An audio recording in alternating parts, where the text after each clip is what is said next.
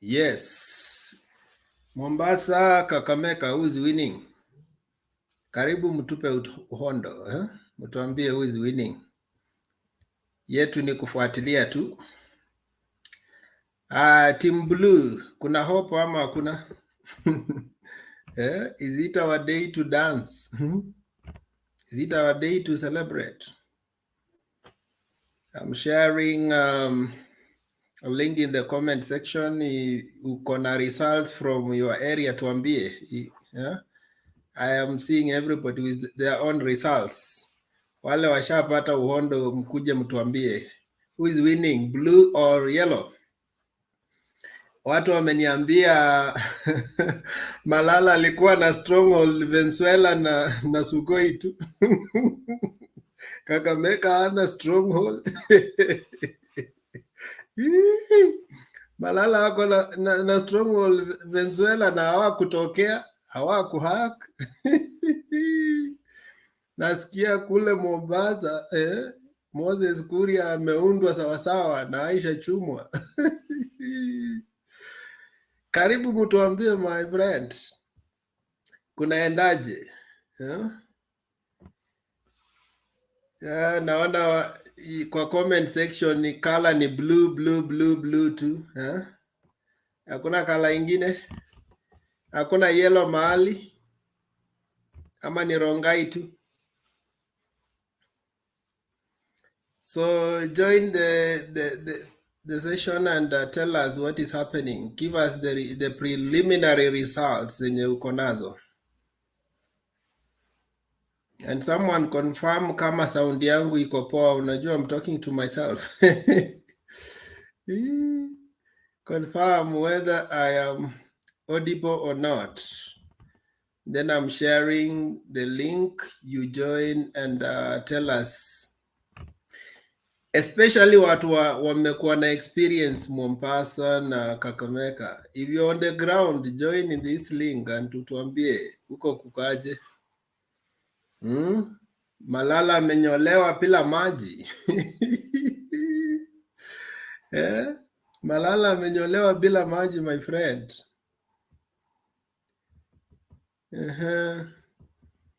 Mombasa kukoaje?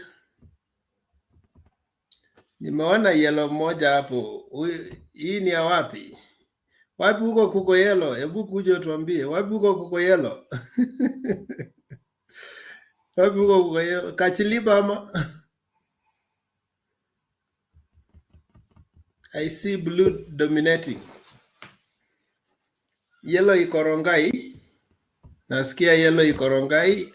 Huko tulijua mumefanyia kijana ya Moi hiyo mambo. Sawa tu. Mumefanyia kijana ya Moi hiyo mambo, sawa tu. Dominic, how are you?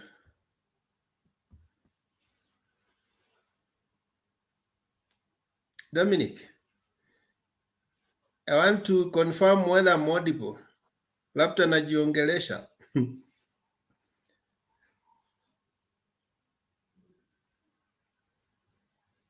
Dominic, umekwama. I don't know whether it's my network or your network.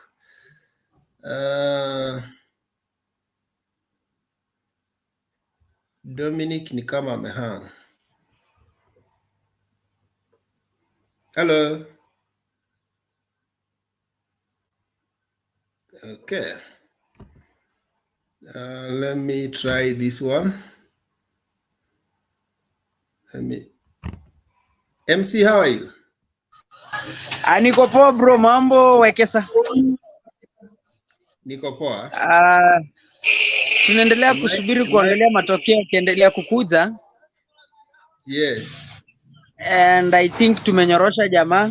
Wamejaribu kuleta za kuleta, tumewanyorosha hapo jamaa, wamechapa kwanza kama Mike Sonko. Nilikuwa naomba atoboe hiyo tumbo wake. Na rungu tu. Unaongea story ya wapi? Kakamega ama Mombasa?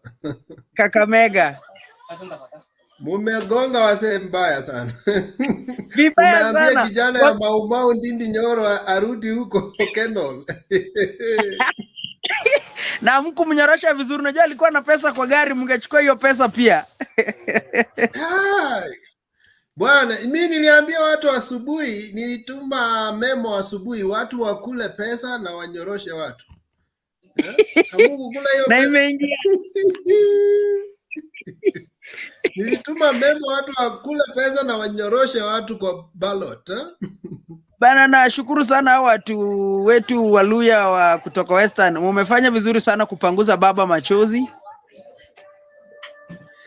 You see, this election, one, Yes. it's going to remove that propaganda ilikuwa inasema, Yeah. if at all the runoff or rerun is called, and Yes. watu wa Azimio watatokea. This election has shown that people are still with Baba. Even Yes. if they call 3-4 elections, they will turn up and vote for him. And So we are there the to one of the stay. myth has already been destroyed. That myth has been destroyed completely. Naambianga we are there to stay. Unajua uzuri watu wa baba Mr. Wekesa hatuhitaji pesa. Hapana, sisi ni diehards. Sisi unaweza tembea hata mguu uende Kakamega kuvote na urudi. That is Kutoka it. Nairobi. That is Ruto amepiga hesabu, ametoa pesa, akatoa hizi nyangarika zake zote zimenyoroshwa, amini. The reason why he was in Bungoma yesterday, Sunday, Yes. it was to plan on how they can distribute money on Monday. So that was the plan. Hawakuenda at Thanksgiving Bungoma. They were just seeing how to sneak in some funny ballot papers and how to sneak in how to organize the team, the rigging plan, the team. Lakini leo wamenyoroshwa vizuri. Guru, how are you? I'm fine. I can see we are keeping on. I can see your premolars for the last 1 month you have not smiled. Things were hard. Nakwambia watu wanajaribu kuweka huyu mzee chini, lakini anaongezeka kuenda akipata wafuasi. Guru, did you see in the morning we woke up and they have already hacked Facebook page Oparanya? Did you see Actually, that? it was so sad. I think we are dealing with the crooks. Actually, we are dealing with the criminals.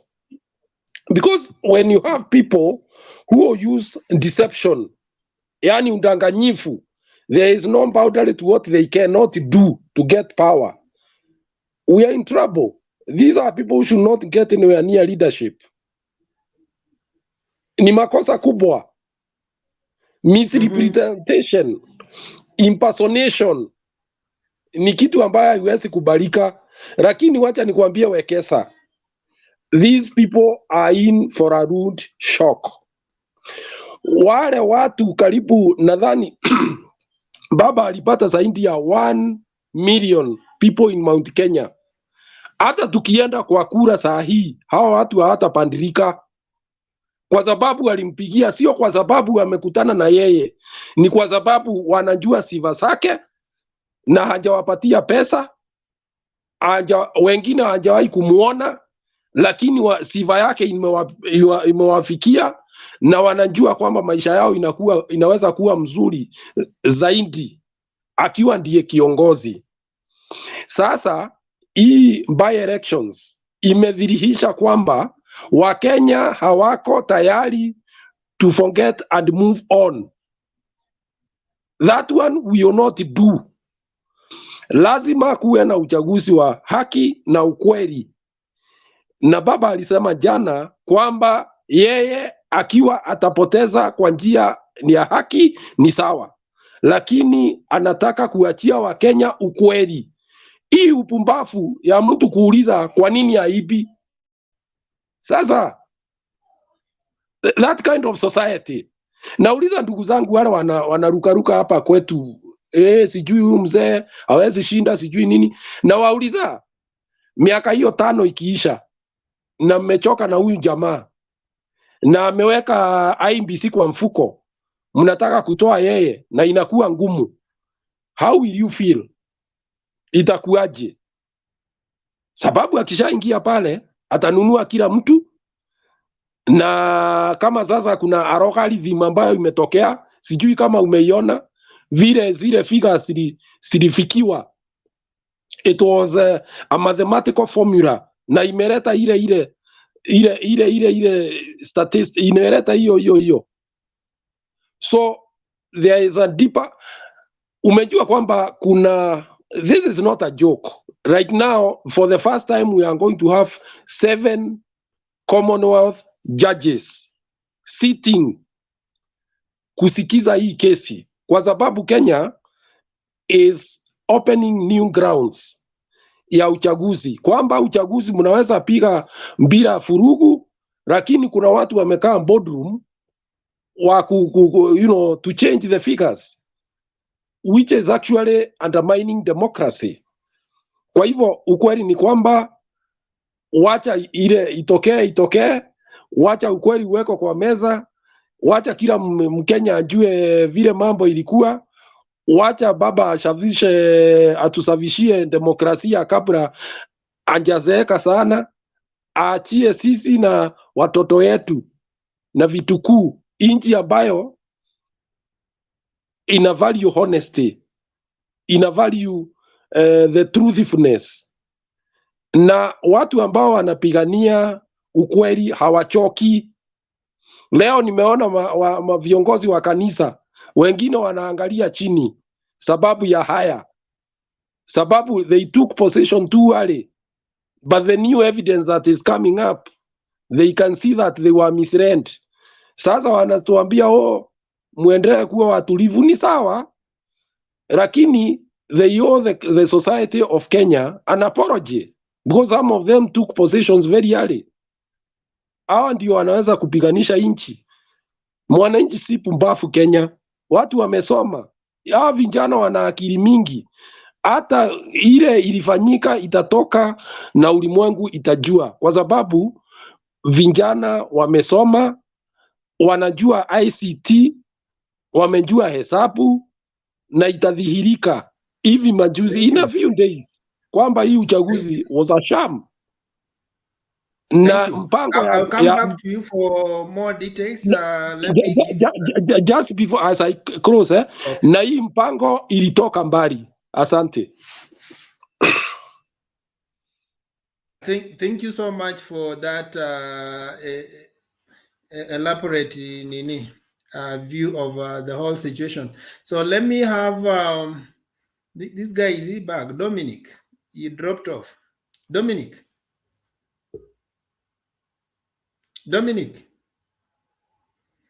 ni kama yuko ready. Let me have Johnny, and then we go to Alex. Johnny, how are you?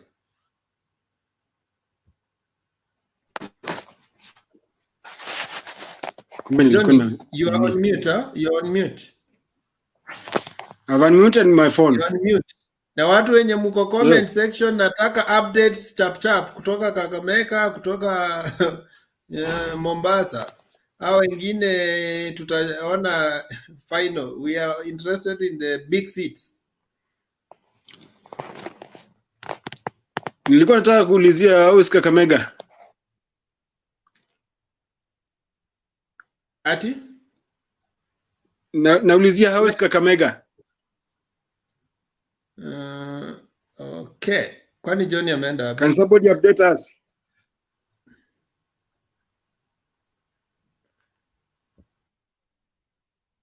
Anybody from Kakamega? The last time I checked, Nani was ahead in majority, almost majority of the stations huko Kakamega. Barasa. Seen also Nani Abdul Samad is doing well. So let's, yes. I want the latest update. So let's continue talking. I will get the latest update. Okay.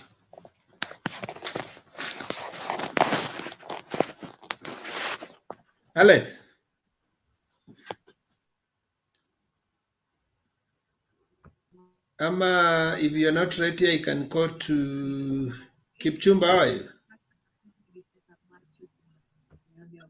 Fine, thank you. Fine, how are you? Tuko poa, tupe uhondo. Oh, my wonder Leo is just being scared of what is happening in this country. That leaders are no longer determined by their values, their virtues, their beliefs in what they stand for, what they advocate, but it's more of tribal and more of madness, like what I'm just seeing today in Rongai, is that people are just saying we want to remove the so-called dynasty, the so-called Kanu, the so-called Moi, and you have no reason at all that the alternative doesn't matter. It is sad that even people do not look at the performance of one, and you find this euphoria and madness is more like religious fanaticism. That so long as you are on one side, you find all this the MPs elect were around in every polling station. People like Ndindi Nyoro were all over in Kakamega, Gikaria, Cheruiyot, invading villages, disturbing people's lives. You know, each community have their own dynamics and they have their own issues, including their concerns and development agendas. But when you find leaders turned hooligans invading them in the name of being agents, well, they are not. They are just bribers and goons going around causing problem and trouble. And at the end of the day, the people will elect the person that they've been told to elect, and then they'll be left with whatever skunk they've chosen. It is very unfortunate. And there is a culture in these elections that is being developed that the competition is on who is more crafty, who is more thuggish, and who is more organized in terms of stealing and robbery of votes. And I think this is a bad culture, very bad, that it must be stopped. I pray that the Supreme Court case shall help bring to a stop this bad culture that we are seeing all over. Unfortunately, the young generation, the young people do not appreciate how much it took to be where we are in terms of democracy and development of elections. It took people's lives. Great men like Ken Matiba, George Anyona, people like Mbai had to die. People like Msando had to die because they wanted a better country. And instead, those who never fought for anything and who were on the opposing side now are doing everything, encouraging everybody to just turn our beautiful country into a gangland. May I call upon young men, young women in this forum all over the world. The country can only be built on strong values, values of honesty, values of integrity, values of justice and fairness, equity and equality. That it doesn't matter whom you are fronting for, but we can honestly say, let's choose our leaders and allow people to do that. I pray that the Kakamega thugs, as I saw with the marked ballot papers and bribery, are brought to book and urgently. And so with all other places that elections took place. Ladies and gentlemen, this country can rise again, will rise again, so long as if there is even one person who will stand for what is right. Thank you. Okay, thank you, that Kipchumba. I've just received some preliminary results out of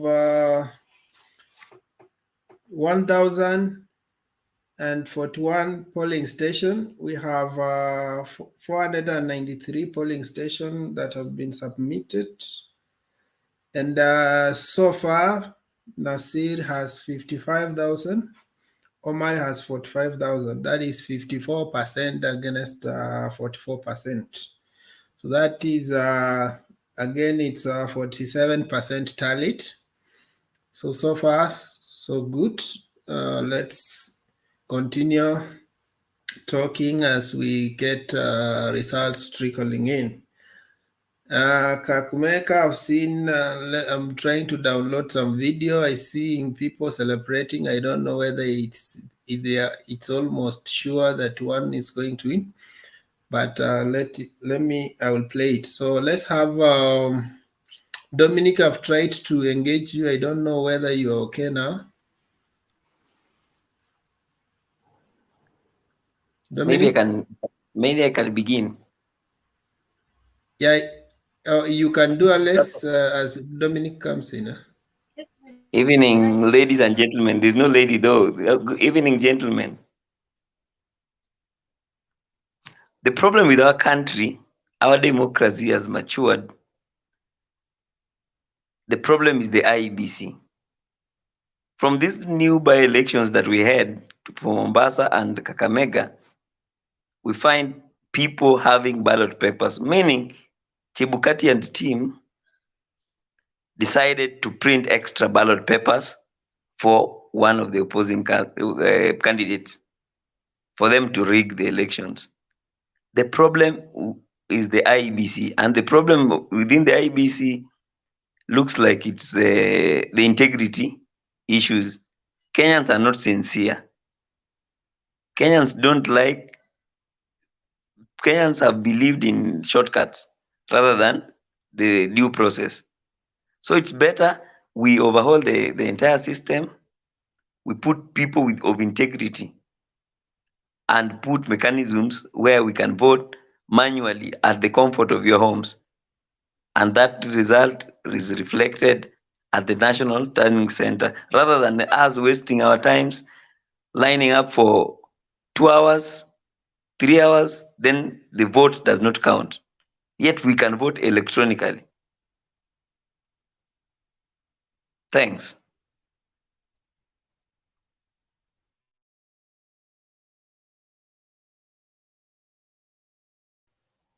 Juu nimeangalia huyu mdozi amechomoka, sijui ni network ama ni issue. Tunaweza endelea wenyewe. Alex, thank you for your contribution, my brother.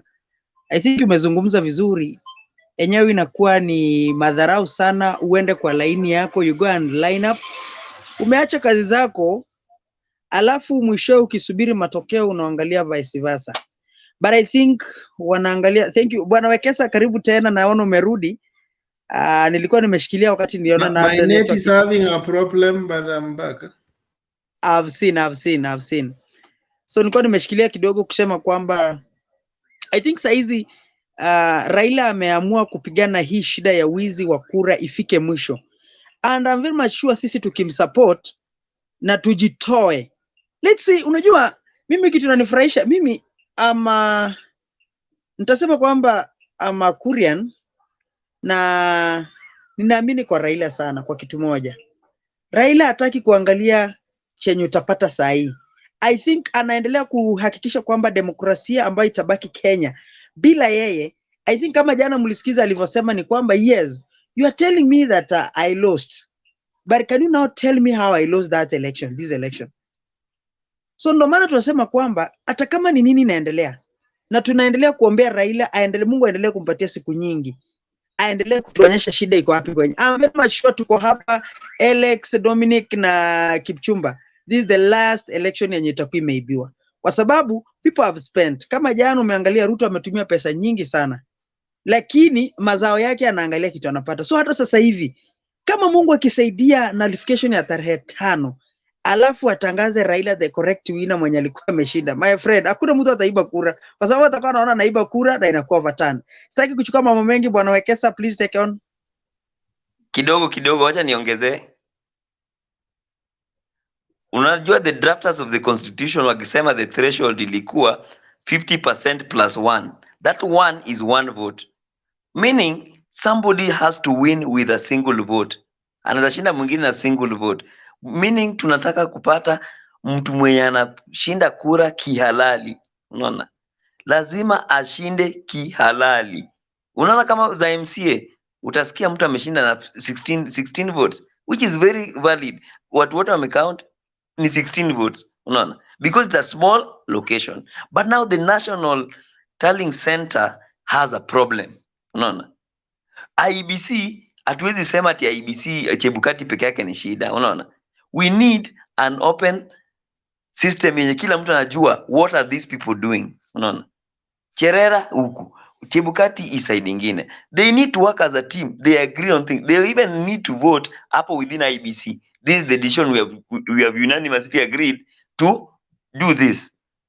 Kenya has a very unhonest people. Yani you are even tired. But if it is not tackled this time around 2027, I'm telling you for free, there will be a huge voter apathy. People won't be voting. People will see no need of voting. They'll rather vote for the MCA, governor, but your presidential, they'll leave. They'll even people, me myself, I'll say I'll rather throw the presidential ballot paper hapo chini tu niachane nayo. Unaona? Kwa sababu utapatiwa. Lazima upatiwe. So we need to address this issue once and for all. Taxpayers wanapoteza pesa. Unaona? Wakiweka rerun ni pesa yetu tu. Yenye ingefanya mashule, ingetengeneza mabarabara, tuna print papers huko nje because we are not sincere. Ballot papers we can print in this country. We can print them in this country. Hizo billions tunapeleka nje Greece ama wapi? Sijui waliprint wapi. We can print them here, then we are sincere. These are them. Then they should be printed. Kama voters ni 22 million, they only print 22 million. Chebukati and Cahoots wana print others in 50 million.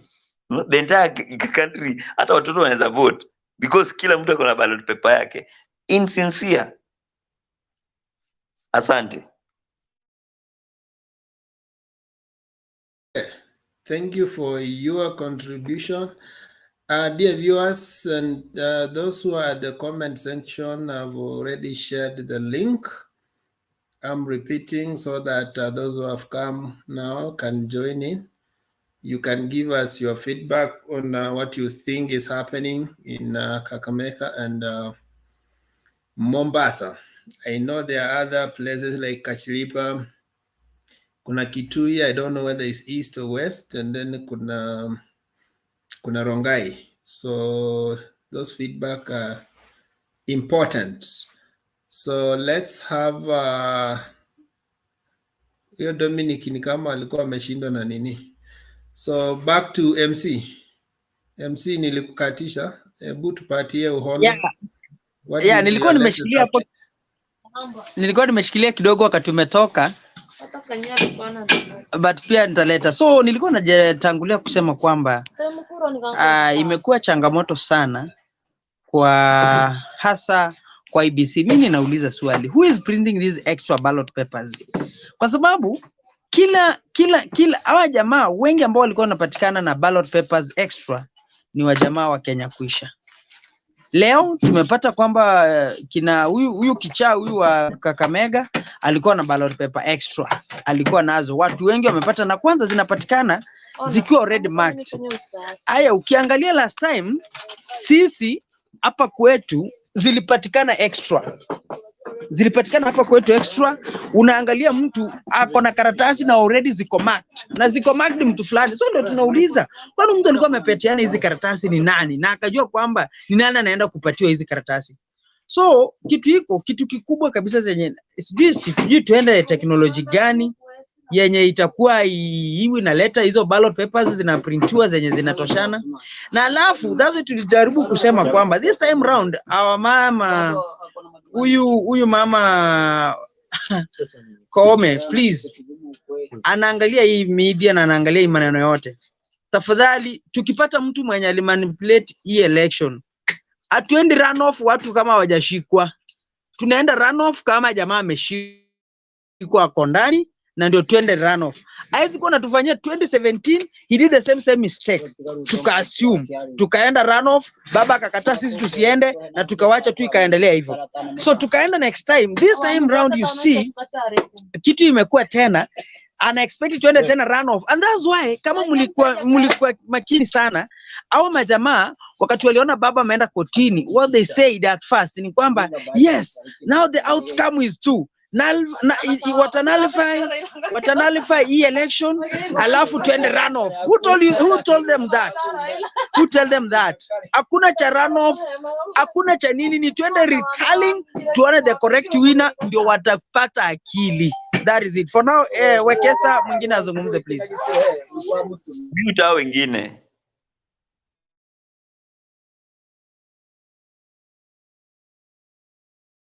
Wekesa unaweza endelea. I don't know whether it is your side or my side which is not having a clear network.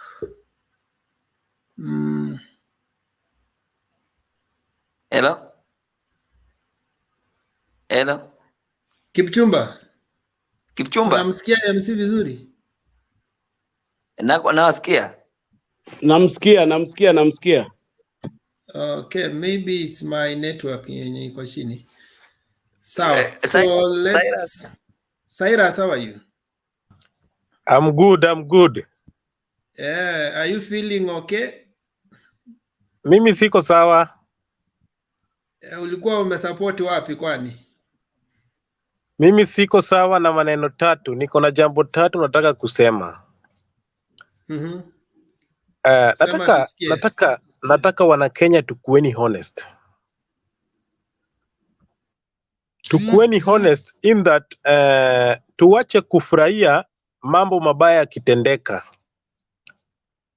Hata Biblia ipendi wala hata Qur'an haipendi mambo mabaya yakitendeka na wewe una support mambo mabaya.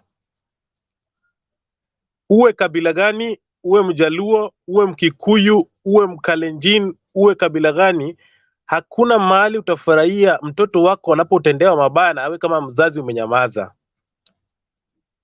Tuwache kusema ya kwamba Wakenya ikifika tu kwa election ambayo election ishafanyika, sasa tunafurahia outcome.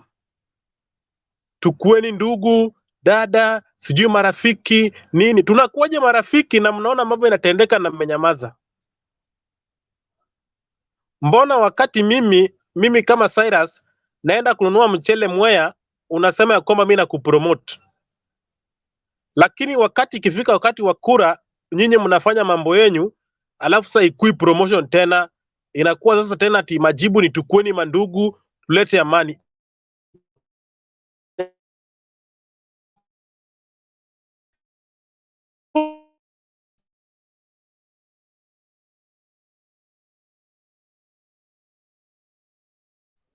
Network yake imepotea.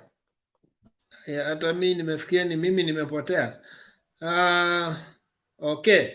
So Kipchumba, we are not allowed to do kuenda nyuma ya kamera ama ni kuweka backstage. No, I was doing something that I didn't want people to see. Okay. Briefly, and I'm through with it. Okay, Ni wazee. You know, guys. So Cyrus is having a challenge with the network. Let's try Michael. Michael, unanisikia? Kwani leo Venezuela boys are alert ama network inasumbua?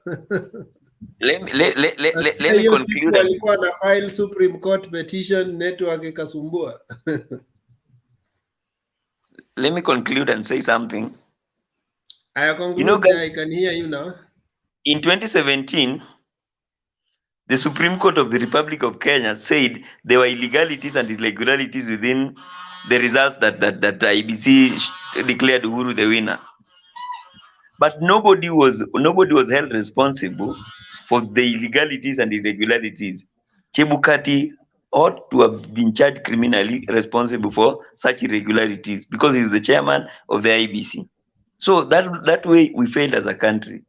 In 2022, people have to be jailed, like somebody said here. People have to be jailed. In fact, even clerks, anybody who worked for the IEBC that oversaw the rigging of elections or any other thing, they need to be held responsible. Each and every person. That is when we will be serious with these elections, and everybody we will be honest with the electoral process. But so far, so good. If with how we went 2017, because I know 2017 Raila was not in a position to push for the reforms because the person the beneficiary of the results was Uhuru Kenyatta, his brother. So as Kenyans, we need in 2022 we have to clean the IEBC. We have to. Hata kama Ruto ndio president, we have to clean it. 2027 we can't go this way. Asante. Thank you for that. I think you are right. This increasing voter apathy, and unless something drastic happens and that inspires the voters, then we will reach a time when our general elections behave like by-elections, where voter turnout is like 30%.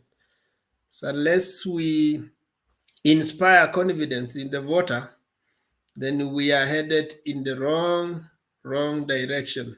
So Michael, are you ready now? You have with your network. I'm there now.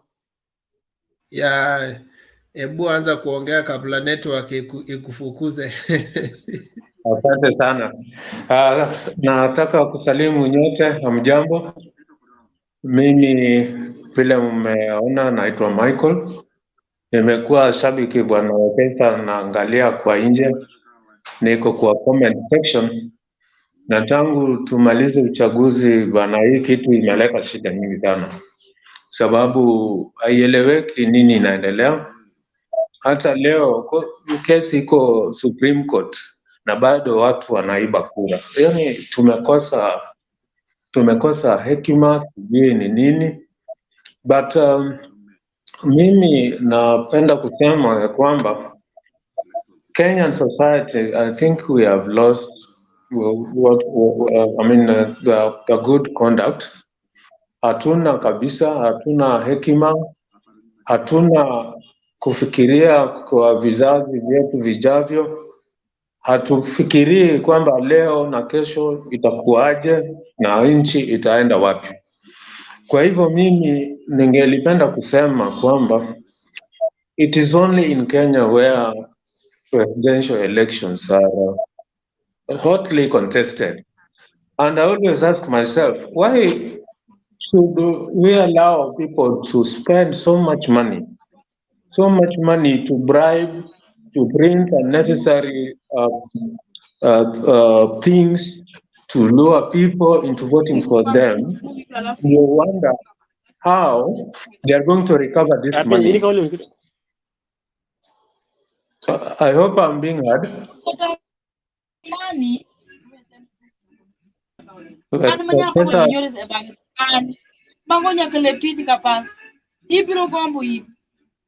Hello. Ni nani anaongea? Ni Kindly Michael, let's yeah. remain mute. Okay, I think in Yakut. Niendelee. Endelea. So if someone does not remain mute, nitamweka backstage. Asante. So unakuta hii election yetu ya president watu wanatumia pesa nyingi na hakuna capping imefanyika, because hata kama iko they don't look at it, and I think this is the reason why we spend so much money and you wonder how this money is going to be recovered. There is no business that somebody can do with a lot of money na hakuna faida.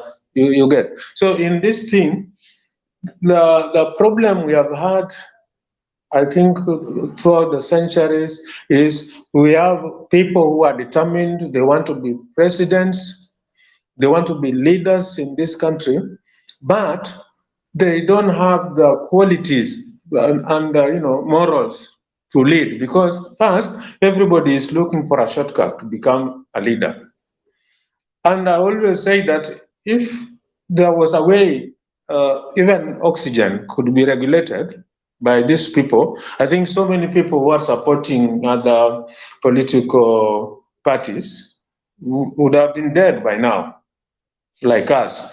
Me, I support Azimio, but you see, it is so hurting, and you wonder what is really happening and going on in this country. I'm of a different view, that instead of going to Supreme Court and putting a lot of documents there, which eventually somebody maybe is going to be bribed and this case is going to be thrown out. That is my own view, but it's not the case.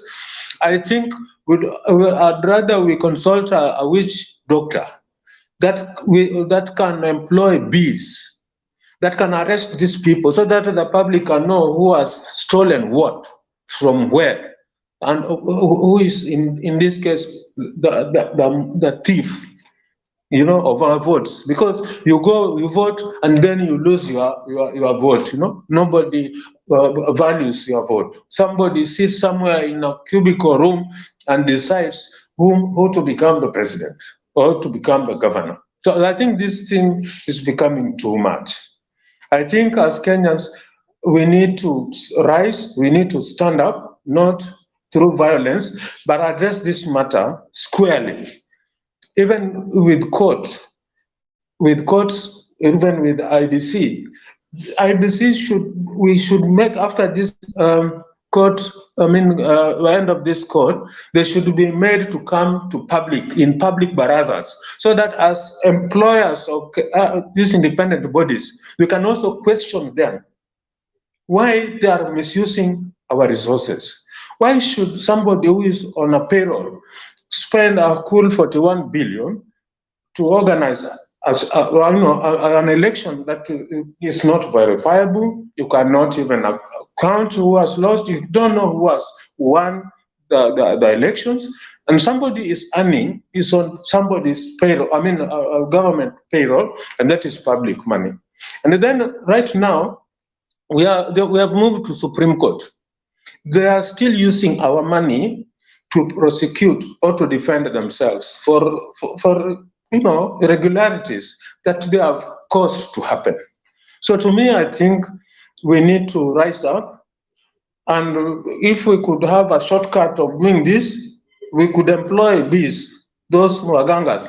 We employ bees so that these people can be arrested by bees, and through that, everybody can know it is this person who has done this, so that this impunity can stop in our country. I think for now I can just say that. I'm sorry for being emotional, but I think it is hurting. Things are not even settled. And in Kakamega, people are caught with ballot papers, marked ballot papers.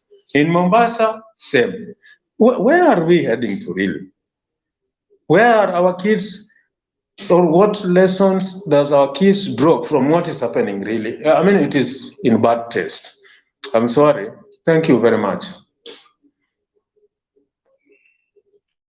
Okay, I may not have confirmed the truth of that result. I'm just getting information from people who are on the ground. Let's see. These are the figures they are giving us, but let's just their provisional results until we get the final results. But the truth is both of them are leading. So let's see if we get the final information on the ground. I'm having a network problem. Even adding people on the channel is a problem. Okay, let's have John. You had dropped off. Network problem. Even adding people on the. Ama nilikuwa nimekupatia chance, John. Okay. How are you, John? John, you had dropped off. Okay, let me try Chaka. How are you?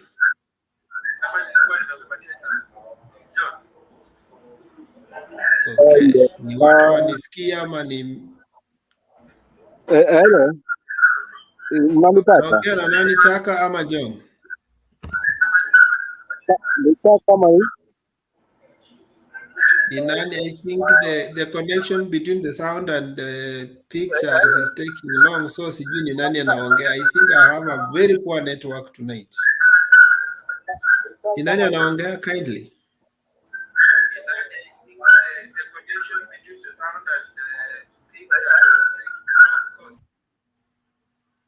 Hiyo ya Ocheng inaleta kelele kiasi. Ocheng, make sure you have not locked in twice. Sometimes the mic ni kama yako iko na echoes. Okay, let's try Brian. How are you?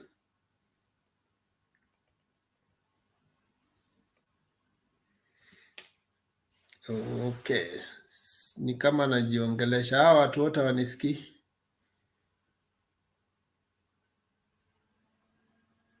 Cyrus, how are you? I'm good. Yeah, I don't know, my reception is very poor, so you proceed and make your submission. Okay, thank you so much for kunipatia hii chance tena nimalizie. Nataka tu kusema mambo mawili peke yake nimalize. Kenyans, let's be honest with each other. Na vile nilisema, kama kuna mambo mabaya ambayo yametendeka, wacha tuseme wazi ya kwamba kuna mambo mabaya ambayo yametendeka.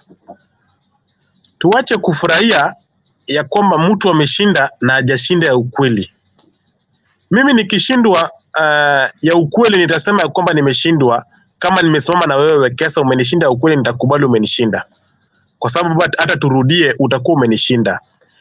Lakini mahali imefika Kenya, jinsi tu the previous person ambaye ametoka kusema ya kwamba vitu zinafanyika, watu wameenda kotini, na bado mambo watu wanashikwa na ballot papers, na bado watu Mombasa wanashikwa na pesa ambayo wanataka kubribe nayo wapiga kura. Ndiyo ya kwamba tunasema ya kwamba mambo ya koti tusiingilie, lakini angalia kitu ambacho ilifanyika Kimilili. Ndio nataka kusema ya kwamba sisi wananchi tunajiuma wenyewe. Angalia mambo ambayo ilifanyika Kimilili. Kimilili kijana Brian amepigwa risasi hadi amezikwa. Alafu sisi Wakenya wenyewe tunasema koti itatusaidia. Huyu jamaa ameachwa kwa bail. Ameambiwa sikanyage wapi? Bungoma County. Angalia mambo ambayo ilifanyikia Obado. Obado aliambiwa sikanyage wapi? Distance fulani na Homa Bay County. Obado sasa anakanyaga Homa Bay County. Koti ya Kenya ni kama inakula pia wa Kenya. Ndiyo mambo ya koti hatuwezi ingilia, lakini mambo ya koti ya Kenya inakula wa Kenya Wekesa. Mambo ya election ya 2017 ilikuwa nullified. Chebukati alifanyiwa nini? Aliambiwa aandae uchaguzi nyingine. Hiyo uchaguzi ambayo ilifanyika, opponent wa Uhuru Kenyatta alisimama. Ilifanyika na Uhuru peke yake. si ni president hadi saa hii pia inaweza kuwa nullified, ama hatujui vile koti itaamua. Ikiwa nullified, commission mpya itatengenezwa. Koti ya Kenya haichukui hatua jinsi inavyofaa. Hatuna koti nchini Kenya.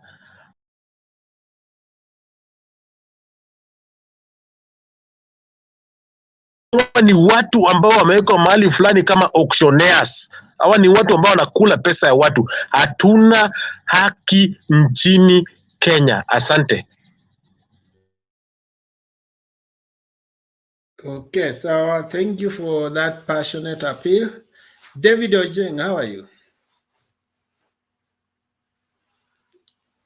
Is David with us? Ninaona the image is not moving. Ama ni mimi peke yangu naona hivyo. David, how are you?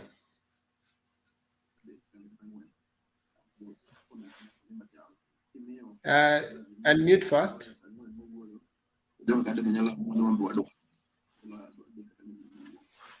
David, unmute first.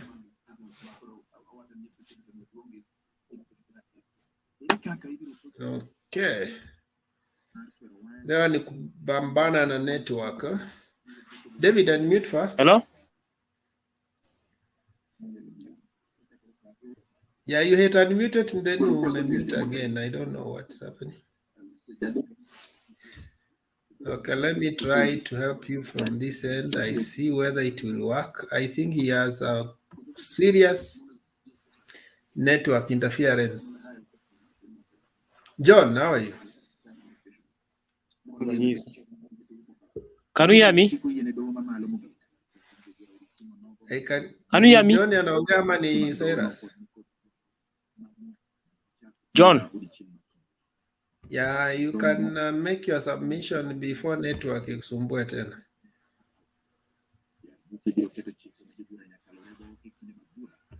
Can you hear me? Can I talk? Yes, I'm here. I'm hearing you. Can you proceed kindly? Okay, Kesa.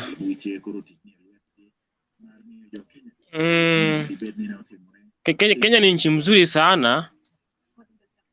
The problem with Kenya is only the truth, to be the truth.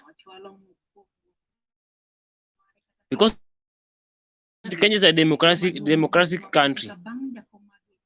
So what the problem is IEBC. I think IEBC, they should do something.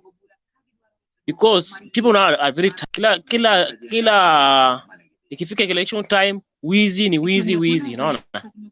So people are very tired nowadays. I think what Chepkwati is doing, what is very unlawful, because hizi makaratasi wana print nyingi. Si nani anapeana hizi vitu, kwa sababu yeye ndio chairman. Look at now the commissioners, now they're divided. You don't know who is saying the truth. Even yesterday, you heard what Raila was saying. For him, he will agree if the truth. Let him wacha wamshinde, lakini ukweli imepatikana. So shida ya Kenya ni ukweli and fraud. Pesa imeharibu Kenya. See what now Ruto is doing. Even now today in Kakamega, what Ndindi Njoro was doing. But I'm happy for Azimio members. We are very strong. Na tunaangalia koti sana. Kome afanya justice. Asaya tutaki mambo ya runoff. Hakuna mambo ya kurudia uchaguzi. Wacha waseme mwenye alishinda awatangaze kundi alishinda. Kama Ruto alishinda fair, let it be then.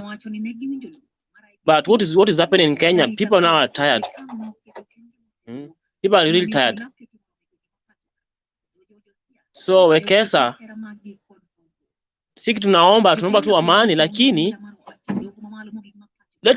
peace will be there when there is justice. What we need is justice. Is what we are asking for. Because Raila is looking for our they are asking is for justice. That's what we are requesting.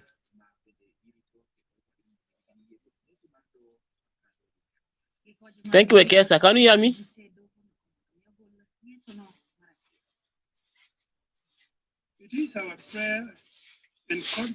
If you're done, let's go to the next person. I'm trying to adjust my network. Okay. David Ocheng. I hope it's not David Ocheng of Ukenya. Ule alituuza akahama. Yaani una campaign na posta ya baba, ukimaliza unahama unaenda pesa Sugoi. Ni wewe ama sio yeye?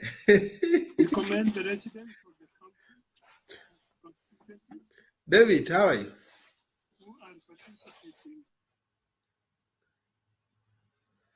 Sijui kwa nini tusikizani na David. David, kindly unmute.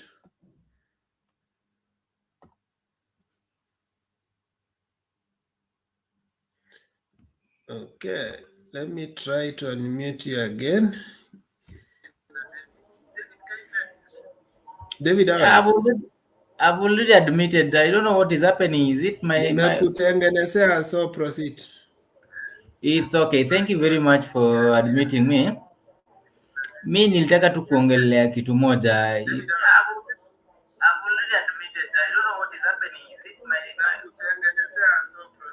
It's okay. So David, kindly if uko na TV ama laptop unasikiza, mute kwanza because unajisikiza. That is why you are unaongea alafu unasikiza. So you cannot use two gadgets. Make sure the other gadgets are mute. Just use one if you are using the phone or you are using the laptop, one. Don't use many. Yeah, okay. I think I don't know whether the instructions confused him. He's dropped off. But I was advising, you know, some people come here, they are talking, they are also listening to themselves on the laptop or on the TV. And so you find the information, they are echoes. So when you come to the studio, if you are watching on your laptop, you mute one of the gadgets so that you hear yourself through the studio, not through the other channel that you're trying to watch. I hope the instructions are clear. I've already shared the link for those who want to come in. There was someone who wanted to share a video. I don't know which ground are you. Are you in Mombasa or you are in Kakamega? If you have a video of what is going on, you can share with me and then I will play it. Yeah, Mike.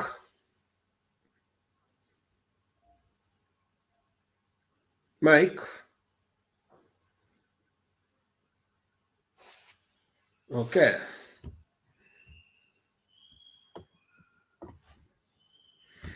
So, yani Malala hiyo kazi yote alifanya, hana stronghold kule. Yeah? Nimeona results za Khwisero, my friend. Amevurutwa. Jamaa ako 7K, huyu mwingine ako 2K. Hiyo margin ni kubwa sana. But by the way, when you look at the UDA, do we call them principals? The only person who tried to deliver was Wetangula. But Mudavadi Vihiga ilimshinda. Kakamega imekataa. Busia ilikataa. So and to what were UDA were trying to compare and saying that Martha Karua didn't deliver. But the question is, did Gachagua deliver? Gachagua doesn't have a party. We cannot measure him through UDA. UDA iko na mwenyewe. So we may not know his real performance kabisa. Siku ile atakuwa na chama yake ndiye ajue, kumbe kutandia chama ya mwingine, it's not necessarily you. So most of those guys who are saying, at least for her, she has tried and build her party and become consistent. But for them, we cannot measure their strength. They were just riding on someone's wave. Oh, Simba, how are you? Salama sana Wekesa. Yes, hiyo ni Simba. Simba ya wapi? Simba ya, Hii ni ile Simba ya moja Narok, tu. Simba ya, Unajua saizi Simba ya Kakamega, saizi Simba ya ni moja. Mombasa. Simba ni ya Kisii na ni moja tu. Simba Aradi. Oh. He's a future president, bwana. He's a presidential material. Nurture him very well. Huyo kijana tunapiga yeye support kama yote. Wewe subiri. Yes. Nurture him very well. Yes, sasa si unaona hata alikuwa Kakamega amesema yeye anaingia kila kona au watu wafurushwe kabisa. Akikuwa Kakamega lazima colleagues aende. Lazima colleagues akweka Sasa colleagues hawezi onekana. Huyo ndio dawa yake. Yes. Wekesa, by the way, I'm very happy. One, ikiwa kwamba hayo matokeo yenye tunapata ni matokeo mazuri hivyo, ninafurahia sana kwamba hizo viti viwili tayari Azimio imeziweka kwa mfuko. Inafurahisha sana kwa sababu hawa watu wamemwaga pesa wamemwaga kama yote. So mimi kwanza hata ni furaha tu, na nilikuwa tu nataka uconfirm kwamba hizo viti indeed ni a done deal. Alafu tutaendelea na kuchangia maoni mengine. So far kesi yenye iko kotini kuanzia kesho tutaifuatilia mpaka mwisho, na haina shaka kulingana na ile ushahidi yenye imewekwa pale na yale mambo ambayo tunaona saizi, hakukuwa na uchaguzi in the first case. Hii ilikuwa tu ni sarakasi na watu wa ki-auction kura za wananchi wa Kenya. So wacha tu expect kwamba mahakama itafanya heshima, ipatie Wakenya haki yao. Hiyo ndio kitu, hiyo ndio the least tunangojea kutoka kwa Supreme Court. Halafu mengine hata kama ni repeat election ya urais, tuko tayari na tubabaiki, tuko tayari kabisa. Kwa sababu tulikuwa na lengo, nia tuko nayo. Simba, do you agree with the propaganda ya UDA ya kwamba watu wa baba wamechoka, saa hizi tukiletewa uchaguzi tutashindwa? Are we tired? Based on the in fact, this is the time that we are even more ready. We are even more ready. We are more ready than ever. Kwa sababu we want to prove these people wrong. Kwa hivyo wanatu-intimidate tu, wanasema tumechoka. Walete hiyo uchaguzi run tumalizane na hao kabisa. Unajua ni nini itabidi nikwambie hivi. Kuna wale sijui ni 12 constituencies za Central Kenya ambazo wale wabunge wenye walipoteza zile viti unfairly. Wale watu watapiga campaign Mlima Kenya ile ya kumaliza. Na ukweli ni kwamba kwa saizi, kwa sababu saizi focus itakuwa more kama vile ilivyo kwa saizi, hakuna hiyo mchezo ya kupeana kura 5 itafanyika. Kura zitatoka huko kama zile zenye watu hawaamini.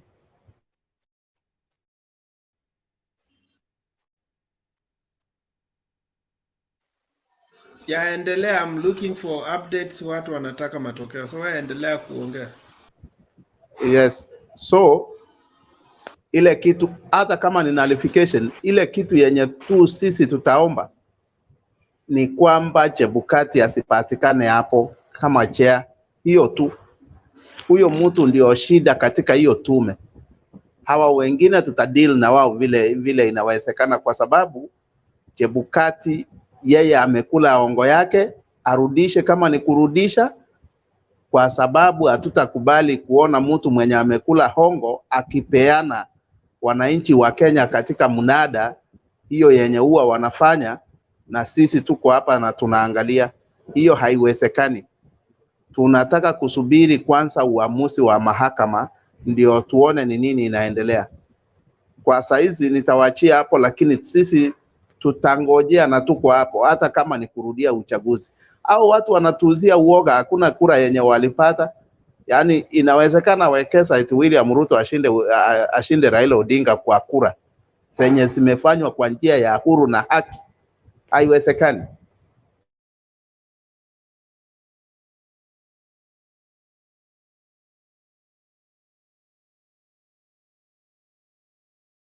Yes, someone has shared results ndio hizo. Let me okay, the way anaona map iko uko Kakamega, anasema Mumias East Barasa anaongoza, Mumias West Barasa, Matungu Barasa, Likuyani Barasa, Lugari Barasa, Butere Barasa, Huisero Barasa, Ikolomani Barasa, Shinyalu Barasa. So Cleophas Malala na Malava tu ndio wako 50-50. I love the bending ones ni na Lurambi and na Maholo. This is a landslide win. Hivyo ndio ametuambia. Baraza juu. Mesikia hiyo mambo? Naona amesema Barasa the second. So the second ni governor the second. Sio it is second. Yeah, the second governor. The first one was Oparanya. So the second one is Barasa. Na amechukua na landslide. Yes. You know, Kakamega is the firstborn in Luya nation. So the way Kakamega speaks, that is how Luya nation speaks. Forget about what happened in Bungoma.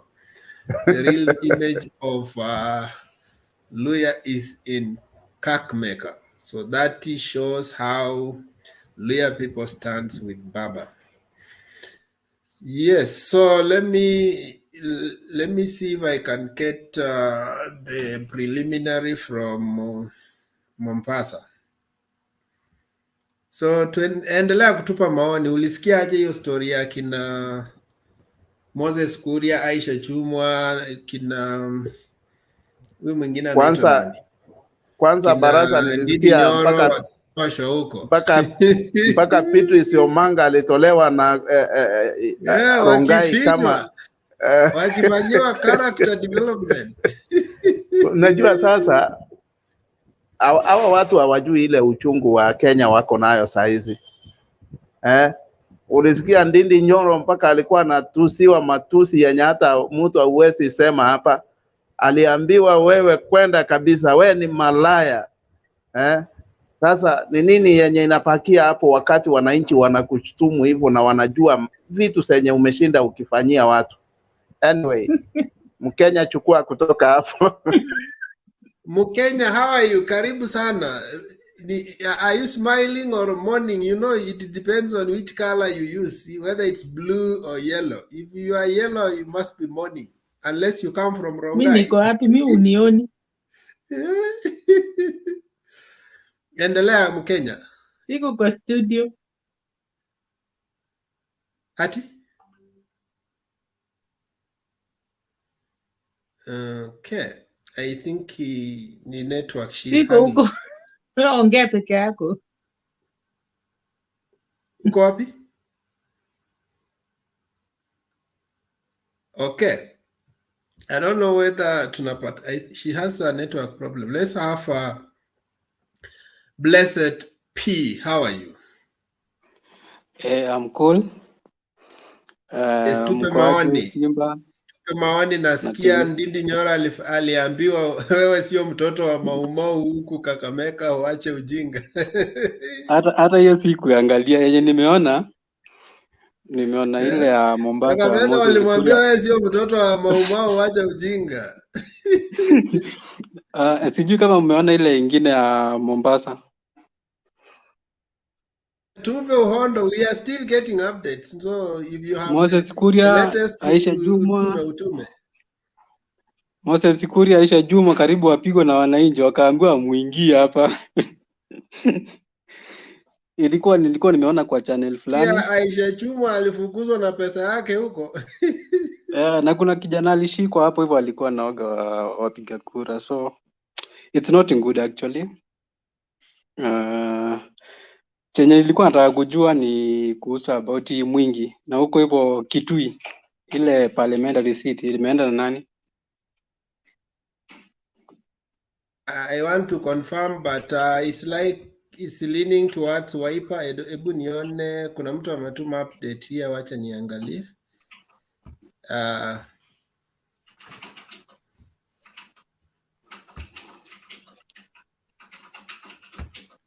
Kwa nini na hao? Kuna update hapa ya Wiper. Let me see kama yeah, but hiyo ni Wiper mmechukua na 21,000 tayari. Let me comment on this professional results from Wiper Parallel Turning Center Kitui Central, Kitui Rural, not Kitui Central.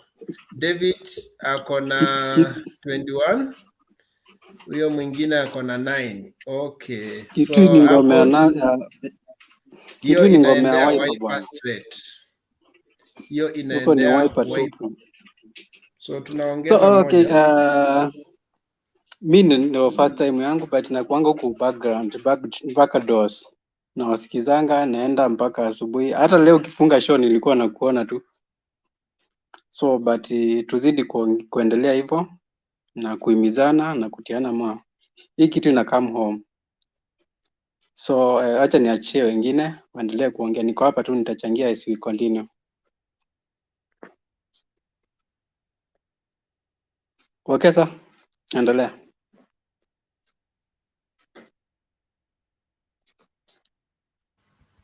Yeah, it seems today is a blue smiling day. Kitui Central inaingia. Mombasa tuko na it's a sure bet. Kakamega sure bet. So Nelfi, how are you?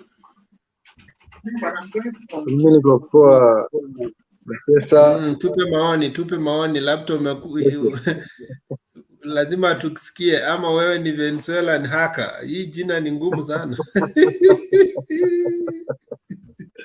Hawa watu hawa, kitu yenye nimefurahishwa naye, hata angalau kichwa inaniuma. Mimi sijawahi pona, bado mimi ni mgonjwa hadi baba mambo yake ikuwe mzuri. Niko na furaha, lakini kichwa bado inaniuma tu. Hata nywele unaona sijanyoa nywele. Mimi nimeaffectiwa kabisa, kwa sababu mimi baba anakuaga ameniguza mahali pengine sijui wapi, lakini naomba Mwenyezi Mungu tu ngojea baba atangazwe ndio nyoe nywele. Itabidi asipotangazwa inakaa tu namna hiyo. Mimi ni affect kabisa. Hata siku hizi wazingi kwa studio sana, lakini nimefurahia leo baba ameonyesha Ruto Western yeye ndio kinara. Amempiga na magavana, amempiga na ma-MP, ma-MCAs, amemnyorosha vile inafaa. Tukiangalia Mombasa pia naona mambo sio mbaya, mambo inaenda kuwa mzuri. Ile kitu yenye naomba Mwenyezi Mungu, na naomba Mungu atusaidie hii koti pia. Duncan Ochieng, zima hiyo nini kwanza, unmute. Mute tafadhali. Sawa.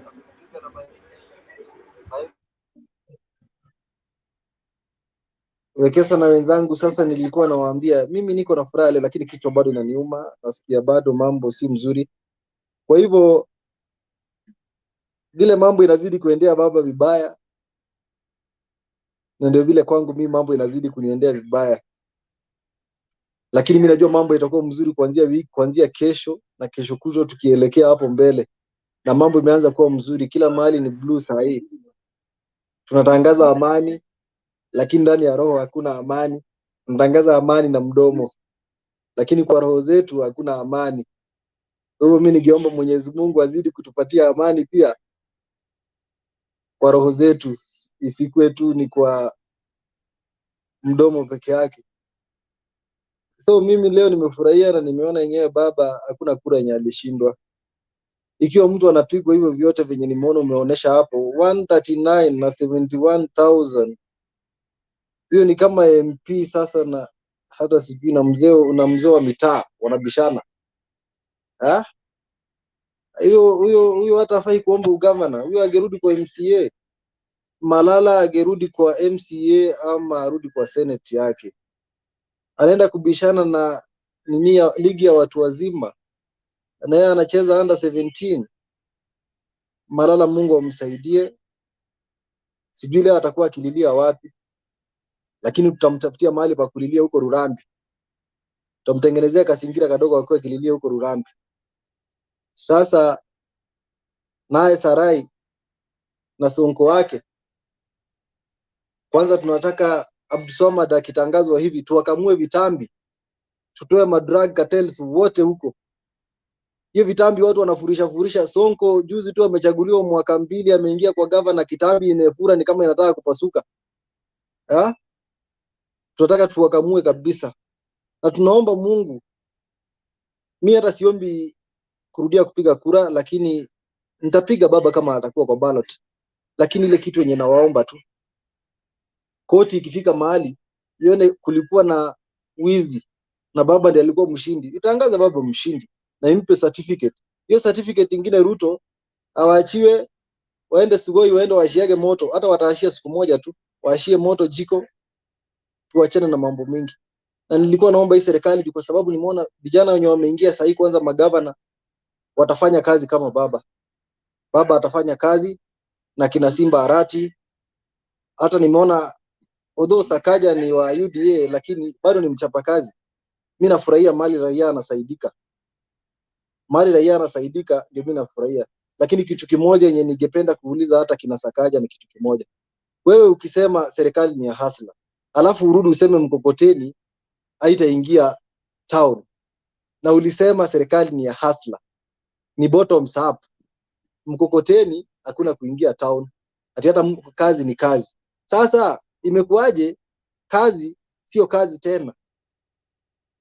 Ningempenda arudi kwa drawing board, apige mahesabu yake vizuri, ndio wakisema bottoms up wanajua ni nini wanasema. Lakini kitu kimoja yenye mimi najua, Sakaja baba akipita, mimi najua Sakaja atarudi mrengo wetu. Sakaja ni kijana bado, atarudi mrengo wetu. Lakini ile kitu yenye naomba tu watu wazidi kuwa na amani. Lakini mimi amani yangu iko ni siku ya leo, na watakie usiku mwema, muwe na usiku mwema. Kama unaenda kulala, I was just saying thank you, ndio we go to the next person, tutakuja round 2. But sawa. Mkenya, how are you? Naona network is fighting you, but maoni yako lazima utoe. Network tutaiombea, we will lay hands on the network. Sio UDA peke yake wanajua Mungu, hata sisi tunajua. Kwanza sisi tunatoanga real scripters, sio makeup. Wekesa, habari ya wewe na panelists wote. Tuko poa. Delvin, ati kichwa bado inakuuma kama hii yangu? Mimi kichwa inaniuma, sijaipona. Utapoa tu, but today hakuna siku yenye nimeshinda kwa online kama siku ya leo. I was very very happy today. Vijana wamekasirika. Mimi nilikuwa nakaa hivi chini usiku nikilala, nilikuwa naota kama naona kura wanatunyang'anya hizo viti. Sikuwa nalala, naomba tu Mungu ifike nione watu wanaingia kwa debe saa ngapi. But God is good all the time. Nimefurahishwa na watu wa Kakamega, Mombasa. Watu wamelinda kura yao. Watu walipiga kura na wakakaa pale. Wale walikuwa wamepeleka Fierere huko wakina Kuria. Wanasema ati tumemaliza dynasty, tunakuja kumaliza ya Odinga. Atajua kule sasa ni Kisumu ingine, huko sio mchezo, huko ni Kondele. So Kuria walikuwa huko na kinaisha Chuma, wanasema wamekuja walikuwa watu 70. Wanasahau ya kwamba wanaenda kwa inji yenye hawajui makona, hawajui kona. Mtu kama Kuria yeye anajua Nairobi tu. Songa amepeleka huko Ukerere yake, wameshindikana. So kiti ni yetu, kiti ni ya Azimio, Azimio all the way. I was very happy. Leo nimekuwa asubuhi kwanza Wekesa ulifunga station, nikapata watu wanakombana. Isipokuwa Alex alifungua, nikataka kuingia nikaona tena wametoka, lakini I thank God kuna watu wamejaribu wakasaidia watu kwa ground. Wamekuwa niliona watu wako frustrated na I was telling them kiti ya Kakamega it's a sure bet. Hakuna mahali hata stronghold ya mtu anaitwa Malala. So niliwapata wakiongea. Don't discourage people, it's too early. Nilipata wakiongea wakisema, kwani Wekesa ametufungia nini studio, kwani yeye ni mtu wa Malala? Kwani alikuwa na support Malala? Nani akafungua No. I think sometimes it's good to give people the right picture kuliko kuwa frustrate. So they were really frustrating people. And me, I understood the seat maybe niliona kumeneza kuwa na competition maybe huko Mombasa because of mambo ya Songo complication and everything. But Kakamega tulikuwa tumengojea tu kuvote. Na kuambia watu walikaa, lakini walikuwa kuna huyo nani Papa Azimio na kuna Megi walifanya juu na chini. Megi alitumanisha pesa, watu wa bodaboda, I thank for them. Wamefanya mchana, wameshinda hapo, watu wakulala. Kina Alex wajalala, nimewapata wakikuwa mtembei online mchana. So wamefanya kitu ya maana, wamekuwa na communication kule chini. Sisi tunasema ni asante. Mimi yangu nilikuwa nafurahi tu kuona vile kina Ndindi Nyoro wameonyeshwa. Tulikuwa tunaongea tukisema Ndindi Nyoro anapeleka ujinga yake huko, anasema yeye ni mtoto wa Maumau. Alienda Kakamega akapata watoto wa Msumbichi naye wako Kakamega, yeye anasemanga yeye ni wa Maumau. Alioneshwa Maumau ni Central peke yake. Alifikiria Kakamega kuna wenye wanaitwa Msumbichi. Kenya. Yes. Just hold on 3 seconds. I play this video from Kakamega. Kidogo. It's a very short one.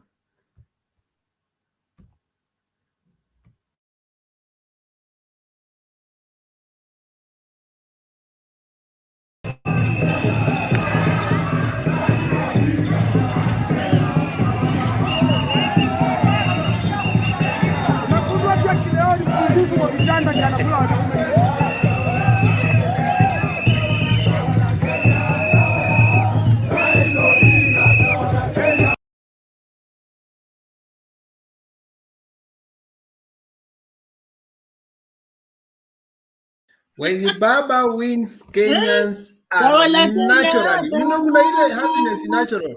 Naturally. Raila Odinga. Hey. I'm very happy, nasema mambo ni hapa. Ndio Mungu si atumani. Kila kitu yenye watu. Na Raymond ameendaje? Kwa Raymond. West Pokot yote ni ya Azimio. Rongai tu nafikiri out of Raymond sio mazuri, but sawa tunajua huko ni bedroom ya watu. Yeah, lakini nilipata ya West Pokot. Kitui tumepata imeenda na Azimio. West Pokot might come to us, wacha tuone vile kunaenda. It has ni sawa. So mimi ninafurahi sana hao watu waanze kuchanganyikiwa vile wameanza kuchanganyikiwa. Mimi nimeona leo nataka kuongelea maneno ya wao watu ya udaku. Watu ya udaku, naona bosi wao anasema hiyo affidavit, anaomba affidavit sijui ichenjwe ya IEBC. Sasa nashindwa shida ni kitu gani? Si kila mtu amepeleka kesi yake huko mbele. Kwa hiyo affidavit Mkenya, they are making irrelevant prayers. One, because Chepkati in his own affidavit has mentioned the 4 commissioners. So there's no way you can mention them without them having an opportunity to rebuttal. So there's no way you can eliminate them in this session. Unless they say, watoe yote ya Chepkati na hawa. Because you can't mention people and you don't give them a right of response. So here, those prayers are fake and they are not going anywhere. Shauri yao. Sasa hiyo mashetani yao na Mungu wao wenye wanaombanga iwasaidii. Ndio tunataka kujua wale watu wanaombanga Mungu ndio wanaomba shetani. Sasa saa hizi ndio tunawajua. Lakini mi yote ni sawa, wache tuache hiyo maneno ya affidavit. Supreme Court ndio hiyo ni kazi ya lawyers. Sisi ni watu wa kupiga mdomo hapa na kuangalia inji yetu vile kumeenda. Mimi inji yetu vile imeenda kinaisha chuma, rafiki ya Mama Selina Kiuno. Alikuwa huko akisema Kiuno. Sisi Azimio hatujui hiyo. Lakini Kiuno alikimbia akaanguka kwa mtaro na pesa yake. Kiuno, mimi nafurahia kuna pilot huyo Captain Rueda. Captain Rueda. Fries, wewe funga speaker. Funga microphone yako, Mama Selina. Nimemute, endelea. Okay. Nafurahia nani Captain Rueda. Captain Rueda waliingia Mombasa kijeshi. Alikuwa anaongea hapo mahali alikuwa ameenda kuchunga kura. Anasema huyo Mboko mwenye alikuwa angekuwa deputy wa Songo, alimlepelekea maguns. Naye akasema mimi umeniletea maguns, acha hawa guns wakuja wanipige. Kwa sababu mimi ni Mkenya na niko lazima nitembee. Ukamwambia arudi kwa kaunti yake. Akamwambia yeye hata Mombasa alisomea huko ndio kwao. So hao watu walikuwa na njia mingi ya kutaka kuiba kura, lakini sasa alipata watu wa Azimio walikaa macho. Unajua kupotea njia ndio kujua. Sasa sisi tulikuwa tumepotea njia, lakini walituonesha njia. So mtu yoyote wa udaku mali anaweza kukua, lazima ukaa naye ngangari. So vile waliiba kura za president walituonesha njia, na sasa sisi tumejua hiyo njia kwa sababu tumepotea. And every contributor, I'm asking you to comment on this, because this is the propaganda that has been going on. That Azimio voters, if they call for a rerun, they will not show up. So this guy will score 70%. Can we show them by the turnout here, Kakamega and Mombasa, that Azimio supporters are very ready to vote in Baba anytime if they call for a rerun? They will we go. have to demystify that propaganda. Ngome ya baba watatoka kwa fujo na watapiga kura. Ngome ya baba. Lakini ngome yao ndio itakuwa na shida. First of all in Central. Central, they will not come out. They will not. Wacha hata yenye walitoka this time, they will not come out.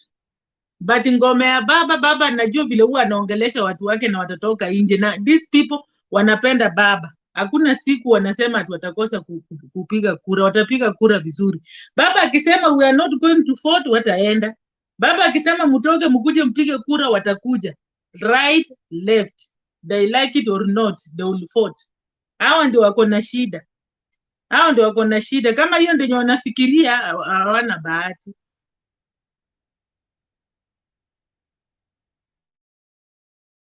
Thank you so much for that elaborate contribution. Let's have Leo. How are you? Leonard, and then we go to Mama Selina.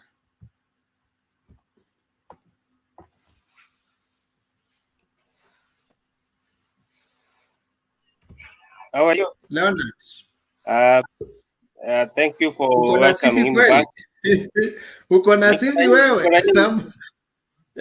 Niko na nyinyi toroka asubuhi, nasikia Mkenya anatustaki hapa. We did what we did in the morning, and Alex gave us a promise that we're gonna do what we can. We decided to go underground because we realized that our enemy was following us what we are doing. So they were copying, pasting what we were doing in the morning. After we decided to go undercover,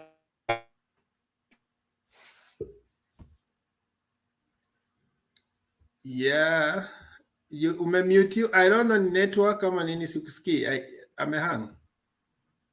I'm there. I'm there maybe. You Uko can hear me? lakini sikusikii. Sijui ni kama wengine wanakusikia. Who can hear me? Okay, proceed kama wanakusikia. Maybe ni mimi ndio niko na issue.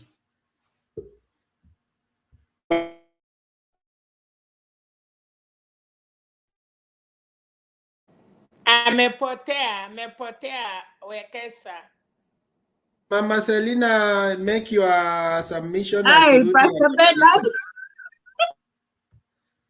Bernard, Kakamega is the Luya nation. Mumefanya ile mambo.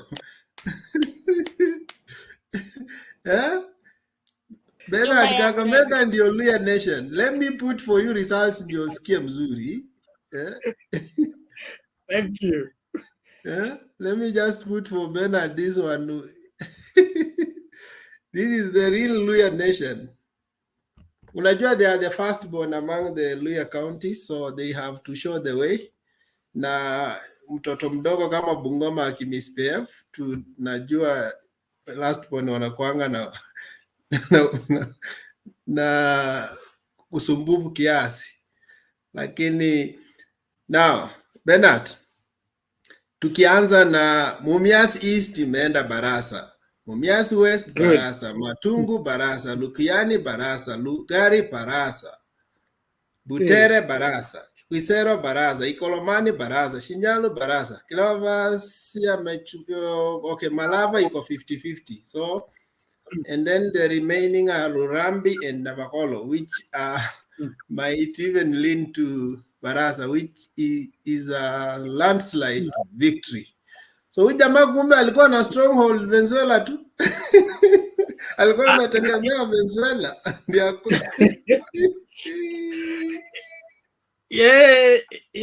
alikuwa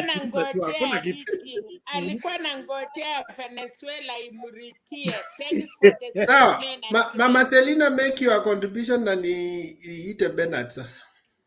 Oh my God, I don't want even to talk before Bernard. Unajua yeye ni baba yetu hapa na itakuwa ni mbaya sana. Wacha nimpatie nafasi atuongeleshe and then I will come. No. Thank you so much.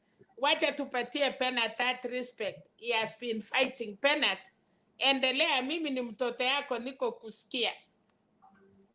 Karibu. Wewe mami wewe. Thank you so much everyone. Thank you Kakamega, thank you Mombasa. This is what we need in our country, where we go to vote and see that our vote has spoken. Hii maneno yameujiza kufanyika huko ndani ya counting hall, we are against it. And so as Kenyans of goodwill, let's keep up the fight. We must win this and win it soundly and clearly. Those who want to hijack our election systems must be punished. And so as Kenyans of goodwill, let's keep the fight, let's keep the spirit, let's recover our country from so-called state capture when it is usually the other way around. Asante sana. Mama Selina, karibu. Si tuko hapa, lazima tu win. Asante sana Bernard. Najua panelist wamefurahi kusikia sauti yako.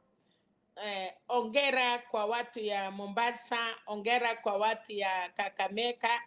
Pia ongera kwa watu ya Kitui. Kuna mahali Bernard, naona kama Azimio, we actually tunataka confirmation kutoka the two constituencies of Pokot, but Vigilant watu wameamuka, lakini nashukuru ile vijana wamepatia watu kina Moses Kuria. Unajua ukipatiwa chai si mbaya Bernard.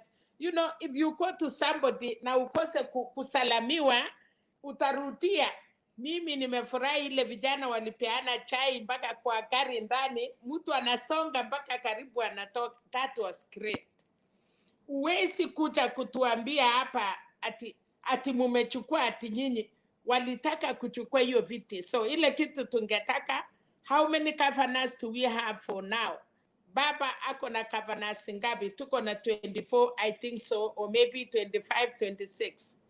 Na tukienda Supreme Court mambo itarudi nyumbani, na wachue hiyo ni mwanzo. Wacha forget, forgive and move, or forget and walk, or wherever we are not.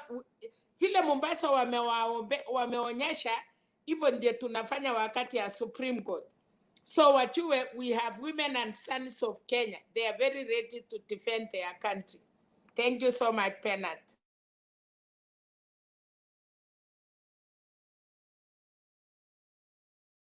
Sawa, Bernard, as I want you to let me remove this one first. Nataka kuona wale watu nataka kuambia. Yeah, sorry. Yeah, Bernard, as you make your brief remarks, there is anaitwa Nobatas and Patrick leo pia alikuwa ameanza kuongea akadrop, and then Nehemiah. So as you make your brief remarks, and then you consider them for their submission, even Duncan. Yeah, thank you. Okay, thank you very much, Wekesa. We appreciate that, and let's keep into this fight. This is a very busy week. We're going to have our legal minds displayed. Nani akona lawyer na nani akona liar. Then at the end of the day, I am sure we're going to have celebration. Watu waingo, asante sana. We are the people. The rest can go and arrange themselves and come and talk to us through our bona fide leaders. Wewe huwezi kwenda kutumia wale watu tuliweka kando, alafu wewe unakuja tukuwatumia kurudi kwa boma. Kwetu ukishafukuzwa lazima urudishwe na mzee. Na huyo mzee mpaka akuwe na umri mzuri wa kumpatia nafasi ya kusikizwa. You can't bring yourself back when you've been banned from the homestead. So Wetangula and Mudavadi needs to go and look for Mzee Atuoli. Then Mzee Atuoli will bring them. Then the people will consider their case. But as at now, they are outsiders. And as far as the Luya and the whole of Mulembe Nation is concerned, our leadership is in place and we are forging ahead for a better Kenya. So nashukuru sana watu wa Kakamega. Thank you for doing it again. And the Mombasa guys, unajua vile huwa tunafanya. Mgeni akikuja asalimiwe vizuri. But Bernard, let me ask you. Yes. Why is it that when Mudavadi was campaigning, instead of saying, give Malala this seat because I want to be the prime minister na nipate nguvu, he was saying, can you reward Ruto? So how do you reward Ruto who stole our votes? I don't know. Maybe the language was wrong. Kama kuna mtu ambaye amepotea kabisa, yani ile ng'ombe imepotea na haiwezi kujua nyumbani, inaitwa Mudavadi. Kwa sababu mpaka lugha yake imeharibika mwenyewe na reasoning yake. Okay? And you know, hata ukienda kujifunza kusema uongo, lazima ukae kwa klasi vizuri ujifunze na pia utumie akili yako. Si useme tu kile umeambiwa useme. Kuna vile ambavyo Mudavadi anaongea hivi until unastuka, okay, sauti ni yake, lakini yeye mwenyewe unastuka kama ni yeye ama ni Mudavadi anaongea ndani yake. You know, it's unbelievable on how Mudavadi was if I can just backdate kidogo. You remember one of the reasons why they walked out of NASA, okay, was that after the handshake, Raila Odinga did not forge ahead for electoral justice, if you remember very well. So ANC and for the Kenya said the handshake did not pursue the really purpose. The really purpose was to get electoral justice.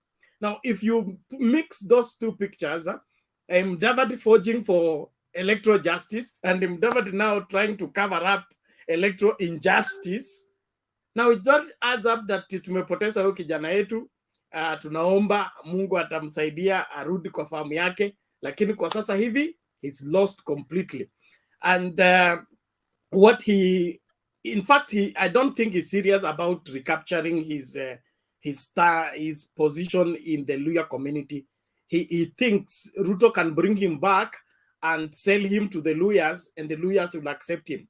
But being an elder that he is, being elderly as he is, he knows the procedure. I've already drawn out the procedure. There is no other way Madividi is going to get his his position back as a broadcast son into the Luya nation without coming through the right channel, and that is through the elders. Ruto is the wrong person to bring him. Ruto is the wrong person to endear him to the Luyas, and Mudavadi is the wrong person to sell Ruto or advise Luyas about William Ruto. And so, as far as the Mlembe nation is concerned, Weta and Mudavadi have lost it, and it's going to take long. I don't think they will even recover. And if the Supreme Court case goes the way we are anticipating it to go, they will be part of those the people that will be buried completely, never to rise up again, in my opinion. So Madividi anafikiria Waluya ni vile atuelewi, hajatuelewa kabisa, anafikiria kwenda Sugoi kurudi. The Luya community, I keep advising you, they are not easily carried. Wewe unaweza kwenda ng'ambo urudi. There are many guys in our village. Mtu anaenda nakaa America, anarudi na dollars, anasema anataka kuwa MP. They have tried 3 times. They don't get nothing. Why? The community is different. If they believe in you, they believe in you. If they doubt you, you need to prove otherwise. And that proving otherwise is a tall order. So Madividi is lost. He has no narrative that he can sell, not even himself. Because the first question the Luyas are asking, when you went to Sugoi, what were you given? Whatever you are given, who did you eat with? Okay, you cannot come and mortgage us to go and follow you to Sugoi when you are the only one eating from Sugoi. So it's difficult. You need also to understand Madividi, and is finding it hard to to explain exactly what happened. And so the only person that was forgiven to some degree is Halwale for playing smart. Halwale played smart, campaigned for Baraza, came back repentant in between, na mio akawa mjanja akapita katikati. Lakini for Madividi and Weta awezi awatoboy. Okay, sir, if I've answered your question.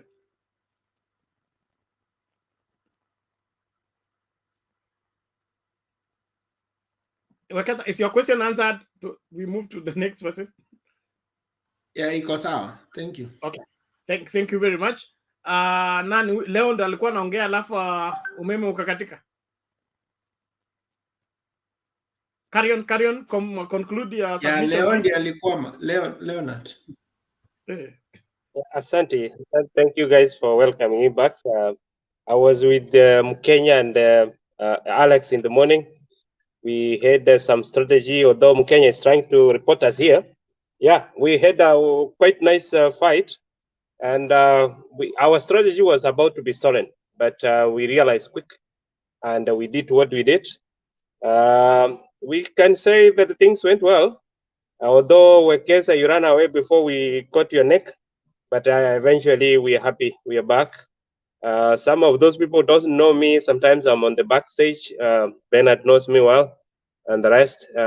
Anyway, we are together, but what I would like to say is that it is time, Kenyans, we need to stand.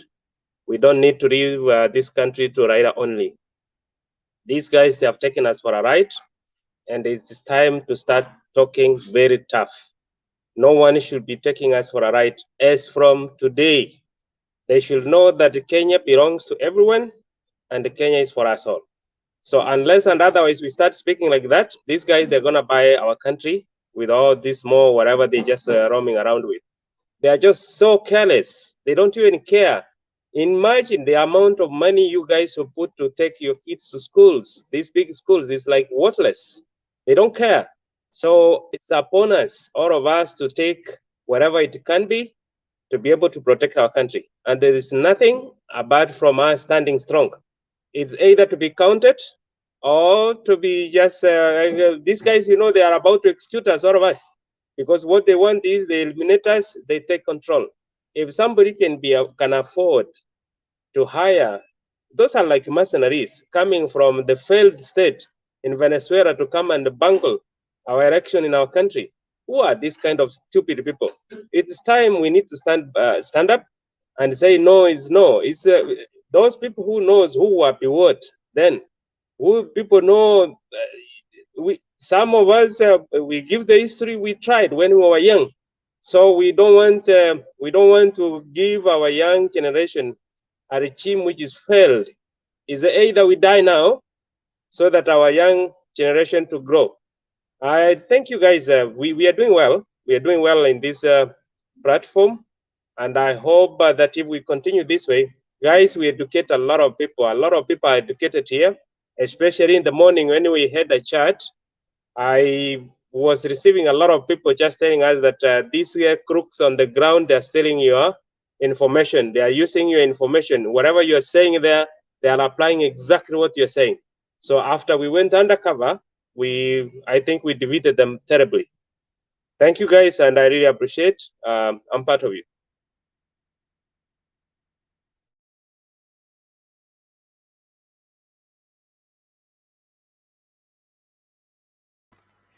Okay, asante Leo, tunashukuru na hiyo ndio the way to go. The way to go is to take responsibility for our country. Very good perspective whereby tusione serikali ni ya wale. Serikali ni yetu na nchi ni yetu, na kila mmoja wetu ana wajibu wa kulinda nchi yake, na mtu yeyote anayehatarisha usalama wa nchi, anayetaka kuuza nchi kwa wageni, huyo ndiye adui, na lazima tumzingire na tumshughulikie ipasavyo. So as Kenyans, we have a tall order to make sure that our country is safe and secure. That the person who want to go and agree with the foreigners to come and take over our country, that person lazima achukuliwe kama adui na ashughulikiwe ipasavyo. And that's, I believe, the Supreme Court needs to pronounce herself as the Supreme Court of the Republic of Kenya. We don't want the massage orders anymore. Let the people that are behind all the ills of this country serve for their folly, not this business of warning. Chebukati was warned in 2017. He went and did exactly what he was told not to do. This time round, let the court pronounce herself as the orders demand. As the orders demand, let the law be adhered to accurately. So now to my Leo nusu ya dakika tafadhali, we need to move to the next person.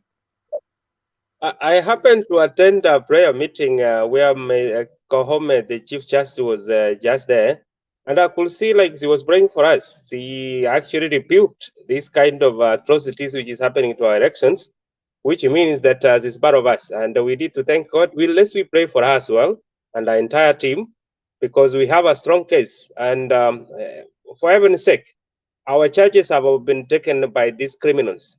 So it's now also, guys, let's wear the crowds of Christ so that we can be able to defend the religion from these criminals. That's what I heard, Mr. Bennett.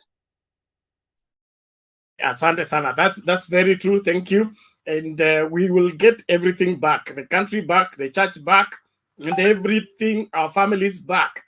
There are even families that are suffering because of this. So we have a lot of recapturing to do. And so after the ruling of the Supreme Court, kuna kazi ya kufanya, na tunajitolea sisi hapa na wengine wote wa Kenya ambao wanataka nchi ambayo ni ya kuaminika, nchi ambayo ya kutegemewa. We will get the movement and get our society in the proper place. We must get our act together. We have tolerated these excesses for too long. Lazima tuzibe ufa, tusijenge ukuta. So naomba, I hope I got the lineup. Tuende kwa Duncan alafu nani mwingine? Duncan.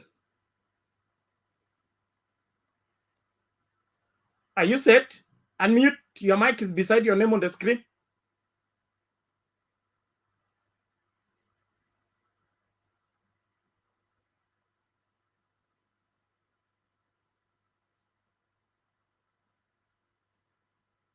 Okay, Duncan seems to have a challenge. Can we get Patrick first? Patrick, go ahead.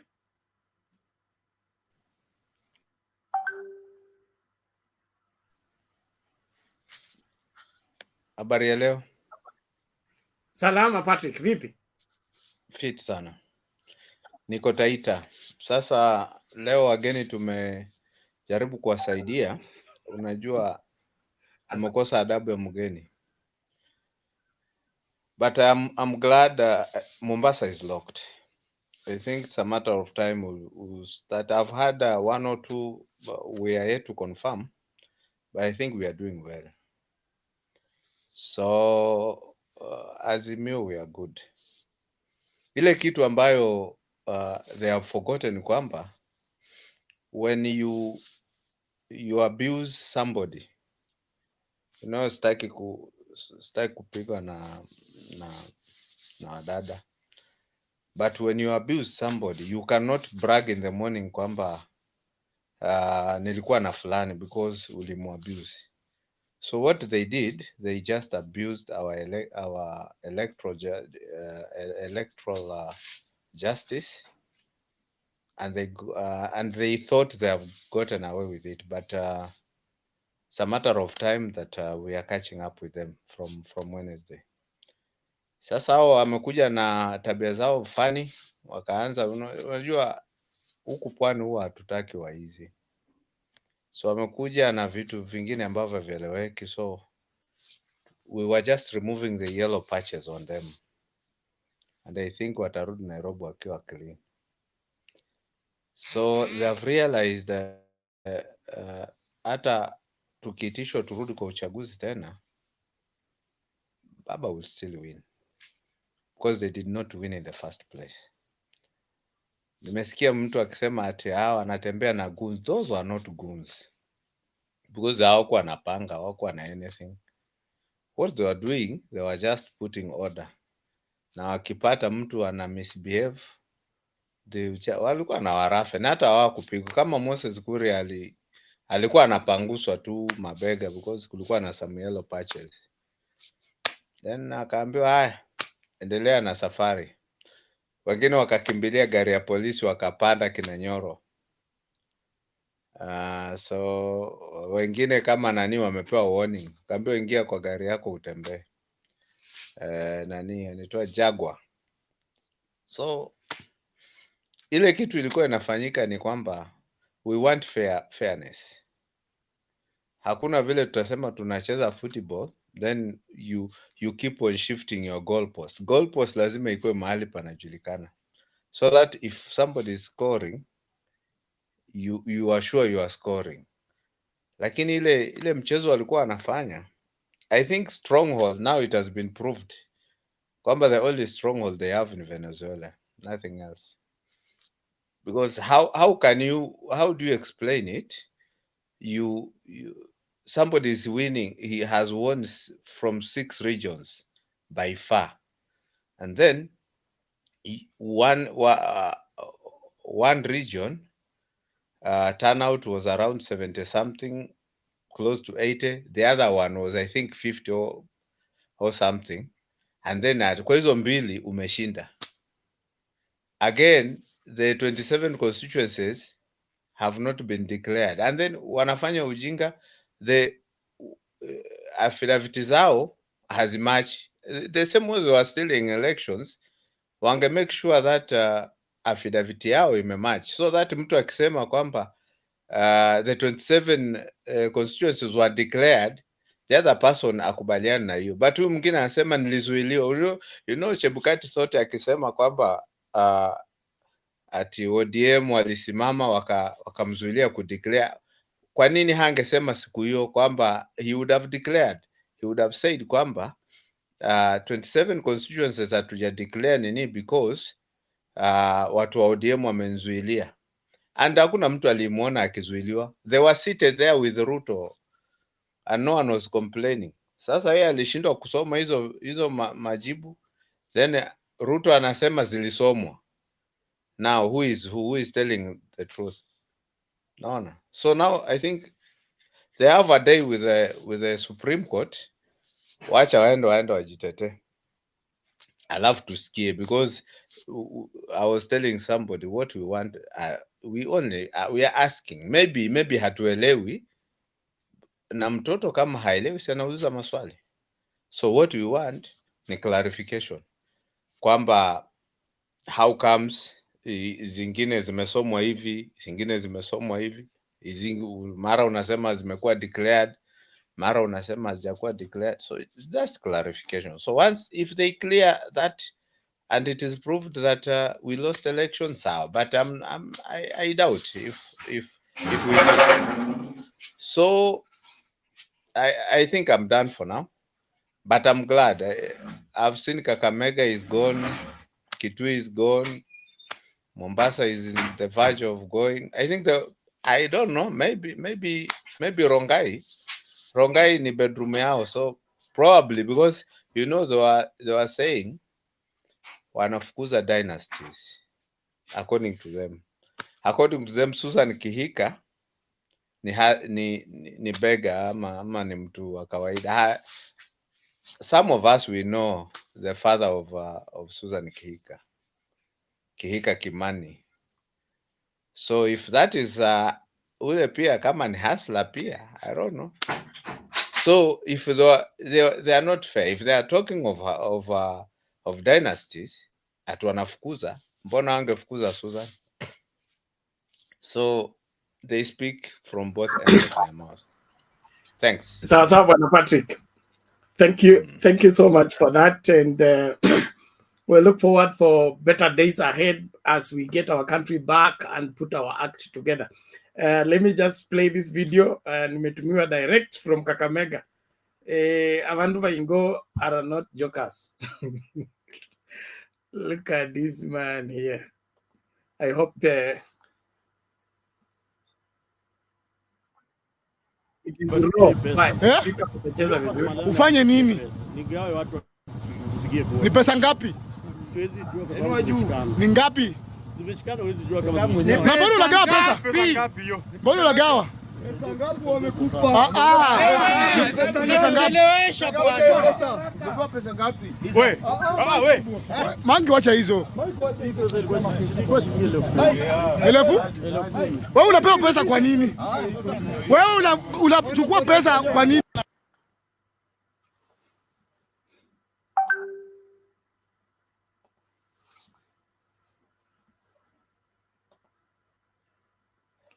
Yeah, we need Kenyans to arrest people like that. Hiyo style.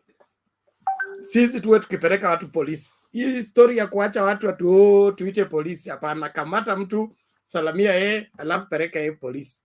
We need to get this country back on track. Duncan, have you sorted out your audio issues? Yeah, hi everybody.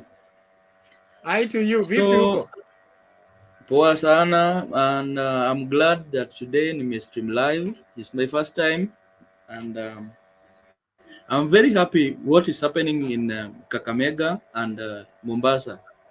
We are very happy. Actually, the Ruto thought that hapo ata nini hiyo election ikikuwa postponed atapata namna venye atapata nini votes za ndio IBM Malala and so on. Hao watu wa coast, but uwezi kama imekataa huko ni stronghold ya baba bana, ama anasikianga.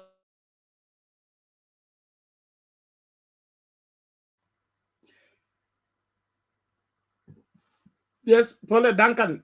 Audio yako iko na kelele kidogo, lakini sasa hivi you have internet challenge, I think so. You need to fix that. Mkenya Kamili ulikuwa unasemaje? Mkenya daima samahani. Kamili. Yote ni sawa. Nilikuwa nasema. Okay. Yes. Nilikuwa nasema watu wenye Malala ametumia kuwapatia pesa ni wazee. Hata kuna ule mwingine mwenye alipatikana na ballots kama zilikuwa zimepangwa hivi na zimetikiwa. Ukiwaangalia umri yao ni wazee, ameenda kudanganywa. So Malala anatumia watu kwa pesa, lakini Kakamega walijua uzuri. Hii kura ya kuiba ya president ndio imeonyesha watu wachunge kura, na saa hizi hakuna mchezo. Kura ikitokezea ni watu kukaa kwa polling station, wahesabu kura vizuri sana, mpaka form 34A ichaswe vizuri sana. Hata kama ni nini, saa hizi hakuna haja ya watu wa IEBC kupeleka, inataka tu sisi wenyewe form 34A hakuna haja ya IEBC. Hii kitu inatakana tu Bernard watupatie sisi wenyewe, tuko tunapeleka 34A mpaka huko mbele. Hakuna haja ya IEBC waandikwe kazi hapa, kwa sababu saa hizi kazi yenye imefanywa Mombasa na kazi yenye imefanywa Kakamega na hata Kitui pia. Kitui tena kuna mama pia alishikwa, mama amepatikana pale hivi tena, anasema ati nikikuwa nje ndio nitaweza kubribe watu vizuri. Anaongea namna hiyo huko Kitui, na Kitui ilikuwa tu ni watu wawili peke yake, imagine.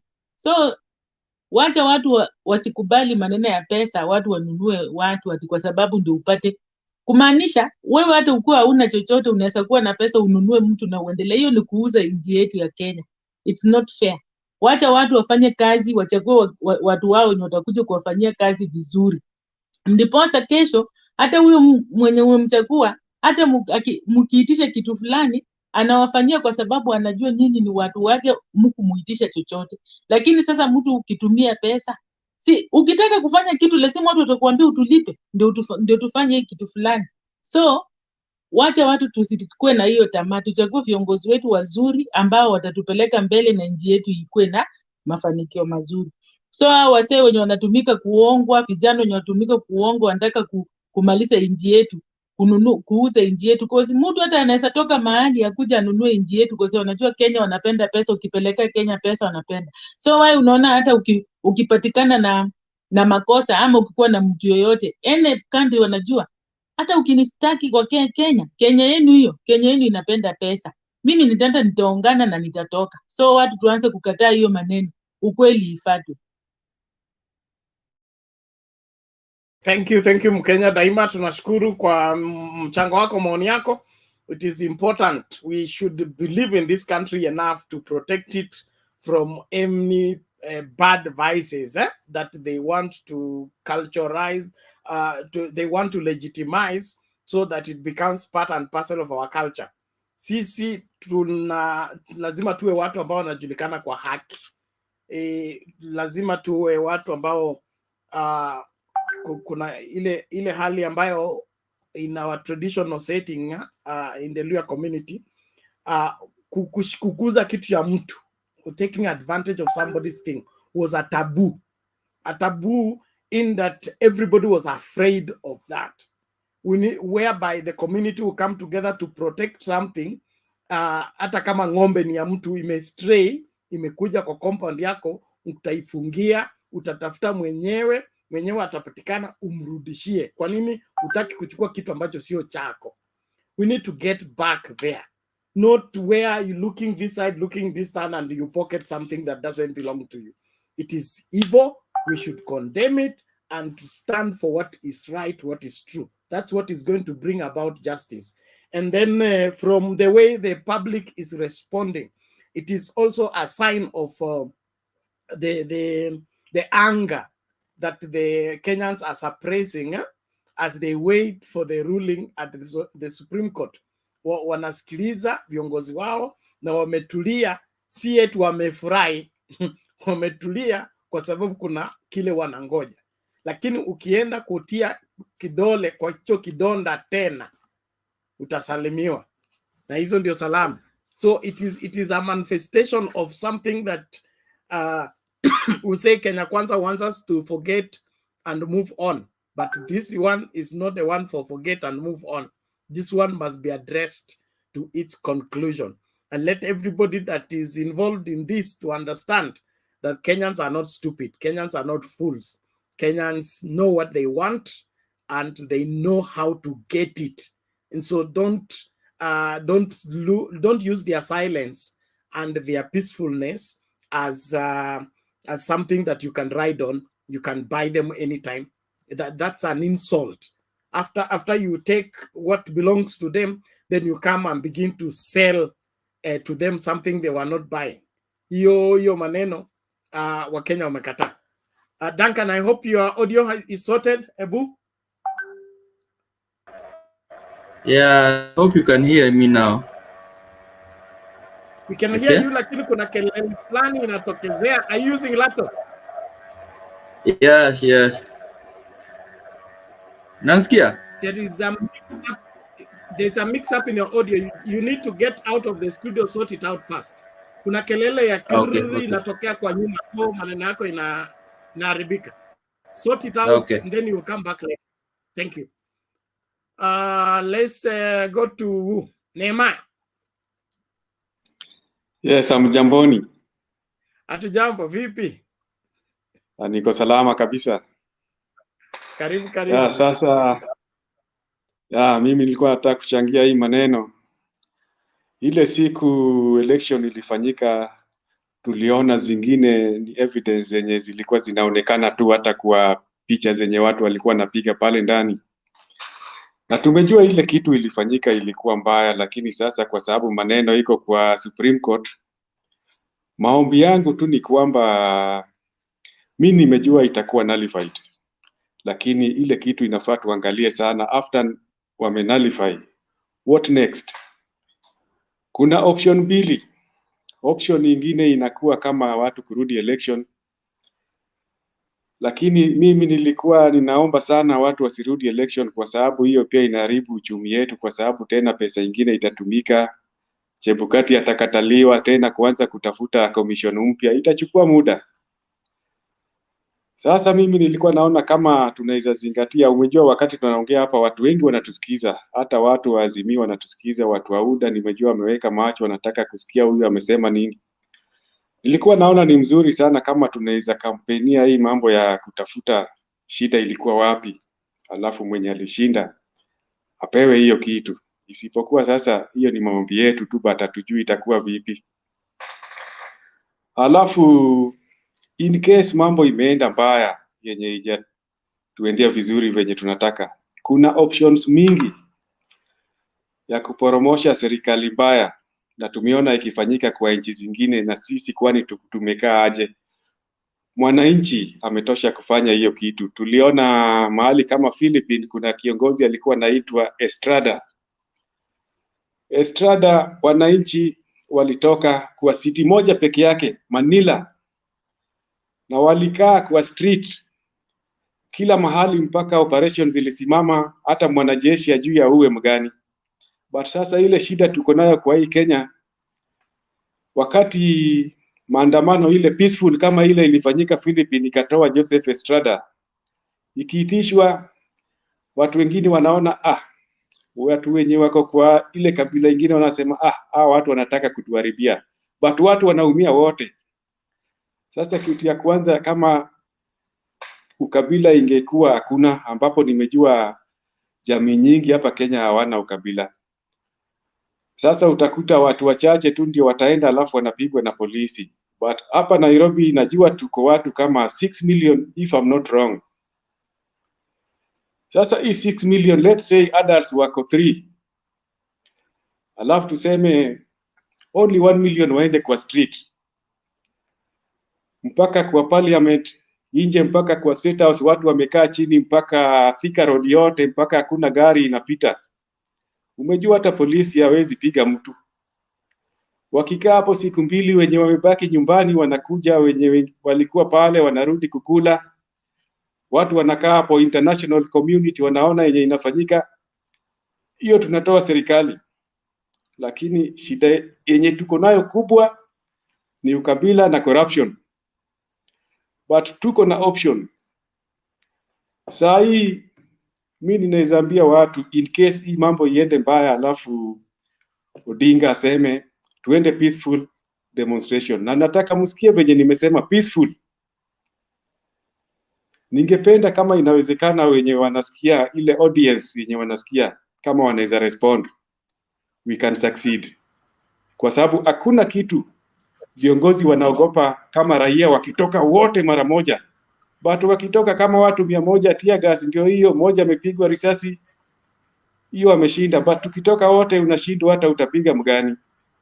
Kwa hivyo tuko na options. Alafu nilikuwa nataka kuongelea mambo ingine kama mambo ya David Ochieng. Umejua David Ochieng amevunja rekodi, kwa sababu hiyo kitu amefanya. Kuona mjaka akifanya kitu kama hiyo si kawaida, hata tunashangaa sana. Tunaona wakati Kibaki wali fall out na Raila, alijaribu kupatia watu kama Ochilo yako wizara wakakataa, lakini sasa huyu mtu anaitwa David Ochieng, ile kitu amefanya imetushinda. Bado hatuelewi. Mimi ni mtu wa Siaya, but saa hii niko diaspora kidogo, lakini ile kitu amefanya sisi tunashangaa. Sasa pia kitu ingine, watu wa UDA saa hii wanatutusi sana kwa mtandao, mpaka saa zingine unatoka hata kwa group. But sasa wanatumia jina ya Mungu, lakini mimi naweza waambia, umejua Mungu si mtu wa kutumia jina yake vibaya. Hawezi iba alafu unasema ati Mungu. Wanasema ati, wengine wanasema ati Mungu ndiye anachagua viongozi, ambapo nimekubali ni ukweli, hata Biblia imeandika. But Mungu anachagua kwa sababu mbili. Anaweza chagua for just purpose and unjust purpose, lakini yeye ndiye amejua sababu. Tukiangalia mtu kama David, he was chosen for just purpose. The same God who chose David for just purpose is the same God who chose Ahab for unjust purpose. Na mwanamke yake Jezebel akamdanganya watu, wakaanza kuabudu Baal, wakaua Naboth. Sasa wakati unafuata mtu mbaya ati amechaguliwa na Mungu, umejua wakati anaenda kwa punishment, wafuasi wake wote wako tu hapo. So we need to know, wakati tunatumia jina ya Mungu tujue. Sasa saa hii inafaa tuelimishe watu pia waanze kuangalia, kwa sababu mimi naona watu wakitumia jina ya Mungu vibaya sana, kwa sababu mtu anaenda kwa kanisa sasa hata imeharibika, kwa sababu wamekuwa watu wakukula pesa tu, wakiona pesa. Sasa we ni wimbo yako tu ndio inaimbwa huko, ati ukiweka kwa Mungu ati hapo sasa hakuna sijui nini itakula.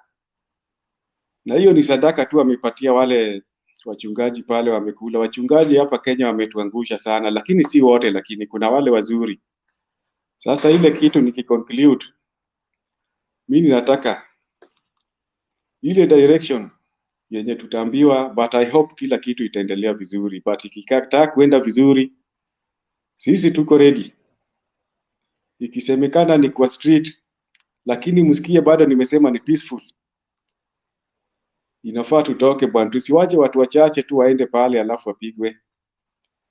Na kama nimesema mbaya mnirekebishe. Alafu ndugu yangu fulani nimesikia amesema ati alisikia kama Koome ameomba ni kama aka upande wetu, but mimi hii ni maoni yangu binafsi. Nilikuwa naona kitu kama hiyo inafaa tuweke chini ya maji, juu umejua sasa watu wa Kenya kwanza wako hapo pia, nasikia wanaweza chukua hiyo kama point ati okay, hawa watu wako na judicial. But ni maoni yangu tu, I could be wrong, but maoni yangu tu. Anyway, sina mengi ya kusema, labda kesho nitaongezea. It's okay. Thank you Nehemiah, we appreciate that. Na huwa nasema tufanye nini? The West African proverb, we'll cross the bridge when we reach the river. Right now, every eye is on the Supreme Court. Let the judges rule. After that, we'll know what to do next. It's not that we are short of options. If we fought Kanu out of power, wengine ni small thing, in my opinion. We can still, rally up a just cause, and Kenyans buy into the same, and we get right leadership. And so the cause for us to get justice in terms of our electoral system, that is going to be fixed with the Supreme Court. I have no doubt about that. The ruling that will come out of the Supreme Court is going to be groundbreaking, in my opinion, because hakuna Mkenya ambaye anafurahia uovu ambao unataka kujiweka katika mamlaka ndio utawale. That I can guarantee 100%. No Kenyan in their right senses want that kind of leadership at all, at all. Wiki KE, your device is not well connected. That's why I'm kicking you out of the studio. Please restart. If you're using phone, if you're able to get me, restart your phone, let StreamYard configure for you the camera and the audio. Otherwise, ni ngumu, haitawezekana wewe kuongea hata tukikuweka. So organize that fast. Nani mwingine huyo? Yeah, that's if I should be able to mute your mic from the back office. If I can't, it means your configuration is not right.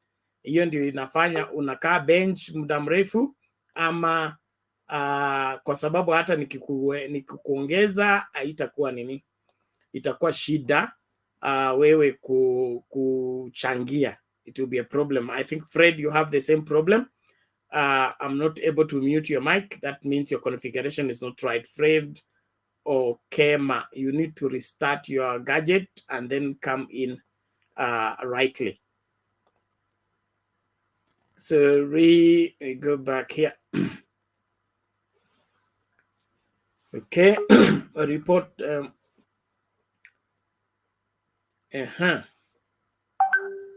Thank you. Now, can we listen to Anderson? Nelvin Ngoja hapo hapo. Anderson, I'm sure he has groundbreaking news from Kakamega. Nataka hiyo kwanza, alafu takuja kwa Nelvin. Anderson, vipi?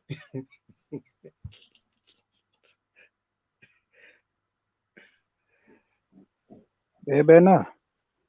Vipi Anderson? Mambo? Poa, naona mnagaragisha wazee kwa sakafu mkichukua hela, kuna nini? Kwanza nasalimia wenzangu. Bena, leo nimeshinda tu Kakamega. Leo nimetembea Kakamega, nimeanza na Shinyalu. Shinyalu na kwetu ni karibu.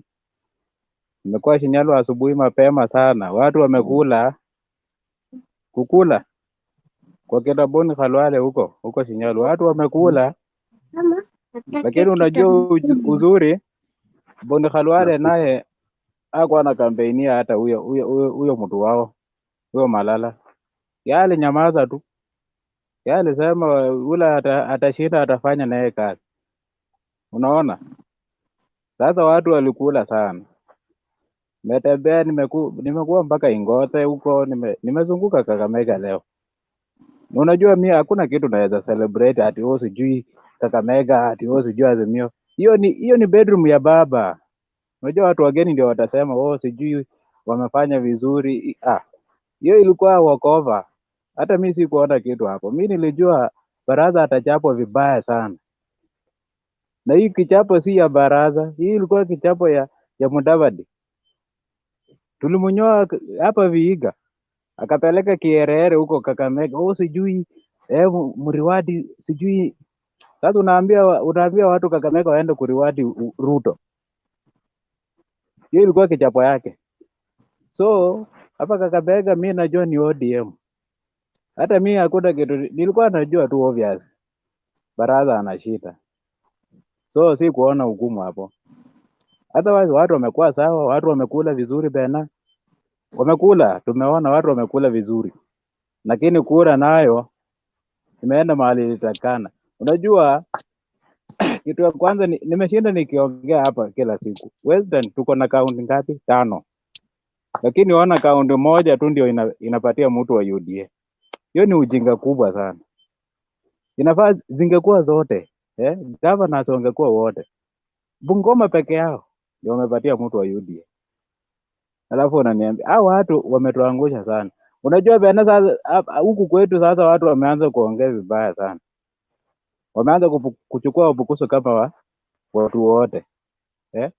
Na ni watu wachache tu wamefanya upukuso, jina yao imeharibiwa huku kwetu. Sasa unaona huku kwetu kitu inaendelea huku ni wacha mbukusu siku moja asimame upresident. Tutamuonyesha. Unaona? Sasa hiyo ndio kitu inatembea huku kwetu. Na si ati ni wabukusu wote.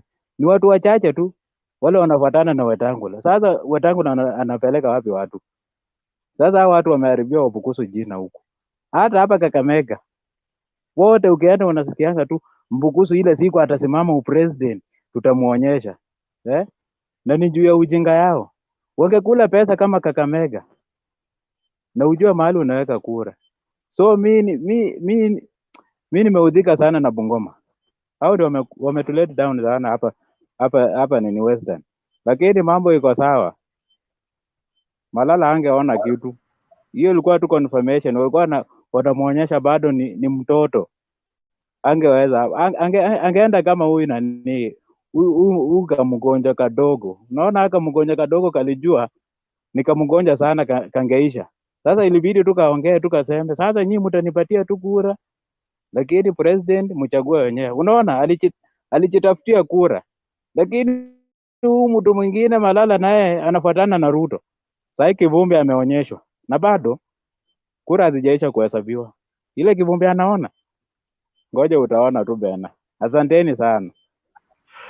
Okay, asante Anderson. Nashukuru kwa hiyo habari na kwa hiyo kushika doria the whole of Kakamega County ukihakikisha kwamba mambo inaenda sawa sawa. Asante sana. Tumsikilize Nelvin ndio tuende kwa Alex. Nelvin vipi? Poa sana Bernard, nimewasalimia wengine ambao tukuwa nao pamoja. Mimi niko mzima. Naomba muniletee kipara ya Chebukati, nijaze nywele yenye niko nayo kwa kichwa. Naomba muniletee kipara ya Chebukati. Hiyo kipara ya Chebukati nikipata leo, naweza ifanyia kazi mpaka amuke. Hiyo kipara, mahali tunaweza patana na Chebukati hata kama tumepanda gari, ashukie stage na mimi nashuka. Chebukati ametuweka kwa mawazo mingi sana. Chebukati anafanya tunafikiria sisi ni kama si wa Kenya, na sisi ni wa Kenya. Ile kitu yenye leo nimeshuka na furaha kidogo kwa sababu Bernard, wale ambao wanajiita Mount Kenya, wanajiita sijui Maumau sijui. Unajua kuna kitu kimoja walikuwa wanafikiria. Watoto wa Maumau. Ndio hiyo sasa ati sijui watoto wa sijui wa nini, hiyo ni upusi.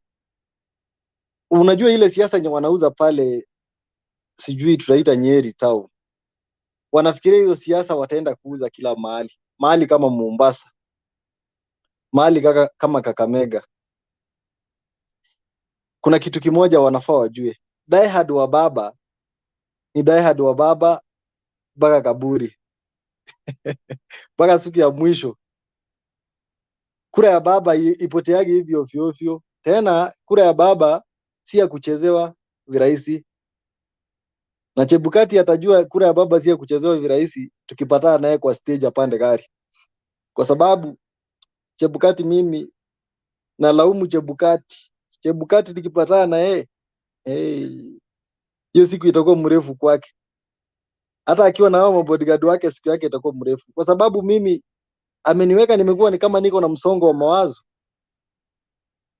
Kwa sababu hata mtu yote akiingia hapa atukane baba nasikiaga uchungu sana. Ni kama naweza mfikia kwa sababu kuna kitu kimoja. Baba ametuuzia siasa safi kwa maisha yake yote, miaka ambayo amekuwa ametuuzia siasa za ukomavu.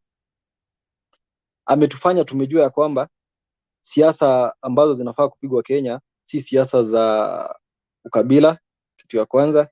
Kitu ya pili, tufai kupiga siasa tukidanganya watu, tukinunua watu. Hiyo ni kitu tunafaa tuache. Kura mtu anafaa kupigiwa kutoka kwa roho ndani na si ati kwa kulingana vile umeuza sera, si kulingana vile umenunua kura. Hiyo ndio kitu yenye watu wanafaa wajue. Alafu kitu kingine, kuna kitu nilisikia Chebukati ameenda kwa hiyo petition yake ambaye ameweka ati walikuwa wanataka kulipwa, sijui walikuwa wanataka kufanya nini. Baba alipagi mtu, baba hajai nunua mtu, baba hajai enda kupiga siasa akiwa analipa mtu yoyote, na hajawahi nunua kura hata siku moja. Hajawahi patia mtu hata shilingi 10 ndio amhonge ampigie kura.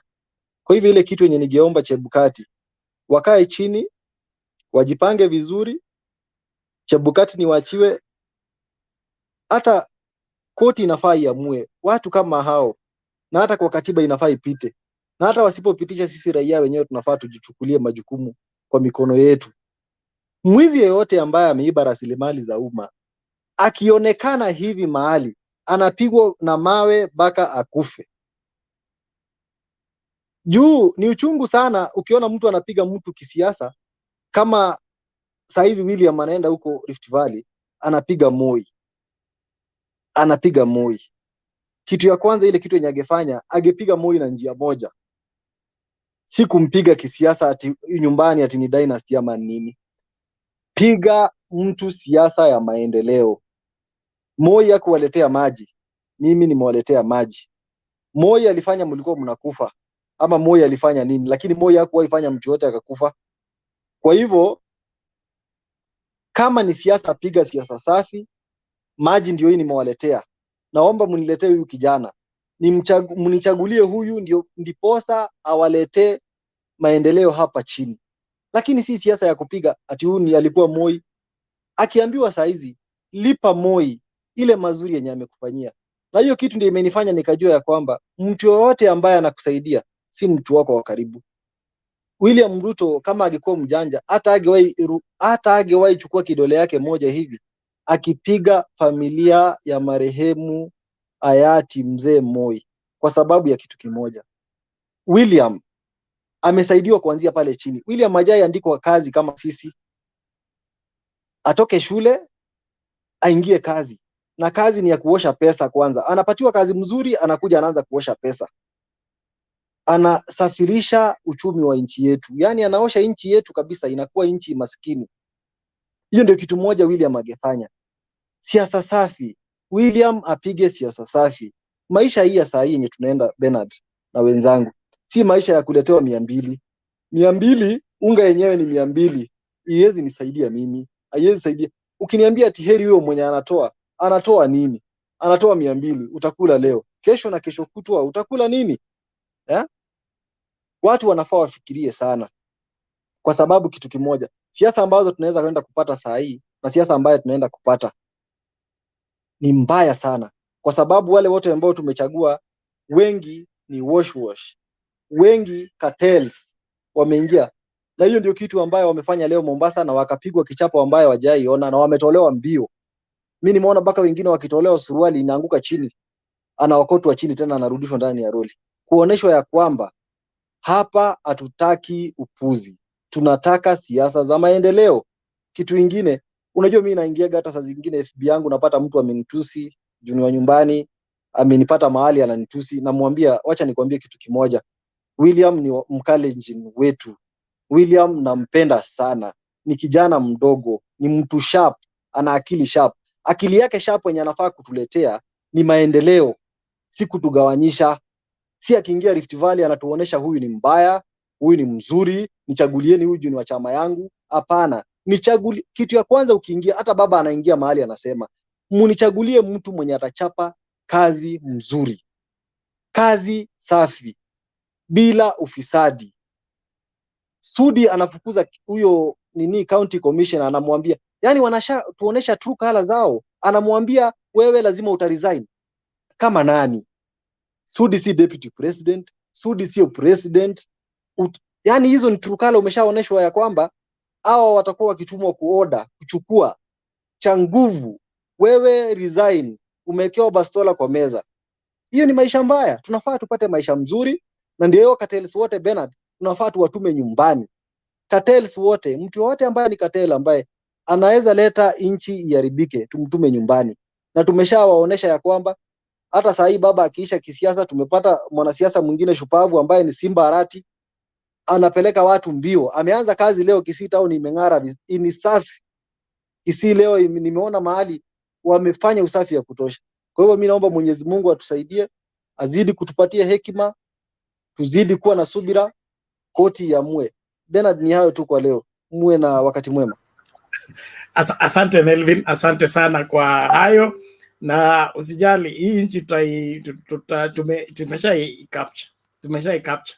Wash will not get this country, not at our watch. They planned, they executed, but the execution flopped, and from now henceforth watajua kwamba wajui. Watajua kwamba wajui. Let's just celebrate this one, then Alex takes over.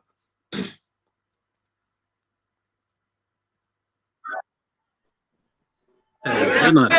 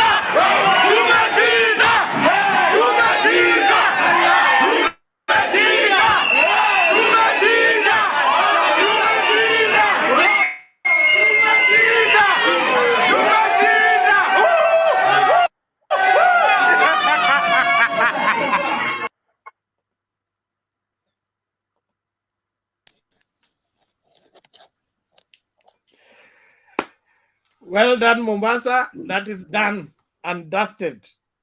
Wajipange tena. Yes, Alex. Bernard, jana tulikasirika hapa jana, show ikavunjwa and then tukairudisha tena. Sijui kama ulijua hivi.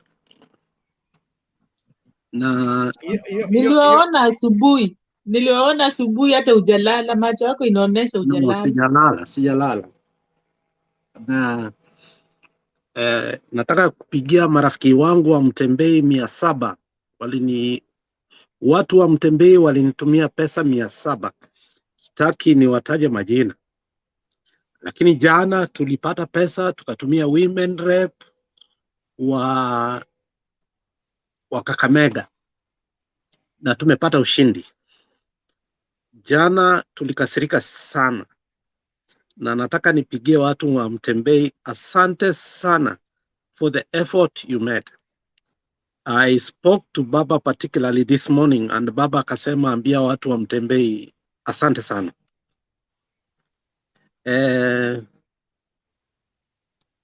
Mtembei has been very vital to the democratic space of Kenya. Na hamwezi elewa. Lakini sisi ambao tunaongea na viongozi wetu walifurahia jana kitu tulifanya. Nataka nikuambie Bwana Daudi, Abuya, Sara, Wekesa na wengine ambao walitusaidia jana including Makiadi. Mungu awabariki sana.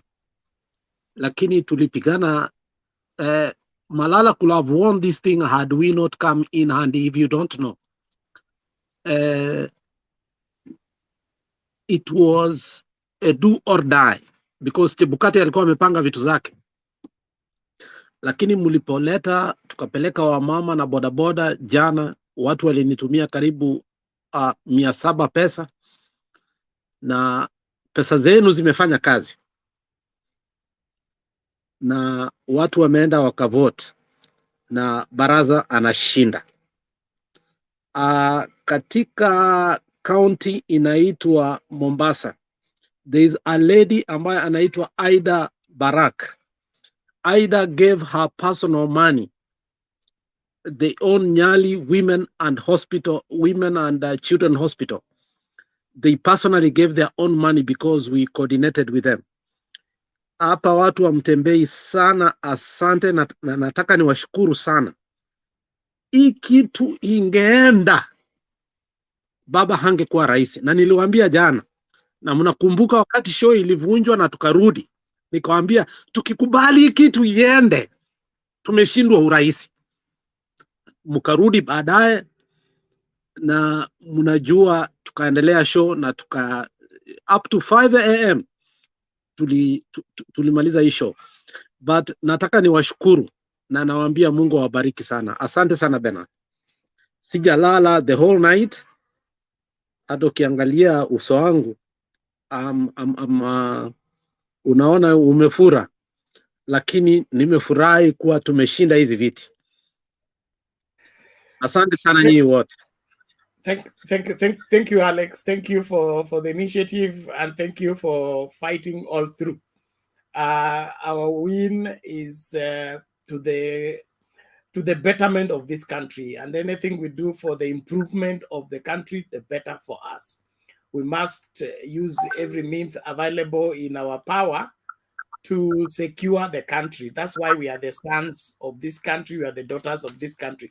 There is no other reward we can give to our forefathers for giving birth to us and raising us other than defending this country and making sure that our country does not go to the dogs. And so let's keep into the struggle until we win.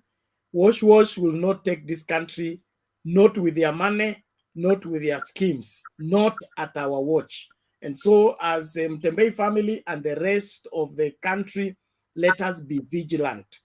I'm very happy about the vigilance of Kenyans. And we are the people. The leaders, or rather the political leadership, let me say the twisted political leadership must not determine the direction of the country. We must let them know that we are the custodian of this country and they cannot take it from us. And so whatever scheme they deploy as the Kenyan people, let's be vigilant and show them that we know what we want and we know where this country should go, and not them taking us anywhere they want us to go. Hiyo story tulifanyishwa bombers, we are waiting for the Supreme Court. But I'm looking forward for a day that will never have that thing that took place in Bomas ever take place again in this country. Ever again. Let that be the only bad history we have had. Let it be closed once and for all. From now henceforth, we're going to have elections that are determined by the voters as they go to the polling station and vote. The cookers, the crooks, the in-between, the Chebukatis of our time. And then somebody calls them heroes. We are closing their chapter after the Supreme Court. Wote tutawa hand over, lakini Nelvin, naona siwezi peleka hiyo kesi kwako kwa sababu kutakuwa na madhara makubwa sana. So you are an interested party. As a judge, you should exempt yourself from hearing this case. Uniwachie Chebukati, muniwachie Chebukati, muniwachie. Wewe ukiwa station commanding officer, siwezi leta Chebukati kwa station yako, najua. Bernard, Mutavati chana alililia Waluya, akaambia Waluya tuombee Chebukati mtoto wetu. Amukuona vile alilia huko Bungoma akisema oye tuombee mtoto wetu. So anajua Musali alilia sana, walienda kufanya ukora. So wacha wapatikane. Yes, hii mtego wa panya washika waliomo na wasiokuwemo. Chebukati hataenda peke yake. So ukisikia wakiitisha maombi, hao ndio wanahitaji maombi zaidi, because the kind of ruling that is coming from that Supreme Court, I'm not a prophet, I'm not a son of one, but my eyes sees. This country is coming back to where it's supposed to be. Nobody is going to take this country for granted anymore, especially the foreigners that want to sell us for the easiest, for the lowest bidder. Well, asante sana, Alex, for that, and let's keep doing the right thing because it is right, and that is what saves. When you do the wrong thing, it does not help at all. And so, congratulations, Kakamega people, congratulations, Mombasa people, congratulations, nimesikia kuna kiti ya West Pokot pia tumechukua. Let's keep doing the right thing. Let the world know who is on top in this country. Who has the masses in this country. Hii historia masses ya Itumbi na picha zake alafu anakuja kuratify akiwa Bomas, hiyo uongo imefikia mwisho. Like mzee Jakindube ametuambia hapa mara kwa mara, lies have expiry date. Uongo iko na expiry date. Naona hii expiry date imekuja mbio na inakamilika before this Friday. So let's be vigilant, Kenyans. Let's do what is necessary to secure our country. Anything for better Kenya, I support it. Thank you very much. Sasa tuende kwa nani huyu? Leo ulikuwa ushaongea lakini dakika moja, endelea. Thank you, Bernard, for the chance. I wanted actually to have a personal thank you to Alex. In the morning, those people like Kenya who was a little bit, Alex beseeched us to trust him. And he gave us assurance that things are going to be okay. Indeed, I could feel the heat in him. I could feel how the anger, the anguish he was feeling, he was going through. Now, Alex, I think you can relax, and we're going to trust you more, and we're going to continue giving, we will bestow trust on you. Thank you very much. Actually, you gave us leadership in the morning, and we were able to feel the confidence with among us ourselves, and we did what we can. Thank you, Alex. Yeah, Thank you. I spoke to Simbarati, my good friend Simbarati. We used to go to church together in Riruta 56. He was my youth leader and I was his assistant. Akiuza mboga. Simbarati alikuwa anauza mboga, and I can testify to you that. And today is our governor in Kisii. I can't even imagine that mtu alikuwa anauza mboga leo ni governor wetu. Lakini nimeongea na baraza pia. Leo tuliongea na kijana anaitwa Vincent. We fought. Wacha niwaambie watu wa Azimio mmefanya kazi. The women rep Elsie anaitwa nani? Elsie ama anaitwa nani? Sifuna Yes, Elsie Muhonja. Is it Muhonja? Yeah. Yeah. One who sent me the number this morning because he was watching us. Nikamuuliza hii pesa tunataka tutume tunatumia ndani. Wakatutumia, tulikuwa na Daudi, tulikuwa na Clavan, tulikuwa na Abuya, na pesa yenu ya bodaboda ilienda ikafanya kazi ya ukweli. Hakuna pesa hata moja tulikula. Na tunataka tuwashukuru sana. Thank you very much, Bernard. Watu wa Mtembei tunawashukuru na tunawapenda. Asante sana. Okay, thank you, Alex. Thank you so much. Muhanda, it's not Muhonja, it's Muhanda.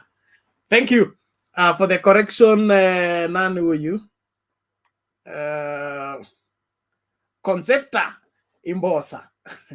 Asante sana for the correction. It's Elsie Muhanda. We appreciate that.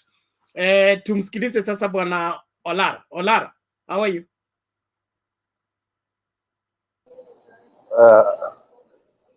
Kwanza tujipatie makofi kwa hiyo good job today, and it's evident from the deliberate blue which is everywhere here.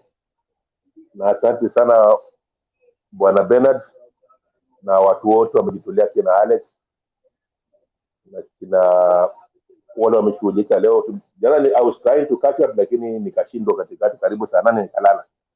Anyway, going forward,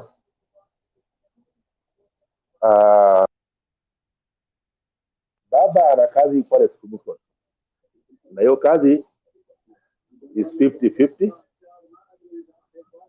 Now, if today is an indication, I think the Supreme Court is not only about law, it's also about the soul of the country.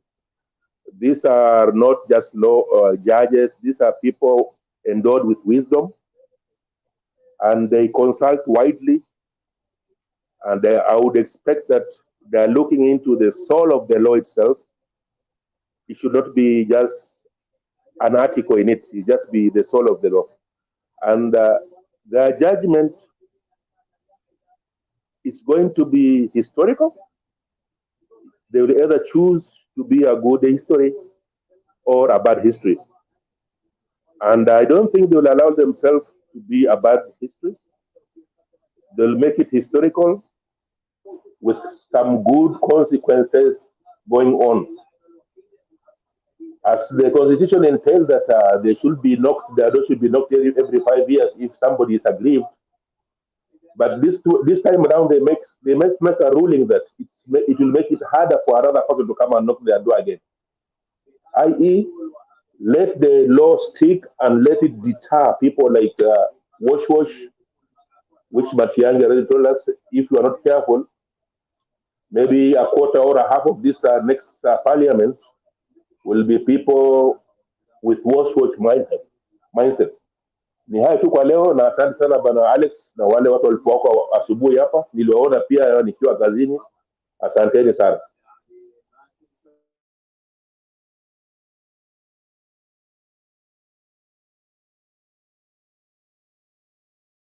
Ni hayo tu kwa sasa.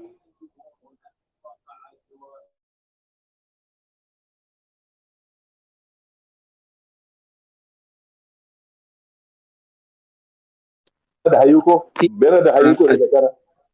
Bernard ametoka, Wekesa ndiye ameingia. I am not sure. Mwaluma, were you the next one? Wekesa amekuanga tu, ameenda akalala. Mwaluma na Maalim, Ebu, one of you, I'm not sure, I came in later. I think Mwaluma, can you speak? Yes, I can. How are you? You've done a good job, Alex. We have not Thank slept. you so much. We thank God that finally we have been vindicated. Yes. Go ahead. Go ahead.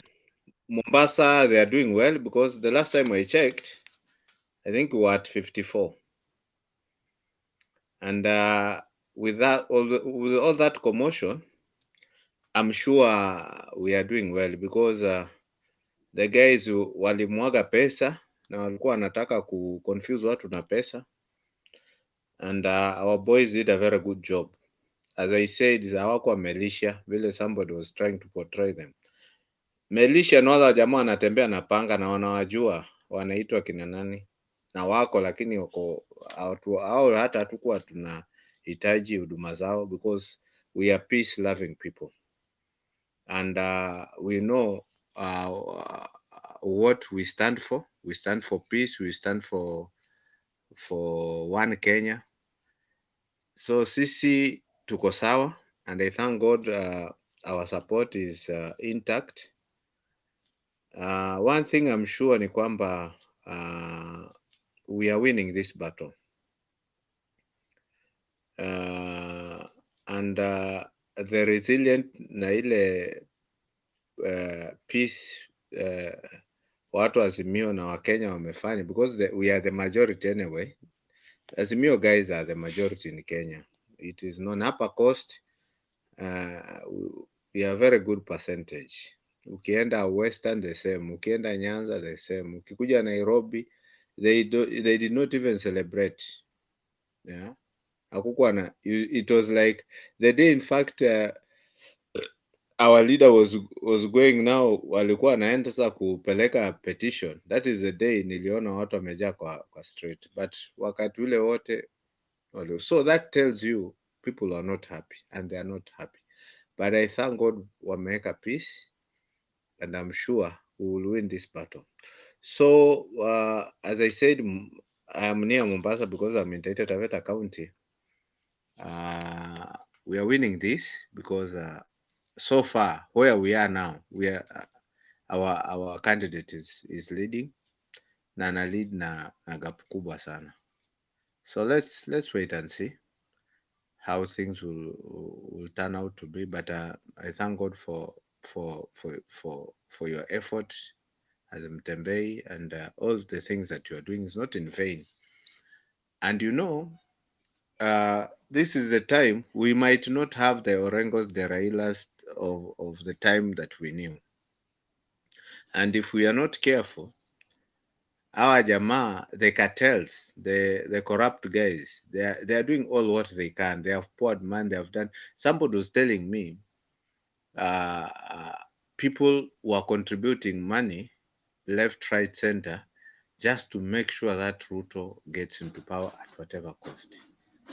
Not because he's a good person, but they wanted that easy. Unajua nchi ikikuwa ya deals, watu wanapiga ma deals all over, you'll realize the genuine guys, it's like watakuwa swept off, because the guys now who will be ruling are the corrupt cartels, and they know themselves. So they know, si tulitoa, kama mtu mmoja anaweza toa 2 billion, the likes of kina Gachagua, mtu mmoja anatoa 2 billion na hata mshahara wake na ukiunganishwa na so many people hutafika hapo. What is the purpose of that? Yeah, you can't operate at a loss. Atutoe 2B na you expect less, so much less. Hata akiunganisha watu hata 50, they can't raise hiyo mshahara hizi fika hapo. So you can imagine these guys, they are ready to do anything just to be in power, and we have to do everything to make sure that they don't succeed. And one of the things that is to win these seats the way we are doing in Mombasa and Kitui and Kakamega, all over, so that hawatapata ile nguvu because they want to legitimize their thuggery. Wanataka kuonyesha atu wako na watu, but you know it has been proved kwamba ni kelele tu wako nazo. No. So let's not get tired. Tuendelee kupiga kelele. Anyone who cares to listen to us, they will listen. Na hata hawa wa yellow fever, they know the truth. They know they did not win. And hata wanaongea tu vibaya because they know they stole. Now this is somebody who is bragging to be a good thief. And that is why they were saying ati kama unaibiwa kwa nini usiibe? Now it's not our nature to steal, but to them it is in their DNA. So wacha waendelee, sisi will tame them. Yeah, thank you. Sijui nani ata take over. Mkenya. Miss Mora. Miss Mora. Very good. Okay. Thank you. Mora, ikia baba. Sama, how are you guys? See your contribution, you need that contribution. Saa hii hata ninunue kitu yangu moja nikunywe. Ati contribution ya nini? Ya Mombasa ama ya Kakamega? Both of them. You didn't send me, but usijali, yeah. Alex. Okay, Ukituona sisi ndio pesa. Usijali. The big thing is what our people have done in Kakamega and Mombasa. I am so proud. I'm out of my skin with excitement. I am so happy. Our people delivered. And they actually showed those guys, like, we do not want any more stealing in election polls. They roughed them up. I mean, like Ndindi Nyoro, I wonder where he is. Aki, thank God for for the police. That guy could have been lynched. They were going for his neck, for real. Ati Ndindi mwizi, Nyoro mwizi, Nyoro sijui malaya, sijui. Aki walimtukana. And then Moses Kuria, woi, akona miguu. Does he have legs anymore? I wonder. Oh my God. Wanaenda Mombasa na kimbelembele. Wanajua watu wa Mombasa, you know, watu wa Mombasa are very united. They decide on something to do and they do it. Watu wa Mombasa, they are very, very, very united. So, oh my God, that was an embarrassment for UDA. I mean, all the way from Mombasa to Kakamega, ako Kamalala. He was thinking like, oh, now that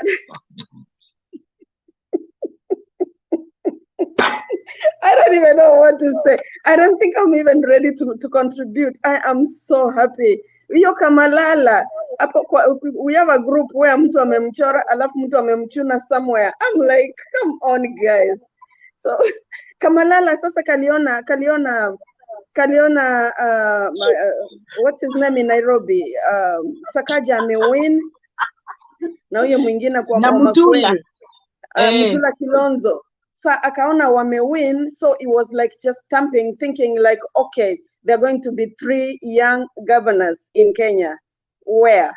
Wapi? Watu wa baba ni wa baba. Walijaribu like to postpone these elections.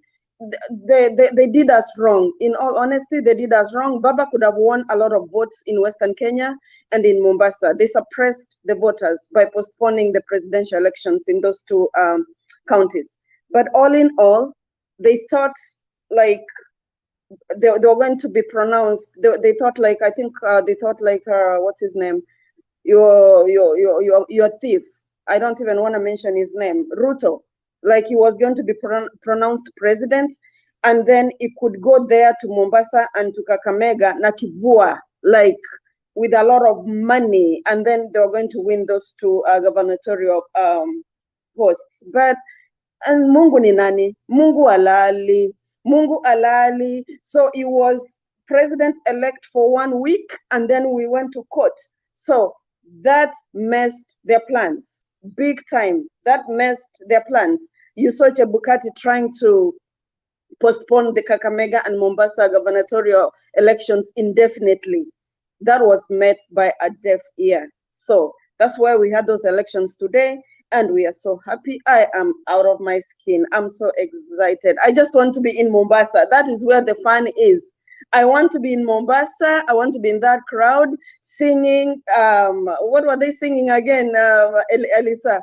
They were singing Tawala Kenya, Tawala, Tawala Kenya. No, that one is Kakamega. No, oh, Hiyo you ni ni Kakamega. Kakamega. Wanasema not even Rice Moi, it's what was Raila. this? Raila Odinga, Tawala Kenya, Tawala. I wanted to be there in that crowd. Honestly, this is so good. We are so happy. And most Kenyans, most straight thinking Kenyans should be happy for a day like today. And I'm sure maybe the guys, I think there are some media guys in the comment section or whoever is watching me. Let's be Kenyans. Let's be Kenyans. No matter who you voted for, at the end of the day, let's be Kenyans. We can agree to differ. We can agree not to think alike, but we are still all Kenyans. I'm gonna be on this show. I'm here to stay. Thank you, Bernard. We keep thanking you for this show. Thank you so much. And Alex, what was going on with you yesterday? You were out of you were a wreck. You were a nervous wreck yesterday. I got scared. You scared me. What was going on with you? We win, and Azimio had its victory. And had we not been mad, Malala could have won Kakamega. I'm not lying to you. You stood the ballot papers that were given to Malala in Matungu. Already they had rigged him with almost 100,000, and we knew it. So we made a lot of noise yesterday, and that was taken out of it. I know my friends, some of them could not believe what we were talking because we are the intelligence, but what we needed is to make sure that we win Mombasa and Kakamega. Once we win the two of them, we are headed for the presidency. Now, atuachi presidency kwa Ruto, I'm telling you, now we have the courage to go for the presidency. Na nataka kuwaashua, hii kitu, Ruto is not going to become the president of the Republic of Kenya. Thank you very much. So much, Alex. You actually worried me. I went to bed thinking, what was Alex? I mean, what is going on that we don't know? But all we know is that Kakamega and Mombasa have always been Baba's strongholds. I really had no fear, but you never know. With these UDA people, you never know. And our guys were on guard. They guarded those votes. They made sure when they saw, oh my goodness, Aisha Jumwa and Moses Kuria, they were treated like umbwa. Yani waliambiwa amuingi, and they did not go in. You are not going in. Amuingi, na hiyo Kiswahili yao ya Mombasa. I'm like, yes. So they did. Our youth did their part. They protected Baba's votes. And then kulikuwa na mzee, I think that was in Kakamega, alisema, oh, Cleopas Malala amenipatia hii pesa. Hey, that guy was almost lynched alive. They almost killed him. Wanamuuliza, how much is it? Hata sijui, hata sijaangalia, wakamwambia account. Oh, okay, it's 10,000. mbona ukaikubali? Aki, that is what we need. If we have people like that, that's how we're going to finish election corruption in Kenya. Thank you, guys. It's a good day for us. Let's celebrate. Let's celebrate.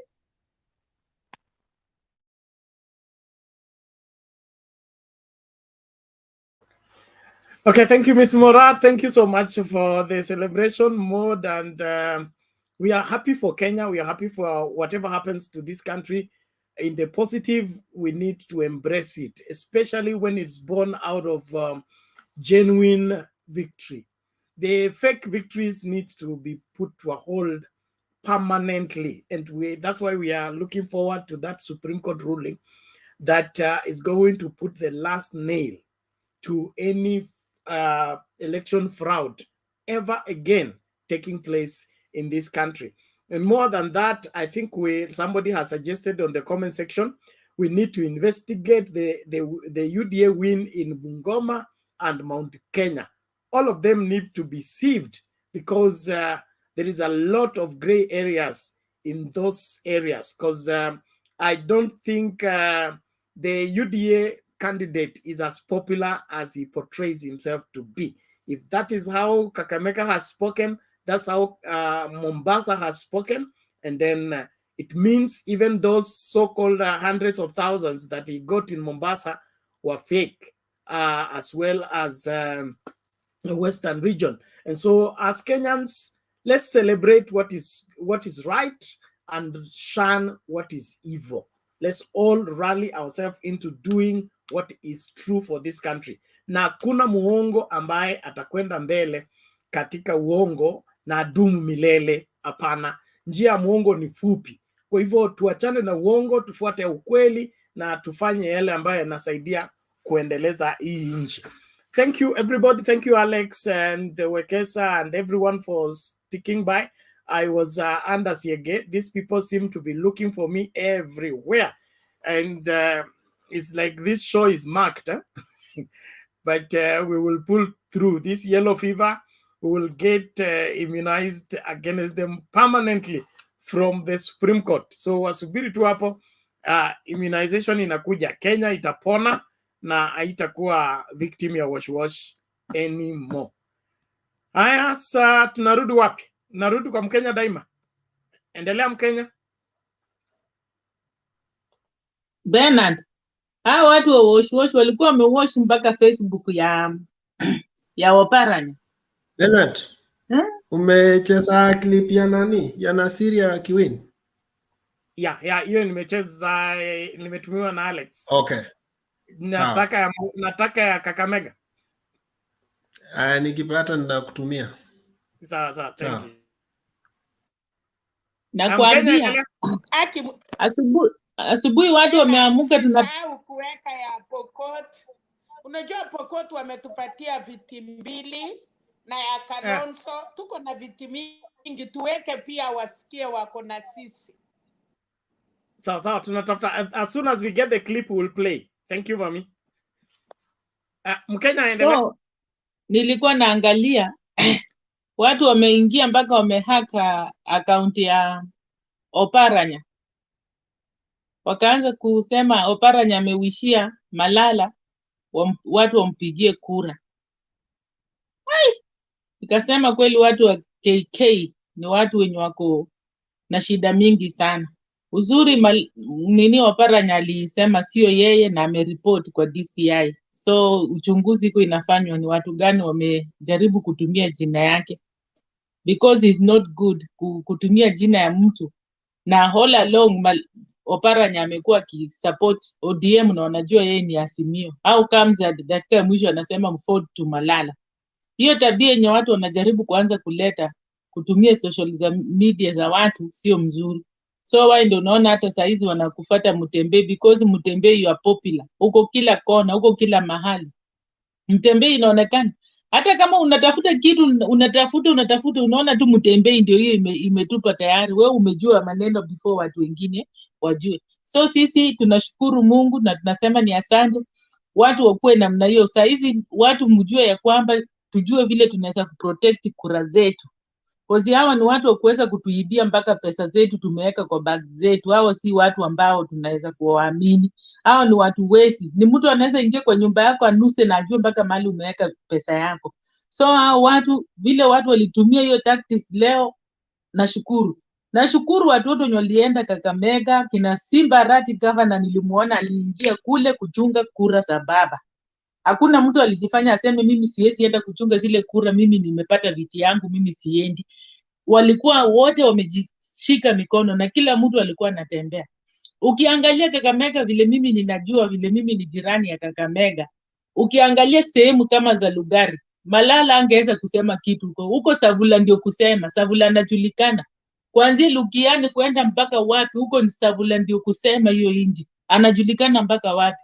Wanajua hawa watu ni wale watu tukiwapatia kazi, kwa sababu Savula kazi yake imeonekana kule Lugari kama mbunge. Anajua hawa watu wenye wakienda kushika governor kazi zao zitafanya nini? Zitaonekana. So Malala yeye ni mtu amepiga mdomo, haizi kutuambia alifanya kitu gani. Alikuwa anafikiria ya kwamba vile alikuwa MCA akamaliza 5 years, from MCA to senator akamaliza 5 years, now from senator to governor. Now from hiyo imempeleka nyumbani. At least hata angestiki kwa useneta yake afadhali angekuwa maybe ako kwa useneta. Lakini sasa ameenda nyumbani, hataonekana, atatafutanga kina Mutula tu, akienda kuomba pengine aombe Mutula ampatie kazi huko county ya Makueni, hawezi. Aende Nairobi, aende aombe Johnson Sakaja ampatie kazi, maybe. Bosi alikuwa anataka kujionesha sasa yeye Mutula nani, sisi tumeingia sasa ndio tumeshikilia, lakini hakuna. So watu walikaa chini. Yeye bado angali mchanga, arudi shule aende akasome. First of all ni mtu mwenye hakukuwa na certificate, wali fake. So hiyo vitu za kuforgery ndio wametaka kutumia pesa pia kubribe watu kule chini. Mtu unaenda unatumia mpaka ule mzee. Huyo mzee tu wa mtu tu, baba ya mtu na akili zake, anakubali Malala kumchezea. So hata Malala saizi anaweza kusimama wapi asema ati mimi ndio nilipita nimeibiwa kura, na yeye ndiye amekuwa akibribe watu. Hiyo kitu Malala asijaribu kwenda kusimama. Vile asubuhi alisema atakubali ushindi, tunataka kumuona akisimama akisema amekubali ushindi. Ashukuru watu wa Kakamega vile walimpatia useneta, awashukuru na awaambie asante. Arudi kwa ground aende angalie alikosa wapi. Arudi kwa ground aende angalie ni njia gani anafaa kufuata. Aende angalie hiyo mtoni ya Kakamega inaitwa River Huisiru. Ajue hiyo River Huisiru inatoka wapi ikienda wapi. Awache hiyo ujinga yake yenye kukuja anafuata akili ya Mudavadi. Mudavadi amemkoroka akili mpaka akachanganyikiwa. Angekuwa ni mtu mwenye ana reason angesema na huyu mtu wangu ananipeleka wapi, angetafuta mahali anaenda. Saizi angekuwa pengine mikono mzuri. Lakini sasa maisha yake wacha aende akae huko nyumbani, aende ashughulika, arudi darasa, aende akasome vizuri, atafute degree yake vizuri. Wakati mwingine atakuja kama amekomaa, atakuja akisimama aongee vile Barasa anaongeanga. Mnanijua mimi ni mchapakazi, mimi ni mtu mwenye nimekomaa, mimi ni mtu mnyenyekevu. Barasa ni mtu wa kanisa, Barasa ni mtu mwenye anafanya kazi kwa kanisa. Najua Barasa ni mtu wa Catholic CMN. So yeye asijaribu kuja kuleta ukierere yake pale mbele. Barasa wacha aingie kazi, ashike mkondo wa nani, wa Oparanya, amalize zile project yenye Oparanya amefanya na watu wa Kakamega watakuwa. Mimi nikiongea hapa vile naongea, sisi tunakuanga Wasingishu, lakini hospitali huwa tunaenda Kakamega. Unaenda unapata dawa pale Lumaganda. Hizi mbolea hata saizi shamba yenye nimepanda naye ni Kakamega ndio tumenunua mbolea, cause huyo Oparanya alikuwa anaangalia watu wake sana. Watu hata wote wanapiga makelele, hao watu Wasingishu wanapiga makelele. Wote huo wanaenda hospitali kwa Oparanya Western. Kwenda kujifungua, wanaenda kujifungua huko kwa sababu huko kuna madaktari huko mpaka hata mali za operation. Oparanya amefanya kazi. Ukitaka party certificate, unafuka ngambo hiyo ndio unaenda unapata party certificate, lakini Wasingishu huwezi pata party certificate. So huyo ni mtu ni mwenye atachapa kazi. So watu wanataka kutuambia vitu gani, hao ndio wanajua kuchapa kazi. Oparanya ako mbele sana. Asante. Okay, asante Mkenya daima, tunashukuru kwa msimamo mzuri na tusimame kwa yale ni ya kweli. Kuna Byron Omondi anasema Bernard, the 2 counties were postponed because Mombasa's scheme skit was set in favor of Sonko and the county and the whatever, and the court stopped it. Kakamega Kimskit was set in favor of Halwale, but he stepped down. So kumbe hawa watu walikuwa washafikisha majina Venezuela, na alafu koti ndio iliwasumbua. Sasa makaratasi kufika, wale macandidates wote ambao wamewekwa kwa Kimskit wako yaona wa postponed. But all in all, thank you Byron for the information. We look forward to engaging further. Aya, keep the mkataji wa miti, naona hiyo kazi utarudia. Bernard, quickly, let me just say one thing. Now the earthquake is complete. The earthquake is complete. Thank you. Sasa nimekwambia super governor alikuja Kakamega akasema iko shida hapa. Simba the lantern of Kisii. Wewe ndio kingpin wenu Mora. Oh yes, when I saw Simba there, I'm like, we are sorted. Yep. Hata Wajaluo walisema tutarudisha mkono huko, because that young man did work. His cousin here Alex alifanya kazi. I'm telling you, the energy is there. I want to celebrate. I'm ready. What are we doing here? Hii kitu tumeenda nayo. I spoke to Katwe today. Katwe is so happy in Kisii right now. We are all celebrating. I saw people in Kakamega. Forget about Mombasa. Mombasa was known. Watu walienda kupanguzwa huko vile Mwaluma anasema.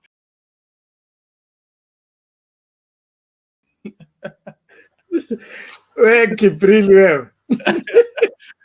Walisalamia magoti kidogo tu. Wakatolewa dust ya yellow. Yeah, it was dust, the yellow dust. Walishiko tu kidogo akasema ai. Hapana. Me, I had never seen such energy. Now I actually believe that the feeling I feel when I watched social media, TV is also to blame with this.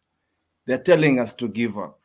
But people in Kakamega, people in West Pokot, people in Nakuru, people in Mombasa showed us, kama politicians watachunga kura yetu, sisi tutachunga wenyewe kama wananchi. If Azimio had told us to do this in the first place, we would have done it.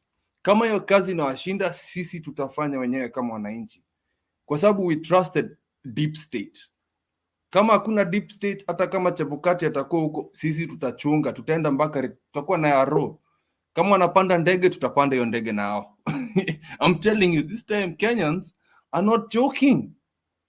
We showed them, we showed UDA, this is not normal.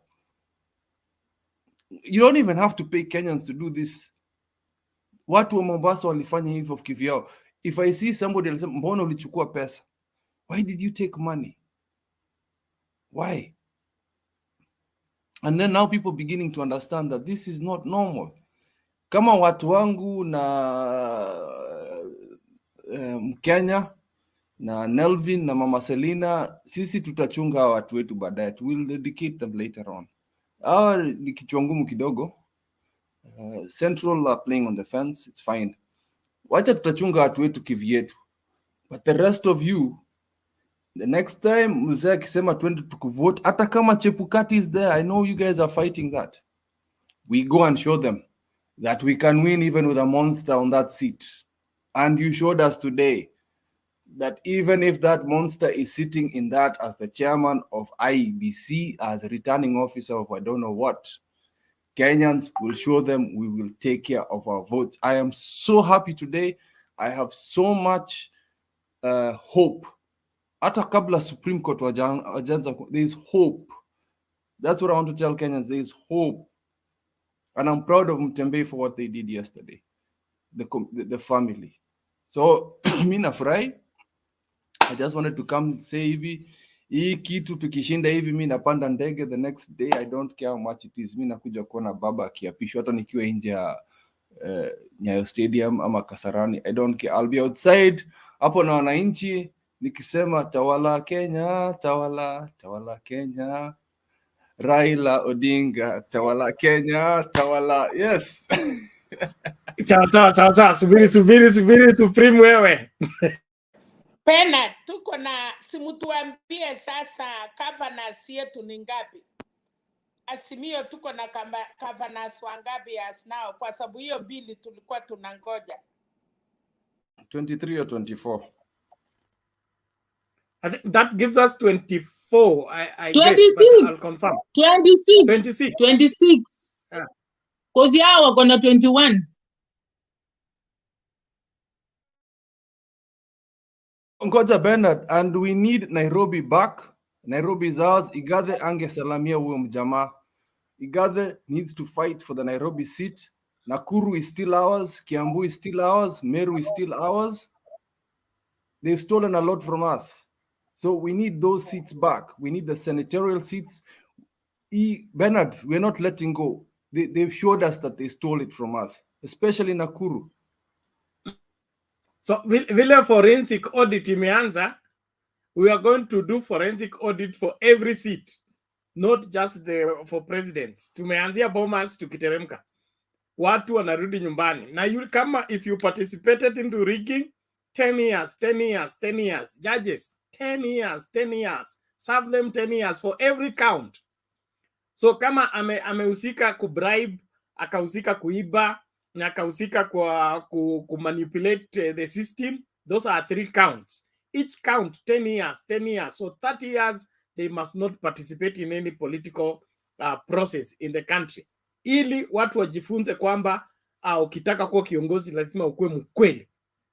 Sio uwe muongo, ukuwe wash uende kudanganya Wakenya na kuwahada ili ukamue inji uitumie kwa manufaa yako. That must come to an end completely. And so let us keep going and ensure that this country is safe and we are taking charge. Story ya kuentrust watu wengine to take care of our affairs, it is now over. It is our duty to safeguard this country by all means. Thank you. Well, tusonge mbele, tunakwenda kwa nani? Mwalimu ulikuwa unasema Mwaluma. Habari, endelea. Sema. Yes. Unmute kwanza bado. Nilikuwa nasema unajua nilikuwa nafikiria these guys are intelligent. Lakini nimerealize si kwa ubaya, lakini akili zao ni fupi sana kama ideology ya mwizi, kwa sababu imagine how do you bribe mchana kama vile walikuwa wanafanya Mombasa. Tena wana bribe kwa gari, na hiyo gari vioo zake haziko tinted, alafu watu wanawaangalia. Sasa watu wakaambiana hawa jamaa tukiwaachilia wataharibu hii nini. So what we do, we stop them. Polisi wakaambiwa, wakawa ni kama walikuwa wanacheza safe. Sasa jamaa wakaamua kufanya operation. Wakaenda wakawachukua vizuri. Moses Kure amekatalia kwa gari. Sasa angefanywa nini? Na ako na yellow marks. Sasa ikabidi wamsaidie ili akue kama watu wa Azimio. So these guys, they don't think. Sometimes wana behave kama ati wanakaa intelligent but sio intelligent. Nilikuwa naangalia when they were stealing walikuwa wameshikana. Wakati wanaandika hizo affidavit zao wanaandika separately. Sasa I even don't know, me si lawyer, me am a builder. I don't know how they will defend themselves, because kama affidavit ya Ruto ina contradict ya Chebukati, and then Chebukati ako na audacity ya hata kuhusisha national security kwa issue zake, kwamba hawa jamaa walikuwa amejaribu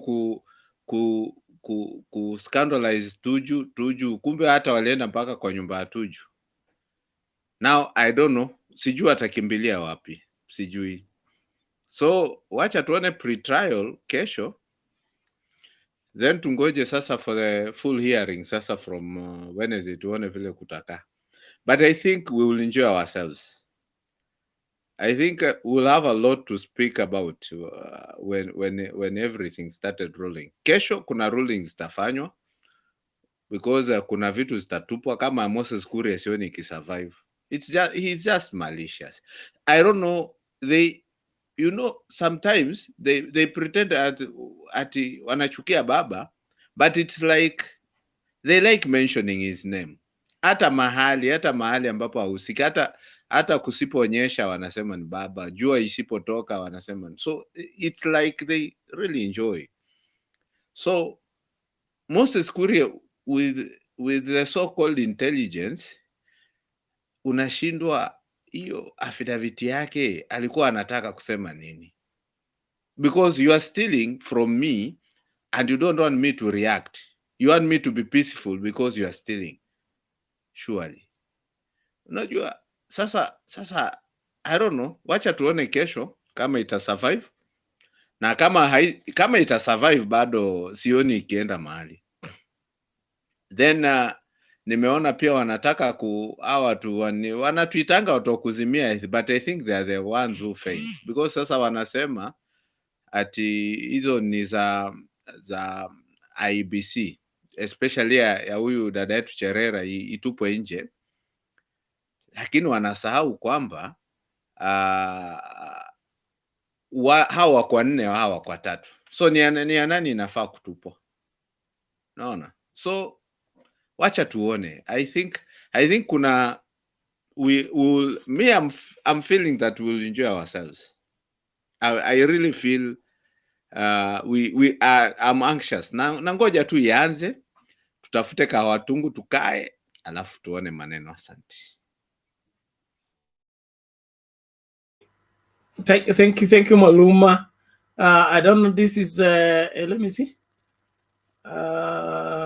This James Oyaya says UDA governor in Pokot defeated Lonyangapo with 2,000 votes difference. I still doubt the results up to date. All those things need to be taken through forensic audit. Tutajua mbivu na mbichi. I think after the Supreme Court, kila kitu ikuwe investigated vizuri. Sisi hatutaki viongozi wa bandia. Watu wa wash wote wawekwe pamoja, waweke kwa dry cleaner, waoshwe. Sisi tunataka nchi safi, nchi ambayo tunajua kwamba tukienda kwa ofisi tunahudumiwa. Sio nchi ya wale watu wameiba uongozi. Sasa tutawazuiaje kutuibia kama waliiba uongozi? We must be vigilant as Kenyans. Tusikubali kuchezewa. So from MCA to the MP to the women rep to the senator to the governor to the president, tunataka viongozi tumechagua, si wale wamejichagua, si wale Chebukati amewapika akaweka kwa sahani alafu anatuletea. We want the leaders we voted for to take charge of the affairs of the country, so that if they lead us wrong, we'll take the blame because we voted for them. See Venezuelans to come here and begin to give us the wash people to come and run the affairs of this country. No, we will not take that. And so as Kenyans, let's remain vigilant. Congratulations to my Kakamega people, the Mombasa people. That is the way to go. And in case the Supreme Court says we go back for a rerun, which I am sure some candidate will not even be part of the people participating in the rerun, let us do it, okay? Landslide. So that if the president that comes into power will have full mandate of Kenyans, not some few people want to modulate everything as far as the governance of this country is concerned. Thank you, everybody. Let's keep it clean, even on the comment section. UDA bloggers, if you find the air here very, very, very, very, very, very tight, you can always take a break, but don't bring propaganda here. Walto Cinema. Hiyo ni Walto. Mnanichanganya lakini karibu. Walto Cinema, asanteni sana, habari zenyu nyinyi wote? Tuko salama, karibu. Asante, nashukuru sana. Mungu amenilinda, niko sawa na nafurahi, naona maneno inaendelea mzuri. Kakamega imenifurahisha sana. Kwanza hiyo maneno ya watu kuwa vigilant, wanashika watu wako na zile makaratasi already zimemakiwa. Hii ni mzuri kwa sababu inaonyesha ulimwengu mzima, si Kenya tu, ulimwengu mzima venye hawa wakora waliiba kura, na sitaogopa kusema ni wakora, kwa sababu kama wanaiba wana bribe mchana, na tumeona media zimeonyesha. This is very good to us, so I know we are going to celebrate very soon, na najua Mungu anaenda kufanya makubwa, na niko na imani sana. Naona kama hii kitu tutashinda. Hata nilikuwa nimeona pahali wamepost kwa online, although sijui kama ni kweli, na deputy president alikuwa anajaribu kusema IEBC wajaribu kutoa ile petition ambazo walikuwa wamepeleka jaji nini Supreme Court itoe. Hiyo ni kumaanisha hali ya hatari iko hapo mbele.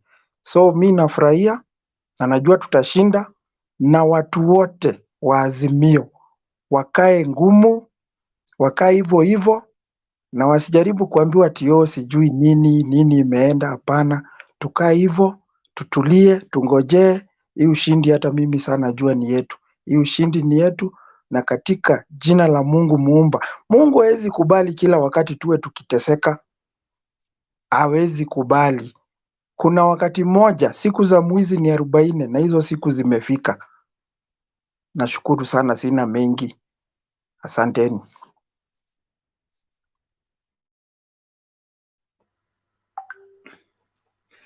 Asante sana, thank you Walter, we appreciate that. That is the spirit and we must keep at it. It's our duty. Let's go to Ingo and then come back.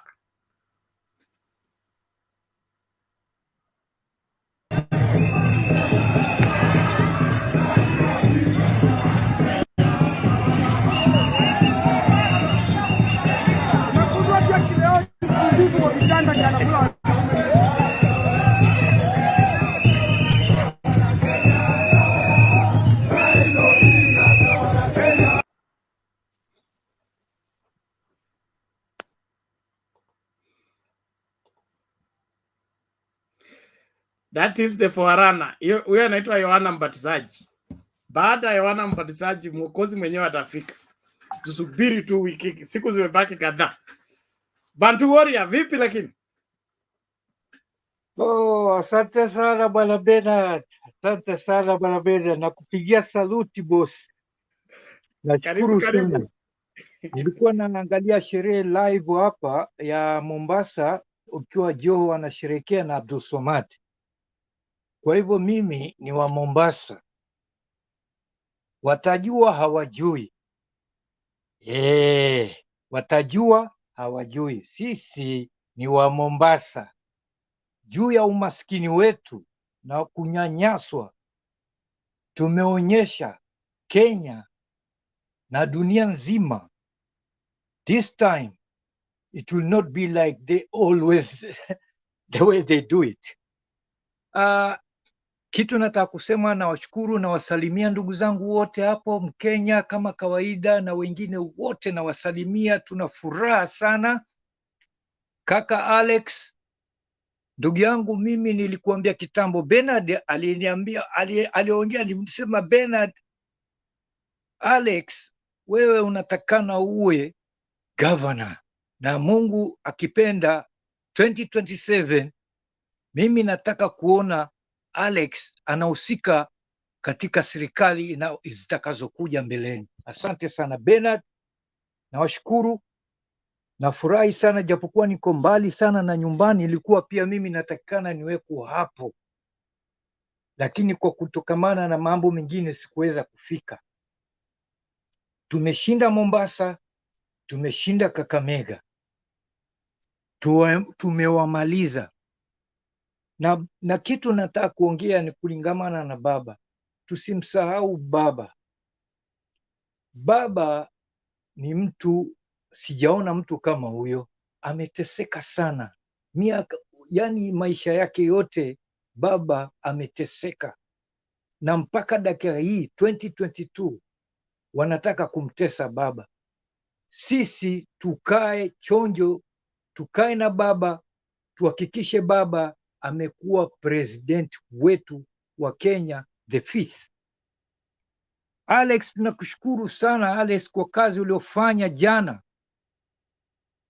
Mimi natoa kwa maoni na kusema kuwa tunakushukuru Alex, na nikiwa na washangilia watu wengine kuwa tunamshukuru Alex kwa kazi anayofanya na bidii yake. Huyu kijana mpaka dakika hii hajalala, anajisikii vizuri. Tunakushukuru sana.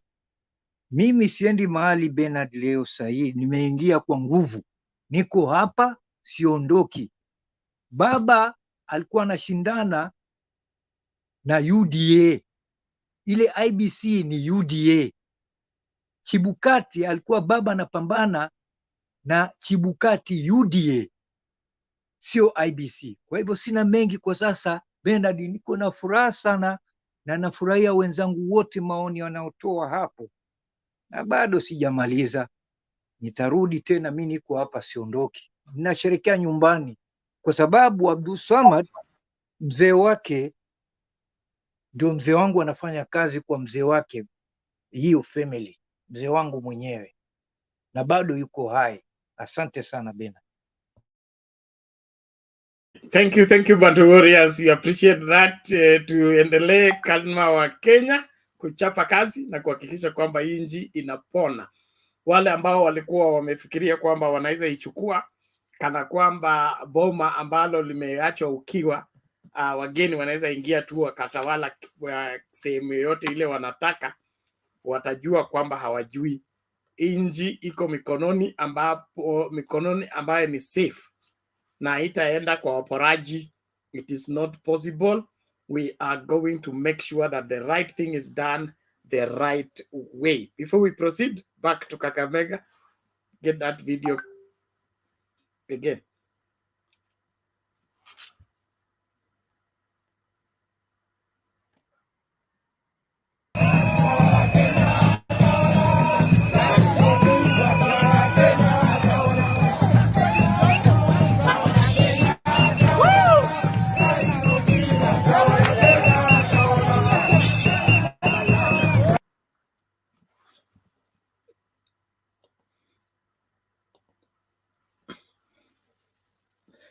Alafu Bernard, mtu anapeleka nyefu Kakamega, anasema ati Kakamega ni ngome yangu, anapeleka watu wa Kakamega. Mliwaona tarehe 15 kuna mtu aliimba itawala Ruto.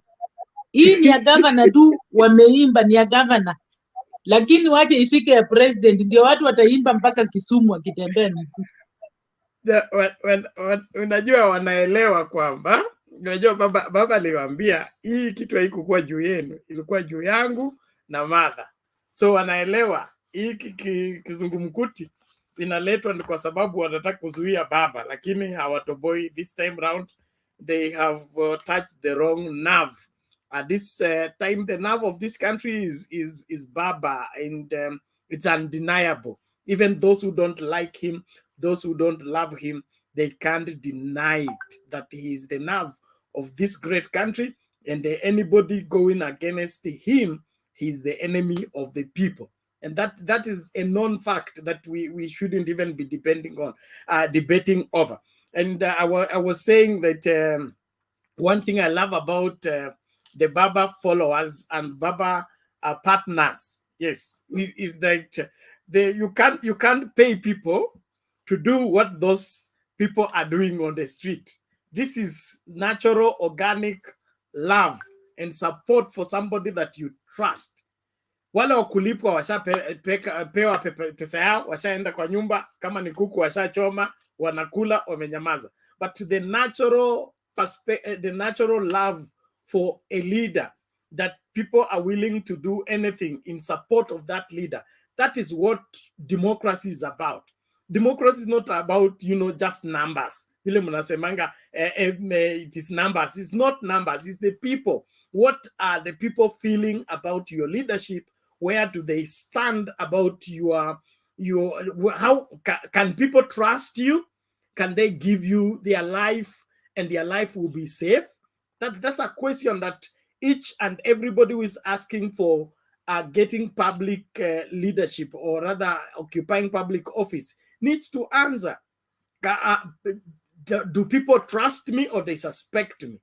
So hii tunaona the fanatical love and demonstration around the country. Let's wait for the monumental ruling that is coming. We are looking forward for that to happen. And Simba Arati, I'm happy for him, and I was for him to be in Kisii, although he had a bumpy start off in the midst of crocodiles, but he navigated successfully. And for that, he has a bright future. We're looking forward to having those kind of committed young people. And if not for anything, loyalty, fidelity, commitment to the party should be first priority. If I may quote Baba Tibli, the late Otieno Kajwang, it's the fidelity, the faithfulness, and the loyalty of Simba Arati is what is picking him from Dakoreti, goes to Kisii and shines, and now he's spreading his wings. He's not only taking care of Kisii, Nyamira, he's now spreading his wings that he can have a say in Kakamega. That's how you rise in leadership. Sio uende kubeba kwa chopa unaletwa ati ndio huyu. Kwani tunaletewa ni mayai? Let people win over the support and the love from the people by rising in ranks. Joho started as a member of parliament in a by-election. Now he has risen into governor. Now he's playing in the National League. He will eventually become what? A national leader like he is. Then if he asks for presidents, we believe him because we have his track record. Lakini wewe unatoka from nowhere unakuja kusema ati unataka kusimamia boma letu. Unasimamia boma letu, umepata hakuna watu huko kwa hiyo boma. Hey, let's be serious. So Bungoma tutafanya review, Mount Kenya yote ifanywe review. Kiti ya Bomet na isuspect sana. Kiti ya Bomet na hiyo West Pokot na isuspect ya ugavana kabisa. Forensic audit ifanywe. We need governors that we chose, not governors somebody picked for us. Well, thank you, everybody. Let's, I think we go back to Mora. Wacha share link watu wengine wakuje. Oh yeah, like I said earlier, I am a proud Kenyan. I am a proud Kenyan. I see a future. I see a future for our Kenyan people. But what happens to the few disgruntled people? Because I'm sure Malala was being financed by, of course, the UDA overlords. So I wonder how it's going to be, because they for sure wanted him to deliver. Once you spend money on something, unangojea matokeo. But this time around, it's just unfortunate. Nothing is going to come of it. But again, it's a lesson. It's a lesson to Ruto and his people that sometimes when you plan things, you propagate. You're doing things under God. Like you use the name of God to say things, and like out there, like people think you're a man of God. God, Mungu halali. That's what I want to say. God does not sleep. You use his name in vain. You use his name and then you're a bad person. God is gonna come back and hit you really hard. Kama hiki chapo Ruto amepata from Mombasa na Kakamega should be a wake-up call. It should be a wake-up call for him. You don't just do bad things to people and then every Sunday you're going Bwana sifiwe, here and there. Like you're using God's name to do bad things. That is what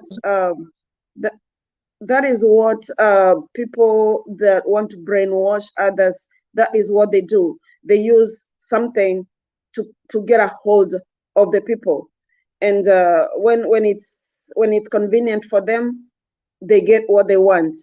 But Mungu alali, the God we pray, the God that protects us all, the true people that prayed for Baba to win for Azimio to win in Mombasa and in Kakamega. And then I think out of the 8 seats that were being contested for sure, we know we have 6. Isn't that God? Mungu ni nani? God has been with us because we pray genuinely, because we don't pretend like some of our people do out there in UDA.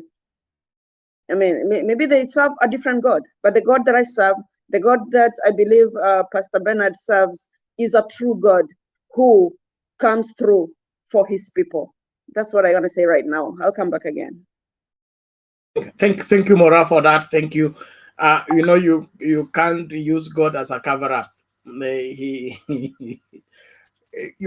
know, like you are asking what happens to the investors in Malala. It's only a political novice who will trust his investment on a greenhorn like Malala to get the governorship of Nairobi. I mean the governorship of Kakamega. Except they had the Mwakenya, okay, this Venezuela thing. That's why they invested, because they wanted to subvert the will of the people of Kakamega. But Malala getting that seat, it was a stillbirth from the word go. He can't get it. Like I've always said here, the Luya community and its leadership, it's the hierarchy in the leadership. It's a very serious matter. It's a very serious matter. You can't come and just upset it. And then now, how did Ruto come to Kakamega? If you don't come through the elders, you don't rise through ranks, you cannot be trusted. You cannot be trusted. And so it is Ruto's abuse of a community leadership structure, okay, that even contributes to the people upholding him and rejecting him. They say huyu ni mtoto kwetu, wanasema mtoto wa there is a Luya word there I don't want to use, but yule mtoto ambaye hakukuja vizuri okay mtoto ambaye amezaliwa kutokana na something like incest, okay, so he doesn't have manners. That's why he does not honor the elders and the system of the eldership. Simon Dung here gives us information. He said Rongai has gone to UDA, Kacheliba is gone to Azimio, Pokot South gone to Azimio, Kitui Rural gone to Wiper, Azimio, that is Kakamega is Azimio, Mombasa is Azimio. So of all the seats, we are back to the majority. That's why we are the majority. We should just take this to the Supreme Court and tell Supreme Court to give us the date for swearing in Baba. Kwa sababu they caused delay has still beaten them. Na hiyo ya Rongai will still review. Hiyo ya Rongai will still review. The Raymond Moi hawezi kufanywa hivyo. Hao watu na agenda yao ya kutokuwa na shukurani imalizwe kwa hii katika hii nchi. People are honored even in their death. You don't disrespect Mzee Moi simply because you are competing.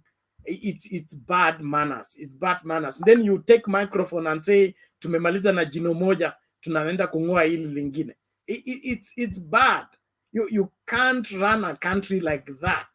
So the ticket of UDA is bad altogether, and it needs to be rejected by Kenyans. We can't mince words about it.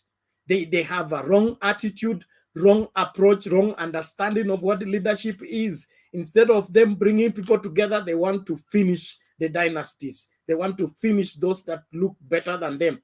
It's bad. So let's look forward to a great country. I believe Kenya is rising from this better, bigger, and greater. And Kenyans are going to have reason to dance, walk with the spring in their state, on the streets of Nairobi and every other street in this country. Our own day is coming. They laughed shortly, we will laugh last. And ours is going to be the great one.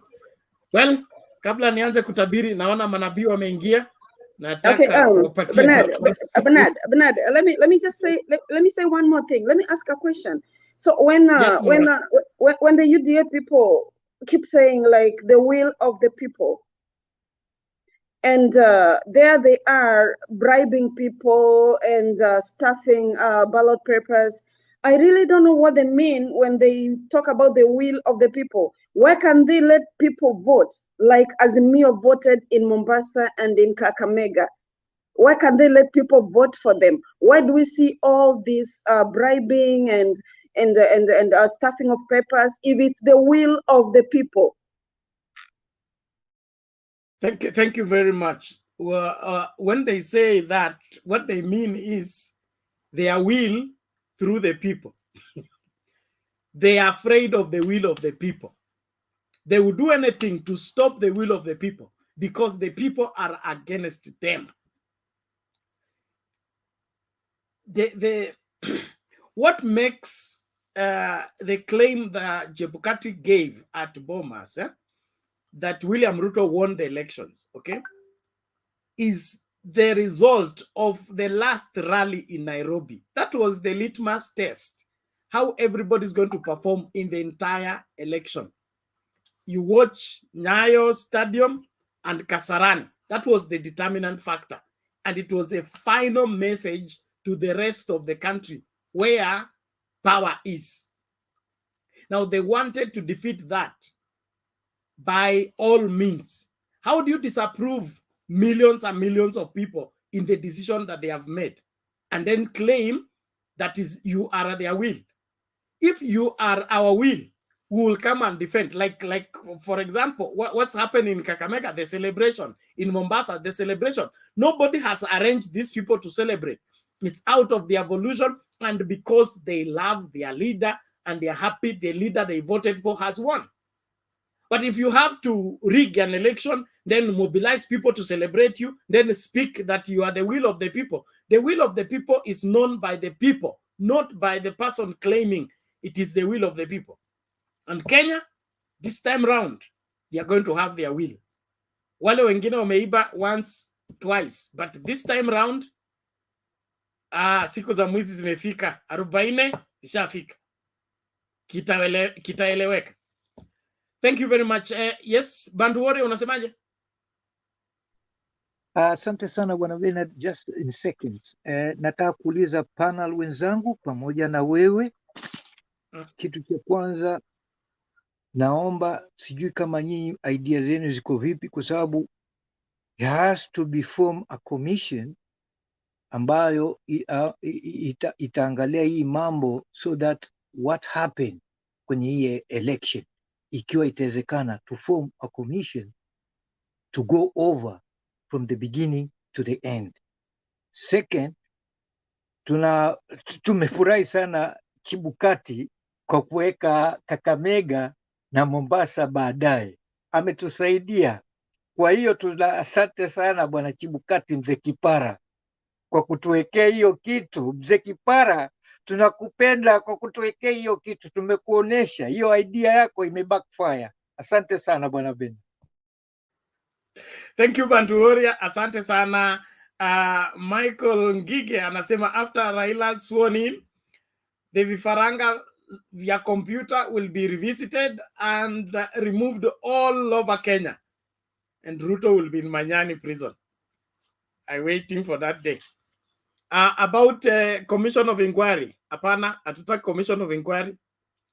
Forensic audit, DCI. Waacha vijana wafanye kazi na Kinoti.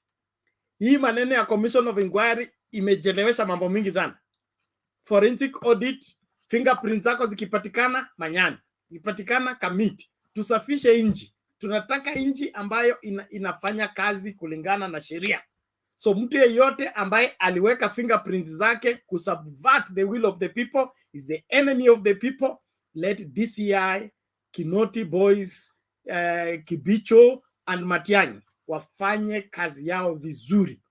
Hatutaki kuuzishwa ati nikuje kusema niliona huyu akikuja na lori. Hapana, forensic ulipatikana, ulipatikana hapa, mate yako ndio haya. Unajua ikiwa forensic ni uwezi kata, ni kama DNA. The evidence there doesn't need somebody to come a witness, because your saliva has been found there, your fingerprints have been found there. You need to tell us uliingia kwa server saa ngapi, mbona fingerprints iko hapo, ambia mimi sijui server, basi twende hivi tuonyeshe vile hii server ilikuja kwako ikachukua fingerprints kama usiki. This one is going to be a good one. Let's wait for the judges to do the noblest thing. And the desperation, you see the desperation where they are now saying that the other commissioners should withdraw the affidavit. They can't withdraw the affidavit. That's why that case was framed that way, so that everybody will have a response. So William Ruto, get lawyers. Leave those your 54 things. Sorry. Without disrespecting anybody, okay? Get serious lawyers, okay? Saa watu umeweka pamoja, kwanza hata watapata nafasi ya kusema chochote kwa Supreme Court. Get serious lawyers who will be able to represent you in court. Stop arranging the case. The case is already arranged. Status conference inaanza kesho. Cliff Nyabuto, habari ya leo? Unmute. Unasherekea ukiwa wapi? Nikiwa hapa Nairobi, Githurai 44. Ehe. Hamjamboni? Hatujambo, vipi lakini? Niko salama kabisa. Karibu. Mi kwanza nataka kushukuru hawa two deputies hawa Joe na Oparanya.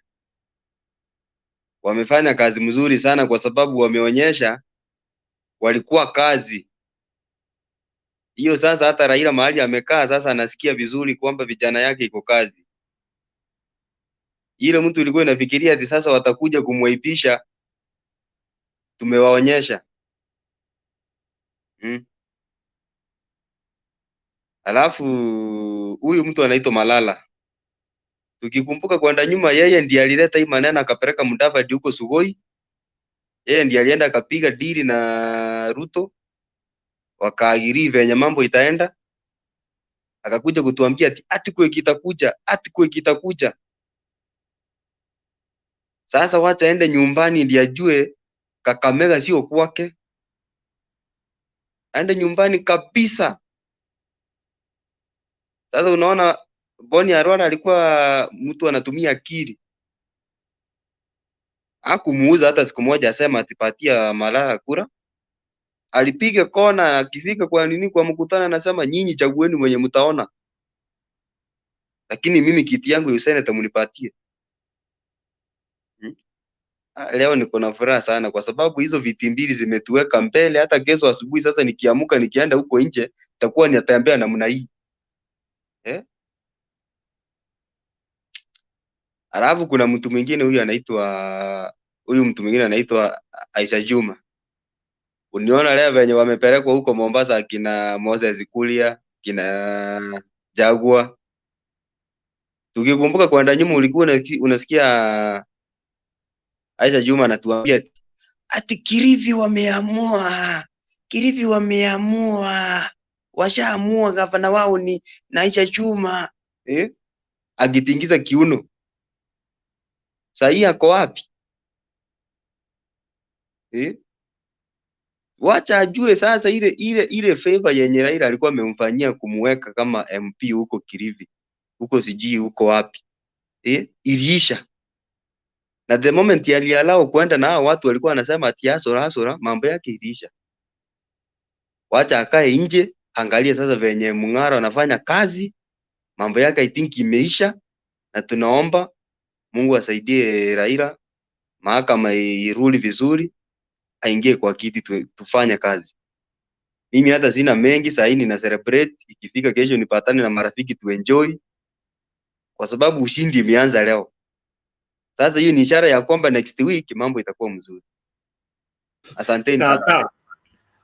Asante Cliff, tunashukuru sana. Tuendelee hivyo hivyo.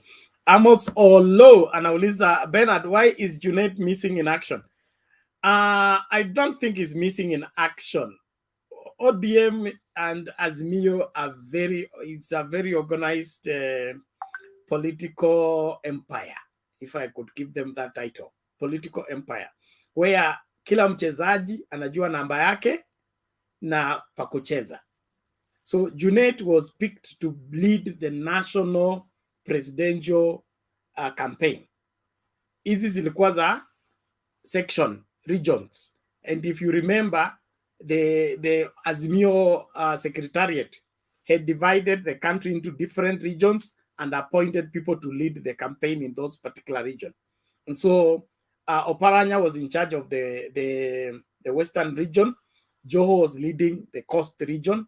And they were only coming into the national, whatever, presidential campaign in support of that particular secretariat. So this was not falling into the docket of Junet, but that does not mean he did not play a role. He did, but chini ya maji, because leadership is not just being on the forefront, it's also letting somebody lead.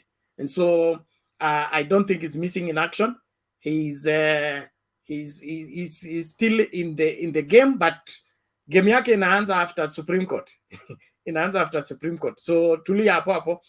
Hii ilikuwa maneno ya governor na region, and I think they respected that so that they use the existing structure, not for them to disturb the structure. It's not like UDA that if their presidential candidate is not there, the rally cannot take place. They don't depend on one individual. There is an empire where you send one prince and he takes a city, adds to your kingdom, and you move like that. And so I'm happy with that operation. We are happy that the Joho and Oparanya have delivered, and Oparanya has stamped his authority as the current Luya spokesman, the Mlembe Nation leader. Mdavadi and wherever and Wetangula are still donated to UDA. They can plan to move now to Sugoi Mansion and to stay there happily thereafter or sadly thereafter. All we want is for this country to be free once and for all. Asante, if there's no matter rising to end, yes, Olara, I give you half a minute. Olara. Asante sana, in as much you spoke about Oparanya, but the demeanor of Lusaka governor when Ruto came to his place to pray, that was not celebratory. It was kind of, he was kind of, he took down, he didn't campaign, he didn't support anything, he was just quiet. So, if anything goes wrong, I think the Luya will always come back together, and including the governor for Nipule. He will come back. The speaker was very calm. He did not give any political rhetoric when Ruto was there, because you remember the last Sunday when Ruto was in his place, he was very quiet. I want you to also observe that. And again, about Junet. And in as much we are praying for a rerun or something different, if it's going to be a rerun, I won't wish somebody without his own microphone to come and invite Baba. I want this time round, should be Charity Ngilu inviting Baba, or Kalonzo Musyoka inviting Baba, or Oparanya inviting Baba, or Joho. Those people who did that, now the secretary should be distracted. They are the one actually leading Baba to all those areas of Kenya. Hiyo mambo ya kuachia Martha na huyu nani Sabina Chege na huyu nani na huyu Junet peke yao running Baba's affairs. We don't see intellectuals, people like who can read the mood of the people, who can even give some. Sometimes Junet was overboard. He can overrun anyone. There's some Weshimi was in some areas. He will brush them up. I think he was a bit abrasive. He was not strategic. He could be part of it, but he should not be running it in the future, I think. A lot of people like us, we are structured here. Mutembe, we are structured. Azimio should not take us only as supporting partners. They should actually look at us as the actual people in the ground. Because hapa kuna mtu wako kwenye any kamati ya Azimio, and you are giving them advice for free. They should be having one of them listening to this program diligently. Like they are lawyers, they are strategic, because we are speaking from the ground. Instead of hiring people in billions of money, somebody's earning 100 million, something is given money to go and dash it out in constituencies. We can spend less of that, or 4% of that, and do a good job, a better job, which can be seen. And especially when the date of election is announced, like we are going next week to election, or next month for election, then these platforms are revamped. We just talk as we talk, but we have people in the ground. They call us, is what they saw and what they are seeing, like what Alex did last night or this morning. So I think the philosophy now is back to ownership of the project. We're not supporting Baba because we love Baba so much, because we love Kenya better. That's why we are going for Baba. And if we are going to go forward, we want to have a philosophy of owning this project. Like if you go to America now, yeah, Democrats, they'll organize in a village, they organize in location, they are live in cost. They all organize within the same. We can having the same channel, the same ideas, but devolve down to every other part of Kenya. Like today, we never celebrated the Pokot well.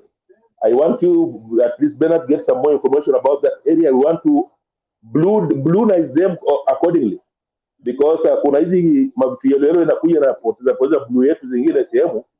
I want the t-shirt to look blue properly. So get those people and make me look more bluer, because I'm thinking there is an element of yellowish, which is a fever and a plague to this country. And these are all wash. They come with, they're shining like gold, but they're selling you death, because they'll eat your drug, they'll eat your ugali, they will eat you at the end if you differ with them, because you are seeing people are disappearing. Genuine Kenyan who just, maybe they played with them, they didn't play well, and now they're seeing the consequences in their graves. We want to protect everyone, and today IEBC did nothing. Wananchi elected their people, and Wananchi actually counted their vote, and Wananchi submitted their votes to IEBC, and IEBC has nothing but to announce the same vote. So if it's going to be a rerun, we have to count every polling station. Nobody's going to tell me about it. Lara, you had half a minute, you have taken 3. Pole. It's okay. Thank you, and your point is taken. Of course, if there happen to be a rerun, which from where I sit is unlikely, but if it is called, you now know that right now there will be no any other seat. So all the elected leaders and all the other people who are in Azimio will be having no other campaign program but that for Baba. So that is going to be very thorough. This beating in Mombasa and Kakamega is just introductory.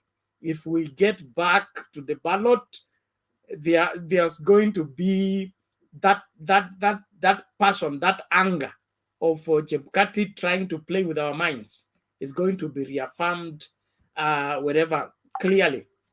And then, of course, the strategy will change, because the runoff is different from general election. General election, especially when you're running for presidency, you get people to vote for you because they came to vote for their MCA and you are in the same camp. So they vote for you because of their MCA. This time around, the MCAs are through, the governors are through, the senators are through, the MPs are through. So it is presidents only. Now that has to be given a different approach when it comes to laying down the strategy for campaigning. It can't be business as usual. So we hope and pray that everything will be okay. About the Azimio and UDA watching this channel, they watch it keenly. They learn more from here than any book they read anywhere.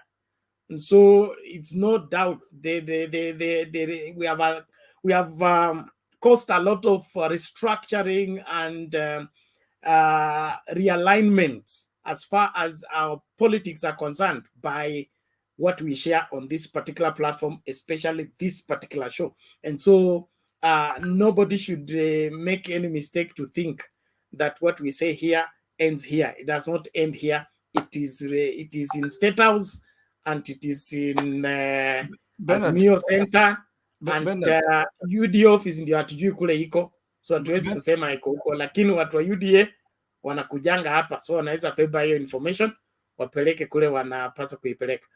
Bernard, I need to misbehave. I need to misbehave. I need to celebrate with my cousins from West Pokot.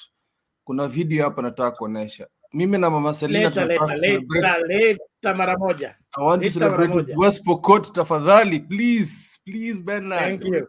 Alafu Go on. Wenieke screen vizuri watu waonekane wakicelebrate na sisi.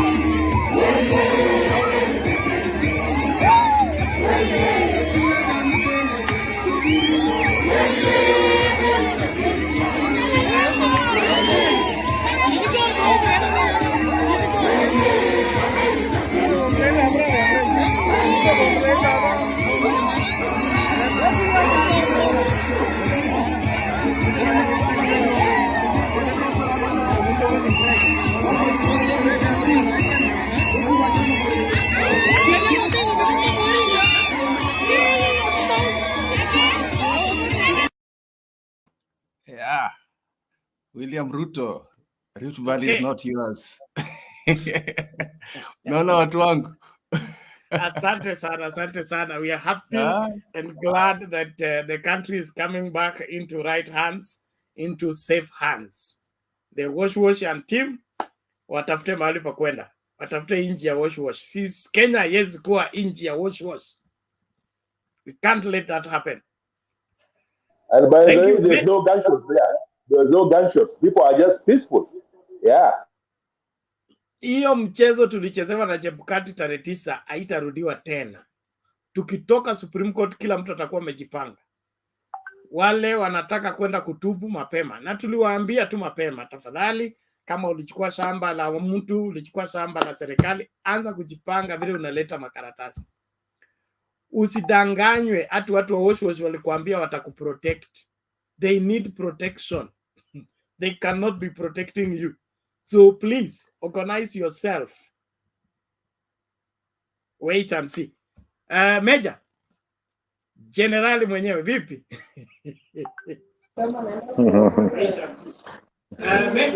Yes. Habari zenu lakini. Ilikataliwa hapa Nairobi. Generali jina kubwa. Nilikuja hapa Nairobi lakini Jalango akaliambia hapa pakaliki. Pakaliki. Hamjambo lakini the panelists, ni siku nyingine ambayo nina furaha mpito ama niseme furaha ribo. Nilifurahia sana kumuona Moses Kuria akichunwa. Naona ruhusa kuna chuno anapigwa kofi pale kama mtoto mdogo ndani ya gari, nasema basi unataka hivyo. Maana huyu jamaa na kiburi sana, anaongea mbaya sana kuhusu baba. Hajui kuongea, unaona? Haya, pia Kakamega. Na furaha kweli bana. Mombasa, hao watu wamepiga kura ya hasira. Walikuwa wanasema turnout itakuwa low, hakuna turnout, ilikuwa zaidi ya 9. Manake walitaka kumuonyesha Ruto ama UDA, sisi baba ndio wetu, na chama ni nini? Azimio. Na ikienda rerun, sasa tuchunge kura zetu vizuri. Watu wameamua, hasira sasa ndio hiyo, msururu ndio huo. So tukae ngangari, baba anaenda kuwa rais wetu. Na nikimwangalia Martha Koome, ni mama ambaye si wa kulalia pande mwingine, atachukua hongo ama atafanya nini. Philomena Mulu, huyo ni wetu kutoka kitambo, unaona. Huyo ni jaji wetu. Haya, huyu sijui anaitwa Simio ama Wekesa, huyu jaji huyo na wasiwasi naye. Smoking Wanjala, huyo na wasiwasi naye, manake Wabukusu wanatulet down sana huko Western. Hapana Meja, ni judge. Ni judge, yes, Bukusu. Ni judge, lakini anaweza, unajua saa zingine tribal inafanya mambo inabadilika. Nasema hapana, kwa sababu ya Wetangula mimi nitafanya hivi. Labda Wetangula anaongea naye mzuri, pande nyingine anamwambia bana wasare ora kisindu bwana. Unaona vitu kama hizo, unaona. Na mtu afanye mambo yake bana. Basi tungeshinda na NASA kama angeongea juu ya NASA na code kama ingekuwa Tangula. Smoking is brilliant bana. Smoking is a bright man. But you know the Supreme Court is not one person. The Supreme Court is not one person. If haitakuwa Chebukati, kwa sababu ikishindikana wanachukua vote and the majority wins. So kama 2017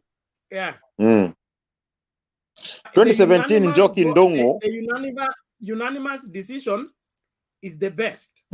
But the majority still carry the day, because like on 2017 exactly. the two who had a different opinion. Exactly, that is the thing. So hiyo itatusaidia. Nimeona kwa IEBC tumekuwa na majority. Naomba majudges wawe ni wote. Alafu wa decide vile watakavyo decide, na naona kama itakuwa nullified then baba atangazwe, lakini constitution ndio inakataa. Sasa sijui, naomba Mungu.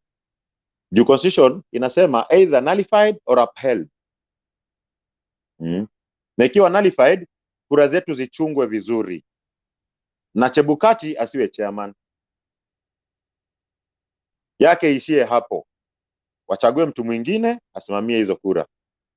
Naona. So hapo tunaenda kuwaonyesha sasa funzo. Haya, Nakuru, hiyo governor sina uhakika nayo atikihika alishinda. Naona. Hii ya leo ya Rongai, nimeona Moi akilalamika. Hiyo kijana Moi akilalamika sana. Na kama atapeleka kesi kotini, alafu kura ziangaliwe vizuri, labda atashinda. Huko ndo maybe hawakuchunga kura zao vizuri. Unaona?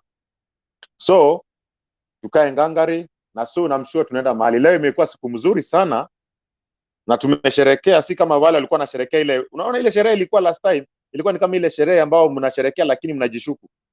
Amukai mna ile furaha. Ruto akitangazwa mahali alikuwa amekaa, bila amekaa tu anakaa tu mshukiwa. Unaona? Bila aliitwa pale, aliamka ni kama hiyo kitu haikuwa yake.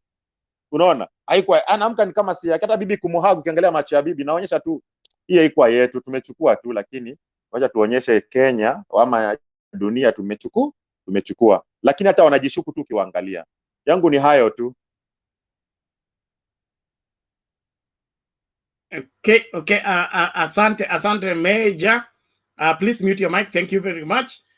Ni hivyo. Hii nchi imefika mahali ambapo lazima isafishwe, na itasafishwa kikweli kweli. Hakuna kufunika. Na wale ambao wanaogopa usafi unakumbuka wale walienda shule, wakati shule ilikuwa shule, kulikuwanga na sanitary, ilikuwa prefect on Wednesday kukagua wale wafuangi uniform. So ukiwa mchafu unajipanga alafu utaoshwa katikati ya parade. So hii nchi imefika hapo mahali tutaosha wachafu Hiyo ni shule gani hiyo? Hiyo ni shule gani? Hiyo ni shule gani? Wewe Kipu, wewe unajua wewe ulipemelezwa kwenda shule. Sisi tulikuwa arrested by the mzee wa mtaa. Unapeleka shule mbio mbio. Unasimamiwa ukae kwa class.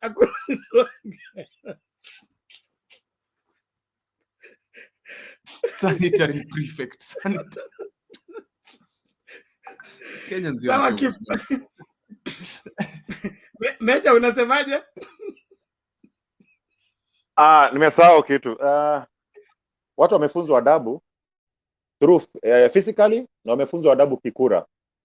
Na kuna watu wengine ningependa sana wafunzwe adabu. Mtu kama Osoro Simba alimjaribu kumfunza adabu kidogo, but anastahili adabu zaidi. Manake vile alifanya pale Bomas, akujaribu kumsumbua huyu jamaa wetu, huyu chief agent wetu huyu.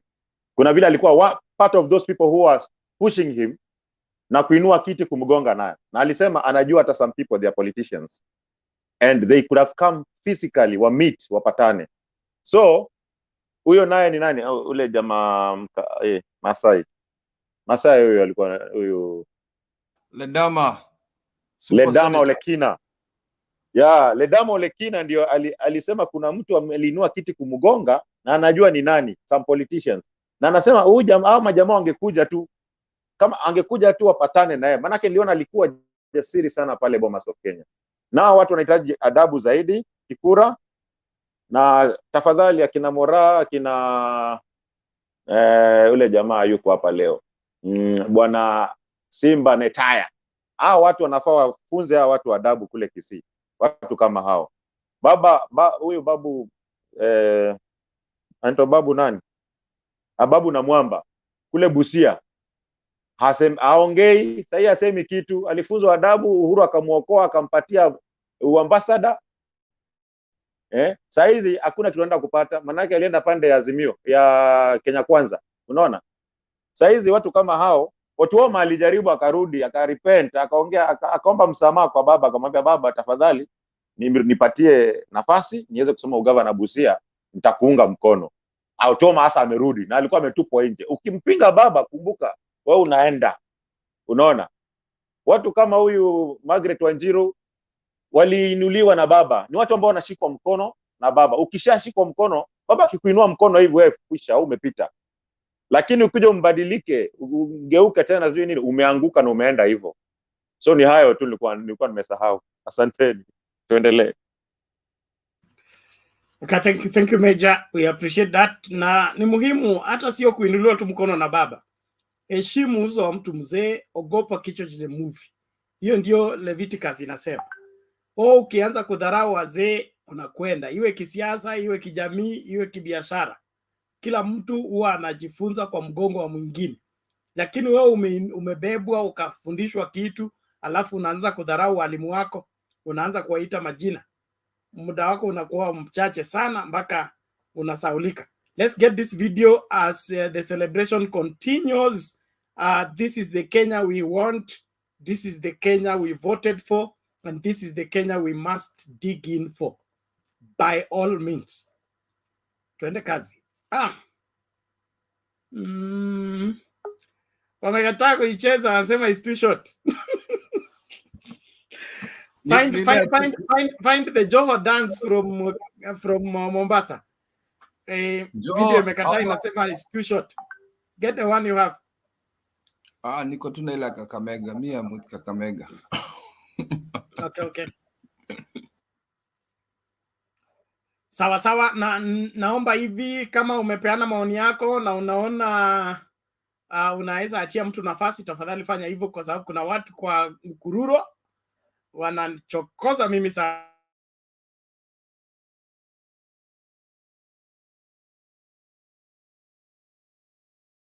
Sorry. You can follow the show from the background. It's important so that others can get an opportunity to make submission. But our country, we must take it and make sure that it is under our grip. Wale walikuwa wanataka kuiuza Venezuela na Uganda wamejulikana mapema. na tutawafunga kwa kikapu. Unajua hata parcel tunaweza tuma, kuna cargo plane bebe watu ipeleke. Ukitaka kuwa Venezuela, unataka kuwa rais wa Venezuela, tutakuweka kwa hiyo cargo plane, ukuwe delivered na HDL DHL make sure that they have signed, they have received their cargo. Then we forget. We must get our country back. Sam Ayeka, vipi? Let me ask you a question. If these politicians can't handle protecting their votes, situachie sisi wananchi tutachunga hiyo. Wewe Kipril, najua wewe hiyo kazi unaweza, lakini ngoja kwanza tusikilize huyu nabii. Ngoja hiyo point yako tuko nayo, subiri hapo hapo, tutarudi kwako. Sawa. Wacha tusikilize huyu nabii ili tufukuze yeye hapa. Sam Ayeka, vipi? Bernard, jambo sana. Mama Selina, Mora, Kipril, Meja, hamjamboni wote, Alex pia. Wow, nimejaribu kuingia kwa hii broadcast kuanzia saa 4:30 sijafaulu. Network inasumbua, naingia inatoka, naingia inatoka. At least sasa finally nimeingia. Kwanza ninataka kushukuru sana Alex. Thank you so much. Inaonesha wewe ni mzalendo thabiti. Na wazalendo hivyo ndio wanasimama kwa sababu ya nchi yao. Alex, thank you so much. Mungu akubariki. Na pia na familia yako pia yote ibarikiwe. Nashukuru kila mtu ambaye amekuwa mahali hapa. Nimesikia mambo mengi. Nimekuwa tu kwa comment section sasa kwa sababu nilikuwa nimeshindwa kuingia kwa broadcast. But I'm really happy tonight what Kakamega is doing and Mombasa. Yani the only seat tumepoteza ni moja peke yake ya Rongai. Meaning that Azimio imechukua every place. Kuonesha ya kwamba kura tulishinda halali. Lakini ni ile tu mchezo ya Chebukati alifanya kuiba kura. Na kama tu vile wenzangu wamesema ni kwamba tusubirie koti itupatie haki yetu. Ya kwamba yule mshindi wa kweli atangazwe na Kenya isonge mbele. Unajua kitu ninajiuliza ya kwamba wakati mabwana wanajipiga kifua kusema sisi tumekuwa na numbers, sijui tumekuwa na nini. Sasa mnakuwa na numbers na bado mnanunua watu, mmekuwa na numbers bado mnaongana. Ni aibu sana kwa Kenya ya sasa kupata watu wamebeba kibunda cha pesa. Wamebeba pesa nyingi kwamba mtu anahongwa ndiye aende apige kura. Jameni, hiyo ni hali, that is a barbaric act. Hiyo ni vitu ambavyo zimepitwa na wakati. But I thank God now Kenyans wanaamka kama vile imefanyika Mombasa. Kina Ndidi Nyoro wamejua ya kwamba hawana sehemu Kenya hii. Kina Moses Kuria wakijibeba wakijigamba, Aisha Jumwa na wengine wale walikuwa wamejibeba kujigamba. Imeonesha ukweli ya kwamba Wakenya wamechoka. Na Bernard, nakumbuka siku nyingine ulisema hapa people are just calm. People are just calm, na sio eti kwamba walikuwa wanangojea wasikie baba atasema nini. People are just calm. And right now is the time that we are seeing the real true face of Kenyans. Watu wamechoka kuibiwa, watu wamechoka kudanganywa. Sasa hivi hata wale walikuwa wanakuja na pesa wameaibika. Nimeona Mike Sonko aliongea matusi, akiongea matusi vile wanaenda kushinda kiti, sasa hivi atajificha wapi jamani? Ile aibu wamepokea Mombasa na Kakamega. Manake unajua wa jamaa walifanya mipango na Chebukati ili kwamba Kakamega na Mombasa ikose kupiga kura, ili kwamba wakitangaza huyo jamaa wao ambao wametangaza kama president akuje ndio wafanye ukora watu hao waingie kwa kiti. But God hangekubalia mambo kama hayo. That's why tumeona uwazi imeonekana, Mombasa imefaulu, Kakamega imefaulu. Na hivyo ndivyo Kenya yote ilikuwa. Kwa hivyo hata wale watu wengine wakiweza vile tunasema waende kotini, kuna ushindi mkubwa sana kwa Azimio. Hawa jamaa wengine hawana mahali pa kuenda. So it is a time that now Kenya we are rising up. We need to speak. Kuna mtu alisema hapa, which I agree with that person. Nelvin alisema itabidi wa Kenya tuchukue jukumu mikononi pia, ili kwamba watu kama hawa tunawahakikishia kwamba they don't have a place in Kenya. Hata kama ni kuenda street, watu waende street peacefully. Yani tutetee haki yetu kama Wakenya, maana hatuwezi dhulumiwa. Ikiwa watu wataenda wa bribe institutions, sisi tuna nguvu pia kama Wakenya, whereby the constitutions allows us.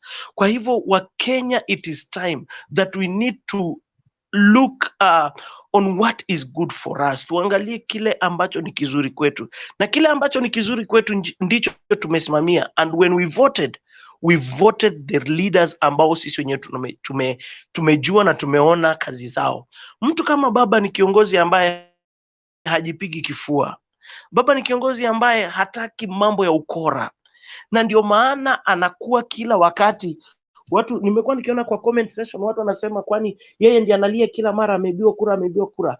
Baba is the only person ambaye anasimama with integrity, kwa sababu anajua ya kwamba Mkenya ndiye mtu ambaye anaamua. Kwa hivyo yeye hawezi fanya ukora wake mwingi ama aoneshe ukora katika mambo ya election. Hapana, yeye anataka haki, apigiwe kura kwa uhaki. Na naungana na mtu alisema ya kwamba wale supporters wa baba, you cannot pay them. Hao ni diehards na they will do anything. Hawalipwi, hawabebwi na mabasi, hawafanywi nini, lakini wanafata ukweli. Kwa hivyo nashukuru sana Heko Mtembei TV. Yani I'm just praying God very soon Mtembei TV Kenya mzima, because now at least we have a channel that inajaribu ku-accommodate kila mtu. Kwa hivyo Mungu abariki wale ambao wamefanya kazi ya Mtembei, all the supporters of Mtembei, nyinyi wote tu, you are just in my heart, and I'm praying God that Mungu afikishe Mtembei mahali pa kubwa Kenya. I salute you all. That's my submission. Thank you, Sam. We appreciate that, and we look forward for better days ahead. Yes, Alex, go ahead. Our Vincent. Yes, Alex.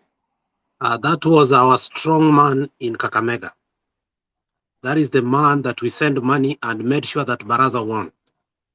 Vincent, despite the rain, despite everything, we did all that we had to do. And Alex, I want to thank you very much, and the team that supported us with finances, resources, and everything. And despite the rain, despite the hardships, we had to do what we did. Thank you very much, Alex. That was done within 1 day, within Mutembe, 1 day. And I wish we had done it earlier. But what I've said before is that it should be a building. When we have that rerun, we should start early, we should mobilize, and we should not relent. We should just go for it, go for it, go for it, go for it. One county, 1 day. That's our motto. One county, 1 day. Thank you.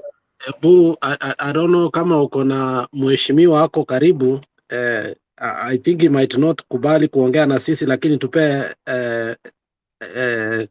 salamu ya mheshimiwa. Ameniambia hawezi kuja kwa show. Baraza is next to you there. Ebu tupe tu salamu zake alafu wachane hivi.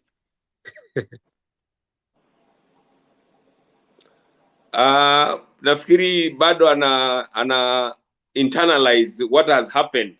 So I am sure with time atakuja na atatupatia kongole kabisa, kwa sababu kazi ile tumefanya si kidogo, na kuhakikishia haikuwa kazi kidogo. So shukrani Vincent kwa kukuja, na nataka wale watu wale 500 watu 700 wa Mtembei ambao walitutumia pesa yenu haikwenda yote, tulitumia Vincent, and Vincent alitumia vizuri sana. Vincent, tupe report ya watu wa bodaboda vile walienda, na voter apathy ilikuwa asubuhi, but we made sure that watu wakaenda wakavote later on. Pesa yao waambie vile ilitumika tafadhali. Asubuhi watu walikuwa wachache sana, na nilikuwa na wasiwasi, hata nikaongea na bwana Abuya, nikakupigia simu nikakuambia. Lakini baada ya kupata usaidizi tukatoka. Kwanza nilianza na bodaboda 50 na kila moja ilikuwa inabeba watu watatu. Kisha baadaye nikapata usaidizi zaidi, nikaongeza bodaboda zingine 20, na tukawa sasa tunakwenda. Wale wazee sana tulikuwa tunawapeleka kwa kituo cha kura, alafu tunawarudisha nyumbani. Wale vijana tulikuwa tunawapeleka tu one way.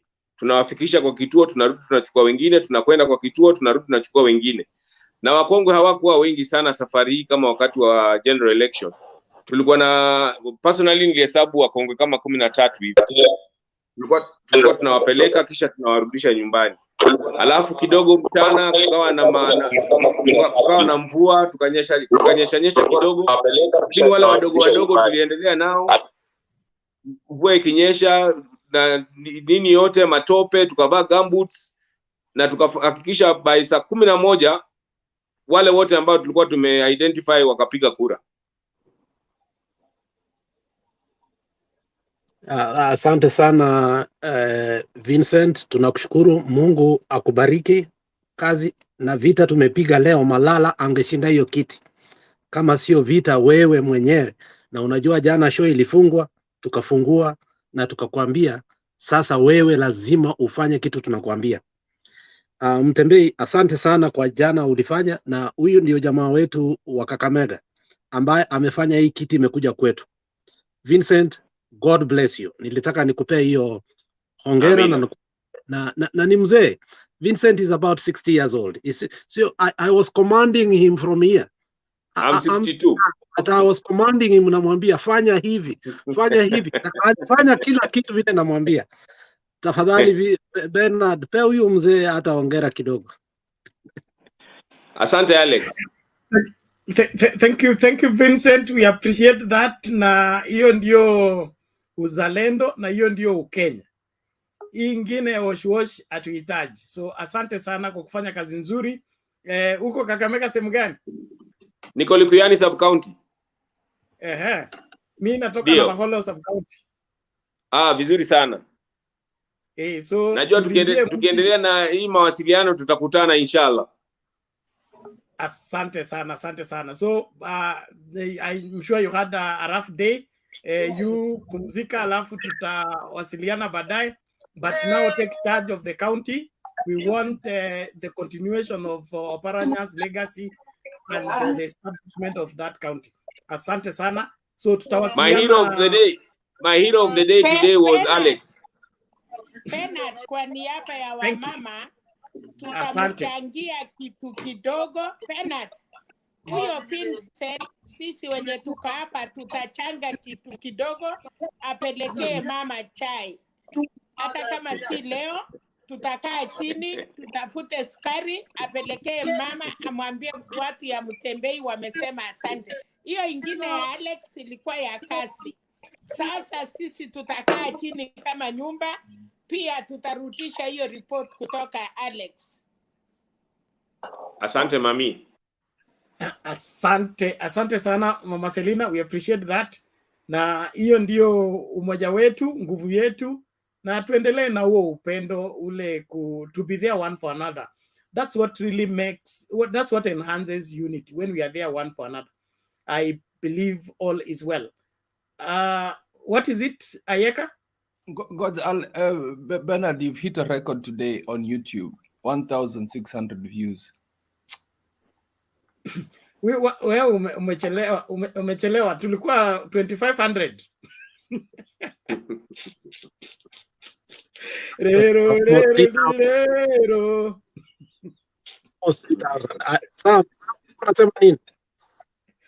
So I mute your mic so Bernard, that you can hear Aseka.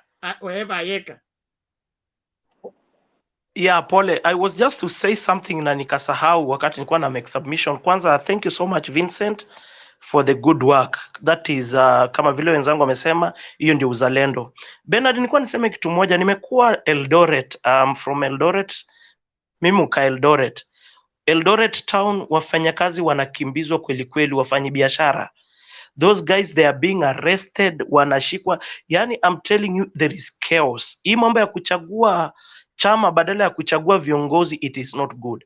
Since Friday, people have just been running, biashara hazifanyiki vizuri kwa sababu ya majamaa. Unajua Mandago na koti moja, they are cousins. So these people wanaendelesha the trend. So Eldoret, people business peacefully. So Wakenya wakati huwa wanaambiwa ya kwamba uichague viongozi, they run for charge. I don't know, Mungu tu atusaidie sana kama Kenya. Thank you so much, Ben. Okay, asante kwa hiyo information. Everything will be taken care of. Wacha tumalize maneno ya Supreme. Kila Mkenya lazima akuwe salama mahali yupo, nawe na uhuru wa kufanya biashara ya halali, atengeneze hela ya halali, ashughulikie jamii yake. Kama wewe hata ukiwa governor and you are mistreating the people, will come for you. We don't want any part of Kenya to be left behind.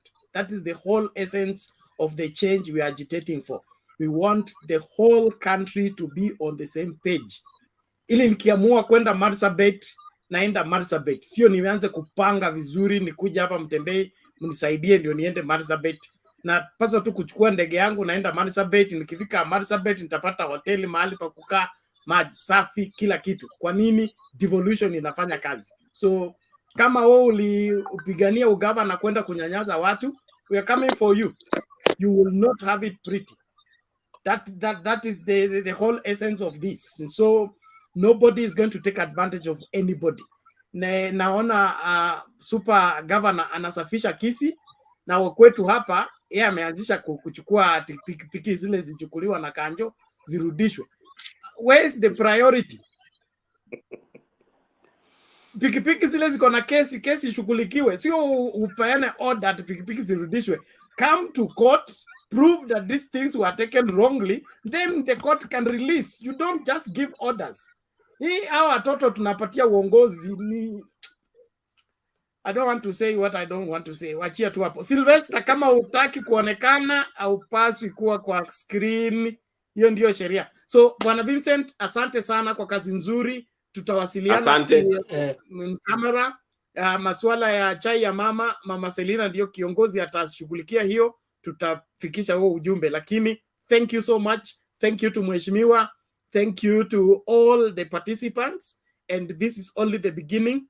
We will engage further and ensure that the reason we pushed for Baraza is for the welfare of the Kakamega people, and so we will watch you closely. Ambia mheshimiwa sasa Mtembei TV imekumulika hivi, tukikuja kupata pothole, mimi ndio natoka na Vaholo nitakuja kupita. Nikipata pothole nakuja hapa ambia Alex, hey, firewood has given birth to ashes. The standards were set. The standards were set, and we can only go up. The arrow is looking up. Hakuna kuenda hivi ama chini. Up, up, up. Asante sana Vincent. Thank you so much. God bless you. Let's engage further in the near future. Alex, kama kuna swala useme saini, kuna na video hapa ya Mombasa nataka kucheza. Dakika moja kabla hujaenda hiyo video, nataka niambie Bantu Warriors, hii kitu umeniambia mara nyingi niulize, lakini Simba Arati ni rafiki yangu mkuu, tulisoma na yeye. I can't go against him. He's a great governor. So akimaliza ndio wewe Alex, nilikutoa Kisii kitambo. Wewe ugavana wako ni Nairobi City. Yeye unaenda Kisii kufanya nini? Unataka kuwa kama Halwale? Mtu anashai Nairobi anaenda kusimama kiti Kakamega. Hiyo maneno ishe. You plan for Nairobi. Kama utaki ugavana, kuja uchukue kiti moja hapa. Tutatengeneza hii mji tu tukiwa hapa. Lakini Kisii wewe saidia. Usijaribu kupanga na Kisii. Hiyo nimekutoa. Nashukuru kwa sababu mmenitoa Kisii, kwa sababu Kisii ni ndogo kidogo. Bantu Warriors. Alex, asante sana bwana, nimefurahi sana kukuona. Najua umechoka, lakini wewe uko na bidii sana, na tunamshukuru bwana Vincent. Nilikuwa sijimjui, lakini nimemjua Vincent leo. Bwana Vincent, asante sana, tunakushukuru sana, na usichoke, na kama wenzangu wanasema, wewe ni wale wamoja wazalendo ambao umesimama imara. Wembe ni ule ule tu, tutawanyoa tu. Wembe ni ule ule, tutawanyoa bila maji. Asante sana. Na bwana Alex, nimekufahamu bwana, kweli hayo maneno umesema sasa ndio nimeelewa. Kwa hivyo tutazungumza baadaye tena. Asante sana. Sasa kumalizia, Bantu Warriors, nataka utumie huyo mzee. Huyo ni mzee ambaye ako almost 60 years. nitakuongezea kitu kidogo ya euro na nitaongeza ya dola. Nataka tumtumie chai leo, na kwa sababu huyo mzee alifanya kazi, alikimbia sana leo. So for the respect tuko na mimi na wewe, nataka tumtumie katu kadogo leo. Hata kula sukuma leo, atakula nyama mzuri, ingoko ama inaitwa Omsuma na ingoho. Itaywa. Alex, inawezekana, lakini Na sasa ile soda inabidi madiaba. pengine tumpelekee Bernard ama sijui tufanye vipi. Weka kwa namba ya Bernard. Bernard atamwekea, atatumia, nitamwambia aweke namba yake huko private, tutumie yeye, because huyu mzee amefanya kazi tangu asubuhi. Huyu mzee hata alipatikana na watu karibu wachape yeye, lakini yeye alifanya all that we told him to make sure that Baraza has won. Kama kuna mtu amesaidia Baraza leo katika Kakamega ni huyu mzee. Sawa, sasa wewe utaweka ukonda, keep uko na namba yake, Mama Selina, na wale wote ambao tuko hapa ambao tuko na uwezo, tuweke huyo mzee kitu akule na bibi yake, because he risked his life for us today. Thank you very much, Bernard. Yangu ni ile soda madiaba. Okay, keep ametoa soda madiaba. Thank you. So the number is there. Alex, umesema niweke kwa private chat ama we also give it to the public? Nitapatia Mama Selina namba yake. I have it. Give it to the public. Wengi jana walinipigia simu na katumia pesa. Put your number because already watu wengi wanaijua, and then we will forward it kwa mzee Vincent. Anuliwe tu chai bwana. Huyu mzee ametusaidia leo. Had we lost this thing in Kakamega, leo hatungekuwa tunaongea hapa. Exactly. Okay, so thank you very much for that. Alex, now let's Bernard, kitu nitafanya mimi kwa uwezo wangu, nitapitisha kwa Bernard. Asante sana. Okay, thank you Bantu Warrior. Thank you everybody and all the people who are viewing around the country. We need to celebrate the victory in Kakamega, and one of the main players is here, Vincent Mage. Tungependa tu kumshukuru. So kama uko na sadaka ya leo naomba weka kwa hiyo namba tumeweka hapo, alafu sisi tusonge mbele. Nashukuru sana kila moja, and I want to appreciate the Mtembei family for what you are doing towards community welfare. It's a huge responsibility, and you don't disappoint. You have come in very handy. Vincent, kama this is only the beginning, so let's get into the same. Sorry? Vincent, siwaambie tu Baraza aingie tu hapa tusalimie bwana. Tafadhali. Tunafurahia yeye. Haiko karibu na mimi, na nafikiri yako Kakamega kwenyewe, lakini tutafanya njia tuone vile tutamleta kwa show. Asalimie watu wake. Asante sana, nashukuru. Nataka tusalimie Baraza na tumpongeze. Nasiri na niongea na yeye leo, akaniambia saa hii anasherekea kama Waislamu wanasherekea. Akaniambia atakuja. I'm telling you, Nasiri ananiambia he promised me he will come to Mtembei show. But not today. But for Baraza I think wewe ndio utatuconnect. Mimi sina namba yake directly. Asante sana, nashukuru. Tafadhali. Mungu awabariki.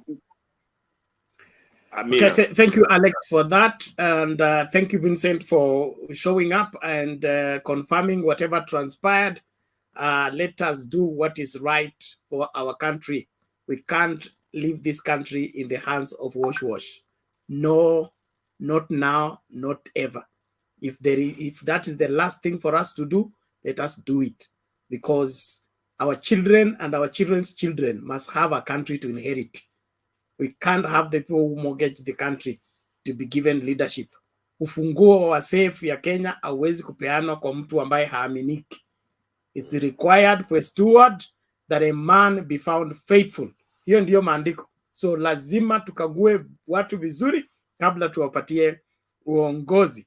So let's rejoice with Mombasa even as we proceed na hiyo appreciation for Vincent. Let's do our best. Gavana Joye!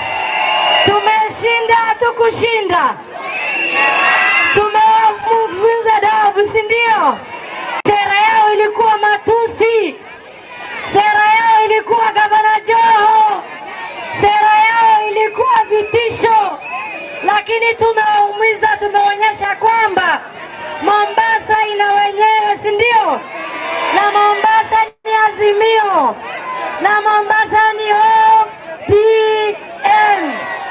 Kitu moja leo watu wa Mombasa mmeonyesha Kenya mzima ni kwamba kama ni election ni free and fair, Azimio tuna ushindi. Tumeonyesha kwamba nchi mzima Raila Amolo Odinga aliibiwa kura lakini alishinda, si ndio? Tulionyesha Kenya mzima kwamba the fifth president ambaye amechaguliwa ni Raila Amolo Odinga. Na tunataka kuambia watu ya UDA kwamba tarehe 5 Supreme Court watanalify elections, si ndio? Inshallah. Na wakinalify elections, wembe ni ule ule. Wembe ni hii leo tumefanya, tutawanyoa bila maji, si ndio? Tutawanyoa bila maji, si ndio? Na watu wa Mombasa nataka kutoa shukrani sana. Leo nilitembea kutoka Nyali paka Mvita paka Likoni, mulinionyesha kwamba upendo ile mnapenda Abdul Samad Sharif Nasir. Asanteni sana.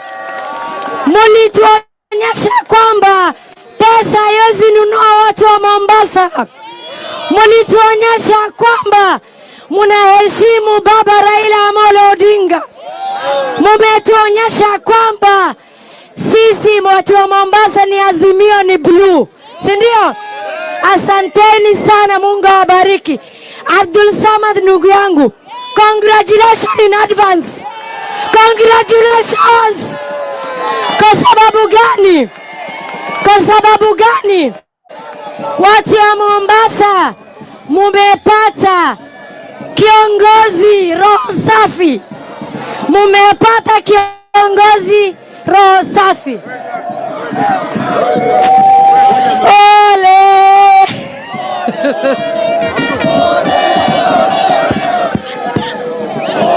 Haya, sawa. Mombasa oye! Haya, wacha ndugu yangu seneta kutoka Garissa. Umeshaongea?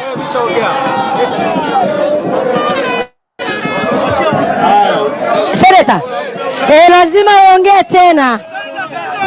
uongee tena. Seneta ama? Haya.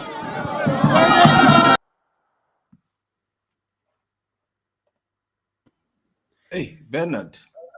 Sherehe kama hiyo Mombasa.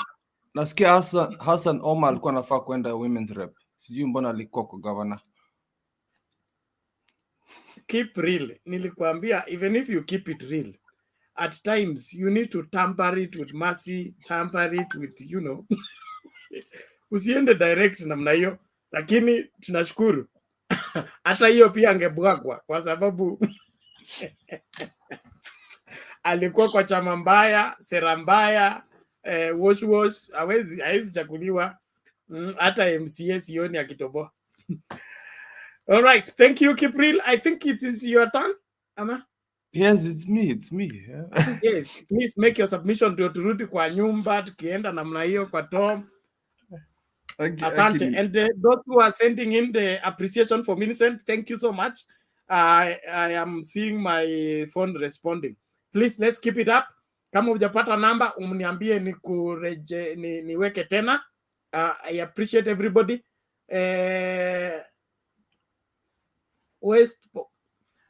Okay. Thank you. There's somebody saying that the West Pokot seat should be contested. I think it should. We need to get all the nini. We were 60%.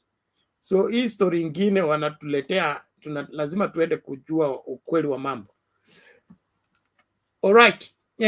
Go ahead. We were celebrating West Pokot. That is Azimio zone. It's really upsetting.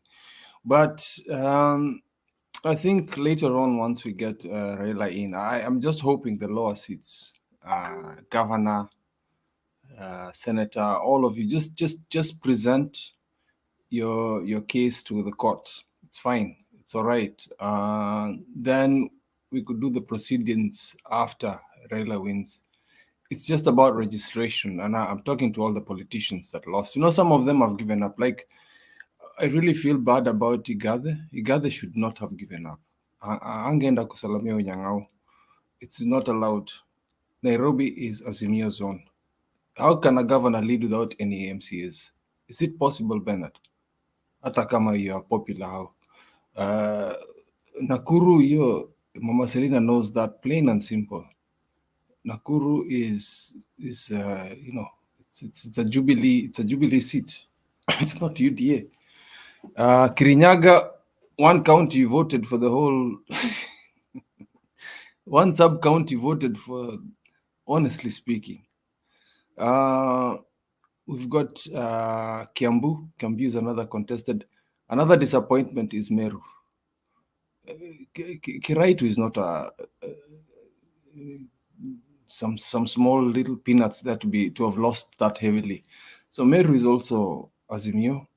So some of these seats we are seeing that Azimio almost took 60% of the country. For all the seats, I'm talking about the 6-piece.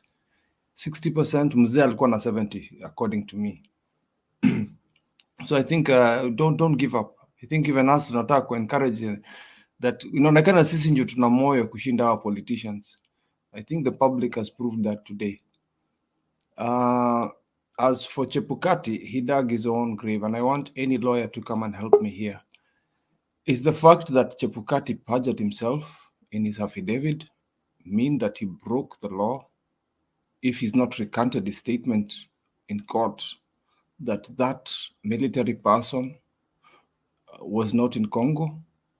Because the assistant, the deputy, was in Congo, and Chebukati said he's one of the guys that was in the meeting. So that is a lie in court, and Chebukati has not recanted that statement yet. And when it's presented in court as evidence without a recant, that means he's lied, and the Law Society of Kenya need to revoke his license. We don't even need to take him to jail yet. We just need to do that. Now, huyu mtu cannot be the chairman of IEBC, because to be chairman of the IEBC, you need to be a lawyer. And once your law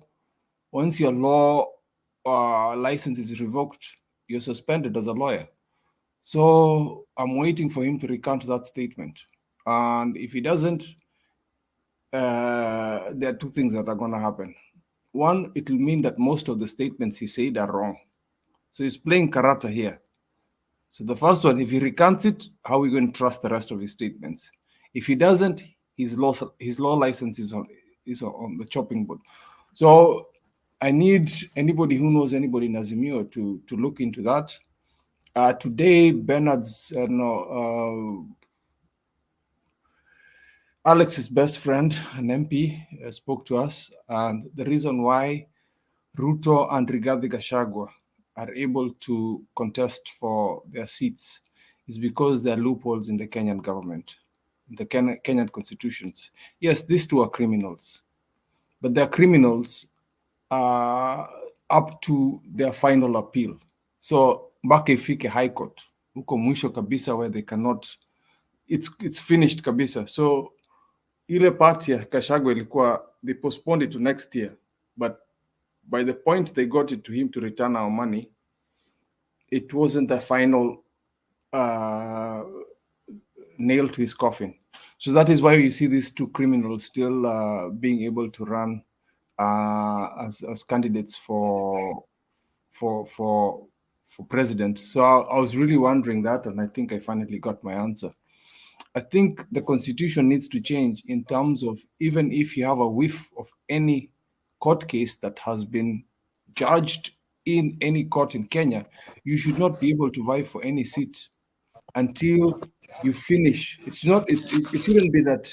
It shouldn't be that we wait for you to finish all your cases, then we can remove you. It should be you don't contest for any seats until all your appeals have been finished. Now, Kenya, we've got it the other way around. Somebody's mic is still on. I don't know who it is. Bantu, mute kidogo. Mr. Warrior. Asante. But it's exciting times, and I think that the IEBC is not rotten at the top alone.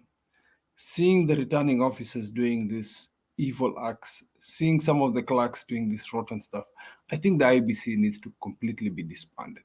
Completely, even the ones you think are on our side. I'm not going to mince words about it. The 4 extra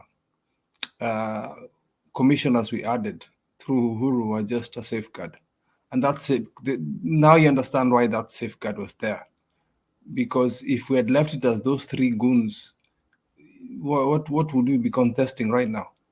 So for me, I need even our 4 commissioners. We need to disband them and take them back to Parliament and readjust the IEBC and re-employ everybody before we can even go for a contest there. Yeah, we as Azimio people are ready to go back to the ballot box, but we're not ready to go to the ballot box with the it's painful. The amount of pain the Mombasa people and the Kakamega people had to go through to get the results they expected. Seeing that my hometowns, talking about my communities, the Pokot and the Kalenjins in Nakuru, where we had to go through pain because we were surrounded by idiots. I imagine if Pokot was not surrounded by some fools in Rift Valley, you know. West Pokot is 100% Azimio. But it's okay. We're going to contest that. I was celebrating. I'm a bit down kidogo, but I will get back into the energy. So asante sana Mombasa, Kakamega. I can't wait for the Supreme Court iishe. We get our verdict. But it feels like, Bernard, I don't know if you have that feeling. It feels like a revolution. It feels like 2007. Not in a negative way. It does feel like 2007. Not 2013 or 17. This feels like there's an energy in Kenya that is very silent. There's a sleeping giant somewhere. Mombasa, I did not expect to see that. Kakamega, even more. It's like, where were these people? Why weren't the news showing all this stuff?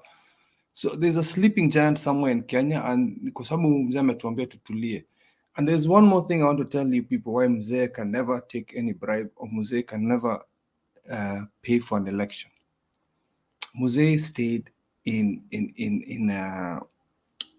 alikuwa in isolation for nine years.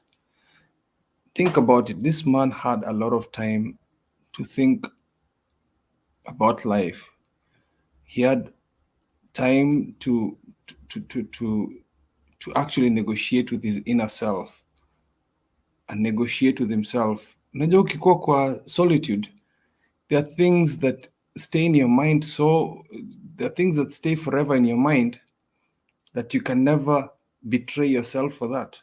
So no matter bibi yake azimwambia kitu yote, Aida cannot tell him anything. Raila has made up his mind he's going to get that seat the right way.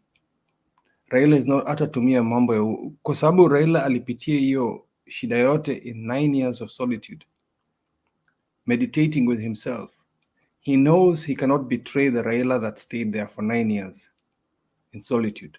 So Wakenya, huyu mtu hawezi nunua elections. I'm sorry, it's either he gets it the right way, he doesn't get it. So msikuja ati kunegotiate ati Raila needs to do some monkey business. I'm gonna be apologetic to my Jubilee people. Sabina Chege said, tutakufanyia nini nini. Raila told her, no, we don't do that here. Thank you, Bernard. Okay, asante sana. It is popularly said that the end justifies the means, but that's not a proper principle for life.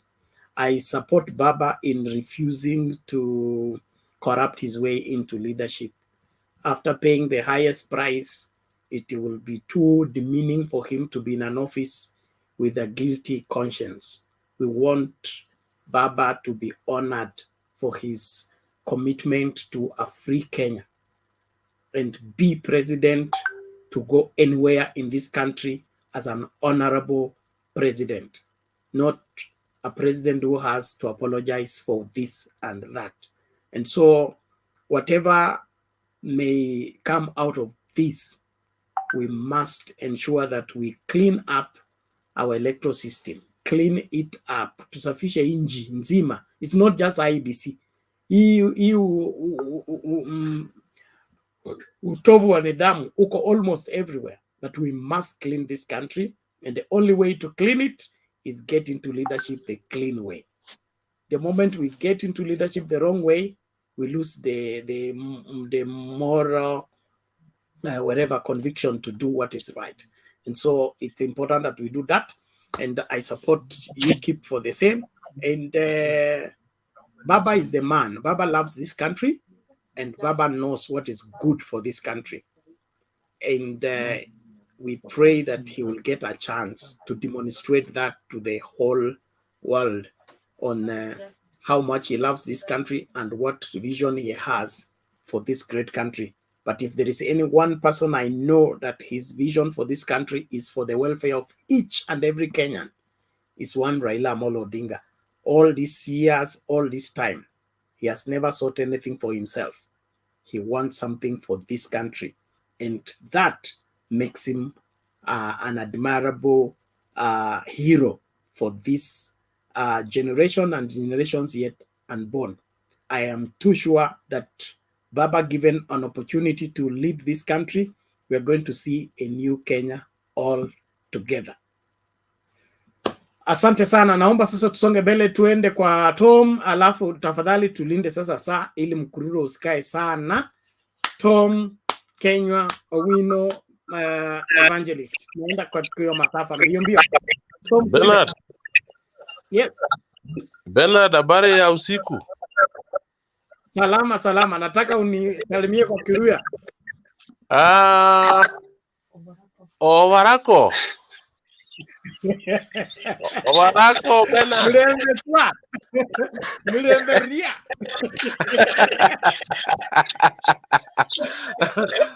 Sasa. Continue Tom, continue. Sasa Bernard. Mimi nimefurahi sana sana sana, na hata saa hii sina usingizi, na mimi naona ni kama nitakaa kwa hii kiti mpaka asubuhi. Ile furaha niko nayo Bernard, leo ndio nimeona kweli Kenyans wameamua, na waliamua hata ile siku. Nimeona Mombasa waliamua kulinda kura yao, na kweli kura wamelinda na wameshinda. Dakika hii as we talk, sherehe inaendelea Mombasa. Back to Kakamega kwetu. Hey, Waingo Malala analia. Hata saa hii ni kama ako kwa mkono ya polisi. DCI wako na yeye sasa. Chenye alifanya by giving this old man some cash, alikuwa amerisk maisha ya huyu mzee. Unajua kupeana kitu kama hiyo mbele ya umati is like kuita kifo, kuitajia kifo kwa mtu very innocent. Makosa kubwa sana. So I'm just happy with our colleagues in Kakamega. Whatever they are doing now, they are celebrating. But the so-called Malala is in the hands of the DCI.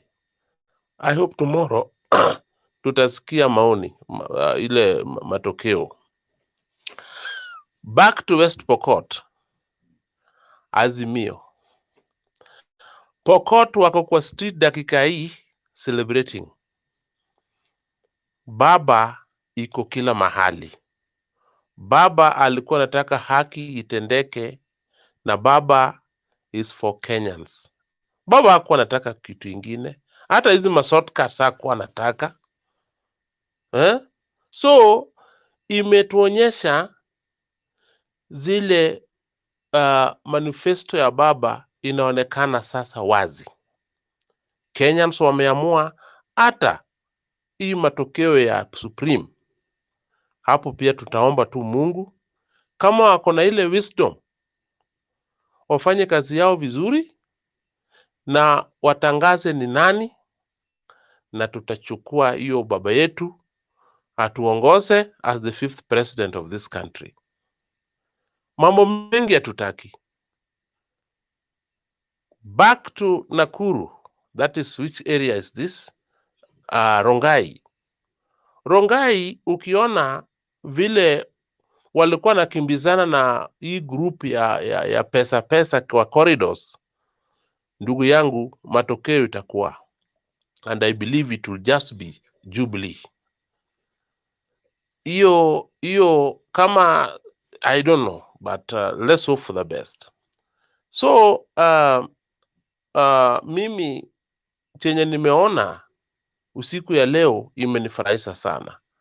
Sina mengi la kusema, lakini wacha tuombe Mungu, kesho tutaongea zaidi. Asanteni sana marafiki zangu wa Mtembei TV. Okay, asante sana Tom. Thank you so much for that encouragement and proper commitment to a better Kenya. Let everybody buy into that. We must make this country great. The only way to make this country great is clean it of every bad vices that wants to pollute everywhere. And Malala akilala ndani, hiyo iko sawa tu. Hatuna shida. Tunataka inji hii isimame kwa ukweli. Tunataka kujua tukipika saluti ya bendera, tupeane hiyo heshima kwa inji ambayo inaheshimika. Si eti tunalazimishwa kusimama ati bendera inapandishwa na hiyo bendera haionyeshi heshima. We need to have a country that is governed rightly, so that when ukiinua hiyo bendera unasherekea ukweli, uhuru na mafanikio ya nchi. Hao ambao wanataka kuharibu jina la hii nchi wakamatwe. Ikiwezekana wapeane kwa Nelvin, awazungushe kidogo masaa matatu hivi ndio wa hand over kwa DCI. All the same, let's get this video, then we get to Kenya to join into the celebration. Thank you all of you that are sending in their appreciation for Vincent and the job well done. We are making good progress. Please, let's keep it up. No amount is too small, no amount is too big. Tumnunulie kuku, kaunga, tuongeze ndani kachumbari hivi, ili naye asherekee kwamba hii inji iko na wenyewe, na sisi ndio wenye hiyo inji, sio wash. Haiwezi ukalinganisha na ile nilikuwa nao nilipopata kiti mimi na damu. Umeelewa? Hasa njoo anajua, hasa wajua sio? Inshallah, this was the most important victory katika all other positions except the one of the president. And I'm very happy ndugu yetu Abdul Samad Sharif Nasir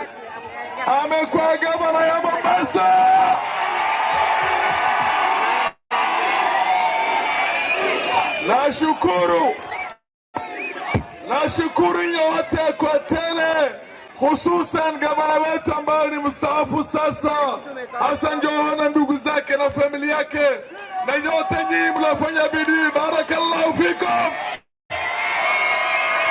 Mumeleta kijana chipukizi ambaye tutakuwa naye katika bunge, ambaye ni mtoto wa ndugu yangu mpendwa almarhum Sud Machele.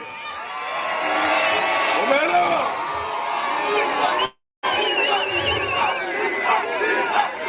Haya, watu wa UDA tunawaambia nini? Oda.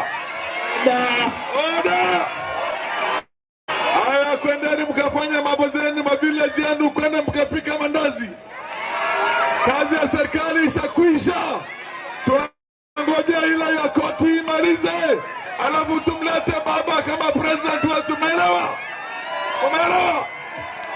Jenga serikali yetu. Barakallahu fikum. Haya,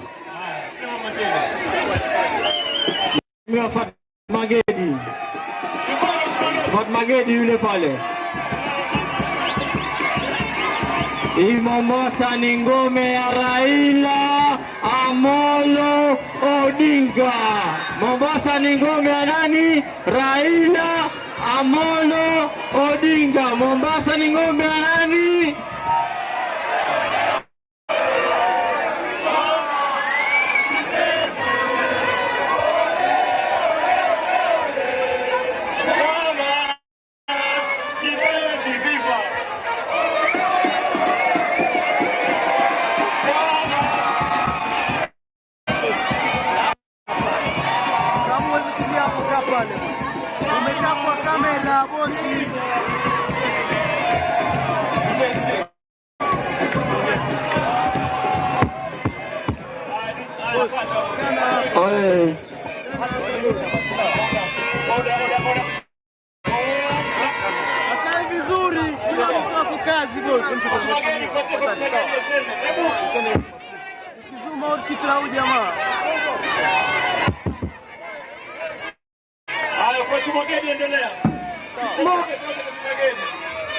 Mombasa oye! Abdul Samad oye! Gavana Joe oye! Tumeshinda, hatukushinda. Tumemfunza dabu, si ndio? Mimi nina furaha sana. Kwa sababu gani?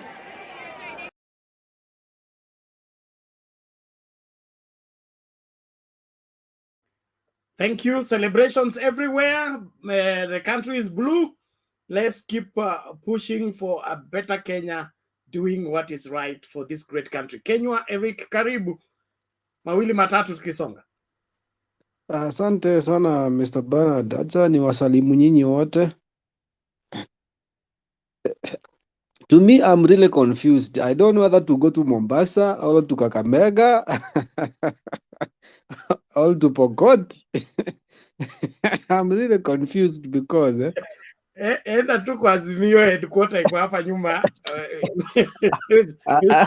Ama niende headquarters. Niende nipige nduru hapo. Then I just go back home. You know, I just want to say this to people who keep doubting who is Raila Amolo Odinga. And I normally say this openly. I joined ODM the time it was new. In 2005, I was with Baba. I supported Baba. Till today, me, I'm a ODM member. Full member. And you know, I really ask myself and I ask people who just talk, let me say, they do things that are not acceptable. Like today in Kakamega, how will you go with the money? Ubebe pesa uende na pesa kwa stronghold ya Baba. How? And you know, people should understand this. We Baba supporters, we Baba supporters, we spend even our own funds to support Baba's bed. That's the thing people should understand. For the years I've been supporting Baba, that is, I think, more than 15 years. That is, I've never taken even 10 shillings from Baba.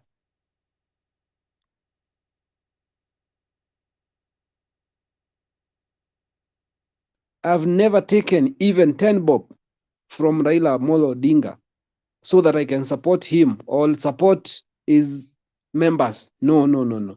I normally sacrifice myself to vote. I go home to vote. Last time even I paid a ticket from Dubai to Kenya to come and vote, only just to cast votes for Baba, just like that. And I didn't feel it hard. So people should not take Baba for granted. Na watu leo Kakamega walijua. Unabeba pesa aje unaenda na pesa bedroom ya Baba. We don't need your money. All we need is to Baba to be our leader, because Baba is the person who understands justice. Baba understands justice. But other fellas, they don't understand justice. They understand using money. And let me tell you, if you find someone dishing out money like the way Marala was giving people a lot of money to spread out there, do you expect service from that person for the first term? No. The first thing, hiyo si duka amefungua, anataka si msaada anapeana. Ukiona mtu anapeana pesa kwa kampeni kama hivyo, hiyo ni duka anafungua na anataka profit kwa hiyo duka. So mkimchagua, pesa yake atoi kwa mfuko tu akipeana, anaandika mahali, leo nimepatiana 10 million. So akiingia pale kwa kiti, lazima arudishe pesa yake na profit. And those are the leaders that we don't need. We don't need such leaders. So I'm really much happy for Kakamega. Nilikuwa tu na imani na Kakamega from the beginning. I knew that Marala, Marala, the day Marala started insulting Baba is the day Marala messed up his leadership in Western. Huwezi tusimze Raila Odinga na akujibu na yeye ndiye amekulea. Marala angerespect Baba na akae na Baba full time. Marala angekuwa na kiti, angekosa.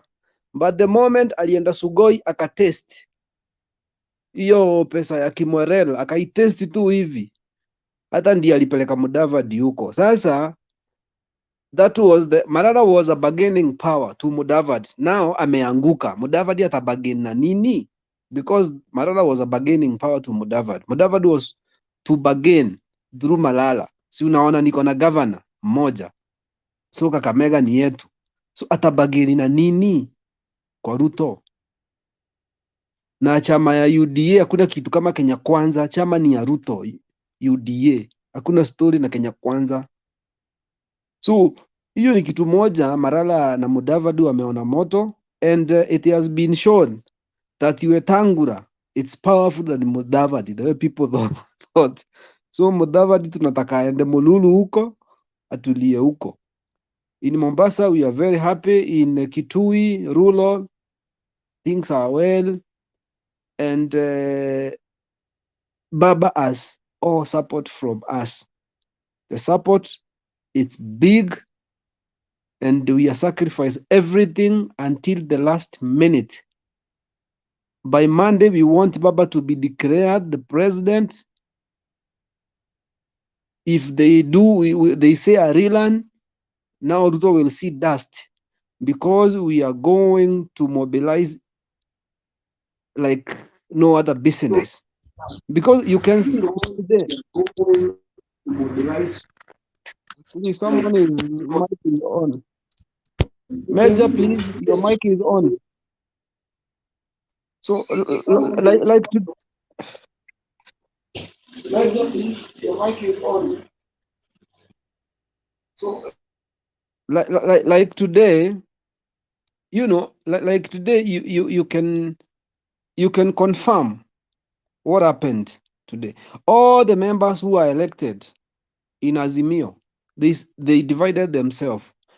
Some went to Mombasa, some went to Kakamega with other support, and they have managed to secure, because they were not fighting for their seat. They have their seat already. So if they say for Rilan, Ruto will see dust.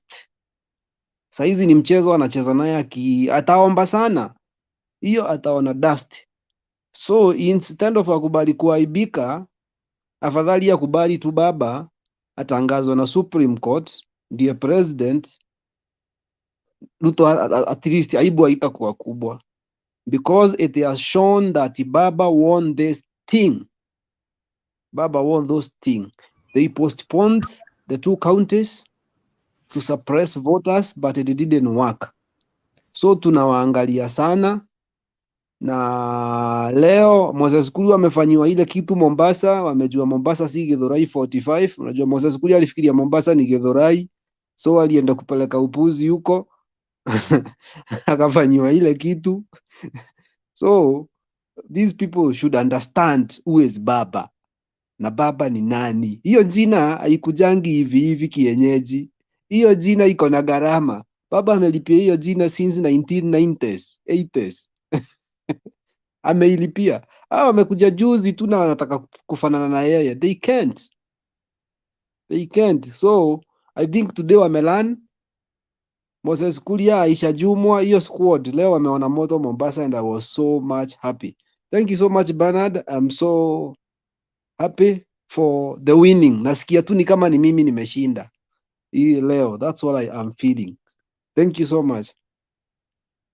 Thank you, Eric. We appreciate that. We are the winners. Kenya is the winner in this one, and we want to be winning like this. Hiyo maneno ya pa duly elected is not going to happen again in this country. After the Supreme Court ruling, tutakuwa na nchi ambayo tunajivunia kuwa mmojawapo wa wale ambao ni wahusika katika utawala na katika decision making. Hii story ya nchi mzima inachukuliwa mateka na watu wa wash. Siku zao they are narrow, very narrow. This time round mabadiliko ni lazima. Asante sana Bwana Eric, naomba tumsikilize Wino tukisonga hivyo, lakini tulinde muda tafadhali. Usichukue muda mrefu, unaona line vile inaongezeka. Asante. Bwana Wino, vipi? Asante sana. Salama. Mwanisikia? Yes, unapatikana. Karibu. Nashukuru sana kwa kunipatia muda huu kutoa maoni yangu. Kwanza kabisa ningependa kuwashukuru wote wanaoshiriki katika ukumbi huu. Nimekuwa nikifuatiliza majadiliano kila siku, kabla ya uchaguzi ama kabla ya siku ya kupiga kura na hata baadaye. Pongezi sana Bwana Bernard kwa kazi nzuri unaofanya. Jana kidogo sikuwa online kwa muda mrefu, lakini nimesikia ushuhuda mzuri sana kwa yale mliofanya asubuhi ya leo kusaidia katika uchaguzi wa Kakamega na Mombasa pia.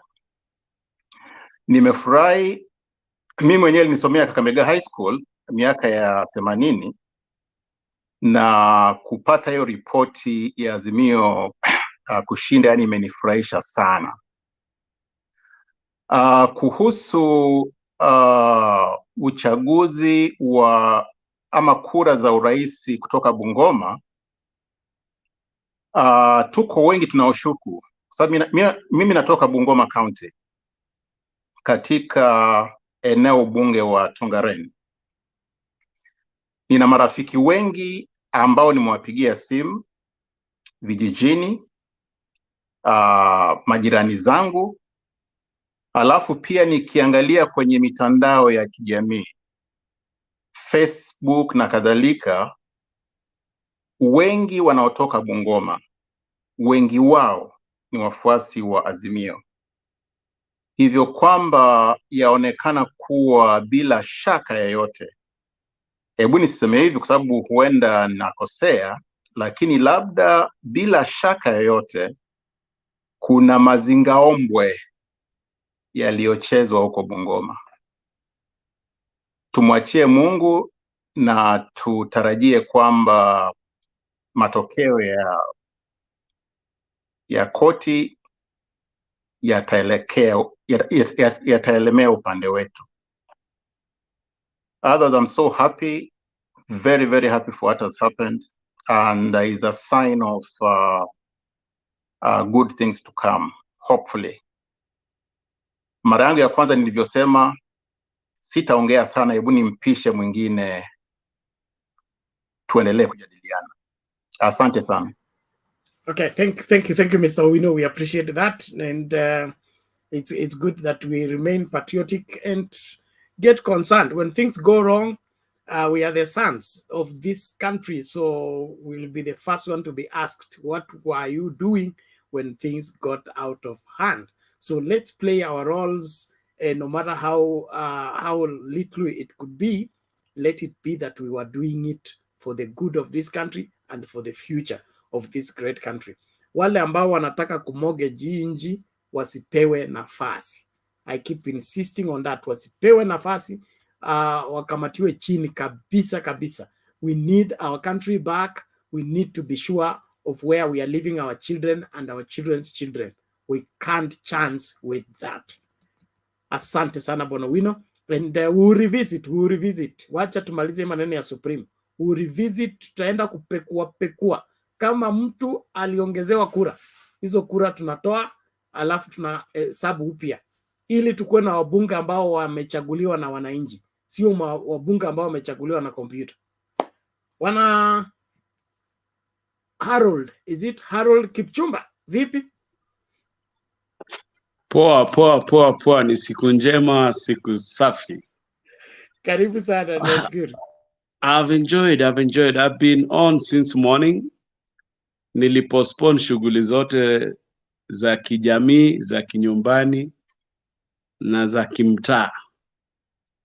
Kwanza kwa sababu mimi ni mkaaji hapa karibu Rongai, nikaamua kutembea kusikiza na kujionea. Walifurugwa leo wakora. Gikaria ambaye ni mjumbe wa kona nyingine akajileta, akakutana na wajamaa wakamnyorosha. Kina Murkomen wakaingia kona nyingine, kina Cheruyot. Leo wamejua. Ingawaje Raymond Moi alishindwa, lakini pia raundi hii hawakuleta mchezo kubwa. Hofu yangu ni kuwa watu wa Kalenjin it's going to be tough for them. Sababu ule mpango ambayo hii UDA imeanza ya kuleta chuki kati ya familia na watu na jamii ni mbaya sana. Waliweza kutuma zaidi ya wajumbe ama wabunge walioteuliwa 50 na kwa kila polling station. Na kitu ya ajabu ni kuwa yule ambaye wamempendekeza na kumpa kura, mlevu chakari, jambazi asiye na mbele wala nyuma. Alikuwa kansela nyakati nyingine, lakini hakuwa na uwezo ya kuweza kuongoza. In fact, in matters leadership qualities, the guy is nil. It's unfortunate that my people are being pushed to pick some. I will be very careful what to use. Wacha nijaribu kutumia semi-illiterates, unbaked intellectuals. Imagine a group that will lead the Kalenjin are going to be the mediocre of society in terms of knowledge, in terms of morals, in terms of what they stand for. They stand for nothing. It just stand for Ruto. I don't know what will happen if he's no more. God forbid. But it's unfortunate when you cannot stand for anything. Anything will carry you. And therefore today, I'm a happy man because Mombasa and Kakamega have confirmed that Raila won the elections. Because if these seats were voted for, hiyo story asijui 140,000 or 230,000 ingekuwa imesaulika mbali sana. I think it was a gimmick by the thugs and the enemies of the nation. But it's okay. It's just a confirmation that we only deferred the celebration. I want to congratulate the people of Mombasa, Kakamega, Pokot, Kitui, for reaffirming, and Kwanjenga somewhere there, reaffirming that Azimio is the party, is a movement, is where the country is. Lastly, is to appeal to each one of us. Let's keep our spirits high. Let's keep hope alive. And let us stand for God. Let us fill the gap. It shall be well with our country. As tomorrow the case starts, we keep them in prayers. We pray for the judges to remain faithful to the fidelity of the Constitution and the law, and that the end of gangs taking leadership position starts tomorrow, and that as Raila becomes president, a new dispensation will come to this country. It shall be well. Congratulations. This is a good day. That's why I'm not yet asleep. I don't intend to sleep. I'll do what is called kesha. Thank you. Asante Kipchumba, tunashukuru sana. Kile kinachoendelea na kiongozi ambaye anadai kwamba ni kiongozi wa Rift Valley ni kitu ambacho hakifai, kwa sababu kama we unaishi katika Karen hii na unataka kuwa kiongozi wa nchi ambayo inaheshimika, lazima uwe makini nani unayepeana uongozi kwake. Show me your friends and I show you who you are. One of the greatest demerits of having a leader who is insecure is in the choices of the people he wants to surround himself with. We say that an insecure leader surrounds himself with least qualified people so that he remains the most qualified among them. And so ukianza kuona mambo ikiwa hivyo, ndio hivyo, hataki mtu ambaye atamuuliza maswali, anataka mtu yule atasema yes sir, yes sir, yes sir. But hiyo yes sir inaharibu nchi, hiyo yes sir inaharibu maendeleo, inahatarisha maisha ya watu. We can't take that anymore. We need to have people who we can trust with the future of this country. Thank you very much. Naomba tuokoe muda, tutamuruka chaga tuende kwa Evangelist alafu turudi. Evangelist amekuwa hapa akiondoka. Wacha tumuokoe. Mwinjilisti vipi? Salama sana Bernard. Nashukuru Mungu kwa sababu niko hapa leo. Asante, karibu. Very happy indeed for the victory right now we have in Kakamega and Mombasa and actually Kwanjenga na kule Pokot. Indeed, it is a very clear confirmation ya kwamba we were the winner from the beginning kupitia kwa Baba. As an evangelist, I can still say that we need to have hope ya kwamba this thing is ours. At the end of the day, after the court had from tomorrow onwards, we are going to emerge the winners. Na vile ambavyo winner alisema, watu leo wameona kichapo kila mahali. Wale ambao walikuwa wanajaribu kuleta fujo na vitu vingine kununuana kule, nasikia wengine wamelala ndani. I have not yet confirmed whether it is true wamelala ndani, lakini kama wamelala ndani, wacha wakule kwa matendo yao. But for us here, I just want to congratulate you all because you are still here and you are just muko mnalinda hizi kura mpaka mwisho ya kwamba kufikia kesho asubuhi kila mahali tutakuwa tumeshinda. Now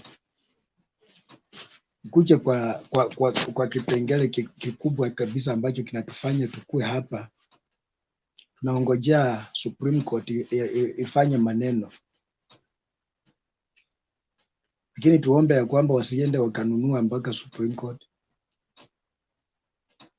maana kuna uwezekano, sababu wanajidai wako na pesa sana. Sorry Kipchumba ku mention that, lakini mi najua uko wewe ni wetu. Yeah, so tuendelee kuomba. Otherwise, I'm still also here kesharing nikiwa kazini. Can see I'm still in uniform. I can see. Yeah, asante sana Evangelist. Asante sana. Tuendelee. Tunashukuru kwa mchango wako. Thank you.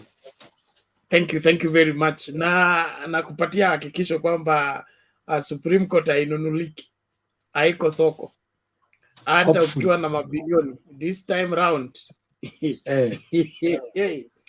you will need a lot of convincing for somebody to follow you into falling.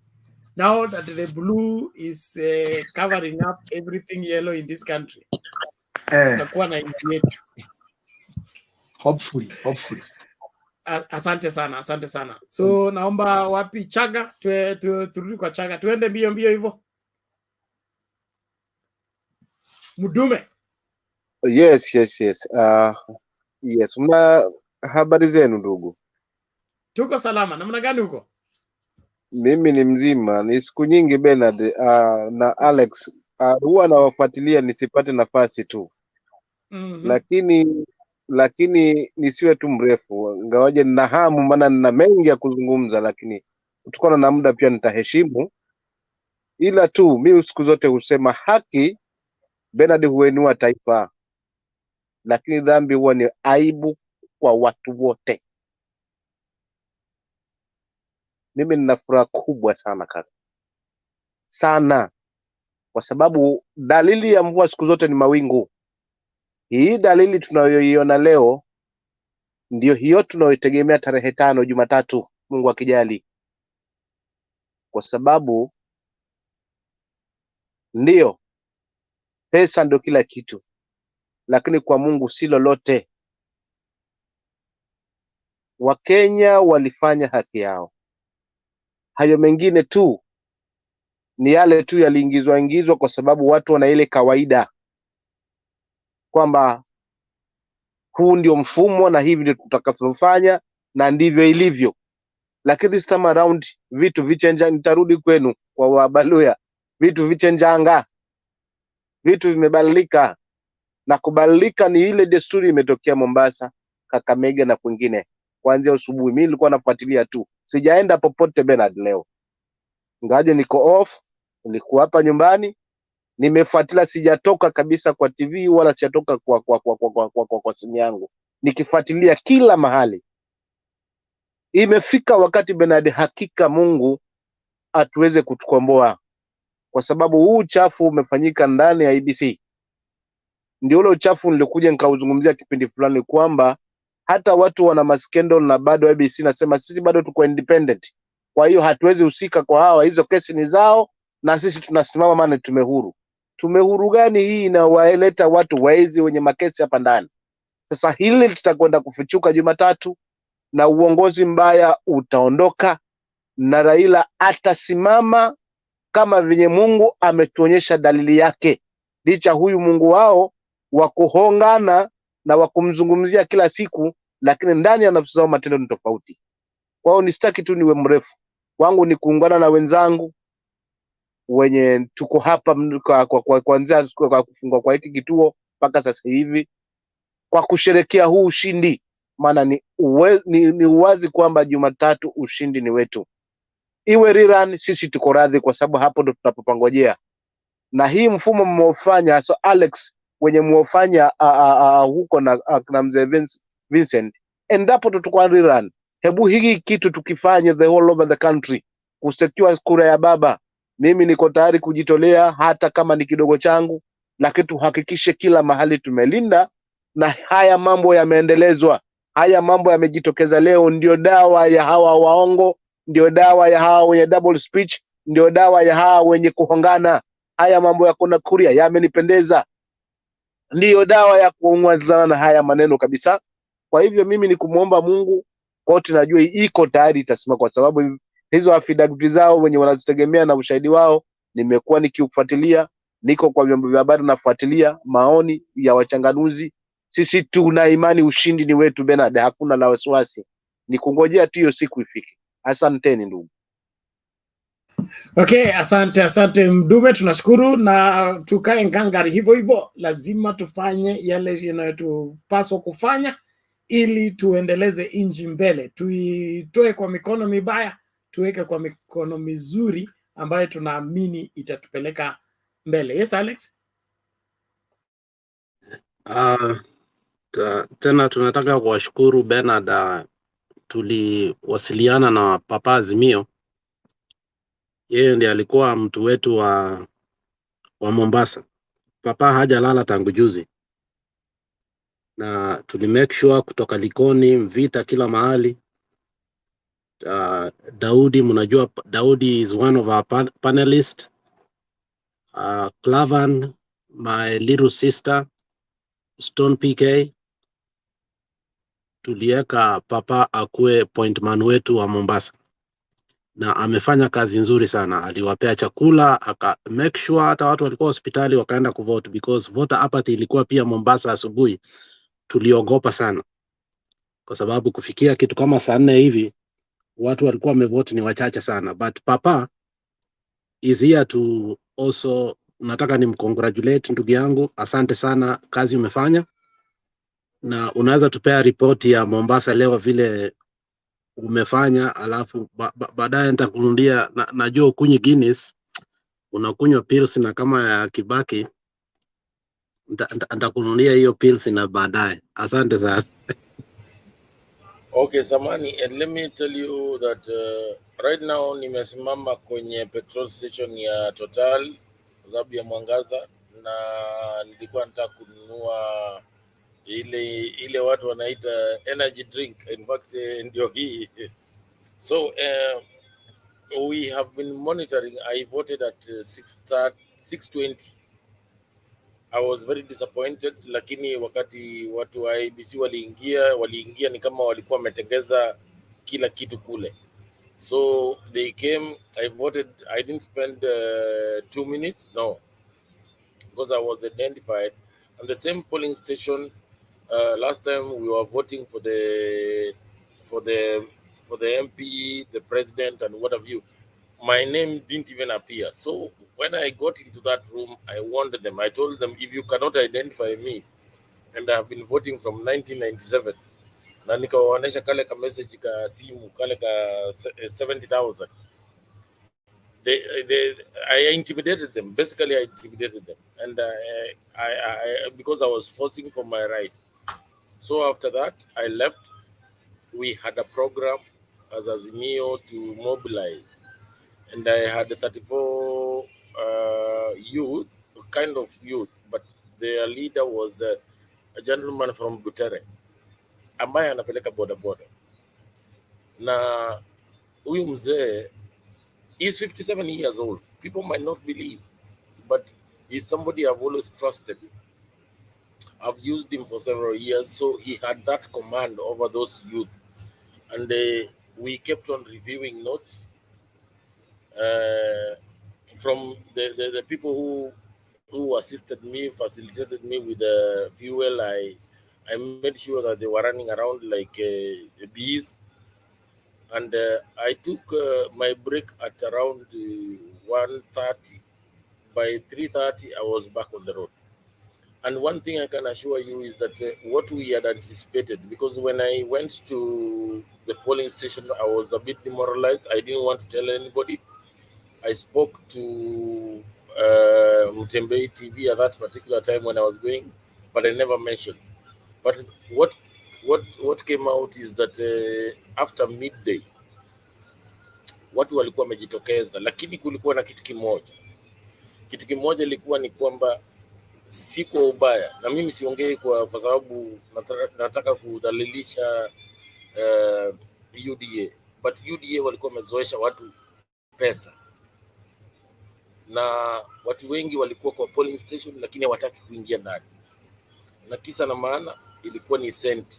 So kituo kimoja kinaitwa Ziwa la Ng'ombe, which is very close to almost where I stay.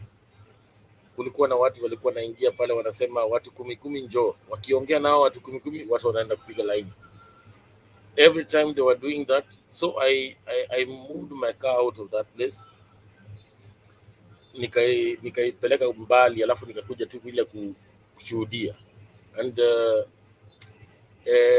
like it is said, money is I mean the hallmark of all evil. But one thing, and I've always said this on the platform, there is something about Kilifi and Mombasa. Kilifi is more diehard, but even Mombasa, people got reinforced that ODM should take this seat. Na watu watakudanganya, watakula pesa yako. There was that kind of euphoria at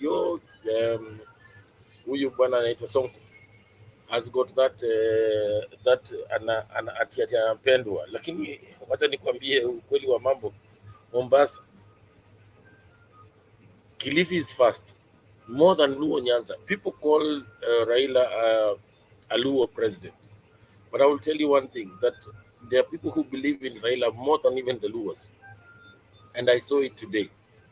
Akina mama nini, mama mboga pale mimi natokea, kila siku ananiambia baba lazima tumpeleke, hata kama hii ni Supreme Court tutampeleka. The lady who sells me, actually I call her and she brings vegetables to my house. I don't need to go and shop without a fee. These are people ambaye Ruto anaita mama mboga, lakini ni watu wameamini baba amekuwa akiwatetea hizi siku zote. Manake kitu moja, kama huyo mama ananiambia ati kwamba yeye wakati wake wa kwanza kuona pesa ya serikali ilikuwa ni basari, na hii basari alipata vipi? Aliipata kwa CDF. So there are people who believe in ugatuzi, and if you recall, when Baba was pushing for the new constitution, kuna watu walisema Baba alikuwa anatafuta ile ugatuzi ya 1963 ya kugawa, kama wewe unaishi Mombasa urudi kwenu, ati uwezi andikwa kazi county ya Mombasa. But I will tell you for free that one of the counties that have integrated, like Joe did, people don't want to celebrate Joe, but one thing that Joe did, some of his the ministers in that government, and you look at even the communication expert who came in, were the lady from Maisha, Radio Maisha, the physically challenged, was a very good communication expert. She was not from Mombasa. Those are some of the things that people in Mombasa appreciate. But you will realize that if you are in Mombasa, watu wengi watakuongelesha vitu zingine ambaye hutaridhika. Kama juzi nimeenda kwa kinyozi, nikiongea juu ya Joho, juu ya Abdulswamad, watu wananiambia ati kama si Joho amemshika mkono, kama Joho amemshika mkono, huyo ni project. That is the indoctrination that UDA spread around. And if you look at Abdul Swamad, and I want to bear Abdul Swamad witness because I lived in Vita for more than 10 years before I moved to Nyali. Abdul Swamad is somebody who used his CDF, and look at the CDF ratings. Other than that, Abdul Swamad mobilized the so-called Masonko, wale watu ambayo wanaona kama ni matajiri. Na Abdul Swamad mobilized funds from wealthy people, even outside the country. And he started something called Abdul Swamad Foundation.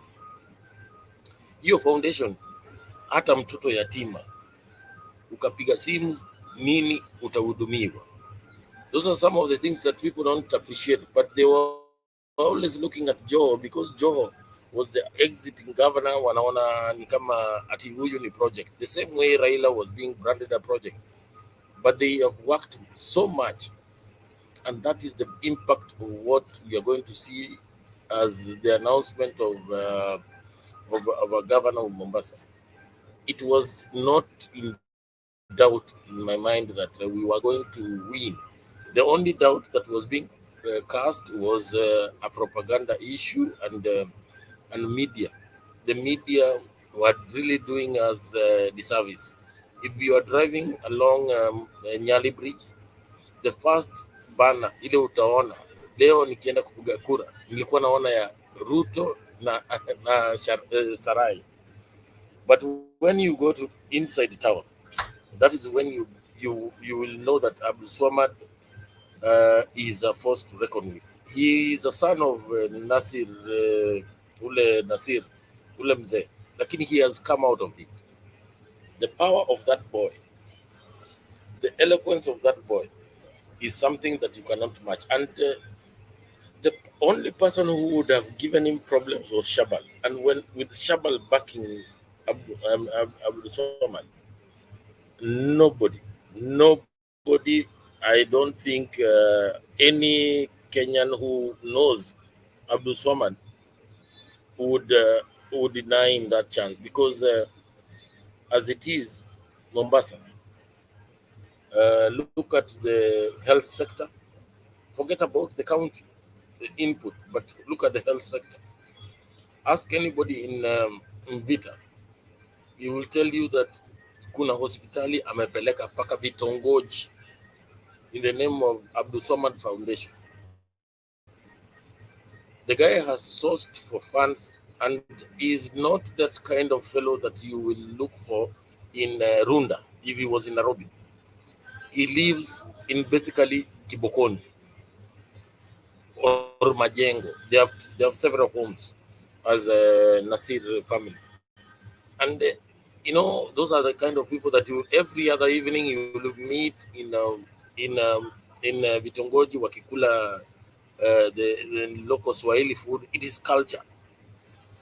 But that guy has denied himself so much that you will never even recognize that he's an MP when he was an MP. And the kind of base that Joho Ali instilled in the people of Mombasa. The only thing that I blame Joho as an ODM and a fanatic of Azimio is the environment. The minister he appointed let him down. There's a lot of garbage, but that can be handled. But don't ever talk about Mombasa lacking water, lacking basic amenities, lacking health. Mombasa has got some of the best hospitals, and I can dare challenge any other county. Any other county. Mombasa Hospital, even during COVID, had a capacity of 300 beds. They turned TUM, which is Technical University of Mombasa. There's a wing that he turned that into a COVID response center. And who was funding that? It wasn't the Kenya government. It was some well-wishers from Saudi, and these are relatives. Every other Friday, let me wind up, every other Friday, these fellows meet and they reevaluate on what how they need to support their people across the world. And there are dinners that are normally unannounced, where they invite businessmen to come and contribute in terms of knowledge and acumen, ile kila kitu. Lakini those are some of the things that people don't see. They think that the government can operate without the funding of well-wishers. It never happens around the world, because around the world people chip in. Like right now, I want to appreciate, in conclusion, there are fellows who have facilitated our mobilizing of voters to vote for Abu Swamad, vote for Malala. Some of them are in our screens. I don't want to mention names. And these are some of the things that people don't like talking about. They always want to talk about handouts. So let us move away from that kind of mentality. Let us move towards infrastructure, upgrade of infrastructure, so that we can appreciate what a government can do. Na nasema nimeshukuru sana, kuna watu wametusaidia. Leo mimi nimeongea na watu na nilikuwa na, kwa sababu ya mimi kujuana na watu kadhaa, I hooked up some of our panelists with a buddy of mine. We worked together for almost 24 years in Kakamega. He did a fabulous job. He's still on call because he's at the tallying center. Alex knows him. And, the kind gesture that you guys in diaspora have done, I really want to thank you, because all he needed was just facilitation of fuel, and he was running around. At one time, he told me at 1 o'clock that ametumana gambut. Na gari yake ameniambia hawezi kukaribia kwa polling station, lakini ametumana gambut ili aweze kuongea na watu tu chini. We are not going to do a campaign where we want to bribe people. He felt so ashamed wakati ananiambia magari ya UDA kiingia ni kama kila mtu anakimbia huko. Lakini I don't know, there is a word he told me in Luya that wacha tukule hapa lakini tunarudi kwako mzee. Akaniambia, don't let these people lynch me, they want their fuel. Nikamwambia mimi nitakusaidia na wenzangu watanisaidia. And that's how he made it. And I want to appreciate everybody who has given his sweat and blood. I know you worked for every single cent, and that's the spirit. So let's keep it up. I want to just go and wind up, and then I'll be in the show in maybe 1.5 hours, because I want to make sure that the people who I had delivered water and meals to some people, but tulikubaliana ya kwamba the ladies, they will get transport. So somebody added me some additional responsibility, of which I have a small van, which I want to commandeer to just ensure that they get home, because this terrain is not for the weak. You need to take care of some of akina dada wetu. Kwa hivyo nimeshukuru sana. Bernard, maybe wewe ulikuwa huko kwa background, lakini najua ulikuwa unapata habari, na nashukuru sana. Asante. Thank you, Papa. Martin, your hand is up. Yeah, Papa, usione mahali. Nilikuwa nataka kuambia good job for what you've done. And kuna kale kadil ketu nakajua. That one is forfeited. Good job for what you've done today. Yo sahau. Unajua ile deal yetu tulifanya? Unajua ukiendelea kuniweka kunywa soda kubwa, kwa hiyo nimeachana nayo, hata usiwahi jaribu kunipigia go take a good soda, man. Ile kitu nilikuwa nataka kusema, hebu angalia hapa, mimi niko kwa duka ya Total. Kwa hivyo nataka niendelee na hii conference, wacha niende. Weenda fikisha mzigo alafu tutaongea baadaye. Asante papa. Alex, unless you have something. Kuna mtu nataka kusalimia sana. Wacha nisalimie mtu ambaye anaitwa Roba, is very combative, kina Stone PK wote hapo naona hao ni militants ambaye wanataka hii nchi rudi kwao. Kwa hivyo nashukuru sana. Bernard, can I say something? Yes, go ahead, Robert. Yeah, Bob, thank you Cheers, very man, much. you guys.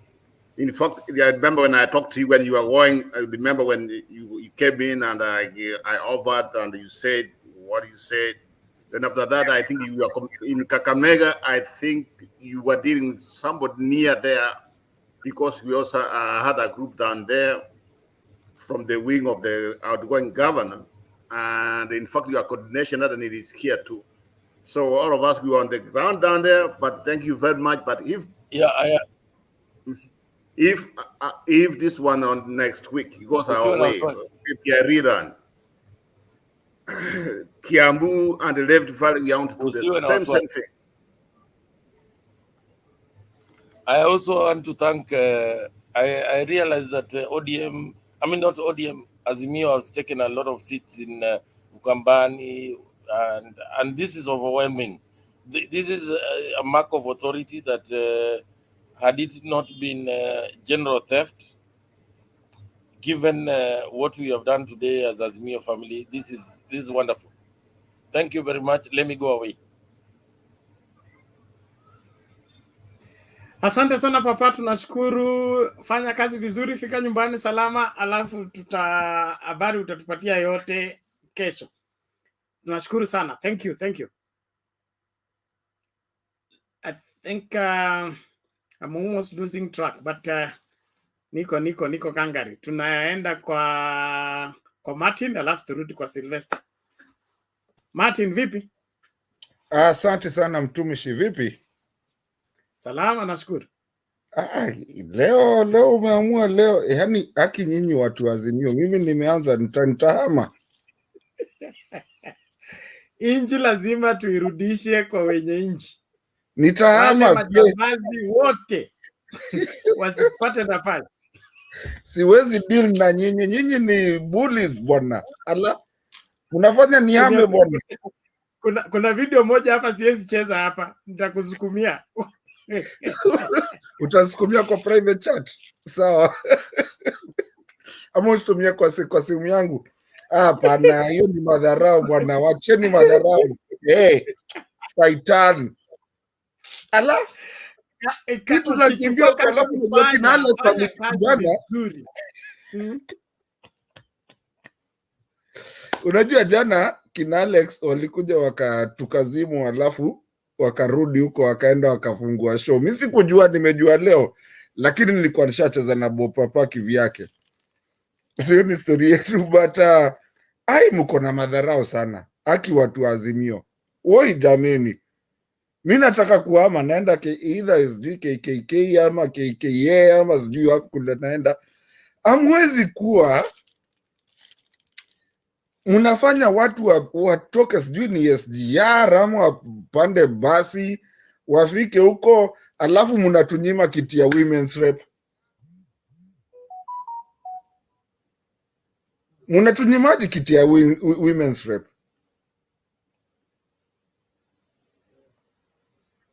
The seat was taken. It had already been taken. What were you coming for? Si tulikuwa tunaendea women's rep, alafu si wengine tumeenda kuvote, tunapata huko hakuna women's rep, ni watu wanachapwa makofi.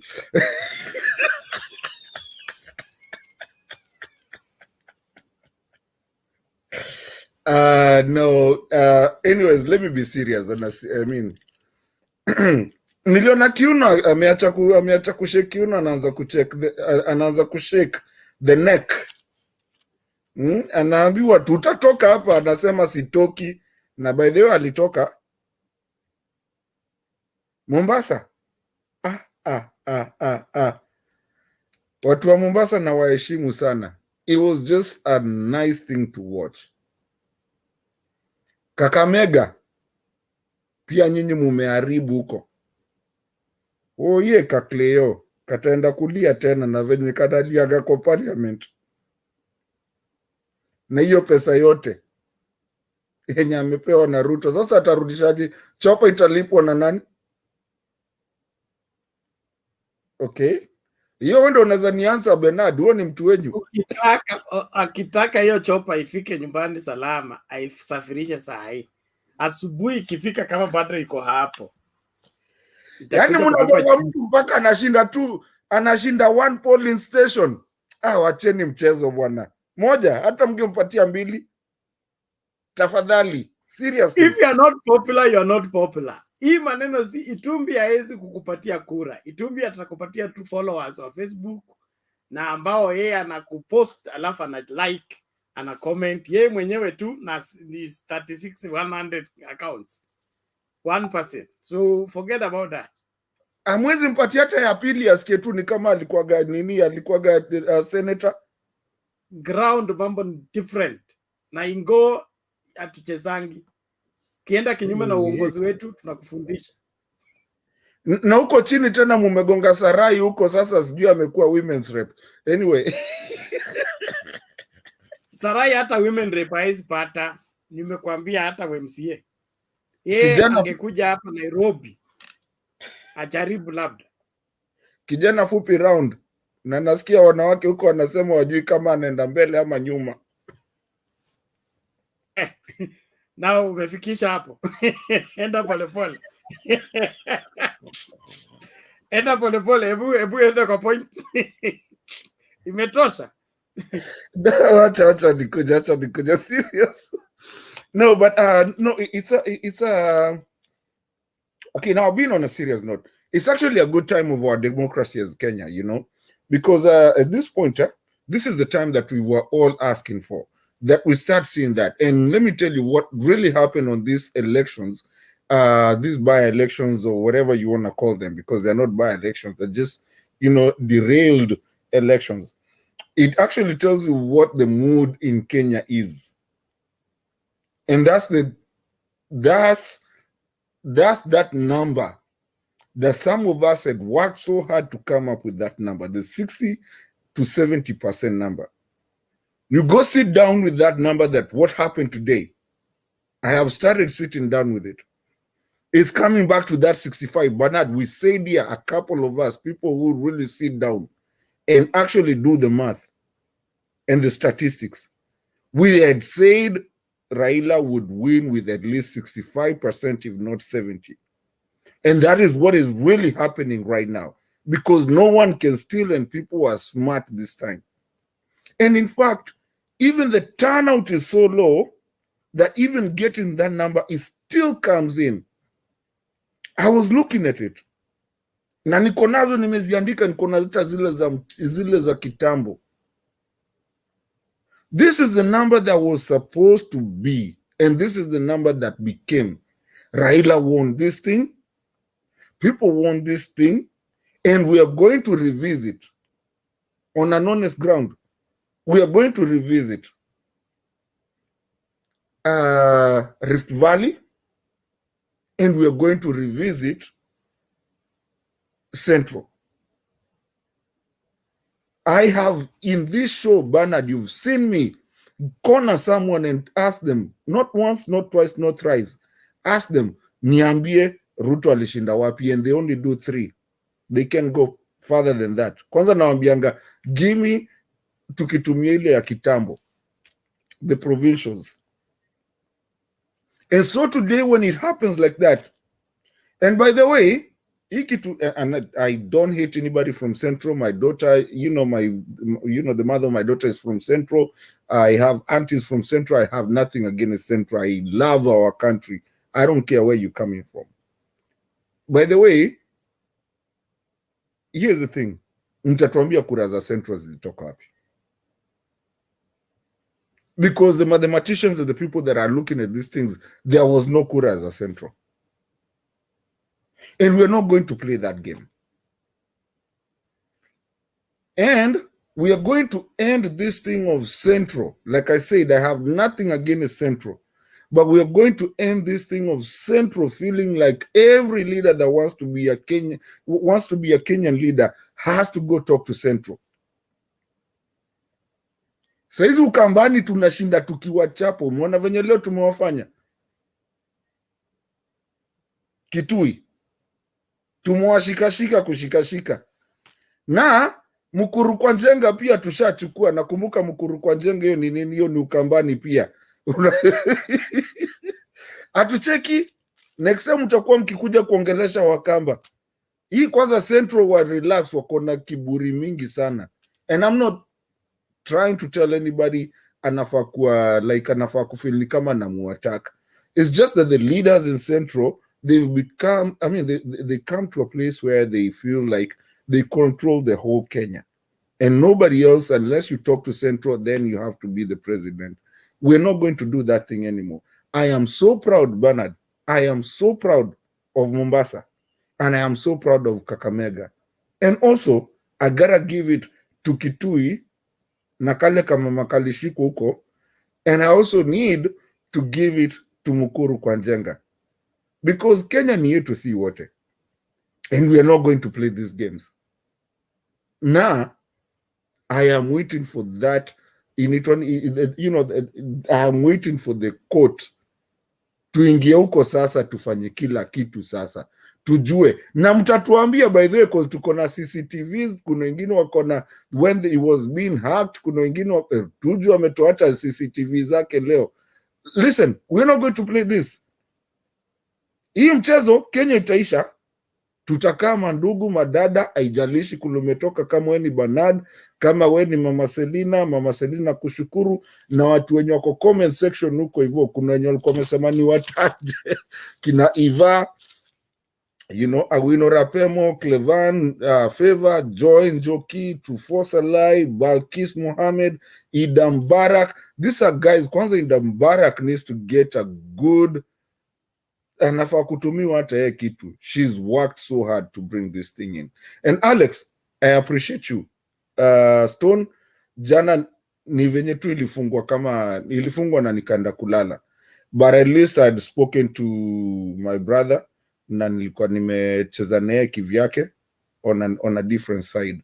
Alex called me this morning. I had a couple of meetings, but I was in it. Sikujua kama mlirudi. I apologize for not being part of it, but though nilikuwa nishaenda ahead. I really appreciate what you guys did.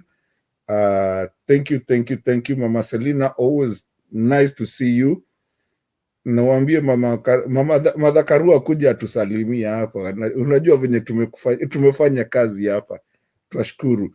Bernard, let me keep quiet for a minute and wait for people to talk, and then maybe later on I'm still here. Thank you, Martin. We appreciate that. Gulf TV anarespond, anasema Mato Raila got more than 40% from Central. Ni kuiba iliibiwa. He got over 40% from Central, ni kuiba iliibiwa.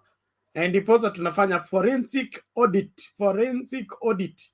Hii maneno ya vikao ya Commission of Inquiry, hapana, forensic audit. Ukipatikana ushavuta bangi, imeingia kwa system, hawezi sema uijui, haujawahi guza, evidence inaongea, daktari ameconfirm, unaelekea tu manyani moja kwa moja. Well, thank you very much. Naomba sasa tumsikilize. Let me play one video before we bring in Sylvester to make his contribution. I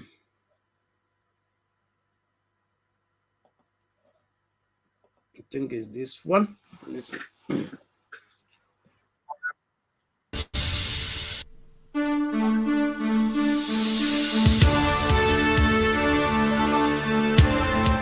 Good evening once again.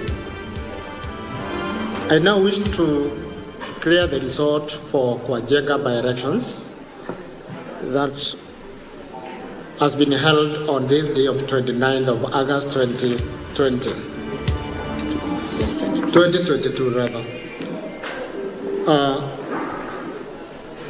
I will read the candidates as they appear on the ballot.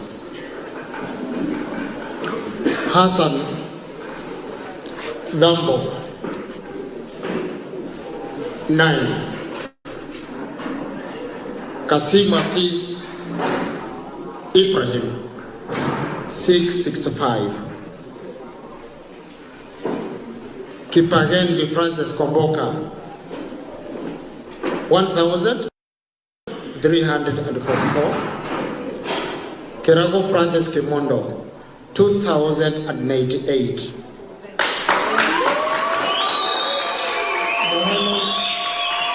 Mohammed Eden Mohammed, 1,273. Makombora Thomas Odhiambo, 19. Makura Amos Abetsa, 11.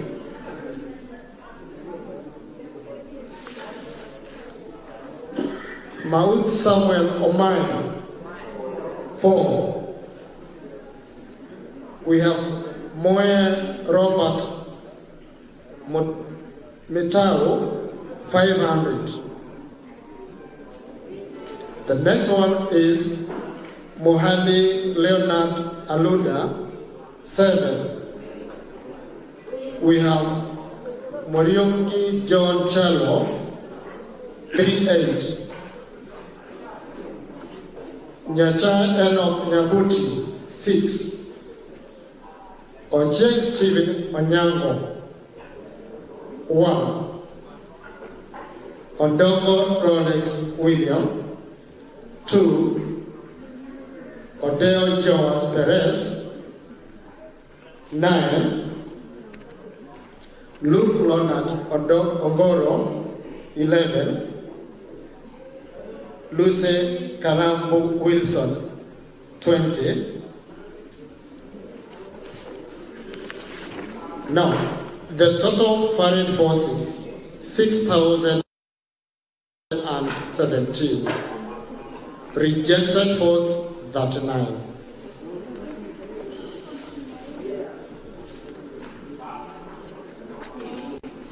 Now, I wish to declare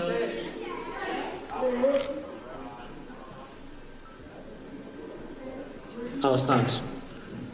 I, Anson Mugo, the returning officer for Kwajenga by-elections, I do hereby declare that Kerago Francis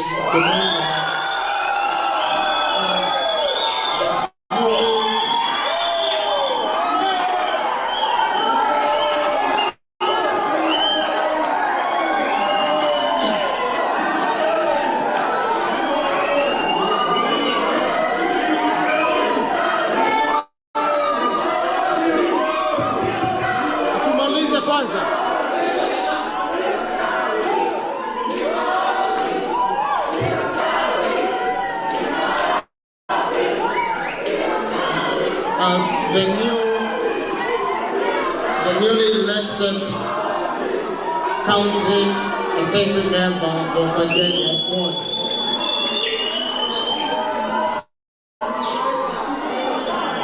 I now invite Kimondo to come in front so that I can issue him the certificates.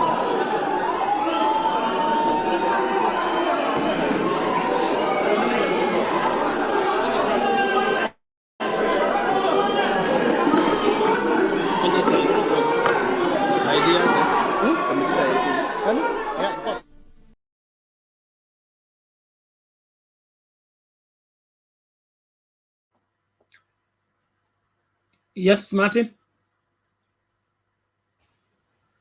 I forgot to say, some of me and some of my friends that we really do the math part of it. We're trying to sit down, and if anybody else can come in when you're gonna reach me out, when you're gonna numbers, the IEBC, some of them to Konazo, but if you can come in, we're working on trying to see the differences and trying to get the percentage of what was added at that time of election. Because what we want to do, we want to take all the polling stations that happen today and see the ones that won and see the differences between Ruto's numbers and the numbers that happened today. And we want to come up with personally, I'm taking that initiative to come up with what formula they used. I will do it myself. Give me some time. Nitaitafuta, nitataka kuchukua nione how comes these numbers don't tally and don't work together, because there's no reason you can tell me that Ruto won sijui wapi Mombasa, won Kitui, or won Kakamega, or even Mkuru kwa Njenga, and then I don't see a consistency of the people who are going to vote. I am going to sit down with those numbers myself and see what it is. Is it the 142 number that when you multiply it with their percentage brings you the results that they have, or was there another number? We are going to do it. I'm going to do it. I'll end back on that. Thank you, Bernard. Sorry. Ujinga Okay, asante Martin. Asante. So hiyo ndio ile dini yetu ya analysis. Fanyeni analysis ya nchi mzima. Hata mnaweza saidia kama the friends of the court. You can apply that. We had already done the mathematics. But in the meantime, we are also going to analyze, because we need to be sure of the election pattern and the genuine votes minus the Venezuela votes, so that we are sure of who is leading where, how. Especially Kisii is suspect, Bungoma suspect, the whole of Central is suspect. So all vitu hizo zote zipikwe msasa ili tujue mbivu na mbichi. Asante sana. Sylvester, namna gani? Salama ndugu yangu, unasikia? Unapatikana, karibu. Thank you so much. Nasalimia Leki, umepotea kwa mtandao lakini hako. Mato, Mama Zalina, Roba, PK. You know we go deep, we go long way, you know that. Ingine macho bila miwani sijasiani sishiki. Sitaki ku pronounce the name the wrong way, you know, it's deep. Ingine nitajie tu kama unaweza. I cannot see. I can't see. Gani? Ofula. Wafula, yeah. No. Ofula, not Wafula. Oh, Ofula, yeah. So thank you so much for the time. Mimi nashukuru kila mmoja wenu Mkenya, for whatever you've been doing and what you've been forging. Mimi nawashukuru wote, kila mmoja. So now to get my few points. Mimi nitaongea baadaye anyway. Sitaki kuongea saa hii. Nitaongea saa hii. Nikuambia tunashukuru na what are we saying? The will of the people. No you, no Bernard, no Deto. Hiyo ni kweli, tuko pale. The will of people wanataka nini? Mi kitu ningeongea juu sitaki kusamisa hii because kuna kitu iliniuma kidogo, na hiyo ningeona Mama Selina amekaa. Thank God umekaa mami, because Bella, I don't know, you see the video, hiyo nilikuwa nashindwa hii ya Raymond. Niliona mtu amepikiwa, ameshikwa na watu, kuna mama ametoka pale. Ndio nilikuwa nataka kushukuru Baba Selina, Mama Mora, na huyu nani macho hii nakataa ku screen inakuwa nini. You are changing our country, because mama miliona anashika jamaa ameshika huko kwa Raymond, president. Hiyo ndio ilikuwa nafuata zaidi. Si kama mliona alipandishwa mpaka kwa motorbike, polisi wamshield akapata na motorbike, hata si ngari hii ya Songo. Mimi sijaona nini, lakini I was very interested because we don't want hatred. Okay, niko na idea na iko na hivi, hazaya nakaa ni kama nobody is superior than anybody else, lakini wananchi wakitaka ni yeye Si kama uliona hiyo video uko nayo. Jamaa sio alikuwa anaroka na Nakuru, anaitwa Kikaria. Muliona akibebwa na motorbike kama hujaona hiyo? Muliona hujaona? Bernard, you can answer me. I'm yet to see that, but hiyo hujaona? Hiyo nilipata fresh. Sasa ikakuwa I was shocked. Sasa sasa hivi mnaniambia ati Raymond anyapoteza kiti. Do you know like in the instance huyo jamaa Kikaria ni mtu wa Nakuru nini, alienda ku manipulate. He was well away with the shield of the police. Kwa motorbike hata gari angefika juu atembeza kwa gari, wananchi wanamumunya. But my proud is mami vile ulikuwa unaongea kuna watu wanatusikiza. It don't matter the party but what the right way.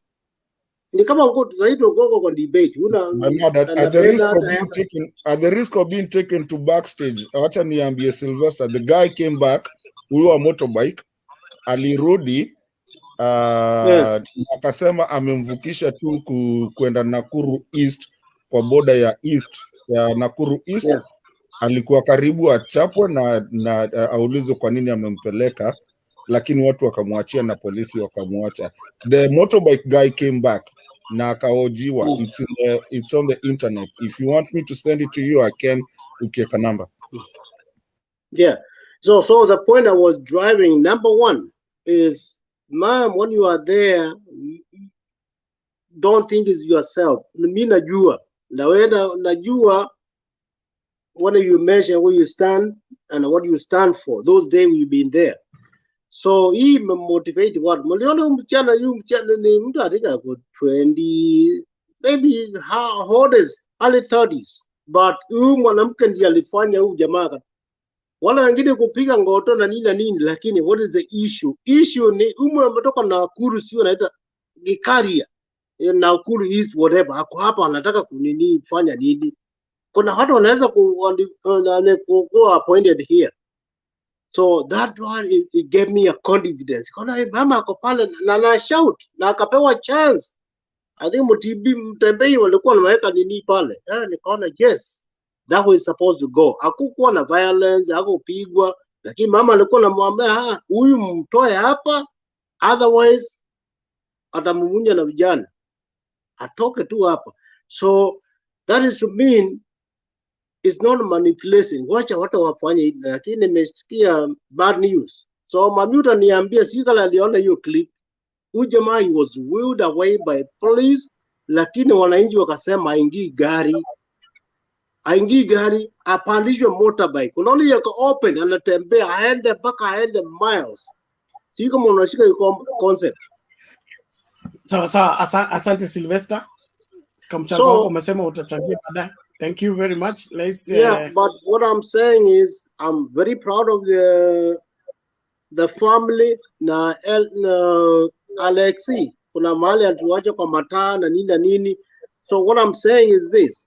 Please, when we are right, don't listen to whoever is saying you are wrong or we could have done this. Once you know you are right. This is the right way.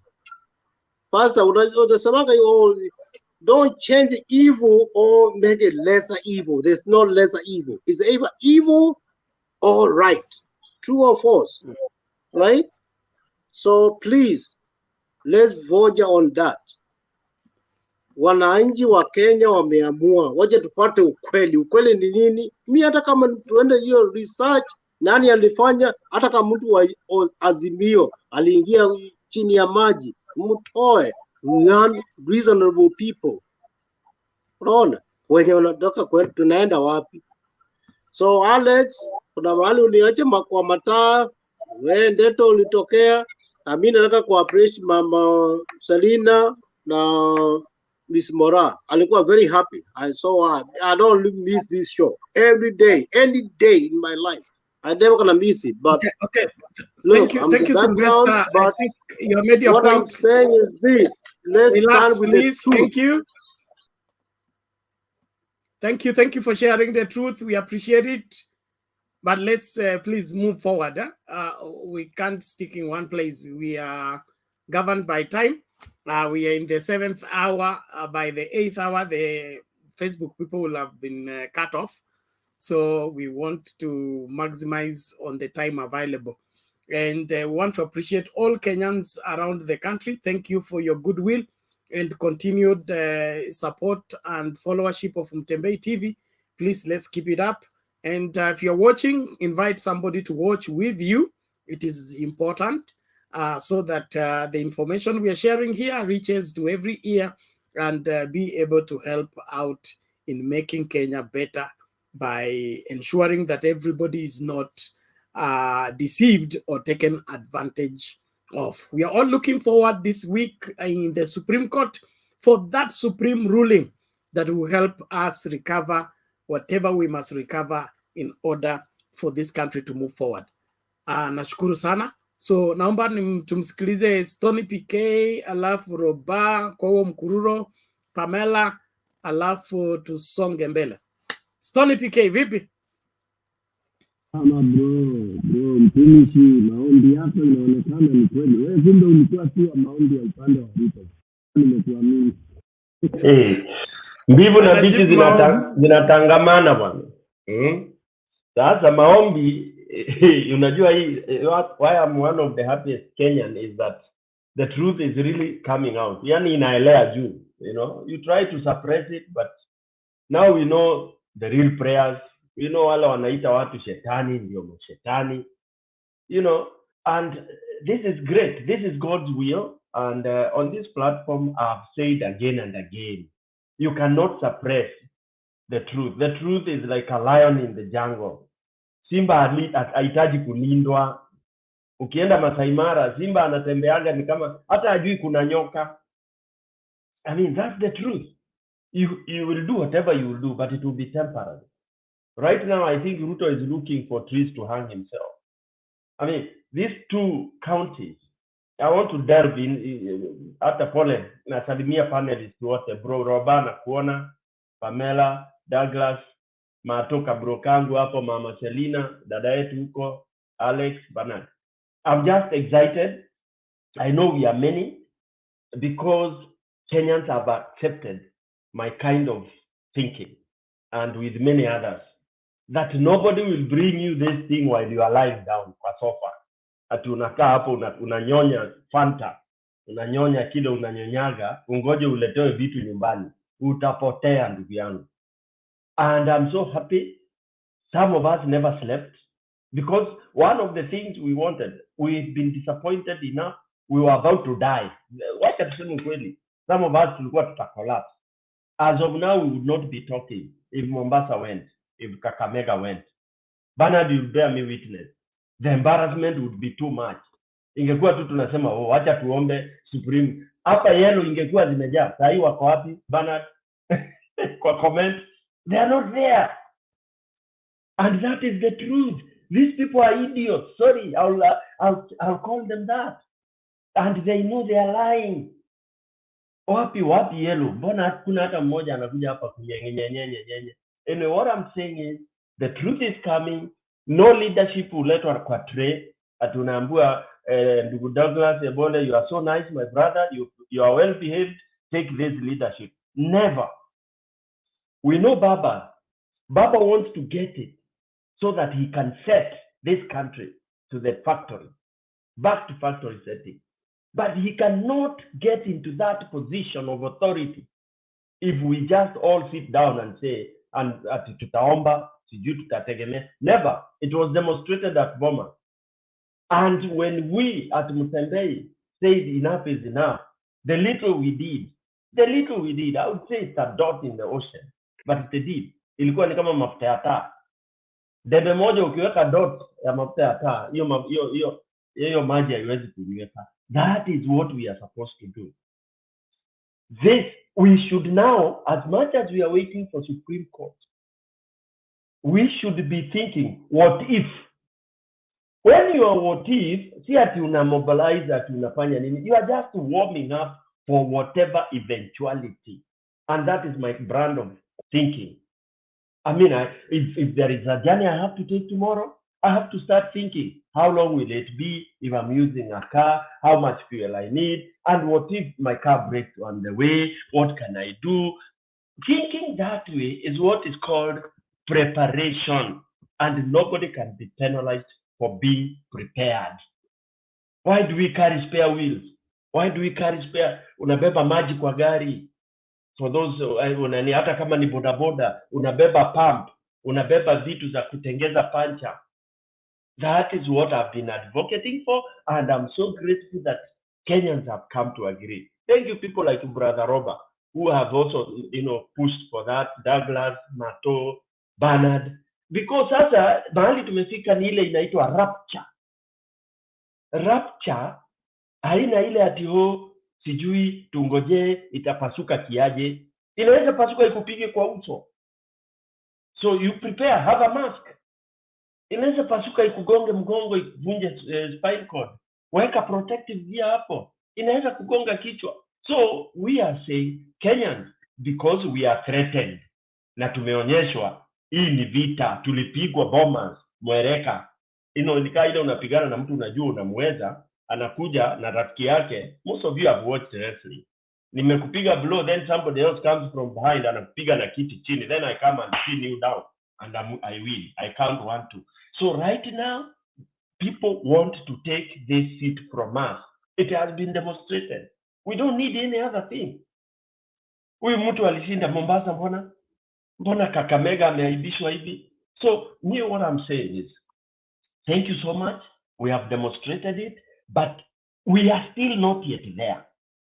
As much as tutapatia Supreme Court process, sisi tuwe tuna warm up, wengine wafanye press up, akina Bernard, ndugu wetu maombi, wasikose kwa church, wafanye vigil kwa church na special prayers for this country.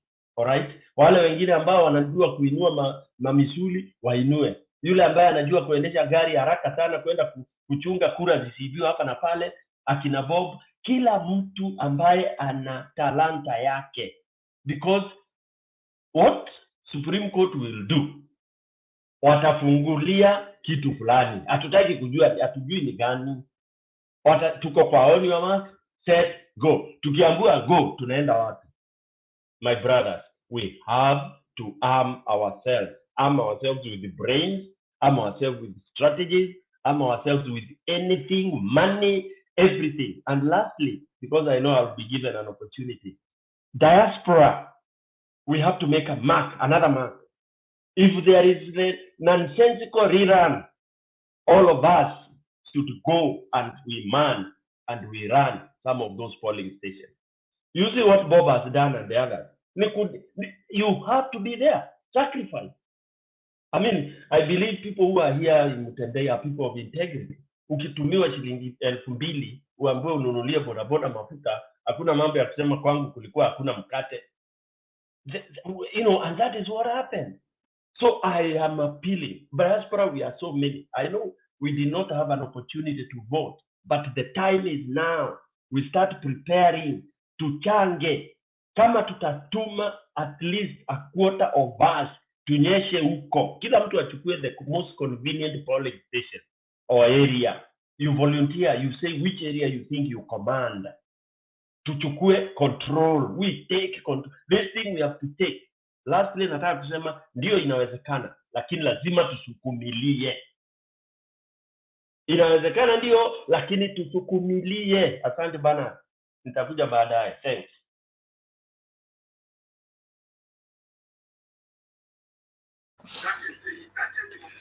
Okay, asante sana Stony PK, tunashukuru kwa mchango wako, maoni yako, na wewe ndio mzalendo. Lazima utuongoze, sisi tutafuata. Ni muhimu kila Mkenya makinike. Kuna campaign hapo kwa comment section wanasema wanataka kusikia sauti ya Pamela. Sasa sijui Pamela upo ama umeenda? Bernard, niko hapa, ni venye light yangu imeleta shida. Sauti yako safi, endelea. Manze, leo ni ile siku sijui ya ni furaha yani. It's my first day. I've never voted. It's my first day nimevote, but Hawa watu walinilet down. Niliona mama ya Ruto nikasikia tu nimechoka. Kwa hiyo Bomas. So ukiona already 5 places watu wana celebrate, unaweza dhania ni Raila amewin, kumaanisha this thing is ours. This thing is ours. Mi sijui yani, sijui venye nita express dini yangu. Nina furaha tu yani kabisa. Asante, tungoje celebration kubwa inakuja. Hii ni utangulizi tu. Asanteni sana Aki. Thank you. Fix light yako alafu tutaendelea. Asante sana. Haya. Robert, tunataka kuona hiyo sura bwana. Carbon Stone, okay. I don't know what you just said. I don't want to comment about it. Better that some things I want to, first of all, congratulations to people, the candidates, those who won. But at the same time, there's something I think we are forgetting here. And you guys, for me, I take it very serious. There's some issue here. We are celebrating, yes. But there's some issues, 2 issues we are not bringing up. One, in Kakamega, you saw people being caught with voting ballot papers. So what else evidence do we need to say that our IEBC is out of control? How did those guys get those voting papers? How did they get it? It's something you need to ask. And also, before I proceed, then I want to thank some guests we had in the Kakamega area. I had some friends there. We had some groups, some people we have been working the whole weekend. And I knew it because I came here when Alex and everybody was coming. I told them, relax, we want to get this thing in the Kakamega because I have reliable information. Even I called when we were still on the air, when you guys were talking, and they told me we are okay. But here's the thing. When you saw somebody was caught with money, that money, even if they killed him on the spot, I wouldn't sympathize. That's how far I am. I hate what's going on.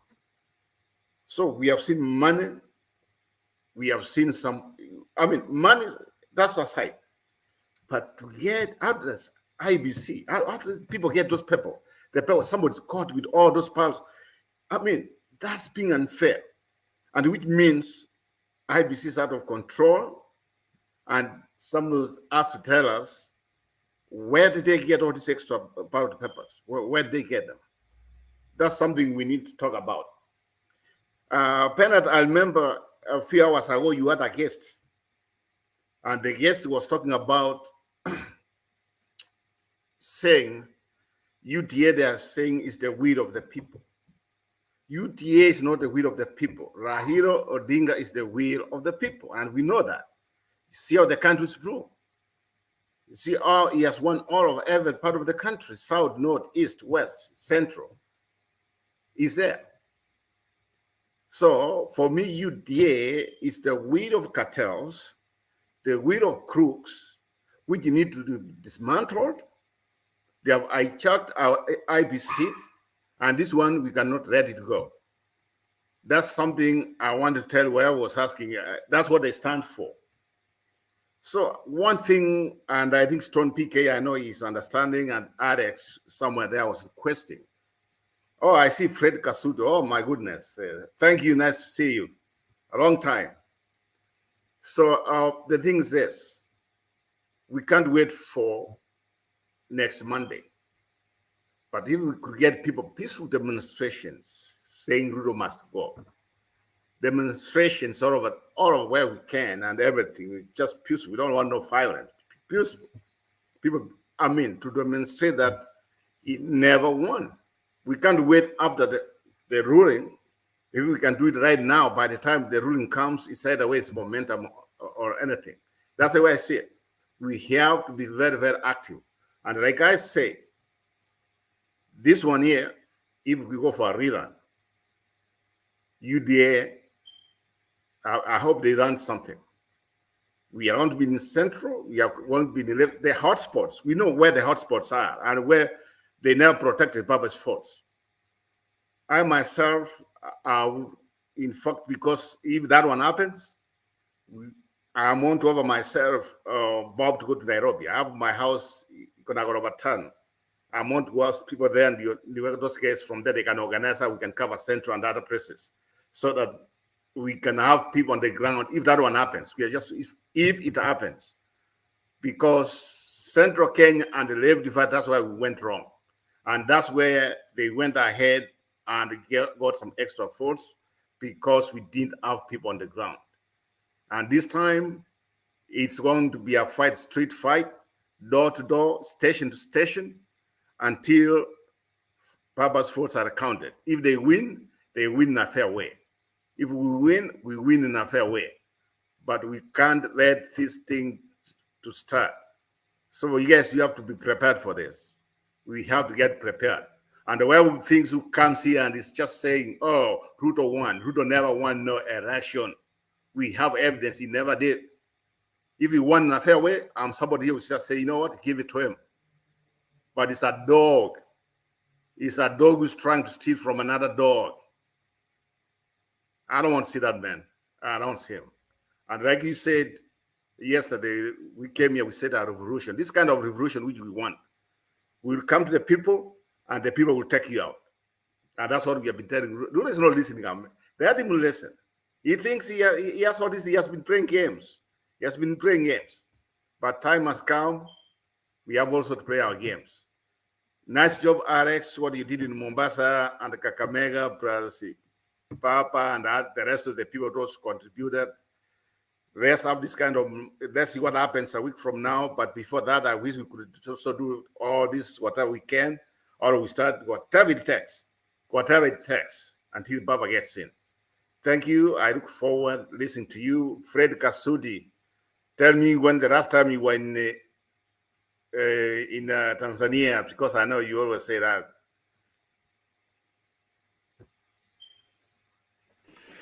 Asante Roba. Huyu Kasuti usiruhusu yeye kuongea. Yeye nataka aniambie. Okay, Lusaka alipitia wapi? Lusaka alipitia wapi? Na Atua Munyinyi hakuingia bunge. Kwa andiko lipi? Wewe Bernard, unajua tu this time round hatukuwa na vifaranga za kompyuta, lakini tulikuwa na vifaranga za Chebukati. Those are Chebukati alitaka mayai mwenyewe.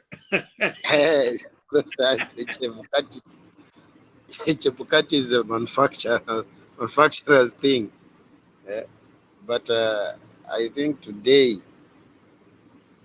that's why I have decided to come here right now, because nilikuwa mwanaume ambaye nimekasirika sana, hata naweza kula ingwe na mkono, kuirarua na mkono, lakini sasa nimerudi nyumbani. So I just want to ask one question.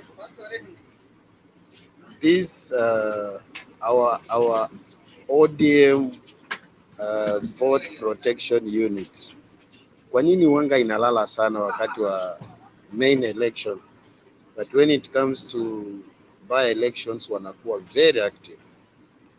That is the thing I think we need to revisit it. Ama sijui ni kwa sababu inakuanga the main election wanakuanga aspirants wanakuanga wengi, so kila mtu anachinyakulia wawili watatu wanaenda, alafu wanaacha huko juu kuna wanaacha loopholes.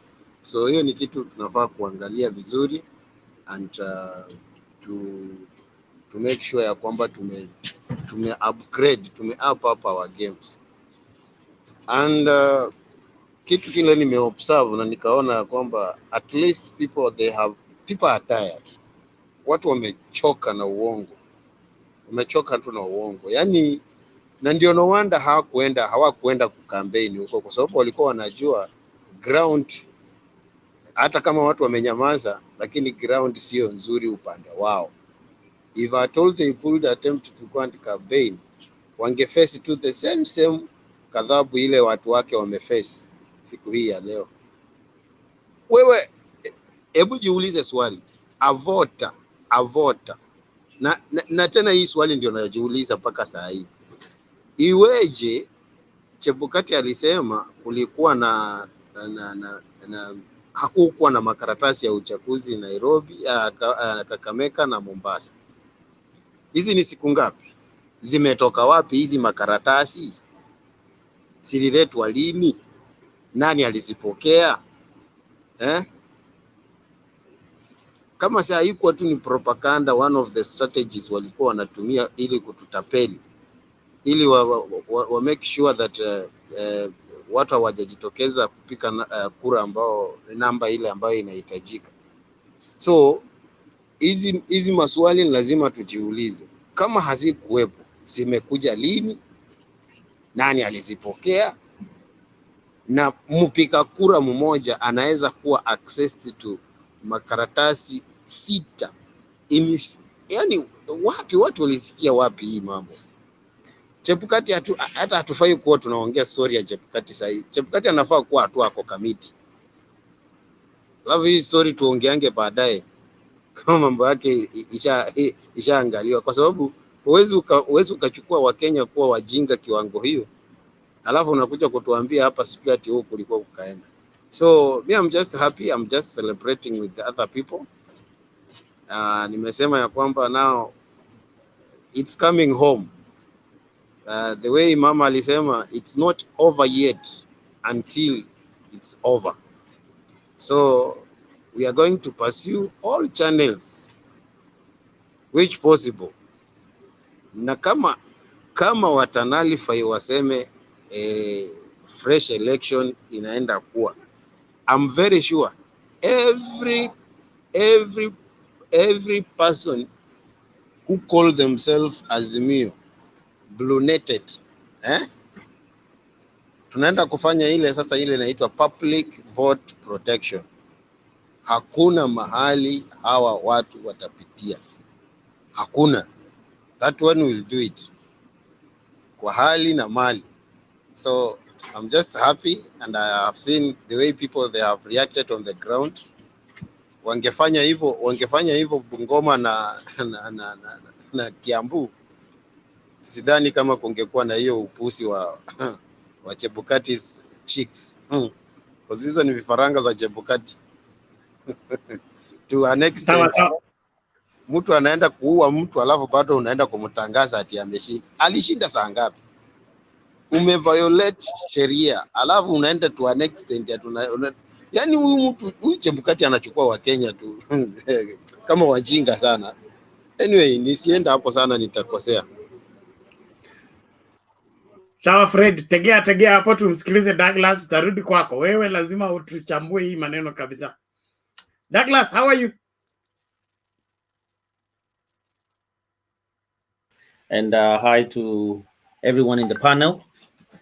I think from the results that we are seeing coming out of Mombasa and Kakamega, you know, what was designed to be a voter suppression stunt by the IEBC and its chairman, Chebukati, has turned out to be a valuable asset in terms of really showing the direction of where Kenyans really voted. We are seeing a big disappointment to the UDA team for losing these big and very important elections that you're seeing in these counties. So this actually goes a long way in actually building on the case, because voter suppression was also part of what the IEBC did, and that would actually be one of the things that will be discussed during the Supreme Court hearing. But what it actually shows is when the will of the people is guarded, and just like the gentleman who finished talking, it is the public who are supposed to guard their will. Don't expect this idea that unapiga kura unaenda nyumbani.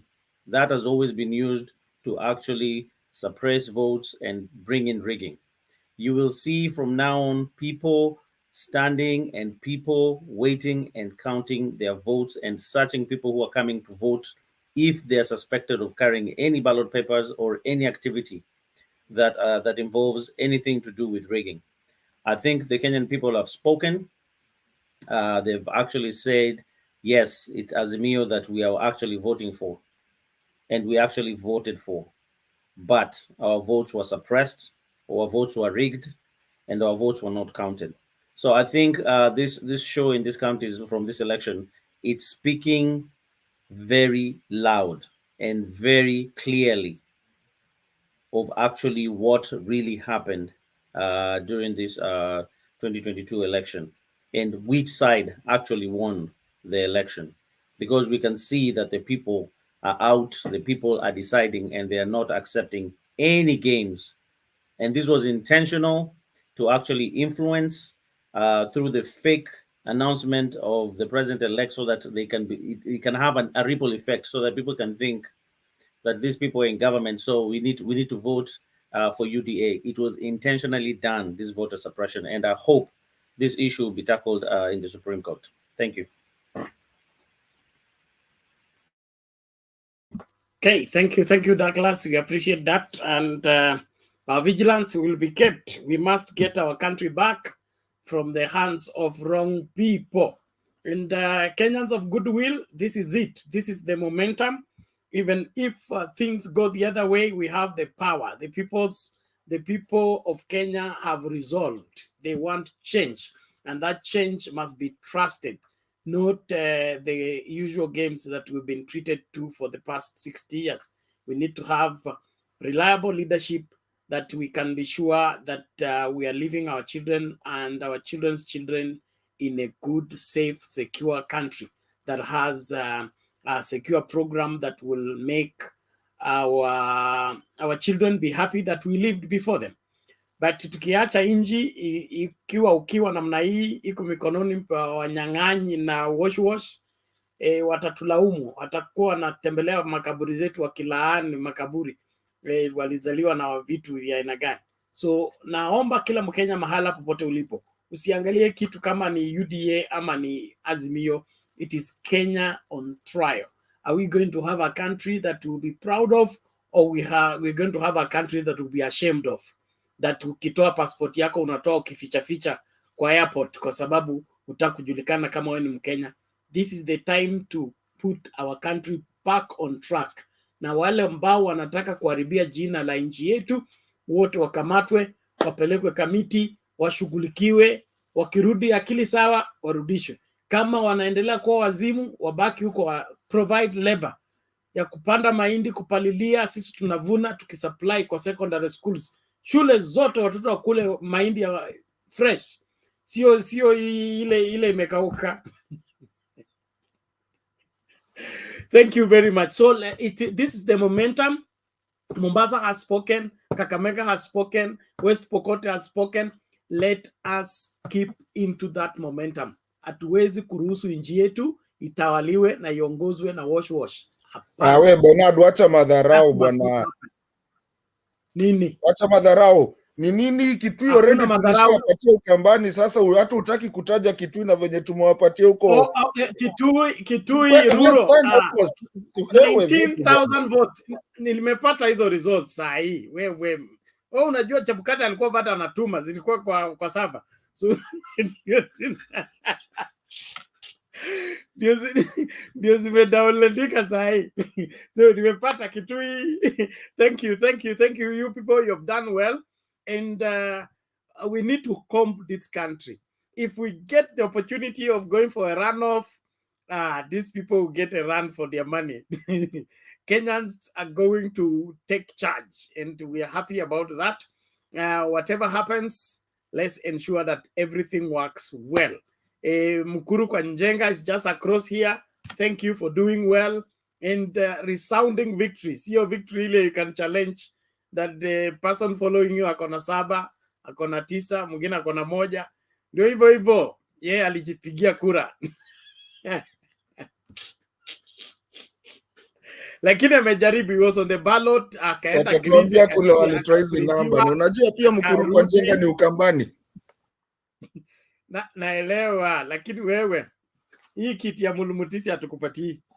hata ukitaka hatukupi kabisa.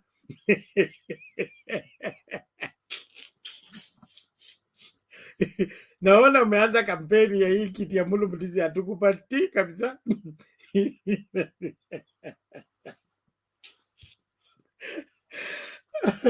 Mama Selina, upo. Naomba uongee kiasi kabla turudi kwa Kasuti. Kasuti wako huyu hapa.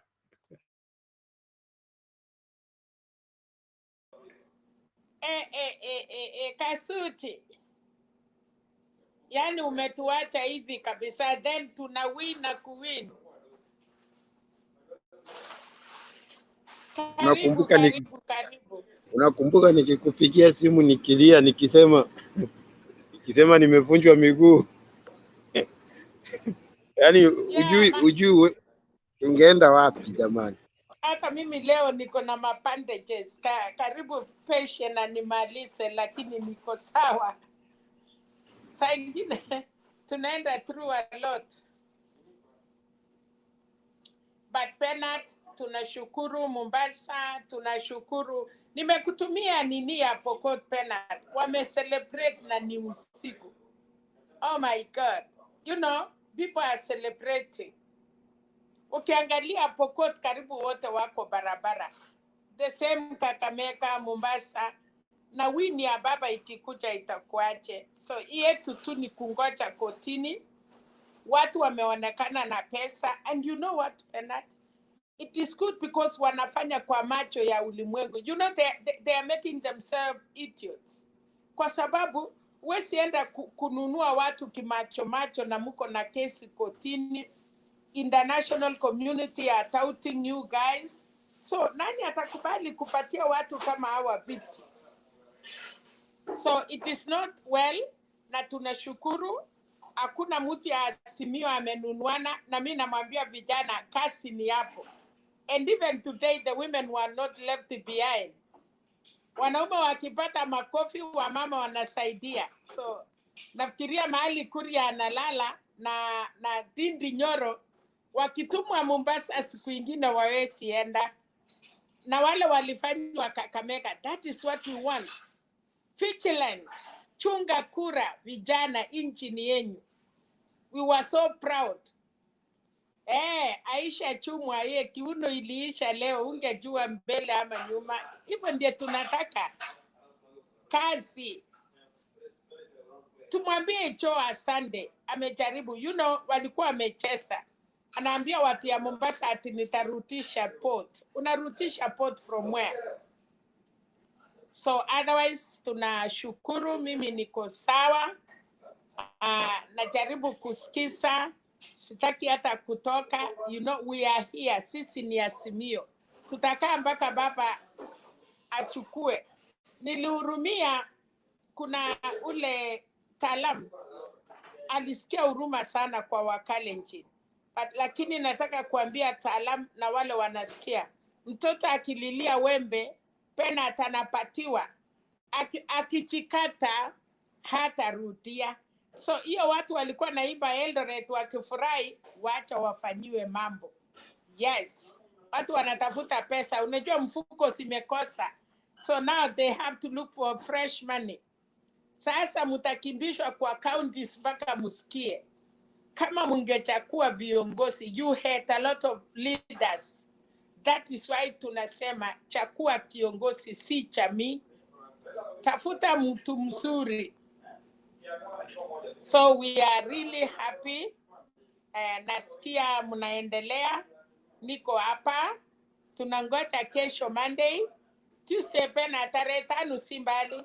Liwalo, kama ni kurudia, we are ready. Na tunamwambia kila county, mkiwaona wembe ni ule tumeonyeshwa Kakamega na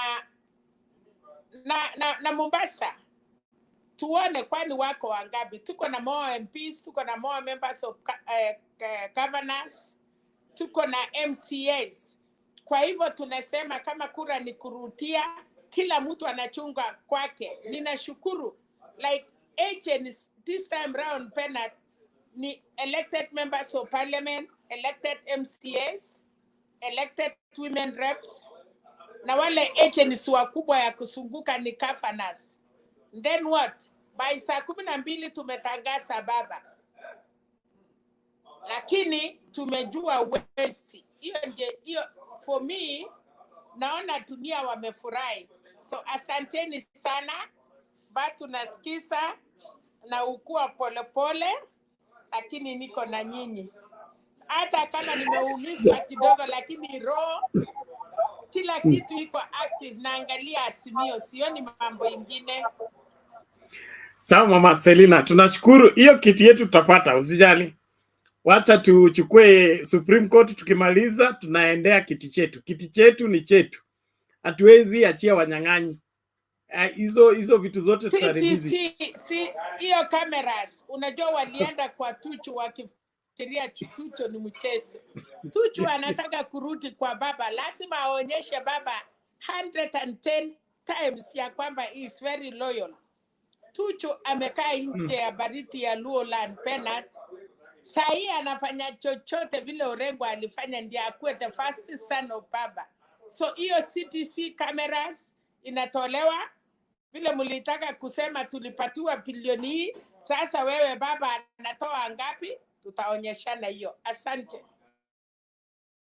Thank you very much Mama Selina, we appreciate that, na lazima tufanye yaliyo haki ili nchi yetu ipone. Wanyang'anyi hawana nafasi katika nchi kabisa, na kama viongozi hawatafanya yanayotakikana, wananchi watafanya. In the way the Kenyans have demonstrated today, I see we are equal to the task. We're going to hold these people to account until we get our country back on track. So no laying back, we must arise and be counted. Thank you so much. Joe, vipi?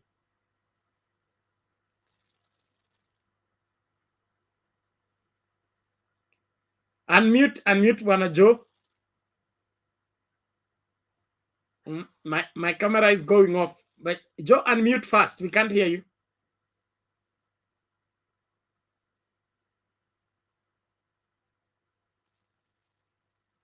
Oga Joe seems to have a challenge with his gadget. Restart.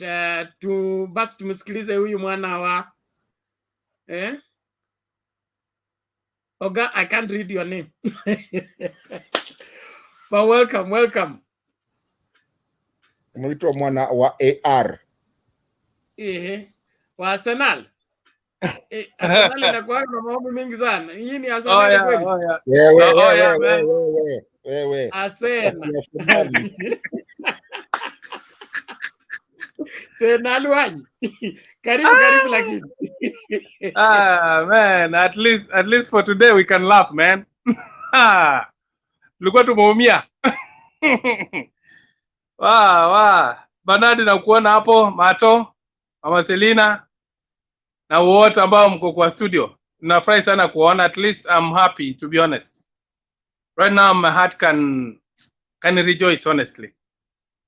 Yeah, and I'm happy whatever has happened, imetupatia morale in case hata wakinalfa hii kitu momentum imeanza.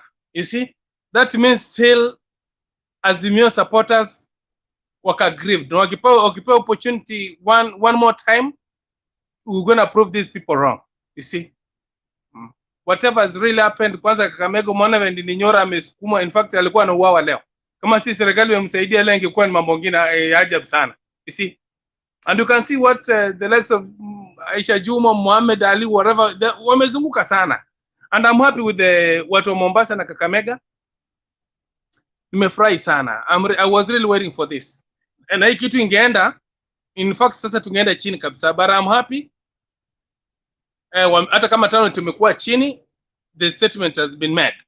So let's be very positive. Let's wait September 5th. Na hii kitu kitolewa kama ni kurudi, round hii tunarudi na kifua mbaya sana. Sasa hii hakuna kulala. Hakuna story ya toe ikakua sasa hii tena kurudi kwa ground kuvuruga ile mbaya sana. Angalia West Pokot. Lakini hizi vitu zingine zimefanyika huko sijini Rongai nini na nini. Hizo vitu si ati kitu yote ambayo si haiko kwa Azimio sisi we that's none of our business. Of course tunajua hiyo ilikuwa inaenda hiyo we don't have a problem with that one. but at least on our side we have secured what is ours. Simona hata nini by election imekuwa ni wapi? Ruiru ama ni wapi?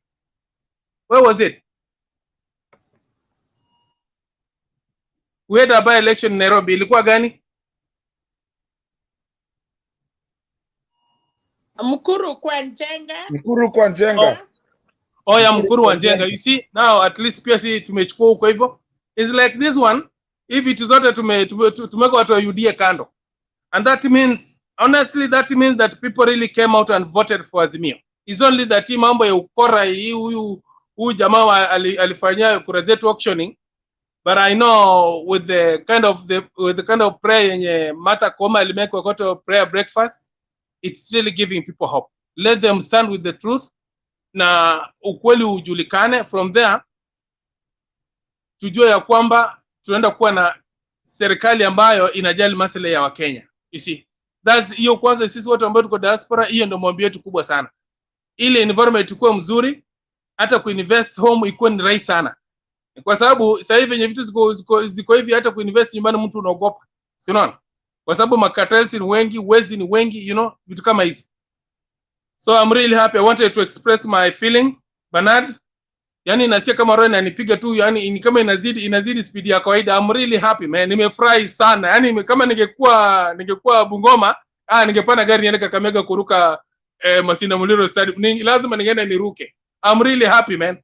So let's thank God for the win, at least win zetu tumepata leo. Na ufuatilia sana, thanks. Thank you. Mwana Sanali, tunashukuru sana kwa mchango wako na celebrating together with the Kenyans of goodwill. We will make this country great. It is our turn to show them that we know what we want and they will not decide for us what we will have. As Kenyan people, this country, we owe this country protection as Kenyans. Yeah. Our forefathers left it for us. We must hand it over to our children when it is safe and secure. So that's what I would want, that every Kenyan who watches this program must capture as a vision and as a dream, that the same way our forefathers fought and gave us this country as a free country, we should not give it back to our children and make our children slaves in our own land. No, never. So let's wake up and do the right thing, because we know that right thing. And as we get set for the Supreme Court, we believe that we'll get a just judgment from the place. And whatever direction it goes, we must do what is right for this country. Hakuna nafasi ya mbuzi kuruka kamba. Kasuti. Mimi ni hata sisungumuzi mambo mengi, lakini najua nilikuwa nimeingizwa baridi bwana, mpaka ile siasa nilikuwa nimepiga. So mtu anakupigia simu anakumoko, anasema sasa huyu nitamfanyia nini kusema ukweli. But at least now I'm just being rejuvenated again. I'm just feeling like I have reborn again. But kitu mzuri ni kwamba upande wa watumishi huyo Lesapiti alituangusha sana.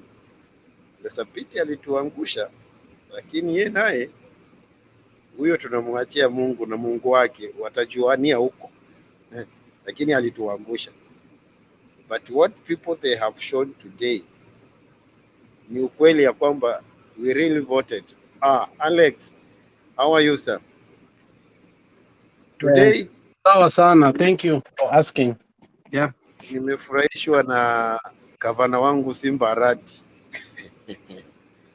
Yani the only sound ya huyo jamaa inakuanga a U-turn for everything.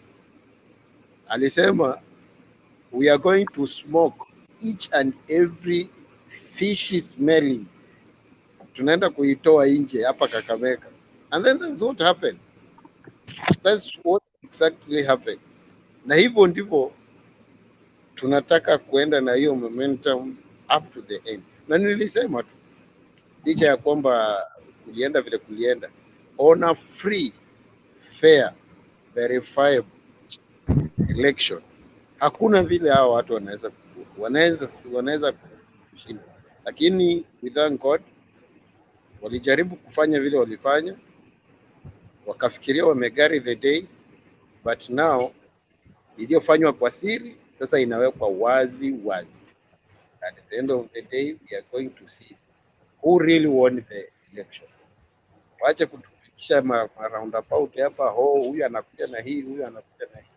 Kule mtu, the only simple question we are still asking up today, from JPEG to PTF, who changed?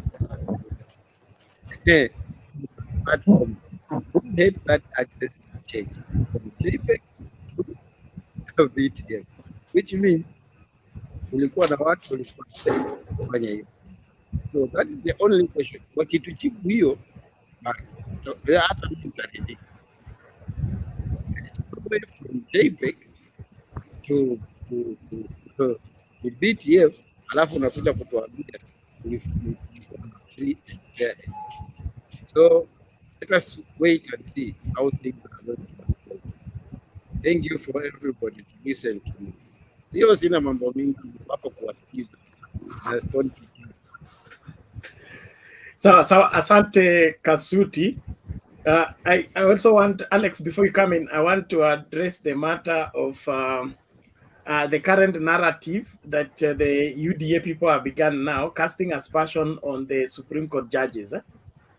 If you have seen the headline of the Star, claiming that Justice Lenaola has received 1.7 million from Cholet.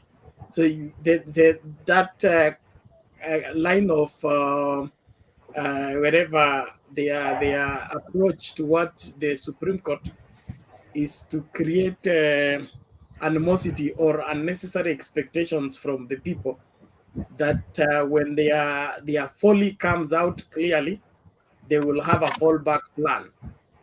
Let the thief be exposed and let him be punished for the wrongs, not to look for a cover-up in trying to cast aspersion. Of all the judges, there's one I trust, that one. Huyo si akuange kwa hiyo line. You can tell me another one, but not that one. Yes, Martin.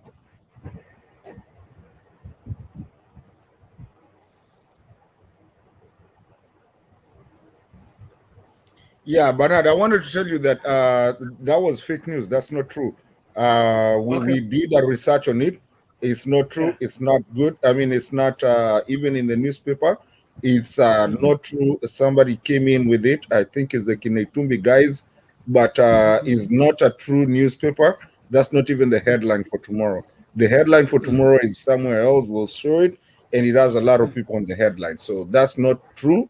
That's fake news. That's the guys. Ni hawa watu wako wanapenda kukusumbua, so that people understand that. Meanwhile, while I'm living, not really living, I'm gonna be here. I want to tell Kasuti, we understand that you're not the only one that was beaten. Kuna watu wengi walichapwa hapa. I have so many friends that used to tell me, I'm so done with politics. They call me, kuna rafiki yetu, and I wish I know he's coming back. Njiru, a moderator here, alipotea, because he was being attacked just like you were being attacked. I was being attacked. We have to stay vigilant. Usipotee tena, kaa ngumu bwana. Wakikukujia kaa nao. Si tumekaa na tuko hapa. Alex has been here, Bernard has been here, and a lot of people, Mama Selina, Stone, yote tuligongwa si wote. But next time, kaa ngumu. Asante Martin kwa ushauri wako. Kasuti amesikia. Kasuti, wewe kesi yako tutafanya baadaye. Si unajua sisi Wanyala lazima we memberi wa vasa hurubore kama hokakachi. But let Alex come in first. Alex first. Carry on. Yeah, I think today we have had a very good audience, and I think tuliclick Kasuti, tuliingia karibu 3,000 watu 3,000 waliingia kwa sababu we are celebrating. Last week was a very difficult week for us My uncle just passed on, and I was in the funeral yesterday. And an individual told me something that I will not forget. Akaniambia, Mutembei has shaped the way the Kenyan politics is going. You may not even understand how Mutembei is shaping the politics of Kenya. And you know, I was just listening to him, what he was saying, and he named a couple of people. He named Bernard, he named Wekesa, he named Themba, he named Makiadi, he named me, Mato, Kip, and said that where the country is headed to, you may not understand it. I want to be provocative today. And sometimes it's okay to be provocative so that we can understand in case the Supreme Court refuses to nullify the win of Ruto, where are we headed as a country? I want us to project this, ndio muelewe that we have a very difficult situation as Kenya. Mnangawa temporarily went to South Africa, remember when the wife of Mugabe wanted to dictate that she cannot be. I'm talking to my daughter, sorry.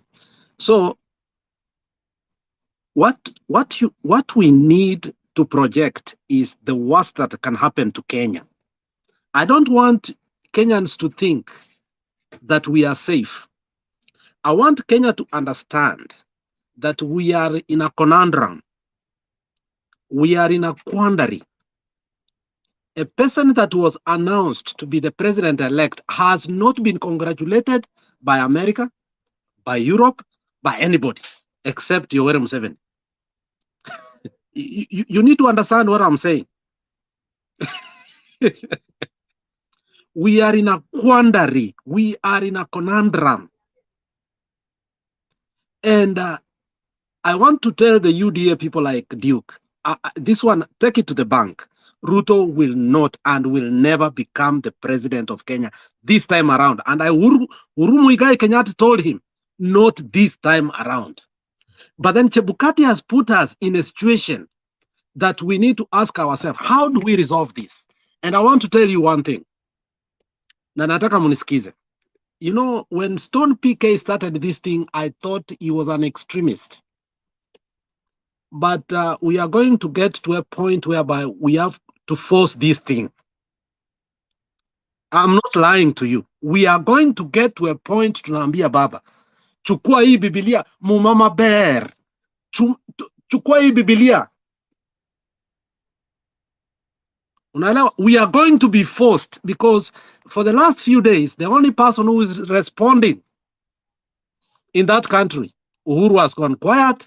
Matiang'i until yesterday is quiet. Munya is quiet. Everybody is quiet in the cabinet. The only person that spoke is Martha Karua and Baba. Ask yourself why. Ask yourself why. We are not in a good situation. And I want you people to understand this.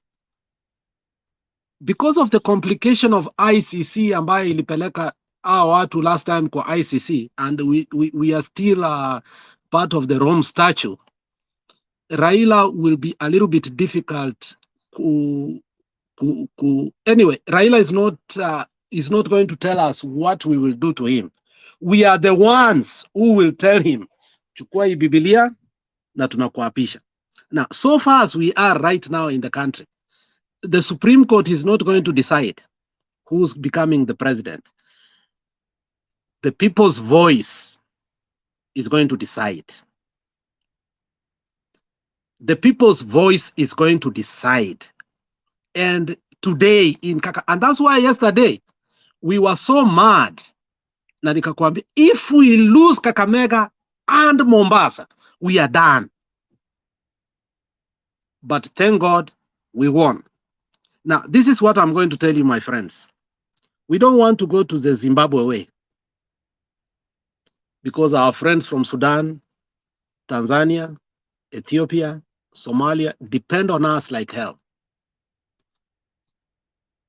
We must start telling people like Sifuna, wakubali, wasipokubali, tunaenda kuapisha baba. Wakubali, wasipokubali, tunaapisha baba. Because the military is ready to do that. Baba is the only thing that's coming between us and them. Baba wants to pursue democratic space. Which one? How can you pursue democratic space with somebody like Ruto who doesn't even believe in democracy? How? Bernard, mahali imefika sasa, we must force this thing. And people may think that I've gone cuckoos. Ata Makiadi, my friend, sometimes thinks I've gone cuckoos. But for us to save a country, for us to know that we have a country, we must know that we must guard it with our love. If we allow, because the only thing that is remaining right now, because Koome doesn't know what to do. Because reversing such kind of ruling is also difficult. You saw what happened to the Gambia in Yaya Jammeh's case. You remember what happened? And Nigeria and Ghana had to go there and make sure that Yaya Jammeh had gone. Reversing such kind of ruling is not right. But the ruling, the only people who can make that ruling to be reversed is us. And today Mombasa has shown, today Kakamega has shown that the majority of people tulikuwa tumedanganywa, tukanyamaza, tukafikiria wale, because there are 56 people ambao walikuwa na to terrorize. They were terrorizing us and we thought they were more. They are not even more. These people are not even 30% of the country. Let me tell you the truth. They are not even 30%. We are more than 70%. So I want Kenyans to prepare. And now that we have a young man called Simbarati, can you use him? Can we use him rightly? Anybody who wants to do that, join me in my WhatsApp group so that tuelewe mahali tunapeleka country yetu. Thank you. I think Bernard, vitu zingine tumeongea hapa, watu wengine wanafikiria ni mchezo, but some of us, we are very serious. Ikitu, we will take it where it will take. Ruto will not become the president of the Republic of Kenya. That one I swear to you. Thank you, Bernard. Thank you, Alex. We appreciate that, and I believe that's the way to go. But I still advocate, let's as much as we envision beyond the Supreme Court, we will give the Supreme Court their hearing. Let them do their hearing, let them do their judgment. But the truth is, where the country has reached and where the people of Kenya have reached, I can feel it in the deepest of my bones. They are fed up. And anybody imposing to themselves as president, sioni akitoboa this time around. Either we're going to have our country, the People's Republic versus the other republic, or we will have to get the people's president according to what our electoral system process constitutionally has put it. Baba is a Democrat. Baba is faithful to the struggle that he has fought for, and we understand him. We understand him, and we know that he will do the right thing. He will do the right thing. I was at Uhuru Park, the last swearing in, and I don't mind going there again. But this time round, my blue suit must be worn in Kasarani or whichever that field we are going to. This time. So Wakenya, musilale, bado mapambano. But this time, atupambani na kama vile tulikuwa tunapambana Uhuru Park. This time tunapambana tuna watu wachache wenye tabia mbaya, watu wa wash. Hao ni kitu kidogo. So jitahidini, hakikisha kwamba you're on the right side of history. We are on the verge of a breaking forth for this country, and we must be on the right side of history. Don't support evil. Don't support wrong ways of ascending to leadership. Kuna wale mnaitisha namba ya Thank you to Vincent. I will be sharing right now my number. Tumalize hiyo mkakati, hata mimi masaa yangu ndio hayo.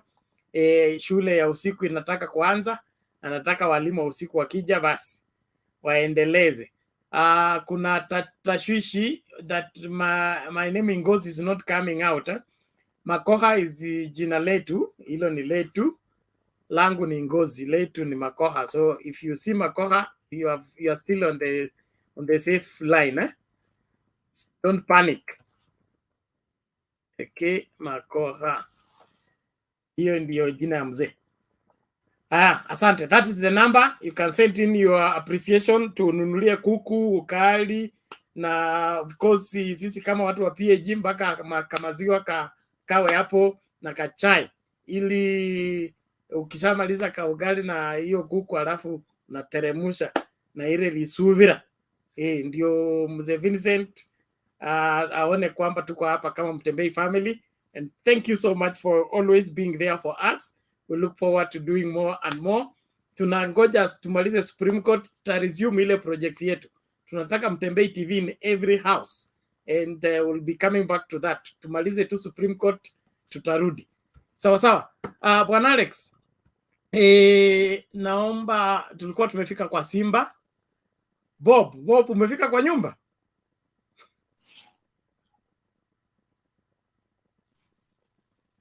Papa, unmute papa.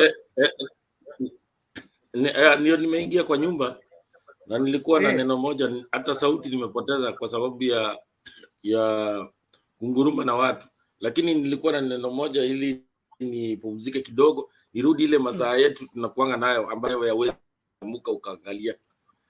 Lakini kama utaniruhusu dakika moja alafu niondoke. Endelea dadi. Nataka nipatiwe kabla niendelee, nataka kumkosoa bwana Alex.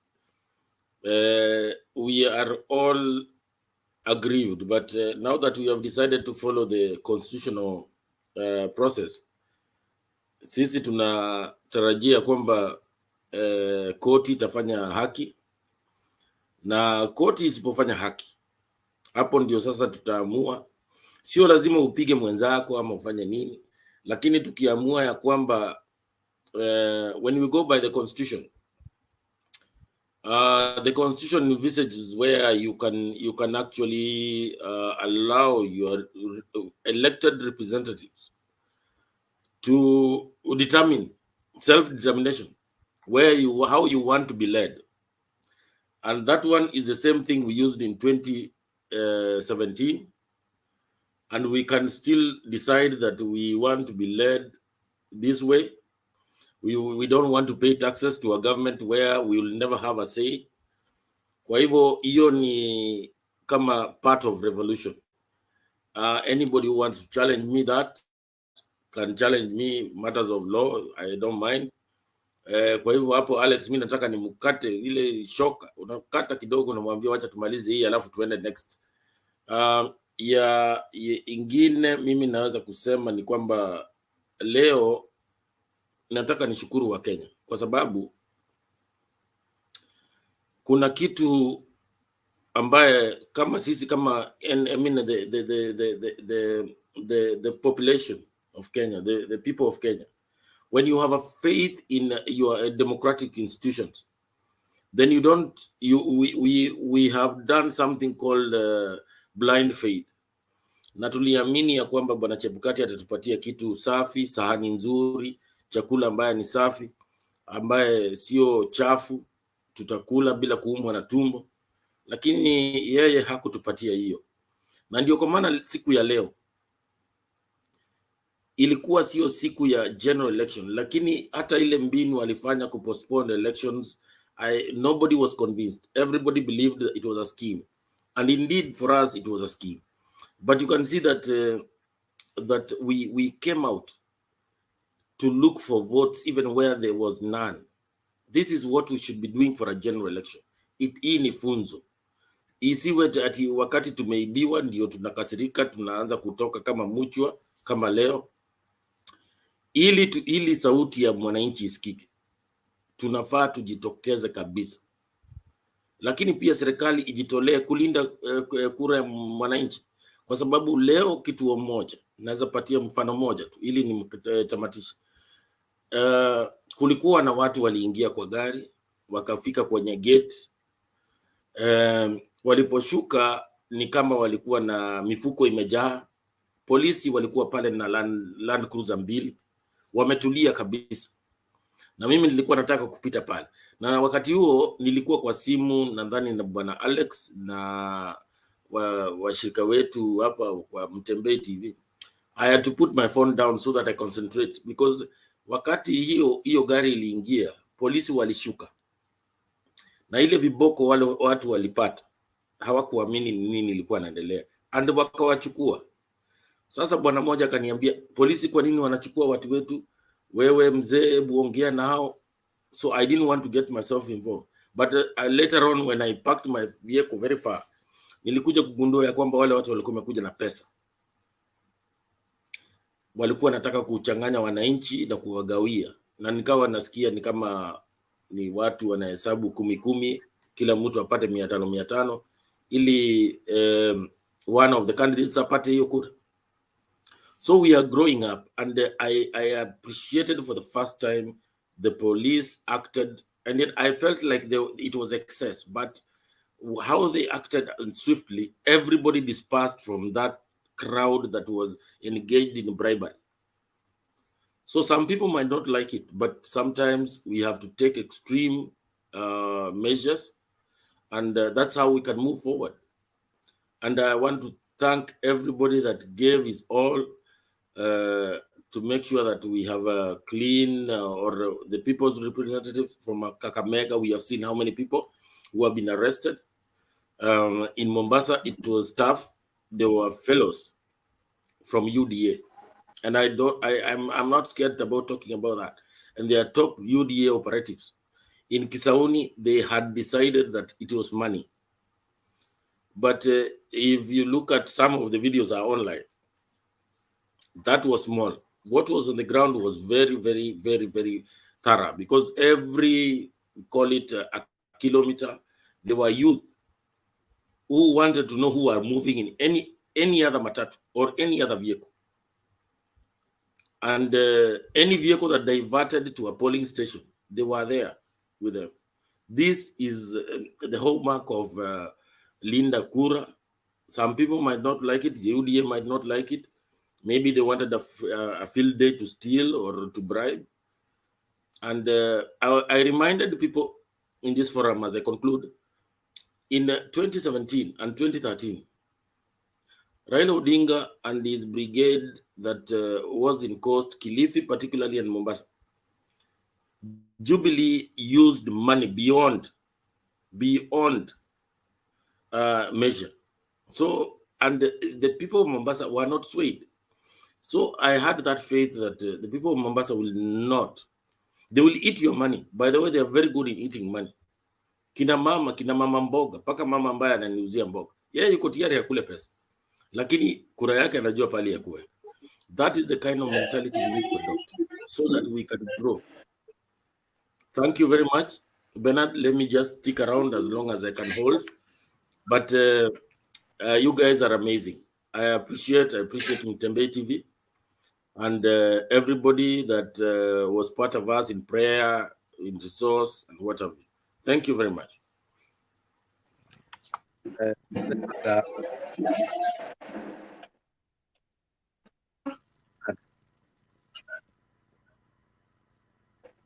Alex, Bernard, you're saying? Can you give me 1 minute? Okay, carry on. I want to tell our friends in Mutembei, this time around we are going to have a representative from diaspora to become an MP. Diaspora MP. And I'm not negotiating on this. I have already told ODM there is no running mate ambaye anaenda kunitoa hiyo kiti. I'm going to become the MP for diaspora. And I think I'm going to represent you very well. The only thing I agree with Ruto is even when he came here, my friend, who is also my cousin, who is the UDA chair in America, called Nyaga, Sam Nyaga. I think Stone PK, you know him. He came kwa ile channel yetu Diaspora TV. They have also proposed to me to be the MP for Diaspora. So don't worry, I'm going to be a member of parliament in Diaspora, and I'm going to represent you very well. Na musiogope bana. Hii kitu, when we speak, we don't speak because we want to talk. We speak because we know what we are doing is for the love of our country. So hii parliament inakuja, tutakuwa huko ndani. Now, some of you are going to be very proud because we are going to represent you. Thank you very much. I am going to be the Diaspora member of parliament. Take it to the bank. Thank you very much. Thank you, Alex. Thank you. The only thing is that you are taking it from us. Allow us to vote for you. Wewe unataka kuhujumu demokrasia yetu. But you have my vote any day. You have my vote. So unajua mimi nimekuambia ugavana wa Nairobi ni wako. Ugavana wa Nairobi, at least we can trust you. Hautakuja hapa kupeana necessary orders. So kuja ukwe Diaspora MP, then upange story ya ugavana wa Nairobi. Sisi tuko safe in your hands. Bernard, ile kitu umekosea. Ile shida tuko saa hii ni kwamba power is taken, it is never given. Alex wants to take. Hapana. We must respect our constitution and its boundaries in ascending to power. This taking power, it is a misinterpretation of UDA who wants to turn upside down our constitution and make it useless. We will not allow that. We want the people to decide who to be their leader, and when the people have decided, Chebukati and his cockroaches must not interfere. That's all. But Bernard, I want you to look at the comments in there. So even to me, I'm already the incoming Diaspora member of parliament. I'm not. Kwanza wanasema Diaspora senator. And let me tell you one thing, and I want to assure you one thing, my friends in Mutembei. We want to change the way the politics of Kenya is done. And we are not going to disappoint you. One thing is that I calculated my years na nikasema when I'm coming to parliament, I'm not going to come just because. Papa, sorry, and I have to say this. Papa's father was called Abuya Buya. I'm sorry, Papa, for saying that. He was the MP for Kitutu Masaba. He set a precedent that no any other member of parliament has set in Kenya. Later on, George Anyona became our MP. And then these minions have been there, including the last one and including the one that just came in. I don't even know how he became a member of parliament. He's an ODM guy. He's used to a channel too, even if he's an ODM guy, but I think he's a minion. But what we want to tell you is that Kitutu Masaba has always produced intellectuals, not just intellectuals in terms of education, but in terms of progressive politics of Kenya. When we want to represent Kenya as diaspora, I remember what Ngilu said when Baba went to London. They said they are going to give this seat to a woman. That's what Ngilu said. I spoke to Ngilu the other day. I said, it looks like we don't have any. If there was another lady that could have taken that seat, there's a lady who comes here from Canada. Her name is Clavan. I don't know if you guys know her. She was very supportive. Clavan actually spent more than $1,000 in this election. Yeah, Mombasa and Kakamega. Clavan is very, very vital to us. If I can leave this seat, I can only leave it to Clavan, not anybody. Hiyo na siwezi wadanganya. But we want to assure you that diaspora this time around, we are going to be represented. Mukubali, musipokubali. Because even here in Mtembei, more than the 400 people who are watching, they are in Texas, they are Qatar, they are Saudi. Kasuti, I don't know where you came from. All of a sudden, sijui kama ulitoka mahali ulikuwa. But what I want to assure you is this: we are going to find a representative so that we can go to Parliament and make Kenya a better Kenya. When I will be in that Parliament, I want to promise all of you, we will make Kenya a better Kenyan. Thank you very much. And I know all of you support me, and including I spoke to my friend Temba. Temba tulikosana naye kidogo. Yesterday we amended kidogo. I was in Dallas. Na akaniambia, Alex, when it comes to that, I will support you. So we've tried to make sure that in the next Parliament, diaspora will be represented. And I know right now watu wengi ambao wanasikiza wako in diaspora. I'm your next MP. Thank you, Bernard. Thank you, Alex, for that. That's a call you must answer, and thank you for answering it. We look forward to engaging you further in your new assignment, and we keep it here at Mtembei TV doing what we are required to do to make Kenya great. Naona mikono iko juu. Kasuti, ni kura unapiga ama ni mdomo? Kwanza nataka kukosoa Papa, there is no way unaweza kuniambia ati the power is being taken. No. The only where that terminology is applied is in the Bible. And it talks about salvation, not power. Hii yetu twende tu tupige kura, tuchakue mtu na apewe mamlaka. Lakini when it comes to salvation, it's where now that one is being applied. So mtu kwenda kufanya vikununi zake huko mambo zake alafu anakuja kusema ati anachukua, hapana. Hiyo na niliwaambia na nitarudia tena. When a wicked man rules the land, he rules by the sword. And when a righteous person rules the land, the people of the land always enjoy the fruits of the land. So it's up to you to make a choice. You want a wicked person? Well and good. You will face the wrath of the sword. And if you want the righteous person, you will enjoy the fruits of the land. Kenya, we are very rich. Na kura yangu nitakupatia tu. Mimi niko Qatar bwana. Bado tu sijatoka.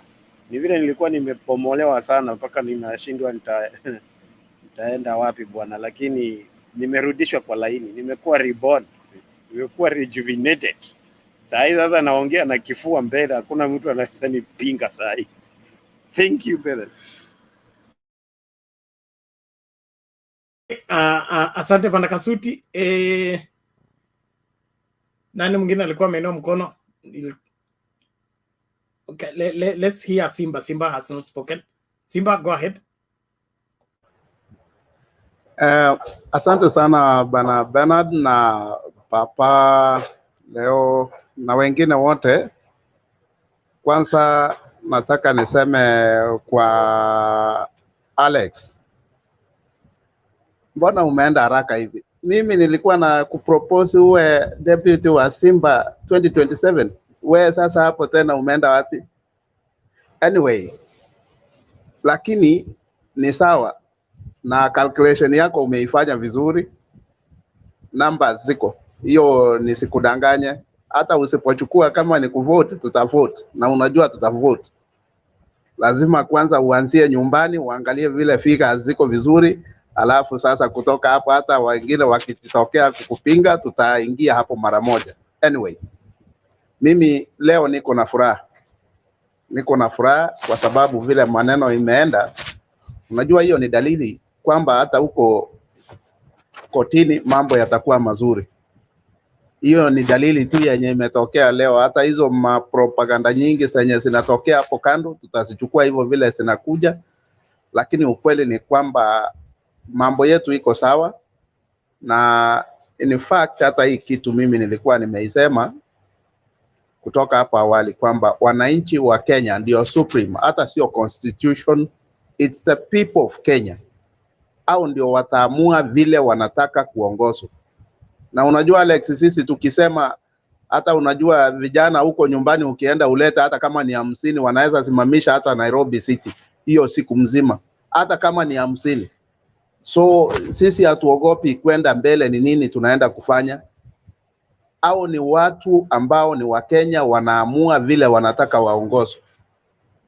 Hayo mambo mengine yote sisi, ile kitu yenye tumeheshimu ni sheria. Hiyo sheria isipoenda our way, kwa sababu sisi ndio tuliweka hiyo sheria, kama iweze enda our way, sisi tuko hapo. Asante.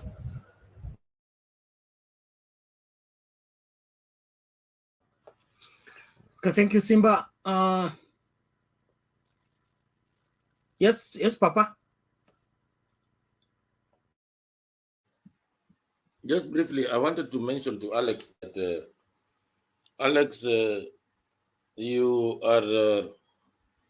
want to render yourself redundant by going to become a politician. When Baba came to US, he came with people who are experts in various fields, and they gave a talk. One talk that they gave, and that was delivered by Shabal. Shabal is a banker. Shabal is a shareholder of Gulf Africa Bank, one of the banks that control, despite the fact that many people might not know about this bank, but this bank controls almost more than 70% of the remittance from the Middle East. That is Dubai, Qatar, Saudi. And he came there with a purpose. And he came to deliver a message. He delivered a message of the kind of money that diaspora meaning all around from Australia, wherever, back to Kenya. If you look at what the diaspora is remitting to the country, if diaspora is to withdraw that money for a year, the economy will feel it. And they will feel it heavy. So one of the things he proposed was a diaspora bank. And that diaspora bank, I would want to believe that board members have to be from diaspora, so that they get these incentives of investment. Investment in the sense that there are certain taxes that, despite the fact that you in the diaspora remit maybe to family, maybe to investment, you are still taxed some things as a citizen. You shouldn't be taxed. So there are certain waivers that I would want to believe that if Alex, you wanted to help them, is not become a politician, be in that board, because that board is what can propose to Parliament to eradicate some of these funny taxes that the diaspora people are having to face. Like, I don't see why somebody who has been in diaspora, who in total in his last 20 years has probably remitted over 100 million shillings to the Kenyan economy, should be taxed about a simple car that he wants to come and use in his home, probably some small pickup. He has to pay the kind of taxes that some expatriate who is coming to make money in our country and take it away. But he still faces the same kind of punitive taxes. So there are things that if Baba is going to get to that seat, there are more things that diaspora will benefit in that proposed diaspora bank, which was going to be regulated by Central Bank anyway. So I would want you to be in that board, so that you make sure you don't come here with all your hard-earned money and then you pay taxes to us, and then we'll eat them and appoint Chebukati to eat that money. Thank you very much. Bernard. Bernard. Yes, Alex. Yeah, you can give your response. Yeah, I'm going to give my response here. And Papa, thank you so much. one of the things I want to assure you that I am not an extremist person. I also speak with people in UDA. And I want to assure you, among the people who made sure that Kibagendi and Omingo Magara walitoka UDA na wakarudi katika party yetu, I was very instrumental. I want to tell you, and you need to know that. The only person I never convinced, who's still my friend, is Osoro. Osoro very soon is going to come to ODM. I assure you. And I want to tell you because he's my best friend. A person, today we were engaging with a lot of people who are even in UDA. They are worried the way this minion called Ruto is taking the country. Don't criticize Duke. Duke is my cousin. Is my first cousin. Duke ako Azimio. Musijali. Duke ako Azimio. Ni ujinga tu anaongeanga hapa. Wachana na maneno ya Duke. Duke is in Azimio. We agree with him more than we disagree with him. Mtu yote anafikiria. So what I'm saying is this. We need a seat in parliament so that it can give us the authority. So when we speak, these people understand that we don't just speak. The other thing I wanted to say is this. I want us to think of where Kenya can go if the Supreme Court pronounces that Ruto is the president-elect. We have engaged with some of the few people, and we fear them bringing them here, but they listen. One of them was listening. One of the Supreme Court judges was listening what we were talking. I won't say his name. And this is what he told me. We didn't know that Kenyans are very mad this much. So Bernard, unafanya kazi mzuri sana. But I want us to get mad so that we project our madness and these people to know that whether they like it or not, Ruto Tawe. Thank you, Bernard. Asante, Alex. Ruto Tawe, I agree with you 100%, and we are going to carry the day. It may take a short time, it may take a long time, but we cannot entrust the leadership of this country to people with questionable characters. It is that simple. Kenyans have suffered enough. They have endured enough. They have put up with enough nonsense. It is time for the seat of this country to get the right driver. Hatuwezi, kuna ile kule kampeni ilifanywa ya kuzusha dereva akipeleka gari kama isivyopaswa zusha kwa gari, wakati wa kuzusha umefika. Kwa hivyo Supreme Court watoe verdict yao, lakini if it is not in favor of the will of the people should carry the day. And the will of the people, the constitution avails us different avenues to exercise the will of the people. And so it is not just through what is there. We start with the basics. If it refuses, we go to the secondary. We will revert to the basics when worse comes to worse. And what is the basics? We, the people of Kenya, give ourselves this constitution. So that is where it all begins, and that's where it will all end. But more than that, without inciting anybody, if you're a Kenyan and you like Kenya being a country where you pay for everything, bribe everybody, and you can't get anything for the right way, if that is the kind of Kenyan you are part of our problem, and we want to solve you. And we will solve you. But if you believe in that Kenya that will be stable, established, prosperous, secure for our children and our children's children, then you need to get angry. You can't be just, normal and celebrating. We need to get angry when things go wrong, angry enough to make them right. And let's do what we are supposed to do. Zusha mpaka upate haki yako kama Mkenya. Aya, ni wakati wa nani? Ni wakati wa night school. Walimu wangu wote, Alex, ni wewe uliwafuta ama uliajiri wengine na sina habari? Ben, I have a question. Hold on, I'm coming to you. Nyangao. I think Makiadi alikuwa anatusikiza kutoka nyuma.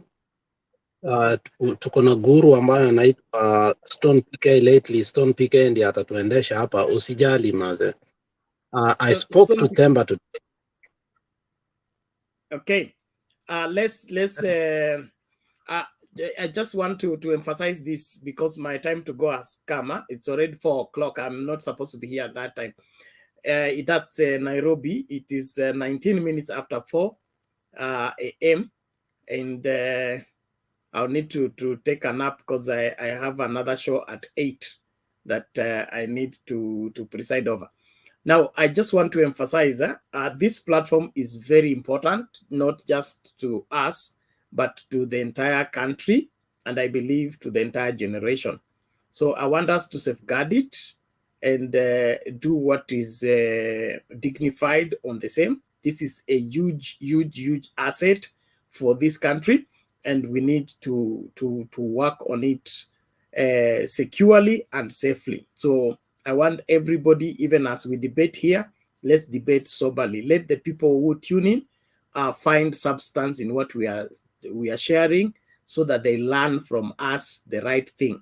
There is a lot of propaganda out there. There's a lot of misgivings out there. We don't want to be part of that, especially this particular show.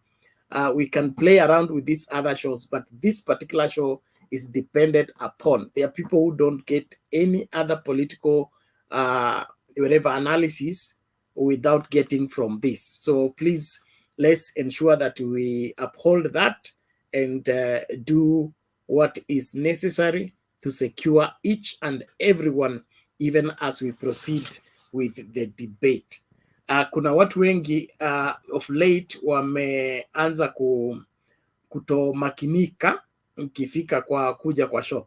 Ningependa tu tujirejelee, tuhakikishe kwamba hii show ni ya muhimu kwa kila mmoja, na kila mmoja aichukue kuwa ni ya maana, kwa sababu inasaidia nchi na inasaidia kila Mkenya kujua ukweli na kujua mbivu na mbichi.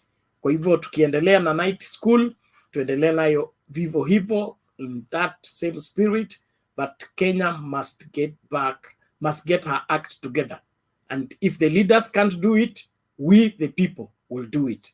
And so let's resolve and do what is good for this great country. Nyangao. Actually, the name was misspelled by my primary school teacher. It is Nyangao. Okay, so I'm right, Nyangao. Yes, so my question is, yes, with the strong message that has come out from the elections, I don't know whether actually to call them by-elections or general elections, because they are as a result of the subversion of the intent of the Constitution of Kenya 2010, where it was intended that the commission will act as a commission. But unfortunately, now we have an individual who actually acted purportedly on behalf of the commission and suspended the 6 elections. Now, with this strong message, there is another thing that we don't seem to have focused on, and which I want to ask. You see, the commission and even the judiciary does not have the mandate to determine whether somebody, for example, earned a degree. I would give an example of Nairobi County. You saw how it was back and forth until at some point is a candidate who has now won and taken sworn into office, but still the question of whether he earned or did not earn a degree is not a settled question. So when we have a commission that was not objective, Is it something that we can just sit and say, let's move on, or we just need to go back to the courts and interrogate the questions and ask ourselves whether we really have the right persons in these offices according to what the Constitution intended? That's my question. Okay, thank you, Mr. Nyang'ao. That's a very good question. The court doesn't have capacity to determine whether somebody has a degree or not. I don't think so. It is Chebukati and his incompetence. Okay, Chebukati and his incompetence. That's why we are where we are. And then, of course, the DCI, because before you run for a public office, you are required to have what is called certificate of good conduct. That certificate of good conduct is supposed to do background checkup on you, so that if you have any questionable papers and all that, then your conduct is not good. You are not given that certificate, and without that certificate, you can't run for public office. So we as a country, we just need to put our act together. Whatever law we give ourselves, let that law work effectively. Kama wewe ndio wa kupeana certificate of good conduct, na certificate of good conduct is a condition for you to run for public office, mimi mtu wa good conduct, I have to be more strict in ensuring that ukiniletea makaratasi, hayo makaratasi ni mimi nafanya background checker. I call your primary school, what happened here, what happened what, so that when I give you that certificate of good conduct, I know I'm giving to the public somebody who is credible, who can be relied on, who can be depended on. Shida yetu Kenya, tunapeana sheria na mkono huu, tunaiondoa na mkono huu mwingine. So I believe that matter will be revisited. It will be revisited. But Sakaja haezi kama mahali yuko vile anakaa tu akitaka. Lazima abembeleze. Kwa sababu MCA wakikasirika tu ni hivyo. Hata kama si MCA, sisi wananchi will do that, and it's beginning on a very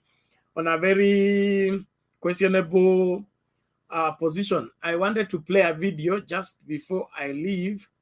Okay, imekubali. Wacha nicheze tu hii kabla Alex aje.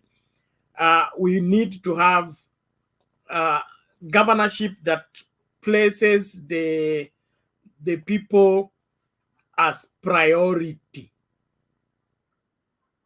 Order ya pili, maafisa wetu wote ambao wanafanya kwa serikali kwa sasa wakumbuke ya kwamba waliajiriwa kufanyia kazi mwananchi, na kufanya kazi kwa serikali sio jambo la lazima.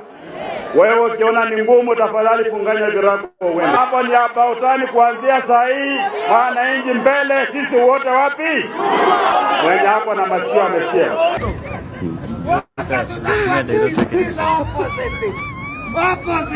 All of you here, you have been sitting back. You know how much is being stolen from the county. Under the watch of the people we have entrusted with our monies. We need to stop it. We will stop it. Kuna sheria ya kuandika na kuvuta. Ole wako kama uliandikwa kiukora. Itakuwaje?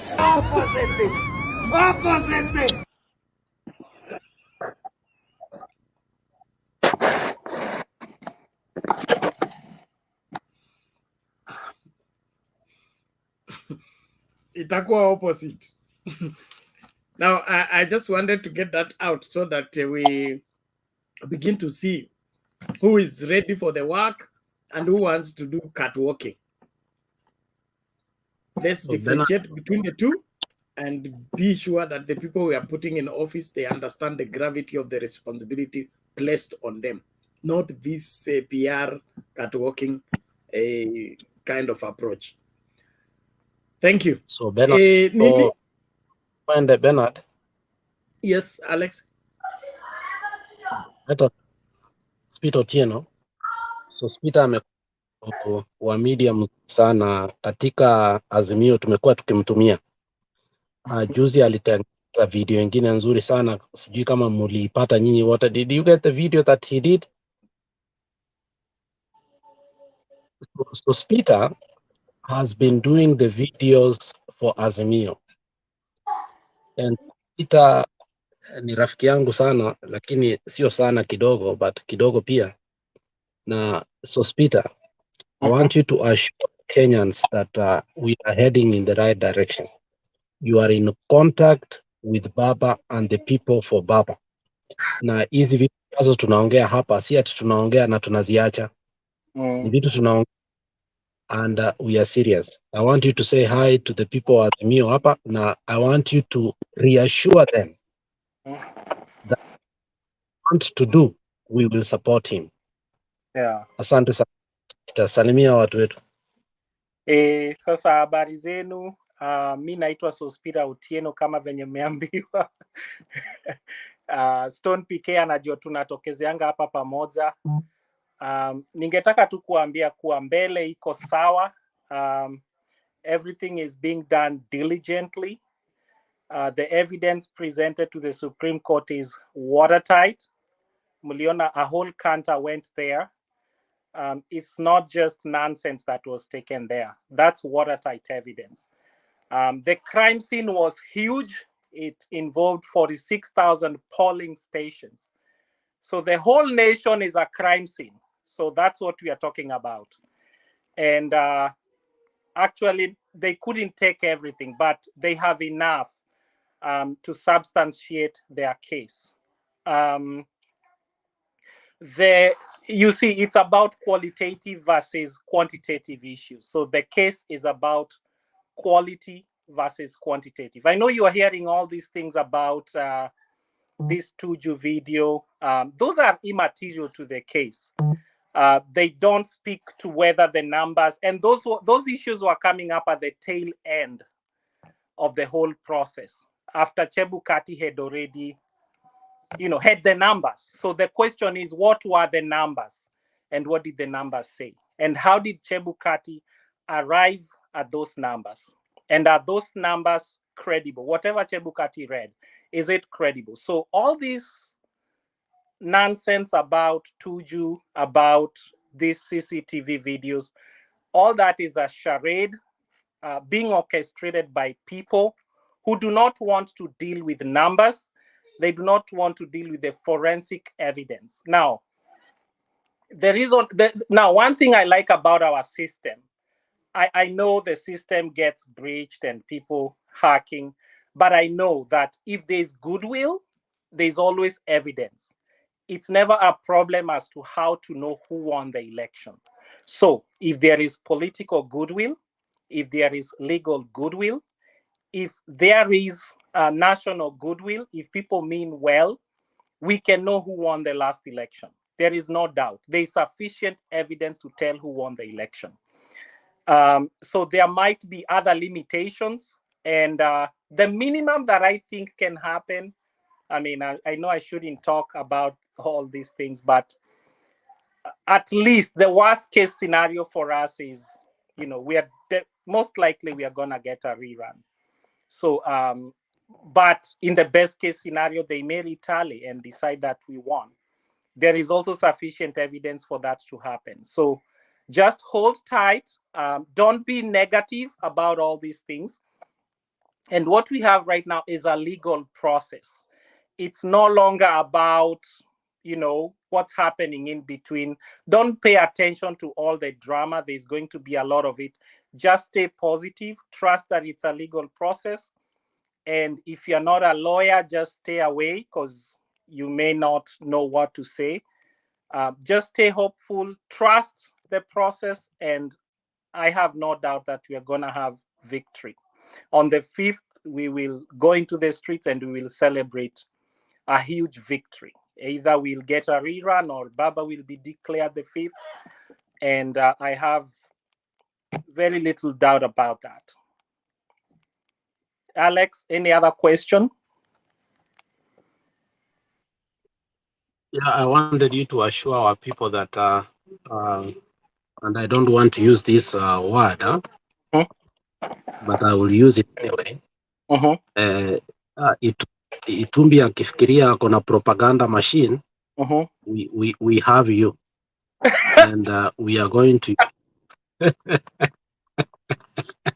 we have already used you quite effectively to make video.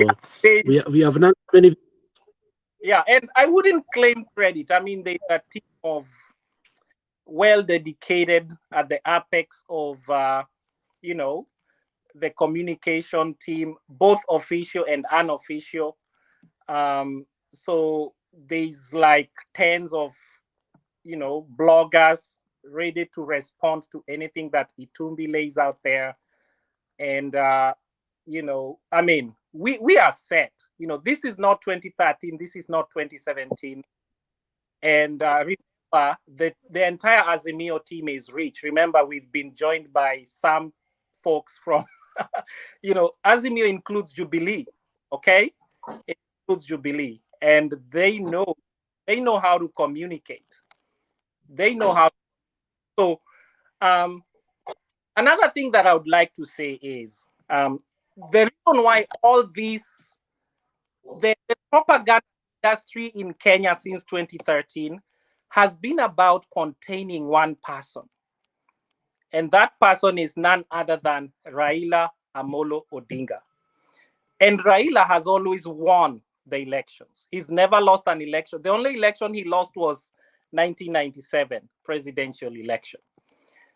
And so he doesn't need propaganda. You know, we don't have to do propaganda for him to be ahead. But we do realize that, you know, public perceptions have to be shaped to achieve certain ends. But I have no doubt in my mind that Baba is a good product in itself.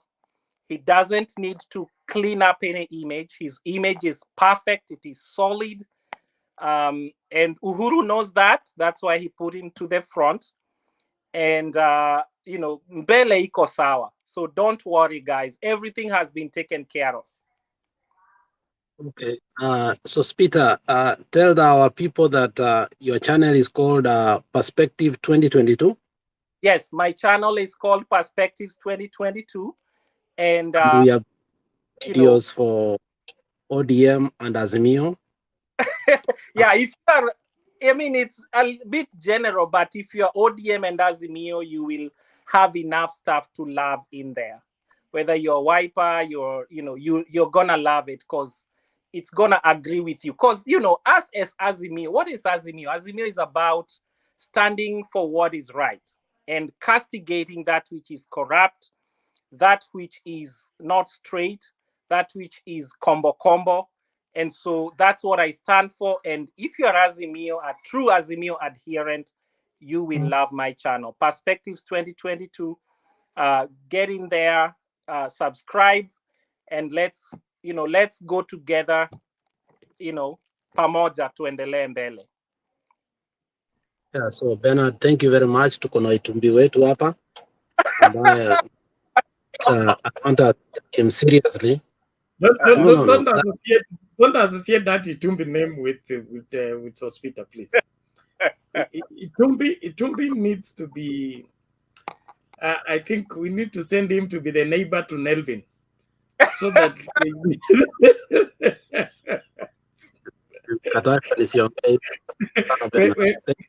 When Alex comes to Nairobi for the swearing in of his MPship, we need him to get a plot where Chebukati lives on second floor, Nelvin first floor, and Itumbi third floor, so that they may be passing. You know, yesterday,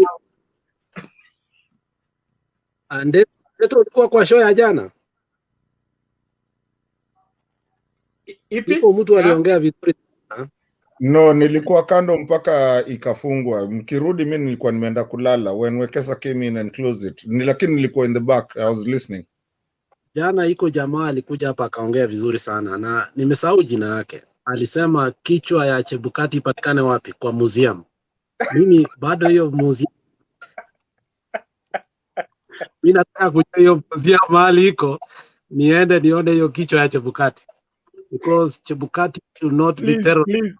Please take it easy. Take it easy. We'll be blacklisted, please. I'm sorry for saying that, but Papa, you patikana kwa museum. Thank you. I'm sorry. Please, wewe Alex, ngoja kwanza wewe. Wewe ni mwanasheria. Acha kufuata sheria. Yes, Martin.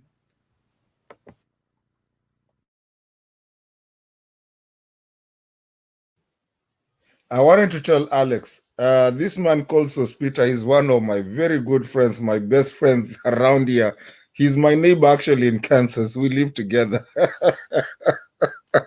He's a very intellectual person. We sit down and talk about everything. Mostly, 24/7, we're always conversing. Good man, his channel, Mzuri.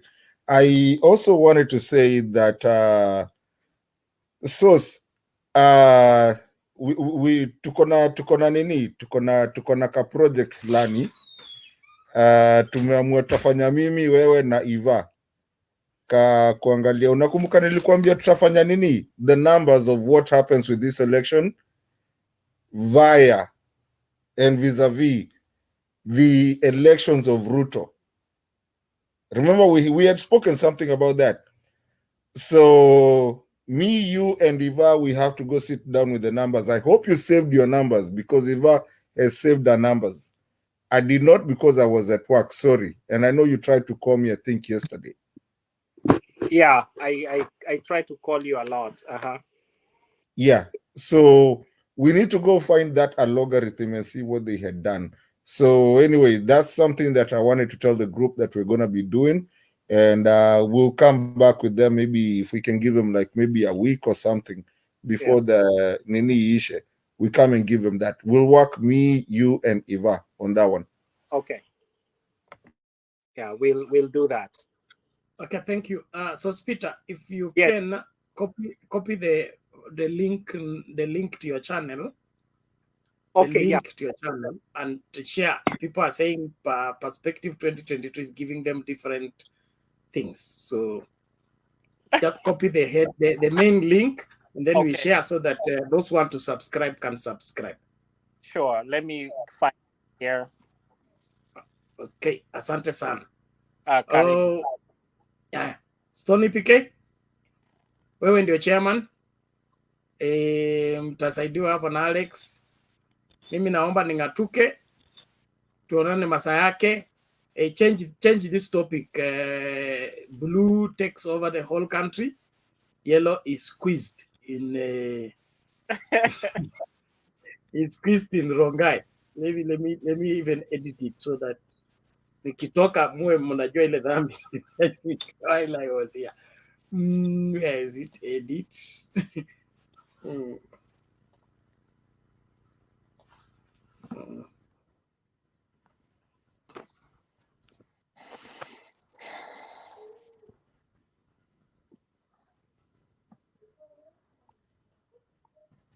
So tuendelee utumishi.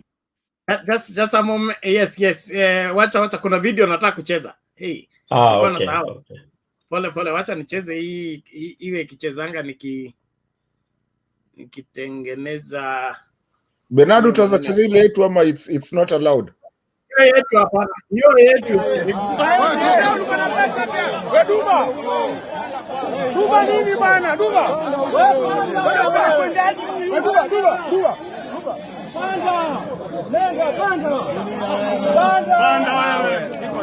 Nenda. Sawa. Watu wanasoti wacha. Alafu hiyo na video. Na wewe ukikuja. Ni ngane kama. Na bwana.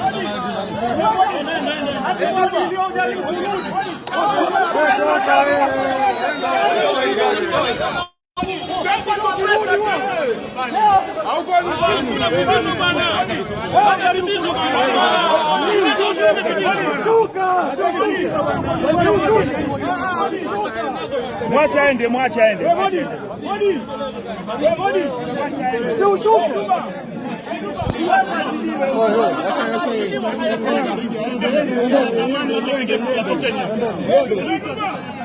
Tulieni watu wapige kura.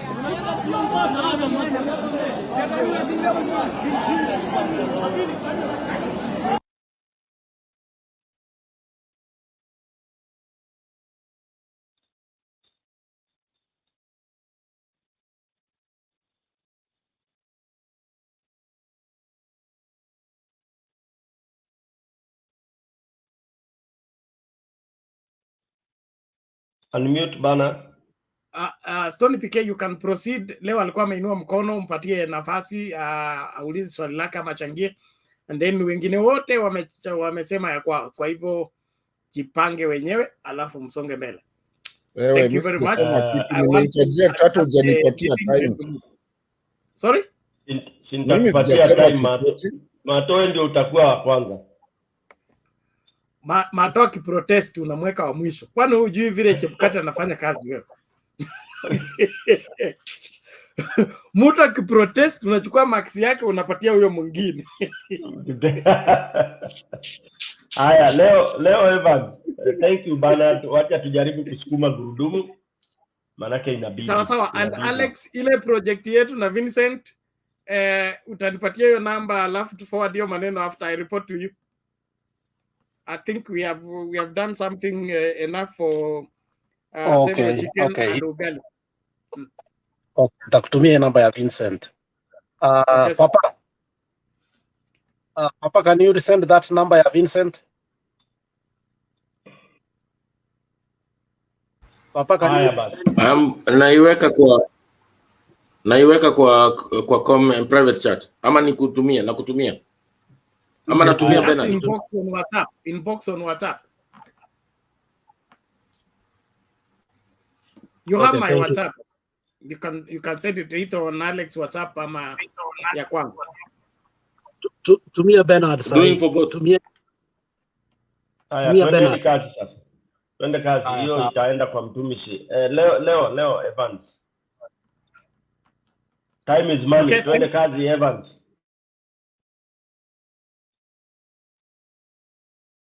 Evans, unmute. Fungua kipaza sauti bwana. Ama inaitwa nini? Microphone, fungua bwana. Leo, Evans. Sorry. I was sorry. I was speaking to my colleague around here. Thank you guys. I was about to sign off, starting to nipatiane tie wajibu hapa. But Alex, why don't you consider to take over from Chebukati? Alex, I think you deserve to be the position of Chebukati. We need a strong man there. I think that is a place you need to be. Consider that place, bro. Thank you guys. I need to sign out. I need to do something. Wonderful, Leo. You should not take these comments for granted, Alex. Unajua watu ndio wanajua your strength, and that is where our leaders go wrong. Hey, let's mute. Leo. Okay, thank you. Yeah, with experience, you get to know that probably people see more than you see about yourself, and some comments or suggestions should always be taken into consideration. Asante Leo kwa kupendekeza ndugu Alex, labda anaona awe diaspora MP na kumbe hapo ni kidogo. Kumbe mahali anatosha mboga ni kwenda ku make sure that mimi kipiga kura asubuhi naenda kulala ama kukula vitu yangu. Hata sitaki kuenda kuchunga kura. This nonsense of kuchunga kura is garbage. What is kuchunga kura? Kuchunga kura is retrogression. Ni ujinga, ni upumbavu. And this should end when Baba gets in. But for Baba to get in, we will do it in whichever way possible. Then the aende alainisha. Kuchunga kura is nonsense. UK, US, do people chunga kura? It's really rubbish.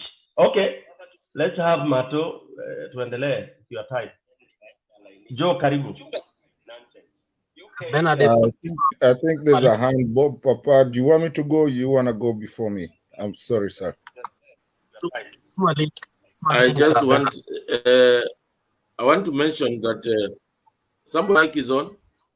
I just want to that Joe, is Joe, out your of mic is order on. because dealing with the army. Yeah, when you're dealing with a guerrilla army, sometimes you need to attack at guerrilla tactics. So wakati tunasema tunachunga kura ni kwa sababu wale waizi ni usugu, na hata serikali zote ulimwenguni, wakati iwe ni Urusi, iwe ni Marekani, iwe ni wa Kenya, wakati tunaingia kama Somali, lazima tuwe wauni ndio ili tuwapate. Sasa bwana John PK, wakati tunashughulikia wezi wa kura ambaye ni sugu, lazima pia sisi tuende kura yetu, na hiyo ni ili si ati nasema tuwe wezi, lakini ili kuwashima na washema madhara. Kwa hivyo hiyo ndio kulinda kura. So Stone PK usikazite. Kama mimi hiyo ndio kazi nimefanya, ukiambia kulinda kura ni mpuzi, hivi mimi kutafuta ni kulinde. Asante. Hapo tena Bob umeanguka 0 kwa 10 huku nielewa. I have said for now we must do it, but we want to end it with the Baba coming in power. Please. I said it should end, but it will be ended by power. For now, we will do anything possible. Hata mbaya, that is what I mean. For now, we will do everything. Hata kuapisha Baba tutaapisha out of the constitution. We will do everything to install him, to bring order. You have to be disorderly to bring order in this country. Thank you. That is what I meant, Baba. For now, we have to defend. We have to do all the nonsense. Yeah. Tuamke tulinde, ndio Baba akue. Tulichezwa pale Bomas because tulikuwa tunafuata sheria, but we have said enough is enough, and thank you for what you have done. So we are on the same page, but we don't want you to do that 2027. Tunataka ukipiga kura ama ukisimama gavana Mombasa, nimepiga kura na ninaenda kupiga kahawa yangu bila kuare. Ikiwa umepiga kampeni nzuri, kura yako inahesabiwa bila wasiwasi. That is what I mean. Thank you very much. Who is coming next, Mato? Yeah, thank you so much, and I'm so glad to give my contribution while Bernard is still here, and Amanda. But anyways, I think he can hear me from behind. That's fine. No, basically, what I'm trying to say is that, guys, I'm a proud Kenyan as we speak today, because there's if you're a Christian or if you believe in laws of nature versus nurture, these things that are you're told that everything shall always fall in place. You see, there's some things that are falling in place, especially today. There's truths that are coming out to be the truths of what really happened and what has really been happening. Now, what you get, and actually maybe Chebukati, that was a favor in a certain way by nature, by the laws of nature versus nurture. To have Chebukati having postponed those 2 elections might have been a huge blessing to our country. Because what is happening is, now people are starting to ask themselves. I've heard people ask me, "Hai, kwani nizi kura za Ruto alitoa wapi?" Because it's starting to open up even somebody who doesn't understand politics or doesn't follow politics so much to start understanding something is not right here. How do you win all those places and then none of your members can win that, those places? And that's the whole thing we had been saying. And it's so good that it's happening before we go to the Supreme Court. Because even with the Supreme Court, we are having issues because we have different people doing different affidavits. It's, things that doesn't make any sense. All of a sudden, now we're doing, CCTVs. We're doing all that. Nobody knows where, what happened, how it happened. There's, the rigging, the hacking issues that now we are having. Hacking issues actually come into the, into the petitions. There's people petitioning things that they are contradicting themselves and everything. What does it tell you? It tells you something is not right. Something is not right. because there need to be a pattern. And that pattern, you have to, I mean, there has to be a pattern. So how do you have a pattern of a winning streak? And everybody is asking, which counties did you win? And like I've been here asking people, the people that have been listening to me here, there's a day I mean, 3 times I've asked 2 people who are UDA guys, or Kenya Kwanza, if you want to call it so. Ask them, which counties did Ruto win? And I've never had an answer of more than 3. It's always been Central, Rift Valley, Western, and the other guy that was talking even the Western, they started trying to elaborate Western. I thought Western was Western. Once you say Western, it's Western. So how do you have 3 out of 8? And we were using the old kind of way of doing, provisions.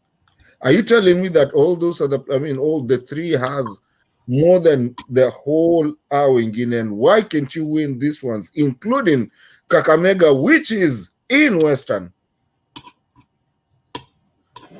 You see, so there's a problem.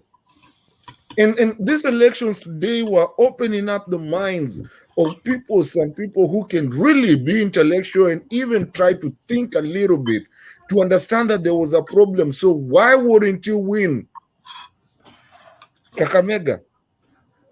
And why was the number so big? Almost half. If not, I think it was 60 something. And there comes that same number that we have always been talking about. 60 something percent. That's what Raila won with. That's the same number that came in. Go to Mombasa. It was, it wasn't that, but it was almost, you can actually see a peripheral somewhere to that same number. 60, 70%. Between 50 and 65. That's the number we had been talking about. Go to Kitui. Go to Mukuru Kwanjenga. You will see a pattern. So what is it that this thing that was so difficult, that pattern was not seen on that day? And why is it that people are talking too much about a problem that was happening? Why is it some people are saying that if the person was not elected? So guys, there comes a time in our country that where we are, and I keep on saying, we are somewhere where that's why we don't have people congratulatory messages. We are a place where in our country is being recorded and posed to be the East African and African capital. And unless we become stupid as Africans and let this happen, that tutolewe hiyo kitu kwa mdomo iende, the only place naona ikienda ni Tanzania. Unless we do that, then we will have, we will only have ourselves to blame. Uhuru is fighting hard on the sides. Baba has been fighting, and now you've been proven what the mood of Africa and Kenya in general is. Guys, let's not let cartels and what is called a RICO law, which is what was done in America so that cartels could disappear from this economy. We need to go to a RICO law and people need to go to jail. And the people that were beaten today, I'm sorry, I don't advocate for violence, but they needed to be beaten to understand that Kenyans are tired. I'm going to go hard, just like Stone went. They needed to do it.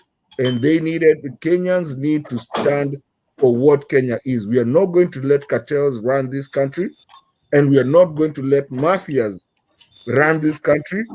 And in fact, I was reading, I said the other day, 4 of the petitions, all of them ask for the person that gets guilty or found guilty of malpractice pays all the cost fees. All those judges, they pay that.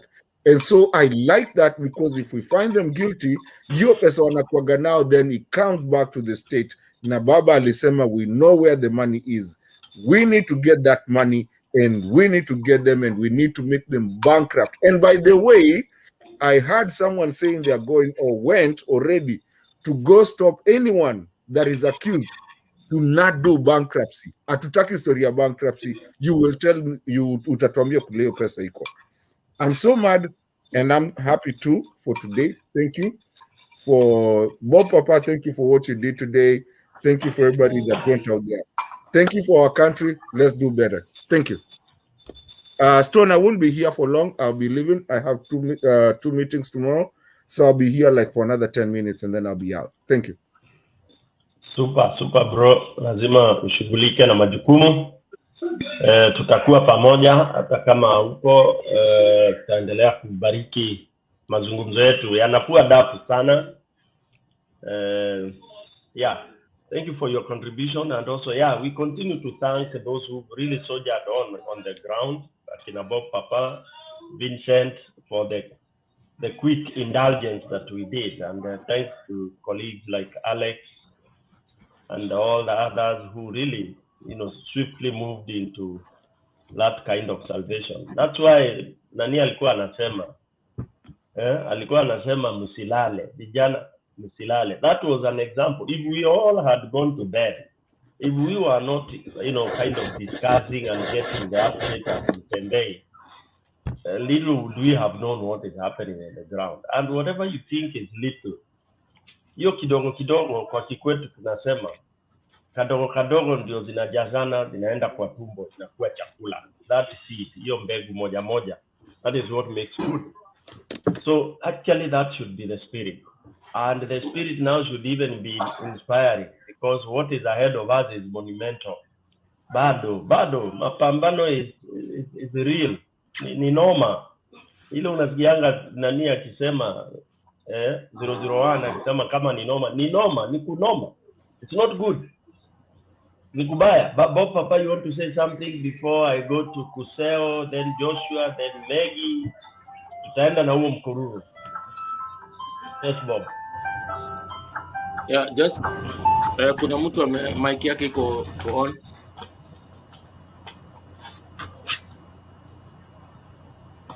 Yeah. I just want to say that yesterday's achievements in terms of Azimio family was commendable, but I want to say something that I learned over lunch hour yesterday. When I took a small break of about 2 hours, I thought I should get away from the comfort zone. Comfort zone meaning eating lunch, ugali as your lunch. So I went to buy some fruits, and the boda guys, not the ones that I was using yesterday, but in my local, at the main gate of the estate, and they are my very good friends. We talk, sometimes you can chat with them. And they almost made me feel like I'm fighting for a lost cause. And that is when I realized that there's something called indoctrination. And that indoctrination is the same thing that Mombasa was facing 10 years ago, where a few people who were pretending to be Muslim faithfuls indoctrinated a good population of Mombasa. And they were telling them that they were fighting the Kafiris. And, the beauty is that the leadership of Mombasa came out with so many brothers and told the people that this is not about religion. It is about good governance and good deeds. And we managed to overcome that. And all those boys who had been taken maybe to Somali and were being indoctrinated in the mosques, and the imams came out strongly and advocated for the word in the Quran and not misinterpretation. Now, on the flip side, you look at what UDA has been advocating, because the border guys, the young guys who are my very good friends, were telling me something that I felt there is more than meets the eye, because they were talking of dynasty tutawaangusha. So one of the like the outspoken fellow there, I told him, can we bet? I want to bet Abdul Swamad will be your next governor. Hakuna, ule ni project ya Joho, huyo ni project. And this project thing is part of the indoctrination. It is not about a small thing, but KK and UDA have intoxicated the young people, and the same people are the kind of people that you will, when you either break the law, then you are not the same. That you are rich and the other one is poor, and that is something we need to remove in our society. And it is part of the bigger picture. We need to have a society. We should not look at each other in terms of money, in terms of wealth, but what we can gain through good governance. And I want to appeal to every Kenyan in the comment section, panelist. There is a deep-rooted problem that we have, and that is the fight about haves and have-nots. And that was not brought because it was our own making, rather than that it was I mean the coming of the Western world into our continent that created some of these divides, and we all were living better, and we were sharing ideals. So let us move away from that kind of politics and soldier on as one country. That's why I strongly believe in Azimio, because Azimio is first you become one. After that, push an agenda that will be good for all. So there are more deep-rooted problems than we think, and we need to address them. Thank you. Sorry for taking too much time.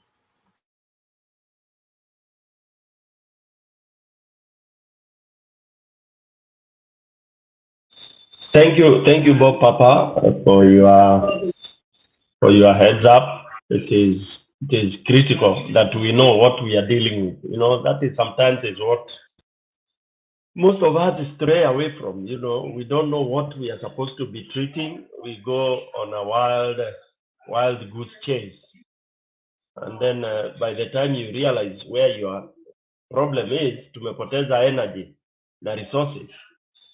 Like Azimio, I keep on saying, Azimio, we are doing fairly good, but it is important that we get to know exactly what is our gaps. And that's why I keep on saying we have to prepare. And for you to face your gaps, you have to do your own appraisal. Like now, people should be preparing of anything. Tukiambiwa tumeshinda, we prepare for. We should be, planning how we will celebrate, blah, blah, blah, thinking of how we will be doing all this. What if we are told the other things? What will we do? We should, by the way, this phrase of people saying we'll cross the bridge when we reach there, niliacha hiyo nilipofika form 2. Because nilirealize, ukisema utastudy form 4, ukishafika form 4, you will fail. So for me, crossing the bridge when I'm not there, I want to reach there when I know where the bridge, I already know.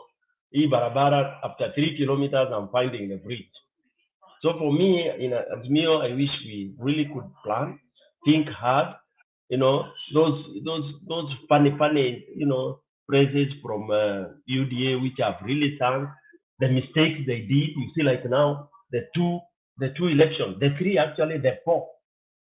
Because there are 4 elections to Mepata, 4 different locations, Kitui, Mombasa, and Kakamega, including West Pokot. The outcome there is unbelievable. And we should now be even hammering so much on this, not only at Mtembei, but Azimio as a whole. This is a point that should be ingekuwa inaasha moto, because now we really need to be told, where did Ruto get votes from? It's not a matter of saying Ruto hana vote. Ana vote, aliambiwa akona vote. So we want to see them. For me, that is what I would be pushing on, other than hata kama tunangoja Supreme Court. In our own machinery and mechanism, we are supposed to be strategizing. Si kusema ati Supreme itakuwa mwisho wa maneno. No. It has been proved very well, very openly, that these guys hawakuwa na kura, waliiba. And I'm happy that tuliwashika na tumefanya hivyo. Mato bro, si apologize that you don't advocate for violence. Mtu akija kwako nyumbani anaiba chakula ya your family, piga yeye rungu. Usiseme ati bro, mimi siwezi ua mtu. Ameingia kwa gala yako, ameingia kwa your own house kuiba. Mwizi apanywangi kitu kingine, anagongangwa rungu ya kichwa. And you hit to kill. You don't hit to take to hospital. So tumeshika wezi leo na tuwakamatie chini tufinye. I like the way I was seeing emojis in Azimio Beyond. Shika mtu huko, tunasema kama umeshika akiiba, if he is innocent fine. Hiyo clip tumeonyeshwa na bana. Shika hata kama wa polisi, sema ondoa hii takataka hapa, wapeleke huko na asirudi hapa. Akirudi tutamfanyia mambo ingine. That is what they should know, because they think we are docile. Wanafikiria sisi ni waoga, sijui nini. Uliona vile Songo alikuwa anabembea na tumbo huko, ati ni kama yeye ndiye ana command kila kitu. Sasa hivi UDA hatuna wanaume. All right, let's go to Kuseo alafu Joshua. Madam Julia, karibu, nimekuona. Kuseo. Oh, how are you? You want ladies first? How is Alex, Julia, Martin? No, it is you, Kuseo. I was just acknowledging mwalimu. You know, traditionally ukiona mtu ameingia kwa nyumba, unamkaribisha alafu unasema professor, endelea. Yeah. Good evening, Stone, Bob, Joe, Nyang'au. Nyang'au is another name for some animal, is it? Maybe Joshua, how are you? Yes, we are animals, Prof. Thanks. Nyang'au. Alex, you know what a Nyang'au is? In the Joshua,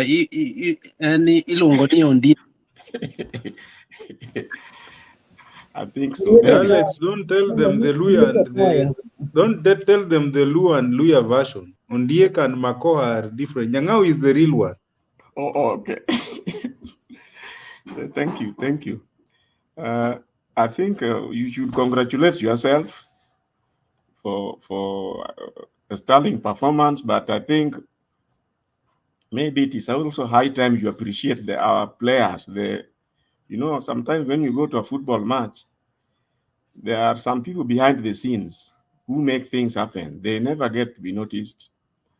But sometimes when you have achieved success, maybe it is important you try and understand exactly who has made this to happen. I would just talk a little about the Azimio management and in the little I know about the past. You see, most of the issues behind the Azimio success is through volunteers. Unlike on the other side, it was value for money. So you find that's why they would go for the highest bidder anywhere, and basically just what is your bid, what is your price, and they try and you strike a deal and things goes on. But that's why you see even in the rallies for the Azimio, most of the feedback you used to get is that, hey, people really love Baba, so they do all this because in love. But remember the other side, and you see those hectic crowds, they were all on purchase. So there lies the big difference. Unfortunately, with that volunteer approach is what looks like Azimio approached the general elections with. And that is why we suffered sometimes whatever we suffered. Because the volunteers can only do so much sometimes. Especially when the opponent is prepared to pay anything for anything anywhere. So there is a very big challenge. And I think if going forward, we must be prepared to spend money. And sometimes when you spend money, you budget for the errors.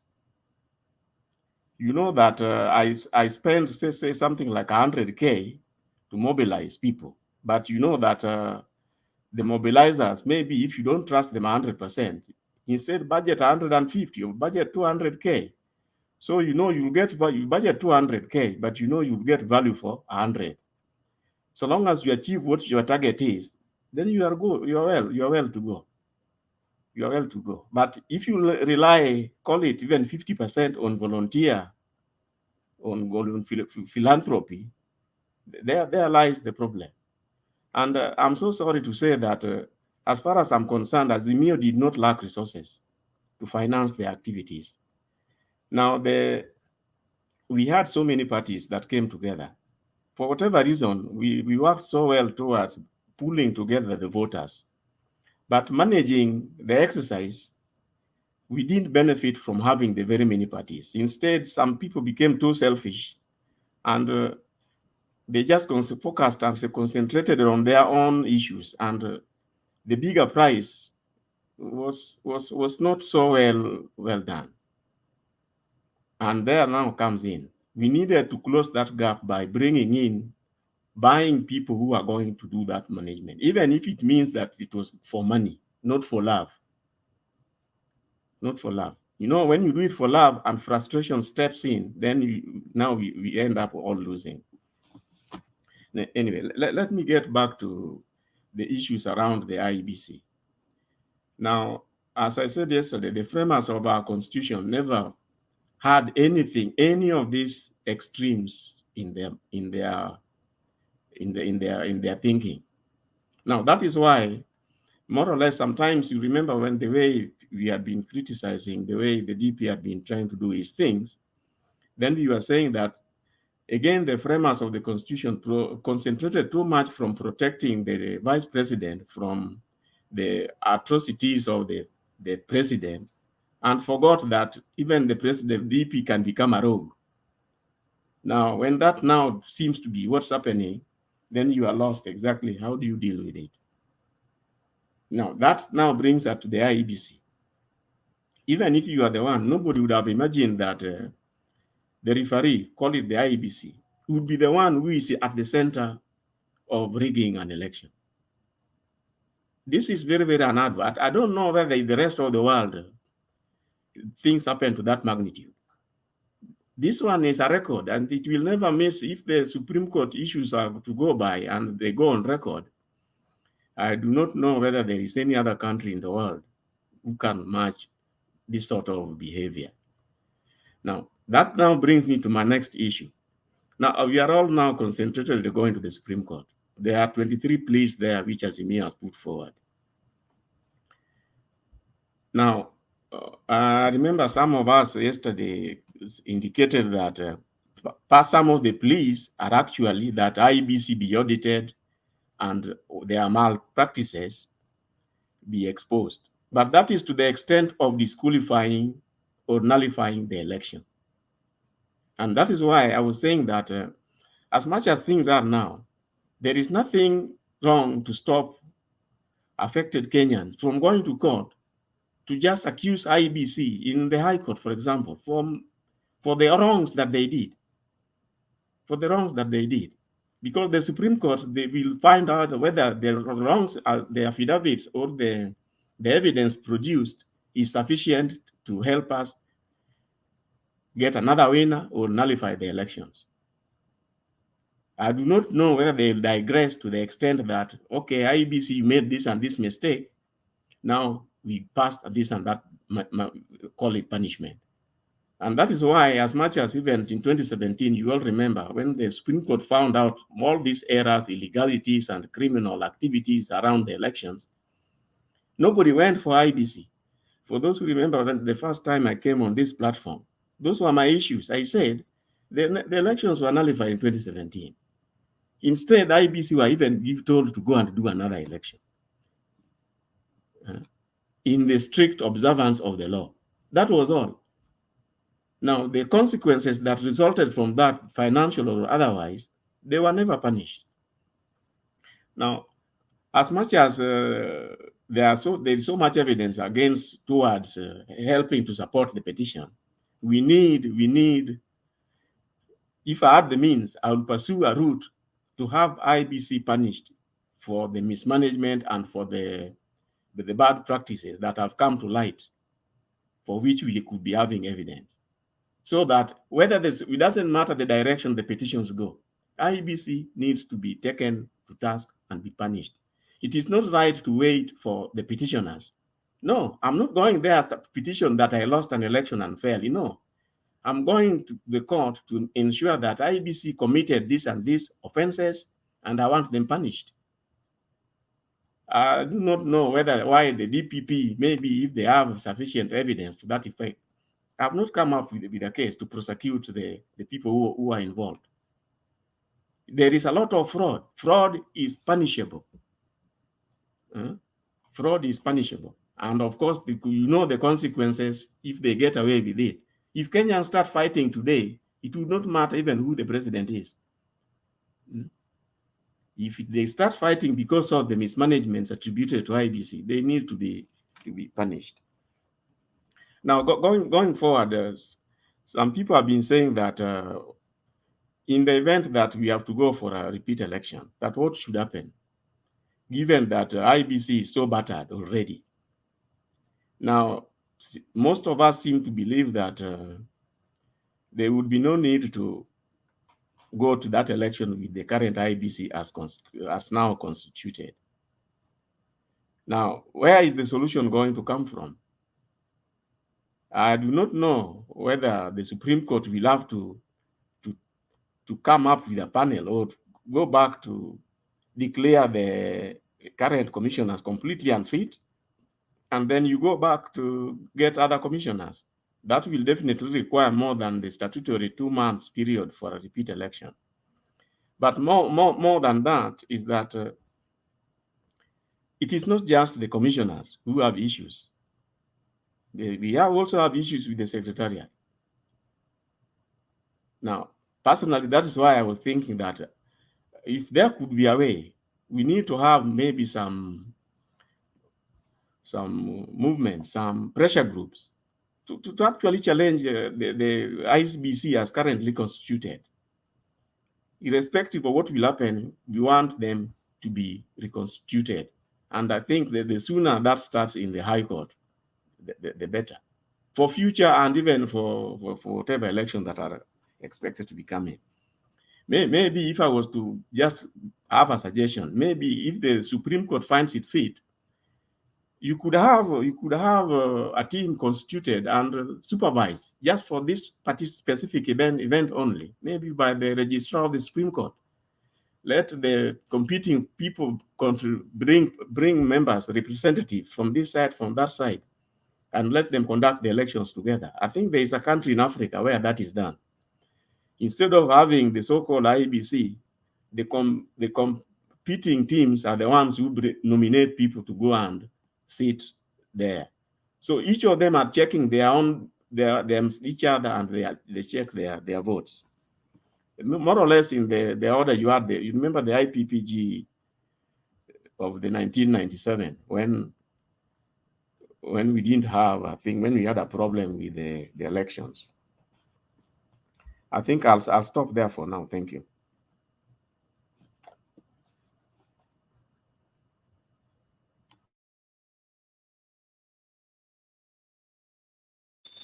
Thank you, Kuseo. I see Bob is raising your hand. Is it a question? And if it's a question, 30 seconds, Bob, we go back to Joshua.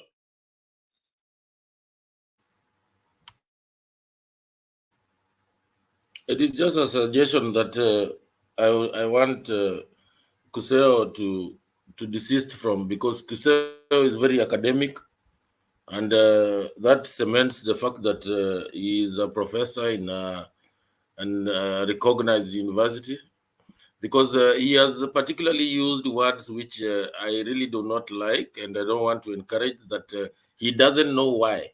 That is one. Number two, he seems to be doing research on the happenings of the day. Like he has given suggestions. Kuseo, we are in a situation which is real, and we are not going to second guess. We need solutions which must be assertive, and the Supreme Court cannot get those assertive solutions. There is the Constitution where we talk about self-determination and how we want our country to be governed. So Kuseo, you're doing more of research, and that looks like you're actually working for Ipsos or something. So sometimes Kuseo, when you come, you must be assertive and use the laws that exist. Thank you. Thank you, Bro Bob, for making that straight. Nilikuwa nataka kuambia Prof hapa atu second guess bwana. Don't usitupeleke hapo bwana. Research tutafanya baba akishaingia. Right now, Supreme Court is the last court. Yes, it's the last court, but if they can't make it, if they second guess, then we will go to the other one, self-determination. And that is where now we are going to have what you are bringing in. That is it. Supreme Court wakishindwa, sisi tutatumia self-determination, is where now we will constitute the way we want to be governed.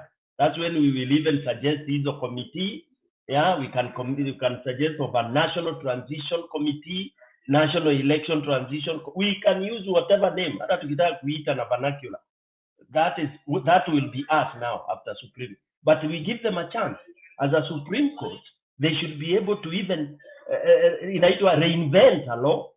They cannot leave us hanging and say that their hands are tied by who. They can say from what they see, they give way forward. If they cannot give way forward, we disband them and we self-determine ourselves. Yeah, that is what will happen. Andika hiyo thesis upate the doctorate ya pili bwana. Ya tatu sijui una ngapi. All right, on a lighter note. Yes, Mato. Tell Bob research is in order. Research is in order. Question. Joshua is waiting. Mato?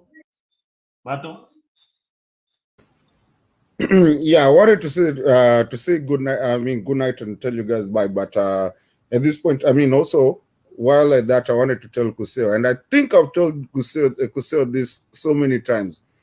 Sometimes when you want, when you have a blue cap, it's a blue cap. It's not green versus yellow. Ile kitu iko ndio iko. Yeah, we are all scholars. Some of us or wengine watuko. But again, theories will never change a country. And that's why Nelson Mandela did not any democracy that has ever happened, even the Mau Mau that we call. Theories will never change a country. There comes a time that a country actually stands for what they believe in.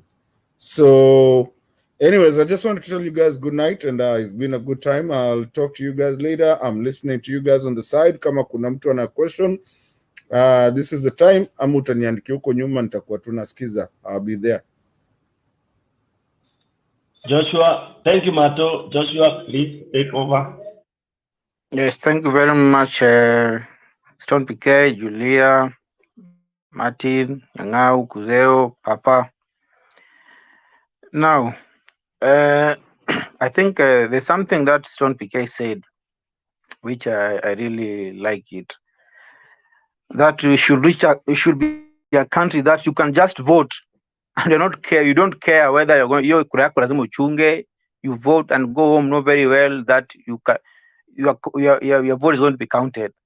We should be a country where we can go and vote in hospital. People who are in hospital, they can be assisted by wapige kura wapelekewe ballot paper, wapige kura huko hivyo. There's nothing, you see.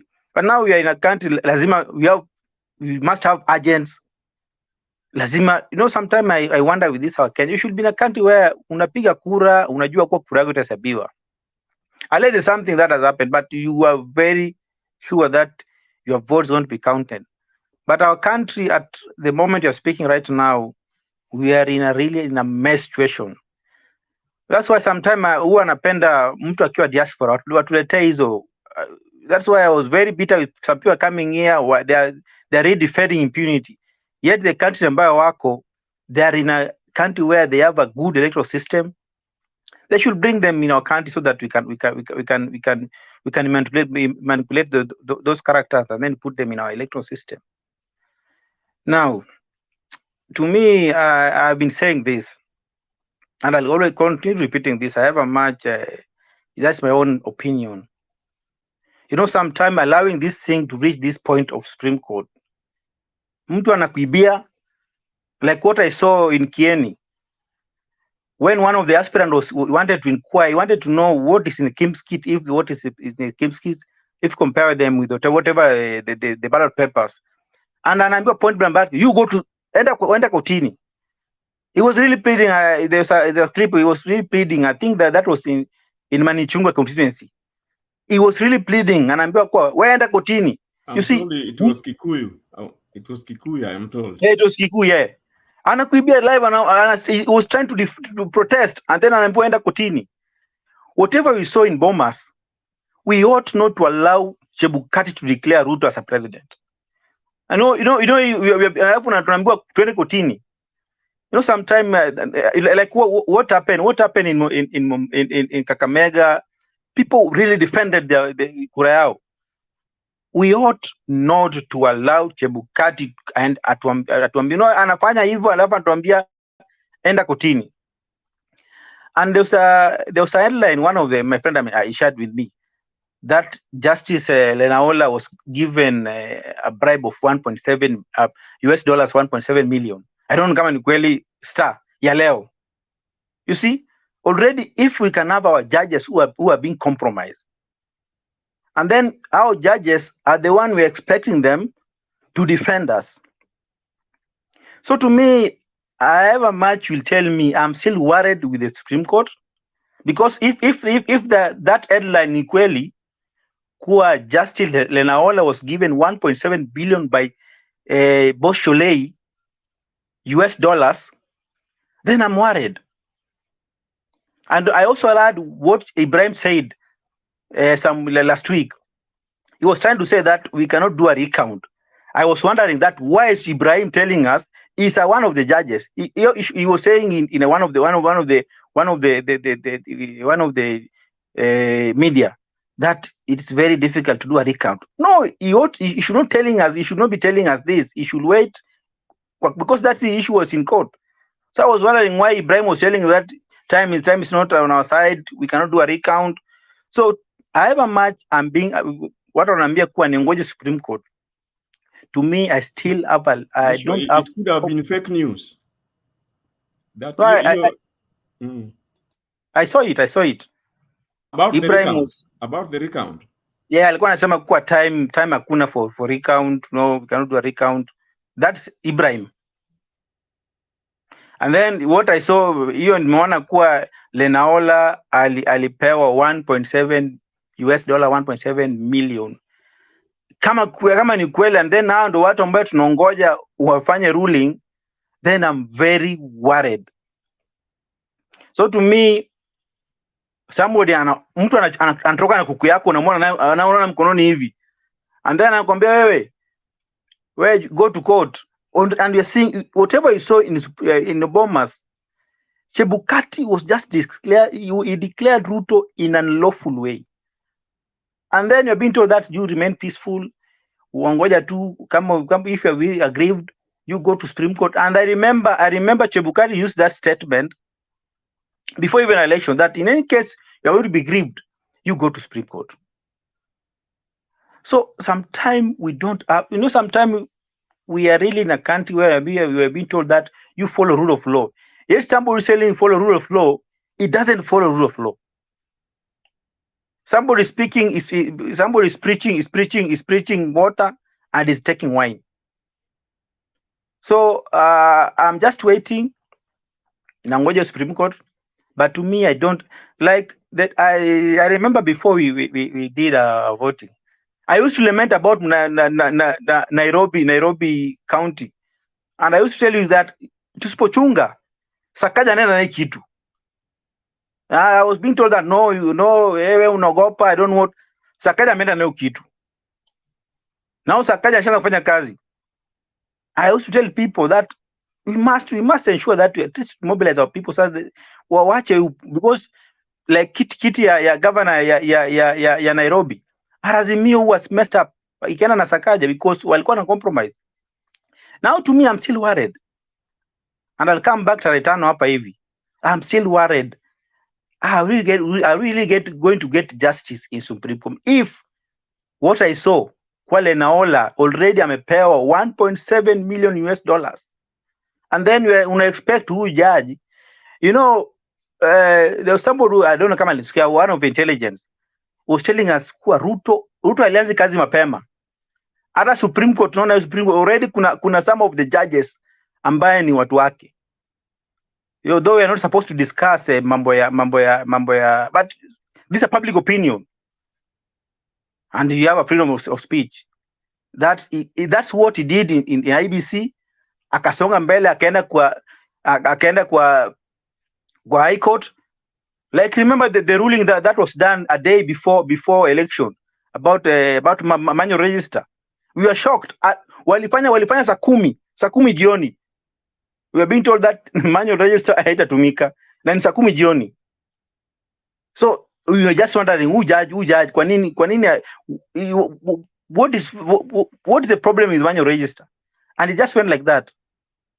So to me, Supreme Court, let's have faith in, but to me, up to now, if what I saw, ile unili niliona kuwa Lenaola already has been compromised 1.7 million US dollars, then now ndo judges ambayo tuna expect to defend in Supreme Court, then I'm worried.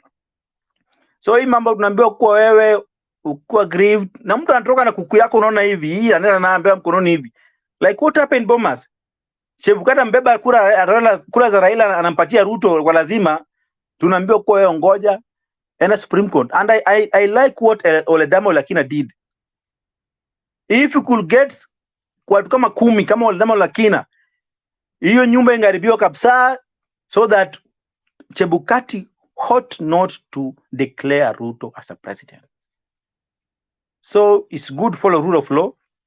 But sometimes I've been saying, if somebody is using orthodox way, ensure also you counter this person with orthodox way. Like what happened, imagine kama wale watu wa Kakamega wangetulia. I'm telling you, Cleopas Malala angeenda na kitu. I'm telling you, kiti ya Mombasa hii ingeenda na Omar. So we don't have, it's good for the rule of law, but sometimes ikiwa noma, iwe ni noma. Kama ni mbaya, iwe ni mbaya. Such that we can gather our vote. In any case, we'll go for rerun. I think now, mambo ya kuambiwa kuwa wewe ukishapiga kura kaa nyumbani, it must stop. We must gather our vote. Thank you very much.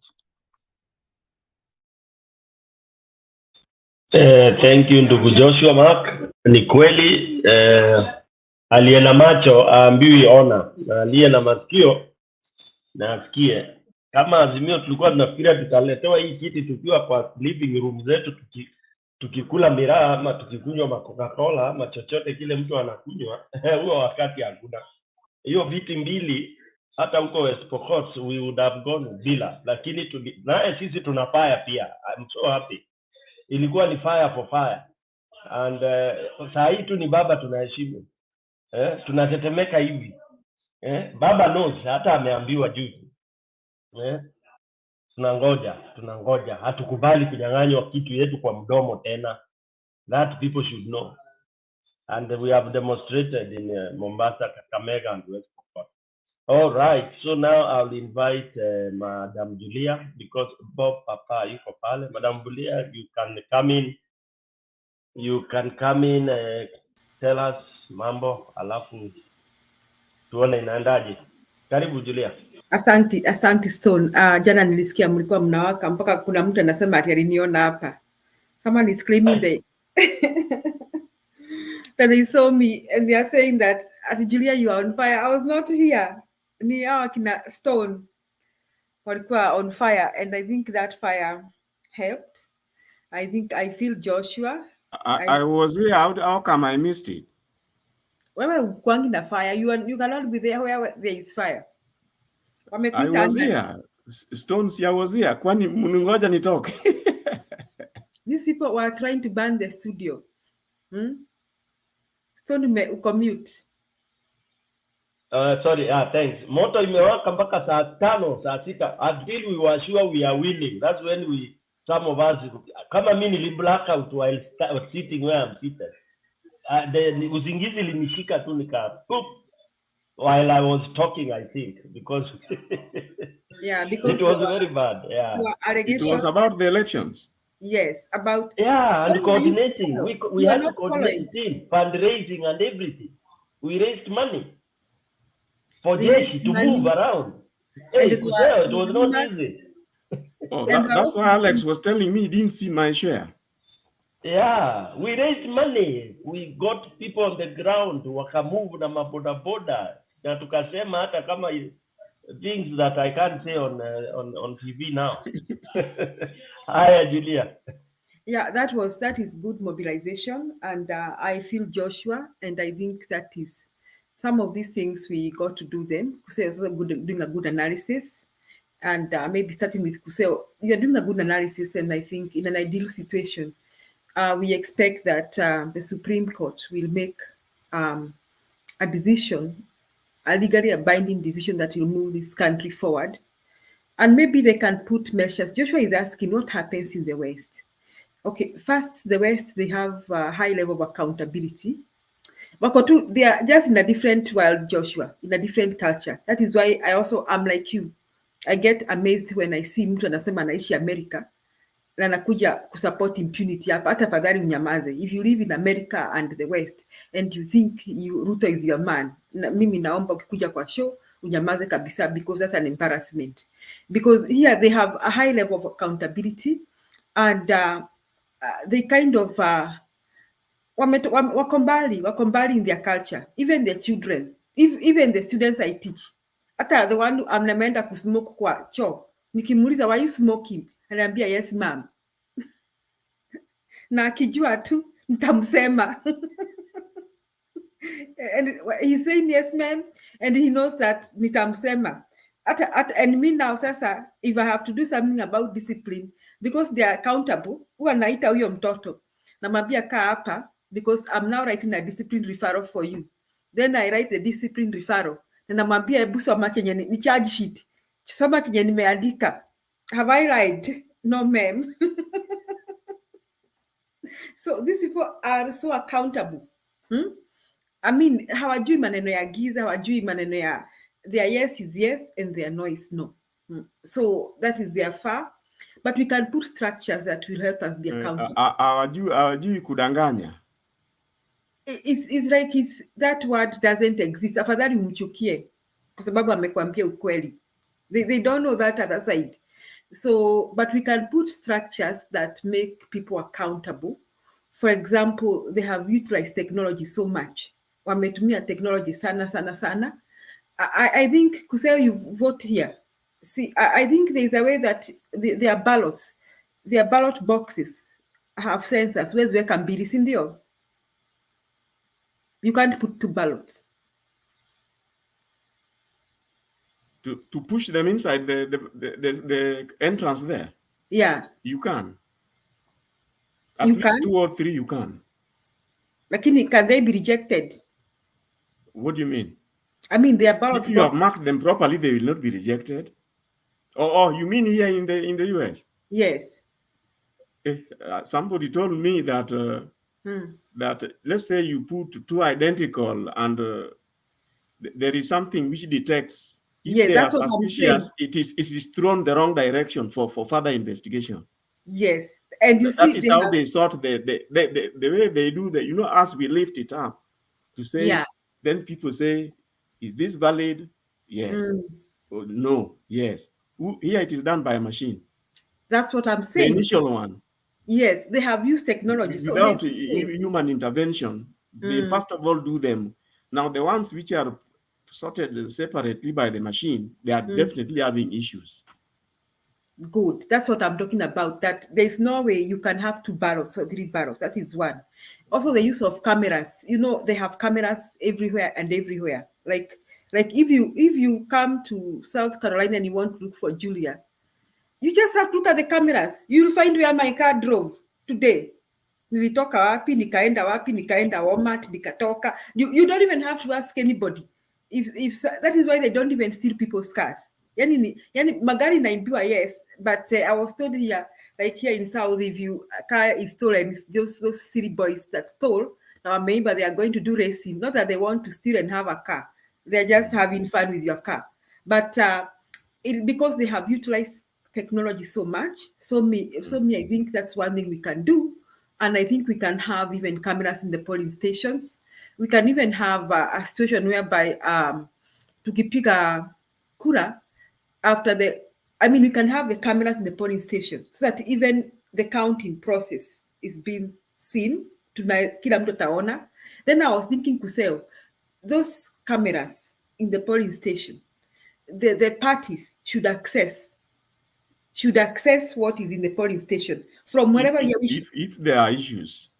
Yes, not if there are issues, right away from when the thing is going on, that the parties should be accessing wanaona Tumutomo primary even kunaendelea, and then the parties can access from where they are. The parties should be allowed to access what is happening, to see what is happening. What do you think, Kuseo?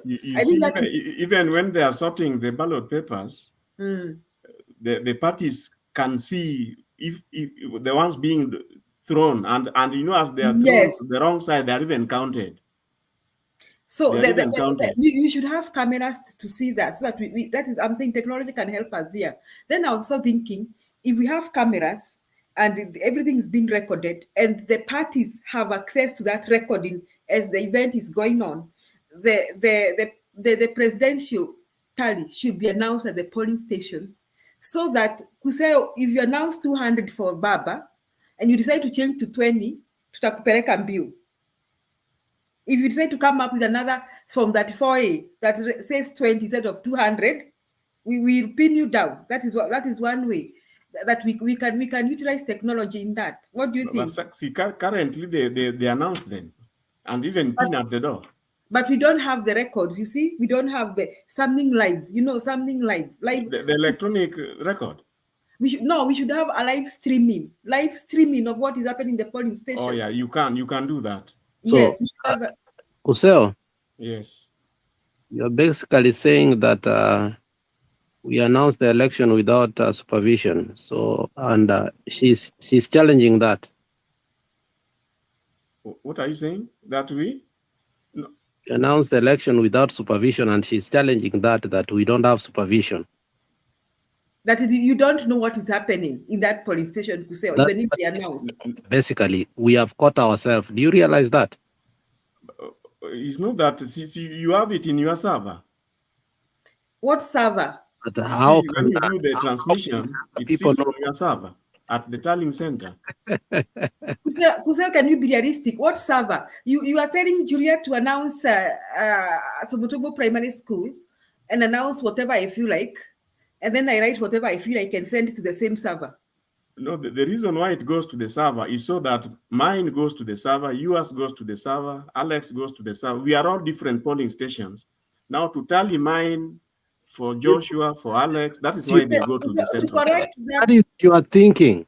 But you see, the one at Julia's station is seen there and it is pinned on the door. No, why it is seen by who? It is pinned for the public. The voters in that polling, Julia polling station. You are the public. You know that Alex got so much. Who knows? Who knows? Why is it changed? It is changed because of collisions. That's why I'm saying this. It's changed by through malpractice. That is fraud. Okay, so how do we prevent this malpractice? But by making sure that you have a disciplined, accountable IEBC. No. Kenya, we have a long way. Maybe when Jesus comes back, that's when they are going to change. So what we are going to do is that we utilize technology and record everything live. And this live streaming, the press can see.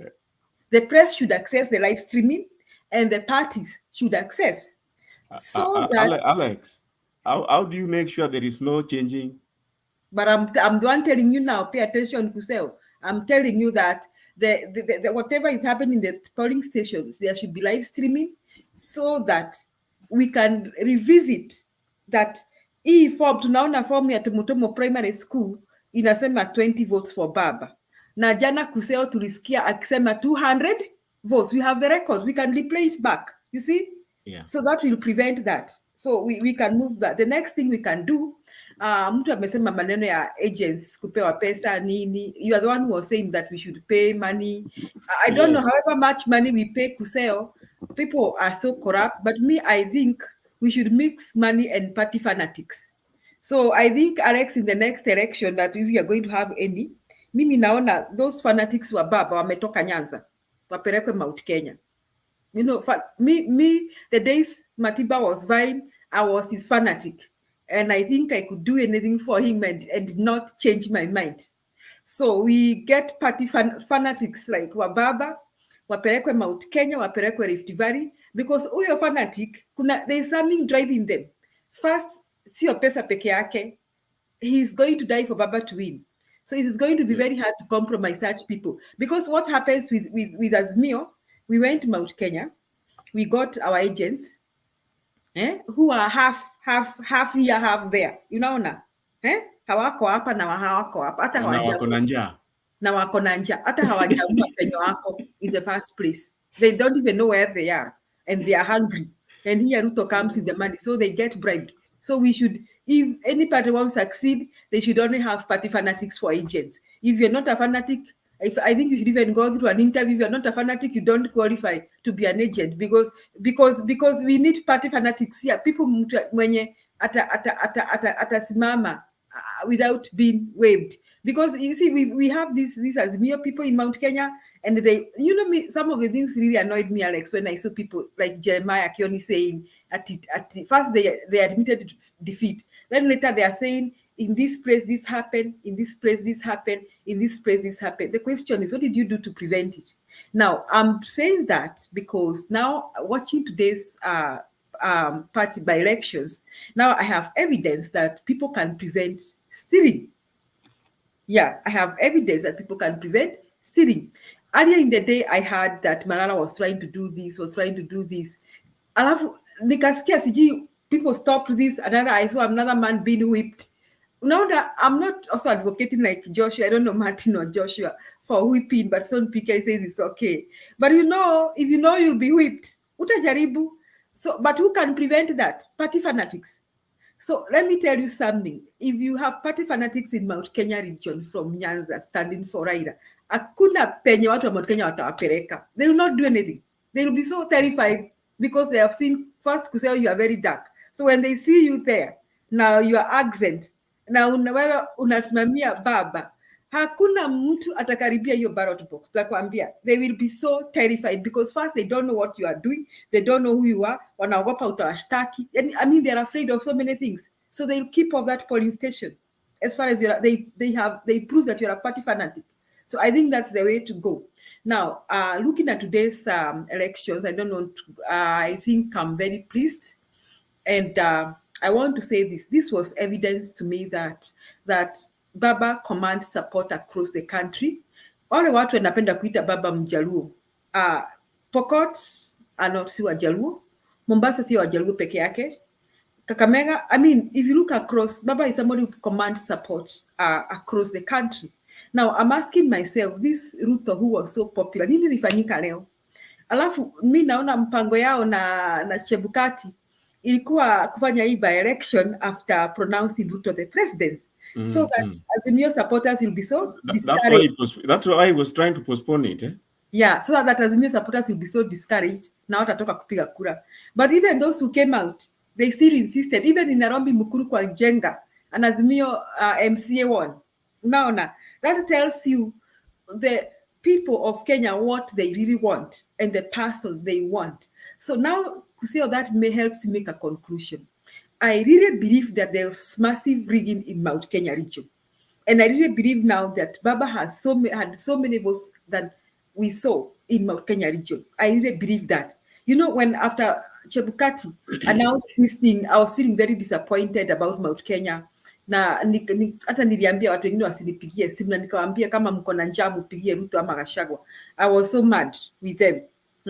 In fact, I blocked some because I didn't see why I should continue communicating with people who can't think clearly. But now I realize I was passing judgment on them unfairly. Now I really think that Baba had so much support even in Mount Kenya region. And today I was talking with someone and it's like, I really think Ruto cannot get more than 4 million votes in a fair election. So going forward, those who are watching this show, you people, somebody like we keep telling me it's too late. We keep, wende ukalale kwako. mimi silali kwako ati niende nikalale. But I want to, it's called we keep. Look at today's elections and the results today. The truth is, we see the picture of because with these elections we're not in Luoland. So we are seeing the picture of what the rest of Kenya thinks about Baba and Azimio. That's a picture we are seeing. And because we had Kuria was in Mombasa, they tried all their tricks and the tricks didn't work. I think they tried and tried and tried. They tried bribing, they tried everything. Their tricks did not work. So I think we can prevent this rigging. So going forward, after today's election, first, I think the Supreme Court judges, though Joshua is discouraged, I don't want to talk about who was bribed and who was not bribed. Joshua, if anybody was bribed, and that thing is coming out in the press, huyo jamaa ako mashakani. Hata kama watu wananuliwa, alafu sasa wewe unanuliwa na uko Supreme Court. Wewe ni Supreme Court judge. The Star is a very popular newspaper in Nairobi, is it? Yeah, it's a very popular newspaper. So if anybody has been bought, Joshua, and that thing, even if it is not proved whether he was bought or not bought, CV yake sasa kusema you're an academician, CV yake imeanza kuharibika, si ndio? Even if there is no evidence whether he was bought or not bought. Unaona? I think he's going to take the paper to court. Yes, if he don't have the evidence. He should, if he thinks he's innocent, right? And he's a Supreme Court judge. And he's a Supreme Court judge. He should take the paper to court. So if anybody dares touch money sahi Kenya ya mtu kama watu wa judges, nakwambia hawaendi mbali. So me, I want to convince myself that I am expecting justice from the Supreme Court of Kenya and from the majority of judges, and saying that if you are the judge, Joshua Kuseo, Alex, Stone PK, Bob Papa, Zika Mamenda Kulala, Nyangao, kwa nini wakisiwa naitanga watoto wao Nyangao? I struggle to understand that, why they call, Alex may tell me why they call their children Nyangao. Because where I come from, Nyangao means something else. Yeah, he was very proud of the name. When I came, I found him here and... You will be sued for defamation. Just proceed with your comment. Where I come from, Nyangao means something else. So Nyangao is there. So where I come from, we call them BT. So it's a name. It's a good name. No, I won't say where I come from, what we call them. But if you are the judge, okay, if I'm Julia, I'm the judge at the Supreme Court, and I'm watching by elections, and there's this contestation that somebody lied, somebody stole somebody's ballot. I'm a human being. Obviously, the picture I get, watu ndio wezi. Amaje kuseo. Obviously, the picture I get, these are the thieves. The thieves are not this one. The thieves are this one. I'm a stone picker. You just be a human being. What picture would you get? You uchaguzi. And you know, Ruto wanted and Chebukati wanted to play it that way. That wafanya uchaguzi after pronouncing Ruto as presidency. Then we go to Supreme Court. Then we lose Kakamega and Mombasa and those other parliamentary seats. And then the Supreme Court says, I think Raila is just a crying baby all the time. He's a loser. After all, he even lost here. But today, people disapprove them. So if you're the judge, you'll be like, okay, I'm trying to think who is the thief among these people. But clearly, I think these ones are the thieves. So Supreme Court judges are human beings, and they can see what's happening, and they have their moral values. So I really believe that besides them applying the law and looking at the evidence provided, they're going to take some moral stand to direct Kenya to the next place. So in the event, Kuseo, let me finish. In the event we go for an election, so one thing is clear. One thing I'm sure of, Joshua, be encouraged. Be encouraged in the Lord. You know, when David came back and found the Philistines had taken his family, his children into captivity, and then his fellow soldiers wanted to beat him up because of that. The Bible says, and David encouraged himself in the Lord. So encourage yourself in the Lord. I see this situation. First and foremost, those who think they have a president elect. I really struggle to say that word. Forgive me if I say a bad word. Those who think they have a president-elect, you don't have one. Because one thing is clear, there will be a nullification. That's one thing is clear. But what is not clear, after nullification, what next? So in the event where we go for another election, one thing is also clear, they may not allow Chebukati to conduct this election. So they're going to do something about it. So in the event we go for another election, be sure Ruto and his fellow criminals will try to do their best to steal again. So this time tutakaa ngangari. Juu hatutakuwa tukitetea governor, MP ama MCA. So all our people, everybody will have their polling station to stay there. Hata kama ni nini. Hata kama kutakuaje. It will be like the Joshua PK approach, that we will be there at the polling station. You will not still even have a vote, leave alone one vote. Even if we go to somewhere in Nandi and we find baba amepata kura mbili, hizo kura mbili zihesabiwe ama aje kuseo. That is what we're gonna do. And we're gonna take pictures. We're gonna take pictures of those documents. And if they're not careful, we shall record, we shall have secret recording equipment in our bodies like the police, so that we make sure they'll not steal even us. So Stone PK, you are asking for the bridge. The bridge, we are ready now. We are ready. We know there'll be a nullification. We know that. So in the event the Supreme Court calls for an election, we will do what happened to Mombasa and Kakamega. Tutakaa ngangari na linda kura zetu. Ama aje, Santi, Stone PK. Stone, the issue about the chairman of the IEBC. You know, the Constitution provides that the chairman is the returning officer for president. But to actualize that particular constitutional provision, Parliament came up with this law that it would be better if the chairman asked qualifications equivalent to that of a High Court judge, isn't it? It was to make things better. Now, I listened to some early arguments on this panel, and people are like, who else is equivalent of a High Court judge among the commissioners? Remember, Supreme Court is not just law and the written law. There are so many things which our constitutional framers did not capture. Supreme Court is not tied to those things. They may well go back to what was provided in the Constitution, that the chairman of the IEBC Commission, it need to be independent, and the chairman, you remember even before, it was not a mandatory thing that the chairman had to be the equivalent of a judge. No. This was trying to improve it, to implement the constitutional provision. So if we find ourselves in a situation where Chebukati is not there, I don't see why people are worried here that there is none of the commissioners have got the same qualification. No, it doesn't matter.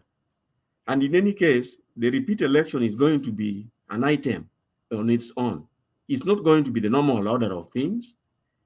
So that would be the least problem for the Supreme Court. If they find that Chebukati is no longer fit to be the chairperson there, the vice chair would take over and conduct these elections. But going forward, they will still now try to replace the Chebukati with somebody who has the qualifications, and life goes on. And these are going to be those rare circumstances. So that should not be a problem for the Supreme Court. The other thing is to do with the timelines. The timelines as given in the Constitution, as I've indicated earlier, they did not factor in this kind of IEBC. Now, any judge, even a magistrate, would know that it would be lethal or suicidal to have the same IEBC conduct an election. And we all know that you cannot do that in 2 months. I think it will be out of the ordinary, out of the expectation that the Supreme Court will still insist on 60 days to repeat, knowing very well that IEBC needs to be reconstituted. No, they will not. they'll use the powers which makes them be called supreme. They need to apply a lot of wisdom in what they are doing, and the bigger good. Find a solution for the problem. And I don't think they'll be defeated. Even if it means you have parallel representation. From this side of the divide, let's say it is a runoff from the other side of the divide. So you direct them to your tallying center, I direct them to my tallying center. By the end of the day, we should all get the same answer. That's what I'm saying, Kuseo. They got to do something about about the representation, and I think for Chebukati, I think if Chebukati decides not to be there to announce the elections, the other commissioners can still legally can still announce it, so long as each person is satisfied with their role in the parallel tallying or whatever it is. Yeah, so I think the Supreme Court is going to provide that opportunity, and I think the Azimio team, once beaten, you got to be careful. And they have seen how they had to work to win the Kakamega and the Mombasa gubernatorial races. So this time we don't have MPs vying and governors vying. We only have to get Baba's votes. Yes. So I think after this, nobody will wait for a portal, something to be put on a portal to count the votes. Nobody will do that. We won't care about the portal. We don't need the portal. The D vote, the D portal. I don't know how to use the other word that my students use, but nobody will care about that D portal. People will be like, we have the raw data from the polling station. We have everything. And even if it means utilizing technology, we're going to do that. So I think what PK asked, we are now going to cross the bridge that way. We are going to cross that bridge that way. There's bound to be a nullification, and there's bound to be another election for the president. The time is what? We don't know. Stone, do you understand that proposal? Unakaa hapo na calculator yako, we ni Azimio. KK wakae huku na calculator yao. We count, ongeza. Next, ongeza. By the time, you should all get the same result. Alafu mnaweka hao mafanatics timesema kama Joshua anapelekwa Tumutumu primary. Joshua, even if we give him 2 million, he will hit the 2 million. But he is dying for Baba. He will die with his Baba there. Mpende, musimpende, he will be there. So don't put those Kikuyus in Mount Kenya region.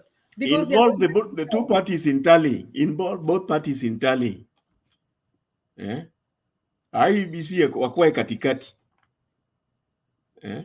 By the end of it, we want to see the three tallies all the same figure. End of story.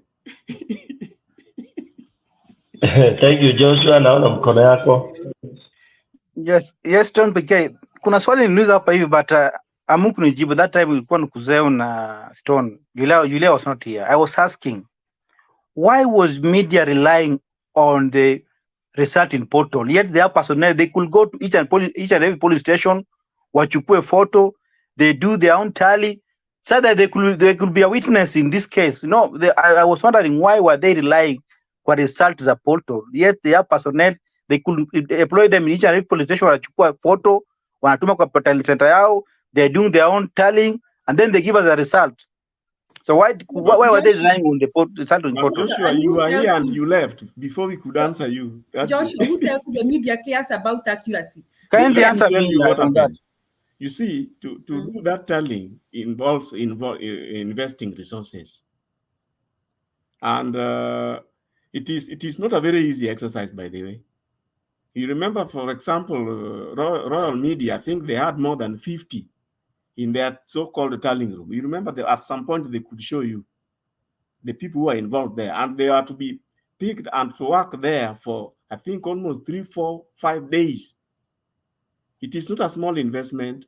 So that is one of the reasons why they wouldn't do it like that. Then secondly, you remember in the past, even 2017, some media companies started doing the tallying. Then what happened? I think Communication Commission of Kenya interfered with them. They were even given a blackout. Do you remember? So the authorities are prone to interfering in what they are doing. Sometimes they can even dictate to the media companies what they want them to show. So they have to do a lot of weighing and balancing on where before they get involved. You see, like here, the media, these people would do their thing whether the government likes it or not. In the US, for example, you remember like Fox News, they would do their thing the way they are planned to do it. All they do is that they make sure that what they are telling you is the correct position as far as they are concerned. But don't forget that even the media, the way you are suggesting, do you know they can be bought and start projecting certain narratives? Yeah, that is why Joshua should not depend on the media. Joshua, we are saying this, that we don't even care what the media. We don't care what the media is telling. We won't care no more. We won't care about that. The portal, we will be on the ground to get the correct data, and we'll have our pictures. So ukileta hiyo nyoko atunatuambia ati Raila alikuwa na pound badala ya 200, we will deal with you accordingly, and we will not wait for Chebukati to announce or whoever will be there to announce his fake results. We will be having our results before they do that. Watch you walikuwa nasema ati studio na storm bombers. We will have our tujus there, like 100 of them, before you decide to announce your fake things. We will stop the drama before the drama starts, because we have seen now, unless we invest in technology and all that stuff in a future election, for now we just got to do it that way. And as the look of things appear is that the nullification is inevitable and another poll is inevitable. So we are thinking now, how do we cross that bridge of that other poll whenever it's called? But by the way, let me ask you, Stone, did you hear that the head of the public service was saying that that Chebukati blocked their numbers? What would that be? Surely, and you know, he's the head of the transition team. When they tried to reach Chebukati, he blocked them. What? Yes, I heard that, and it is true. Let Nyang'au say something, and then I'll come. They were this is the transition team who is supposed to be handling these things, and then you block them. Let's hear Nyang'au first, and then we handle that. Yes, Nyang'au. Yeah, for the first time, there are two things. Yeah, can you send you can hear me?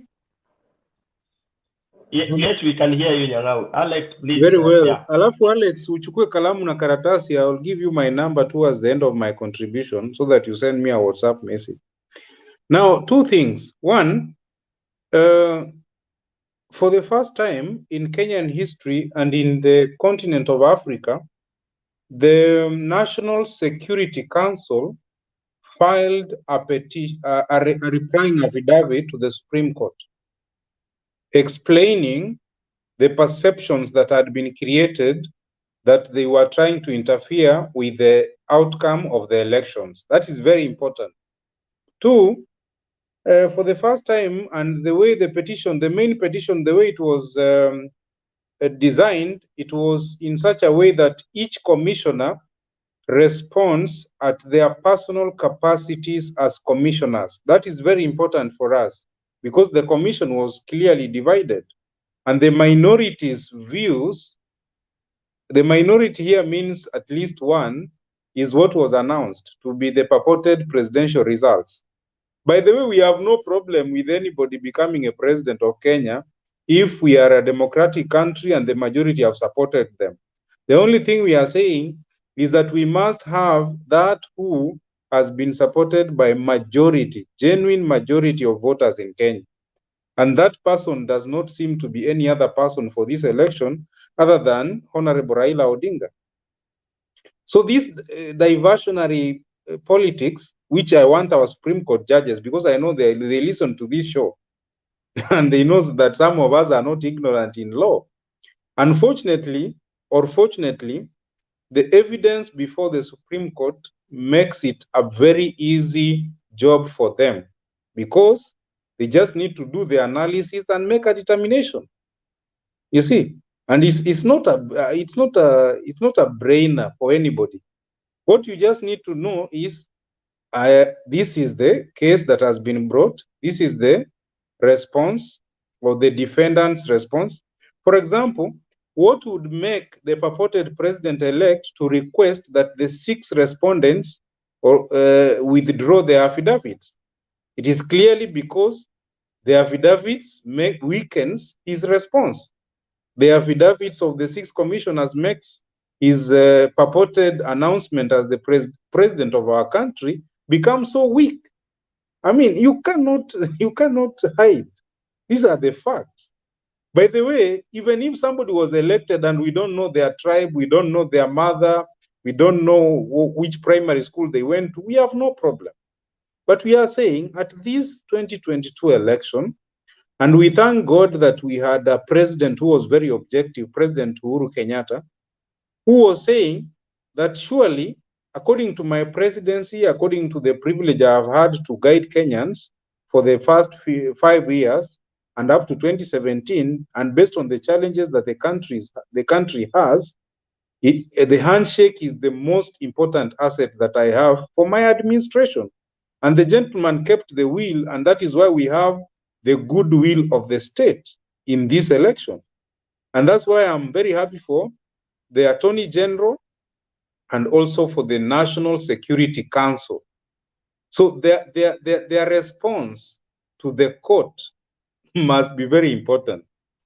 Another thing is that the Azimio, the Raila Odinga and Martha Karua Senior Council, who is my senior, says their petitions requires the 7 commissioners to respond individually to the court.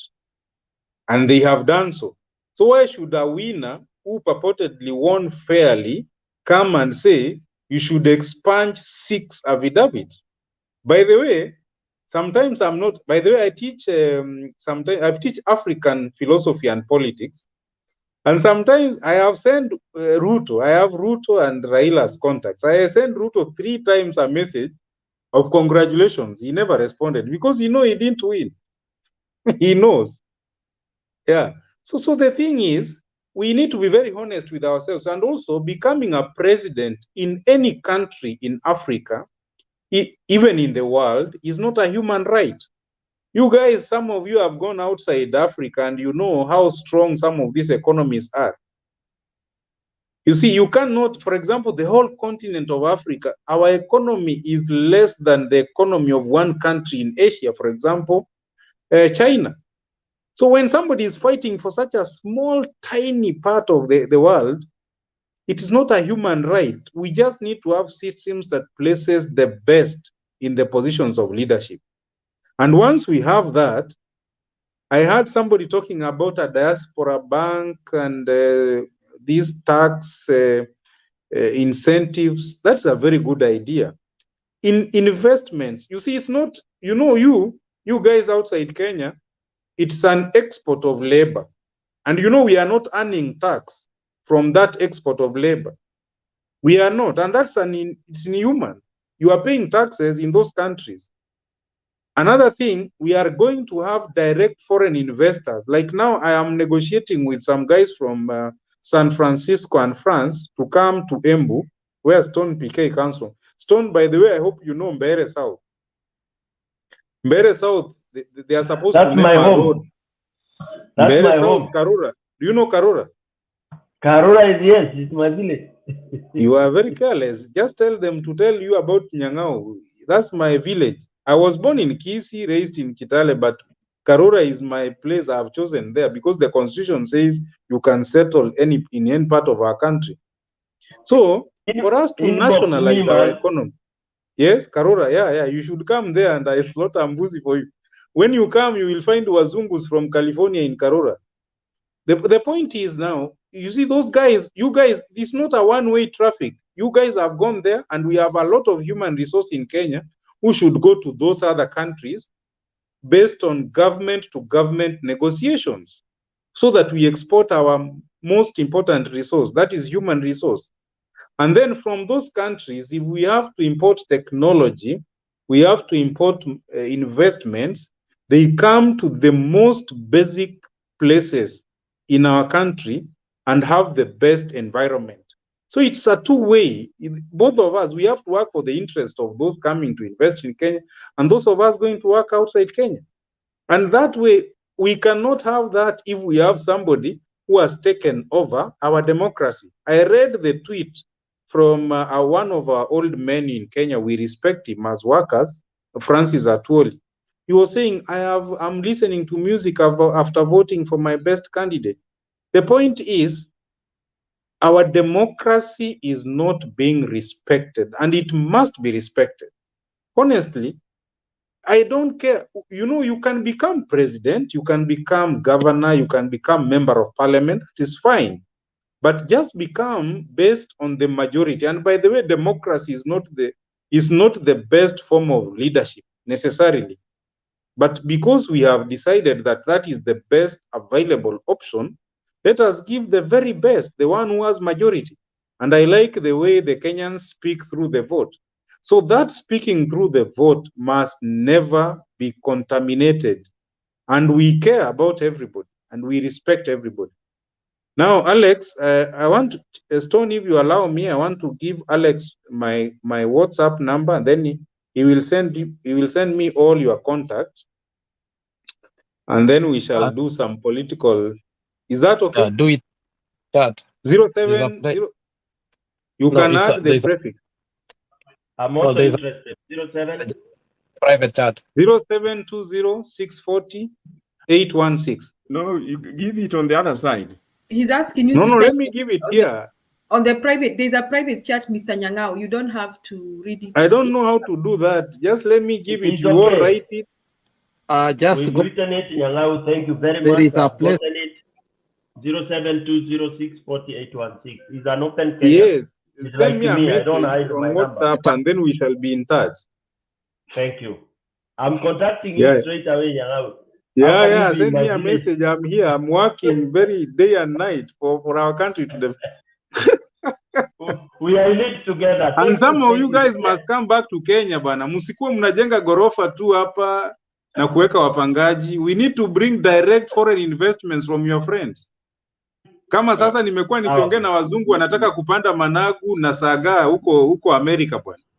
And you are the main consumers of those things. Yeah? Niko na swali kwako. Proceed, Professor. We'll do it later. There is a consultation I need to do with you. Yes, you have my number. Please proceed. Okay. Hi. So naomba kuondoka. I think Alex is here. Anaweza ongeza watu. Lakini nashukuru watu nyenyi wote. I'm very happy this night and this morning. This is the spirit. So we are crossing the bridge, Mr. Stone PK and the others. If the Supreme Court calls one election, we will do it. We will be more rigorous than what we did for Kakamega and Mombasa. Tutakaa hapo, tutatuma mafanatics kama akina Joshua huko, wenye hata ukiwanunua na milioni ngapi hawatishiki. Because don't send these people who are hungry and are not even. For agents, we need fanatics. Ama aje kusema, for agents, we need fanatics. For agents. Agents must eat, and we need budget for that. No. That is okay, but we need people who are committed. Whether they are hungry, they will be. They will not kusema. One leads to the other. One leads to the other. No, me, I'm not like that. Even if I'm hungry, I'm telling you. If I make a decision, I have made my decision. So I believe we have many such Kenyans when you wameamua not to compromise. Sasa tunane kesho. Majaliwa ya Mungu, and good night, good morning. Thank you. Good night, Mwalimu Julia. Let's see you tomorrow. Wacha sisi tuendelee kukasukuma, wacha katambe. I want to go to Joe and then Brian. Hello everybody. Mi sina mengi leo, nimewasikiza almost throughout the night. Saizi ni asubuhi, almost 12:30 hapa Kenya, specifically hapo Tawala. Nimesikia Lex amesema anataka kusimama huko kama MP. Lex, tuko na watu wengi huko, tutamobilize ile mbaya sana. Wewe hesabu kama ushakuwa MP tayari. We have so many friends and we are influential. Tunaweza waambia who to vote for. So wewe give him agents. We kaa tayari tu ujue uko MP tayari. Anza kufanya mpango yako, miradi yako, your vision, mission, andika tu sahi. The other thing is kura za leo za jana actually, as most of you have said, is an indication that kwamba the other side waliiba kura. Na hata delay ya hizo sehemu, apart from hii ya kura wa jenga mtu alikufa, it now shows very clearly. And as Julia said, those judges are also human. They also think like us. Si ati ile profession yao ndio wanashika sana. They can see these indicators and they can make an informed decision. The other issue is, with this momentum, I don't think Ruto sasa ako na njia ingine. And actually, I also support vile Julia nasema. I think Central waliibiwa. And jana manjuzi lilisema people have changed. People have changed because it seems it's only one man ndiye amefanya sasa Kenya isimame, not in a good way but in a bad way. It is him against almost everybody now. And Kenyans, hata wale watu walikuwa wanajita mahustlers wamechoka. Actually, right now, I can tell you nothing is happening in Kenya. Nothing at all. Kuanzia juu mpaka chini. Hata zile jam zilikuwa ziko mingi hakuna. Business has gone down, everybody stopped, wanangoja hii maneno. And you see kama ikisemekana rerun, alafu tia IEBC were reconstructed, that's another 6 months. So Kenyans are going to suffer a lot. Sababu 6 months, na say tume campaign for almost 1 year. And vile hata Uhuru president anasemanga 2 years before election, economy in a shrink. 2 years after election, there's nothing happening. So Kenyans are in a bad state right now. So I don't know tutafanyaje. I don't know. I just don't know. And it's a shame, like somebody said here, it's a very big shame. Kenya of all the people. Unajua Kenya, people are educated. Ukiangalia population ya Rwanda, which is now overtaking us, their population is not even more than the professors we have in Kenya. And yet we are just sinking. Sijui ni nini inaingianga kwa watu kwa siasa. Not even religion, watu wasimamengi yani hivyo vile tunasimamanga kwa siasa. Ati mtu akiona kitu hata kama ni mbaya, kama wewe ni mtu yake, hawezi ona the other side. Hata wewe ni professor na yule amesimama ni illiterate, hawezi ona, ana support to you that illiterate person, anaamini to you that illiterate. Like people like Sonko, how could they be elected in the capital city where all the educated people work, where all the informed people work, wanaishi? I don't know. But I've tried to think over that. Normally, I don't know, in the big towns is where they elect illiterates. Sijui kwa nini, I just don't know why. At one time in Nairobi, let's say at wakati wa Moi, all the MPs wa Nairobi ni watu illiterate. Ama ni watu ambayo they cannot legislate. Including Raila alikuwa MP wa Kibera. And Raila is not a good legislator actually. So likuta Nairobi yote ni illiterate. Wale watu wanaweza legislate walikuwa wanatoka nyumbani, ni wabunge wa nyumbani. Even Mombasa, MP ilikuwa Sharif Nassir, and that's the second largest town. Ukienda Nakuru, Kihika Kimani, another illiterate. And those are the big towns. Sasa mimi ndo nashindwa, mali watu wako na akili na wanaweza fikiria, wana elect illiterates.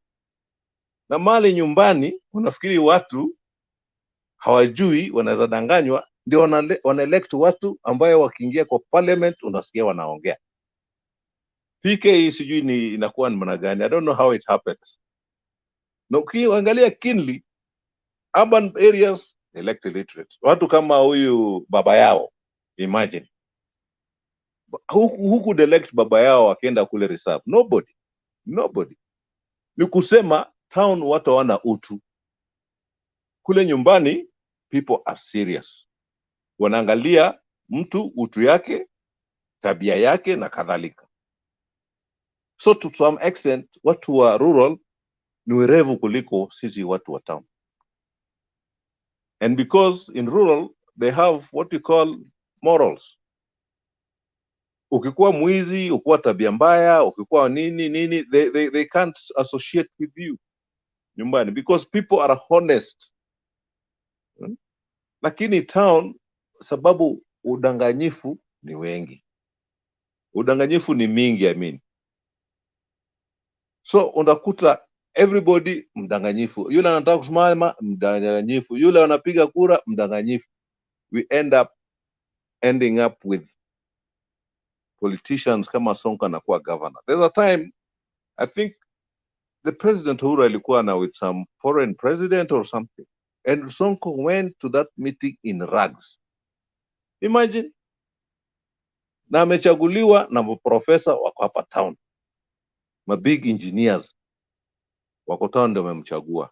So PK, sijui hiyo maneno utanisaidia ni kwa nini anakuanga mna hiyo. Ni hayo tu naweza sema kwa saizi.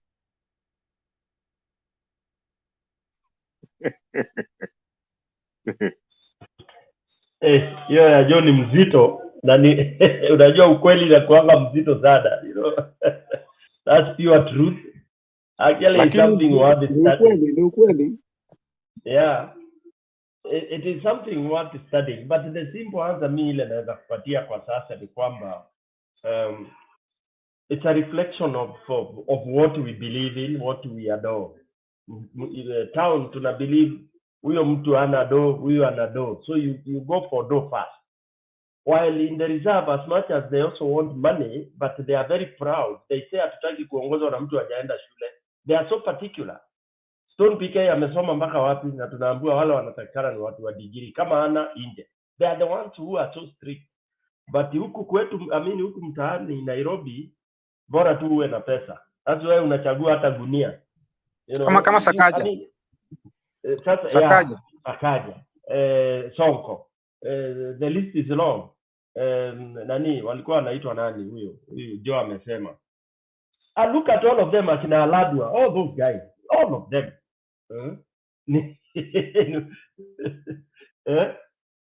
Hata Aladwa hajasoma. Wote hawajasoma. We know all of them. Tunawajua wote kabisa. You know, the only people who walikuwa na masomo kidogo duni lakini walikuwa werevu ni akina Fred Omido, akina Jacob Uchino, those kind of guys, akina Dr. Muriuki who was rejected. Na Jalango. Jalango amesoma kweli Jalango? Jalango amesoma juzi, amepata degree juzi. Amesoma juzi. Jalango, yeah. Nairobi wote wamesoma juzi. Labda Timu Wanyonyi. So, Timu Wanyonyi huyo ni kabisa ni wakili nadhani, I think. I don't know. Yeah, so that's something that hata comedians wanachaguliwa Nairobi tu. Na musicians. Na musicians. Anyway, let me bring in Brian Richard for your submission. Brian. Habari asubuhi. Salama kabisa Brian. Nzuri ya kwako. PK na wenzako mmeniamsha saa 10. Naona ni saa 10 asubuhi, yeah? Yeah. Karibu, pole sana bwana. Asante. First of all, you know, I need to thank you guys kwa sababu mimi after the results were declared, I was very discouraged. It was a very strange result, in my opinion. Now, as I was speaking to some of my friends, I happened on an opinion and some sort of grassroots thing that's been going on from Delaware, of all places. Kuna jamaa fulani wazazi wao wako huko Delaware, and they've been encouraging watu wa nyumbani. And I found it as an interesting movement. So I was trying to find out how they got moving, and I was told they've been watching you guys. And that's how it happened on Mutembei. So I've been watching for 2 weeks. I haven't slept much because I've been watching you guys, listening to everything you're saying. This morning nimeamka because of something Julia said about this grassroots. I've been trying to find out how to get involved to kuchunga hiyo kura, because I'm quite annoyed that, we could go and spend, $344 million. Alafu bado tuchunge kura, na bado zibiwe, alafu tuambiwe ni Mungu. All these things, build up into a frustration, because it's very clear what happened. So I've been very upset about that. But I was glad to find you guys and listening to you and the various voices, unajua, Mama Selina and all these other people. It's given me a lot of encouragement, because our country is made up of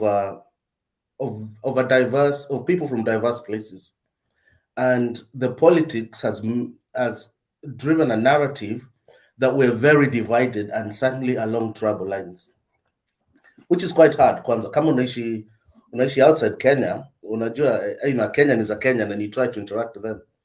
So watching you guys has been quite refreshing. I'd like to thank you for the work you're doing. I want to specifically thank you for the mobilization you did yesterday. It was very instructive in some of the things that we could do to kiungana si wote. Yeah, I would like to get involved even more and to make sure that some of the things we want to happen that actually happen, because hata watu nyumbani, they need help. Unajua, they need help. Today I was looking at jamaa alishikwa Kakamega na Nakura. Yeah, there's that one, and there's another lady alishikwa Ukambani. And the thing that caught my attention was, these are poor people. Unajua, the economy has put them in a situation where any small opportunity they will go for. Unajua, I don't think walienda kufanya mambo ya kura because of ideology. Yeah, and the strange thing is, the people that put them in that economic situation are the same ones that wanakuja wanahonga and put them into such precarious situation, because somebody could have lost their lives today because of kubeba hizi kura, and they're in a situation where they can't even think about the repercussions of what they're about to do. So for me, I felt these guys, because of the economic situation, that could be one of the motivations for getting involved in that kind of way of defeating the democracy of our country. I also need to recognize Nyang'au. Pia mimi wa Kitale. I was born in Kitale. I grew up in Kitale. It's a good, diverse place. Sisi watu wa Kitale tunamjua sana jamaa wetu wa Eldoret. You need to underline that. That's very important. Yeah. Atiwasa? Kitale is a very important place because most of the tribes, more than 40 tribes in Kenya, coexist in Kitale. Yes. And by the way, our 2007 experience was not very good. And we know primarily who caused that. There is a principle, for example, in law or in philosophy of law that we talk about called self-defense. For example, if somebody came to attack you and in self-defense you killed them, when you go to court, you will not be charged for murder, you will be charged for manslaughter. And that's why we must make a distinction between the cases that went to The Hague as a result of 2007 between Mr. Uhuru Kenyatta and Mr. William Ruto. Those cases were very different. Those of us from Kitale understand that very well, and I know you know what I'm talking about. So I'm happy that we share that background with you. Thanks. No, thank you, Nyang'au. And sorry, PK.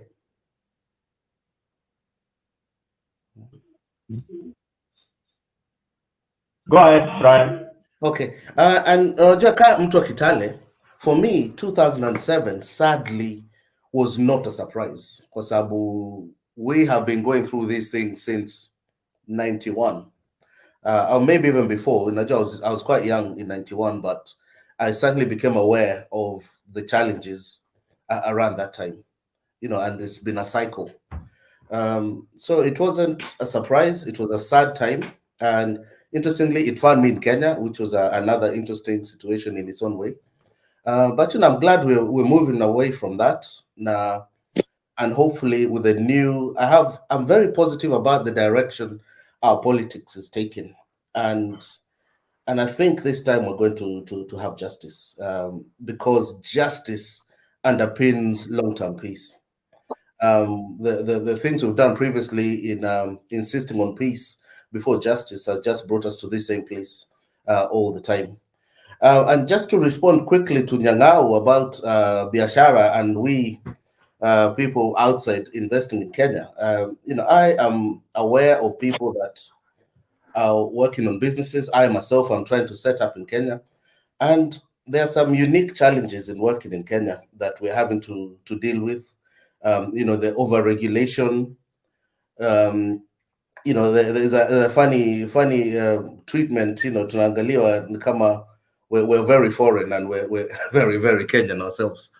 Lakini, there are lots of people who, in their mid-40s, late 40s, going on to 50s, who have worked and now they're looking to move home. The ones I know, setting up various businesses. So I'm very positive that there'll be a speed up in that area. Finally, the one thing I wanted to mention was the bridge, Stone. We can have a discussion about the bridge offline. My work is in software development, so it's a discussion I can have in ways that we can support this bridge. Yeah. Ni hayo tu, sina mengi, but I must thank you guys for the work you're doing here all night. It's been very refreshing to come across. Thank you. Thank you so much, Brian. And personally, I'll post my number there on the private chat. Then we can inbox on WhatsApp. We are looking for strong networks that really work. And I know this is what has been lacking. It's never late. There is a reason why it's happening now. We want to do what has never happened in this country. We want to prove that Baba has votes in every single village of this nation, this country. That I know. I'm very widely traveled in Kenya. I know he has votes in every polling station. That is what people don't know. Every polling station out of the 46,000 plus, I know Raila Amolo Odinga is voted in each and every of those polling stations. And I know why I say this. The only thing we don't have is representation. It's representation. So people have nobody to talk to. Hakuna mtu wa baba pale. No, people are scared and all that kind of a thing. So if we spread our tentacles, I tell you, it will be landslide. Thank you so much, Brian. I'll post my number there. Alex, also I've sent you a message. Let me call. Okay. Alex, you want to say something before I bring in? After Brian, it was going to be Mogoi, then PK, Keleana, and then Sarah. Alex. It's okay. Sarah is my beautiful daughter, and she has been very helpful in the last 2 days. And a lot of people may not know her, but Clavan stays. She's called Clavan in the comment section. And if there was anybody that was very fruitful in coming for finances the last few days, she has sent a lot of money to Kenya when we were dealing with the Mombasa issue. And she worked tirelessly to make sure that we win this thing. Clavan, welcome, and may God bless you. unakuanga ile side ingine ya Azimio diaspora, but I think I wanted people also to know you here. And PK is a good friend of mine. He introduced me to Kalonzo and Mutula Kilonzo and Wambua, and he told me that those are their leaders in Ukambani. I think we spent a lot of time here arguing if Kalonzo was our person or not, but Kalonzo has proved that yeye ni Azimio ndani. I remember Kuseo, he was here and he told you upende usipende, and then you asked, umesema hivyo kweli? Do you remember that? Upende usipende, Kalonzo is our leader. Do you remember? I remember that very well, and he went out of his way to clarify. And we've come to know that the Ukambani politics was planned in a good way. They never wanted to disappoint Baba, and I think they have given Baba more votes than Kisumu. Machakos has given Baba more votes than Kisumu. Can you imagine that, Kuseo? We need to recheck that. No, we will check, but I think the Supreme Court will prove us right or wrong when we. For the record, it seems like Machakos overdid us in Kisumu. I was born and raised in Kisumu, and I'm laughing that Kisumu did not give us enough votes more than Kakamega. Anyway, now Stone PK. The question is, if, and I want to throw that question, and I want us to resolve it because I think we are problem solvers here. If the Supreme Court refuses to do what we want to do on Tuesday or on Monday, where and how do we go from here? Because it is important for us as a people to have a plan. And I think the country of Kenya is looking at us. And as Brian has said, Mutembe is not just Mutembe. Mutembe has been very progressive, and people are looking on how we must move on. The question, if they don't do what we think they might do, how do we move from here? So PK, Stone, and Sarah, can you chip in on that? Thank you. Alex. One moment. Let's be you're not orderly. concerned about KK. Let's say. Don't want them to why don't we have that consultation instead of here? We don't know that. You know, they are keenly listening. we have many ways of skinning a cat. We must eat it. So the classified one, we will do it in Yuma Akate. There is always that option, and that's what I would advise Ndugu Alex, because this is really, it's the jig of it, it's the crust of it, and those who really, I believe all of us here have that strong interest. When the show ends, I don't know when it will end. It's about to end because we've already done 10 hours, but normally we could go behind the curtains and then have a very fruitful 30-minute solution display, and then probably from there we go working on what we would have come in with as a way forward. That's my suggestion, and I believe Kuseo thinks of the same, because now here, this TV, what do we call them, KK, they are listening. This is where they get their material from. And there is another TV called Azimio Diaspora TV. They come there, that's where they hang, kusikiza kila kitu, you know, and we've seen them implementing things we discuss here, both sides. So, saa ingine tunachinjwa na kisu yetu tu, bila, you know, because you can imagine the judges listening to us and you know, having their sharpening their manenos. It is important so that we classify some of the information that we have. For me, that's the way I would think we should go.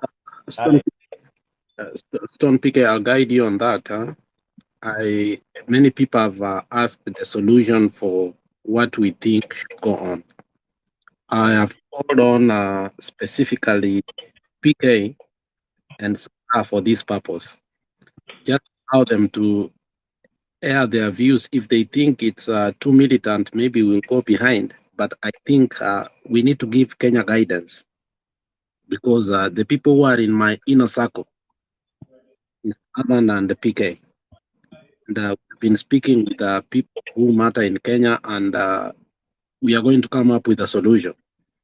It looks like the Supreme Court may decide otherwise. It looks like the Supreme Court may decide otherwise, and I want us to have plan B. If they decide otherwise, they will, what a shield. Okay? What do we need to do as a country? PK, take from there, and Sarah, take from there, so that we can give guidance to the country. Thank you.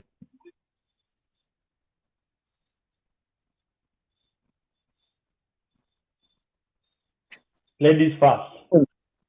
Okay. Katinda Ngoni, enda.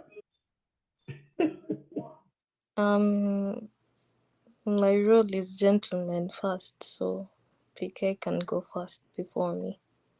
Okay, if you say so. Namesake, umepotea sana bwana, toa sauti. Kwani uliingia baridi na wewe ni soja wa nguvu bwana. Sijaingia baridi, sijaingia baridi. Na alisema tupende tusipende. Na ikawa. Mliona ilikuwa? Iliwezekana. Thank you so much. Bravo. Yeah, I think I would want to support my namesake PK. Manake Waswahili wanasema tusimwage mtama penye kuku wengi. So and at this time we need to sell more hope than fear. Tukianza kuongea kitu ambayo italeta hofu kwa watu, hata kama tutakuwa na plan B lazima iwekwe behind the curtain. Obviously lazima tukue na plan B should things not go our way, but our plan B should be our secret weapon. At this point in time, I think we need to give people more hope. Let us stay positive. Let us hope that the Supreme Court is going to have some good news for us, and let us remain hopeful. That is what I can say. But plan B, tuende nyuma ya curtain. I actually support your observations. Plan B should be kept under chini ya maji, because at this time and the state we are in, I don't think it would be good to talk of maybe the disadvantages to everyone, to every Tom, Dick, and Harry. So I actually support what PK said.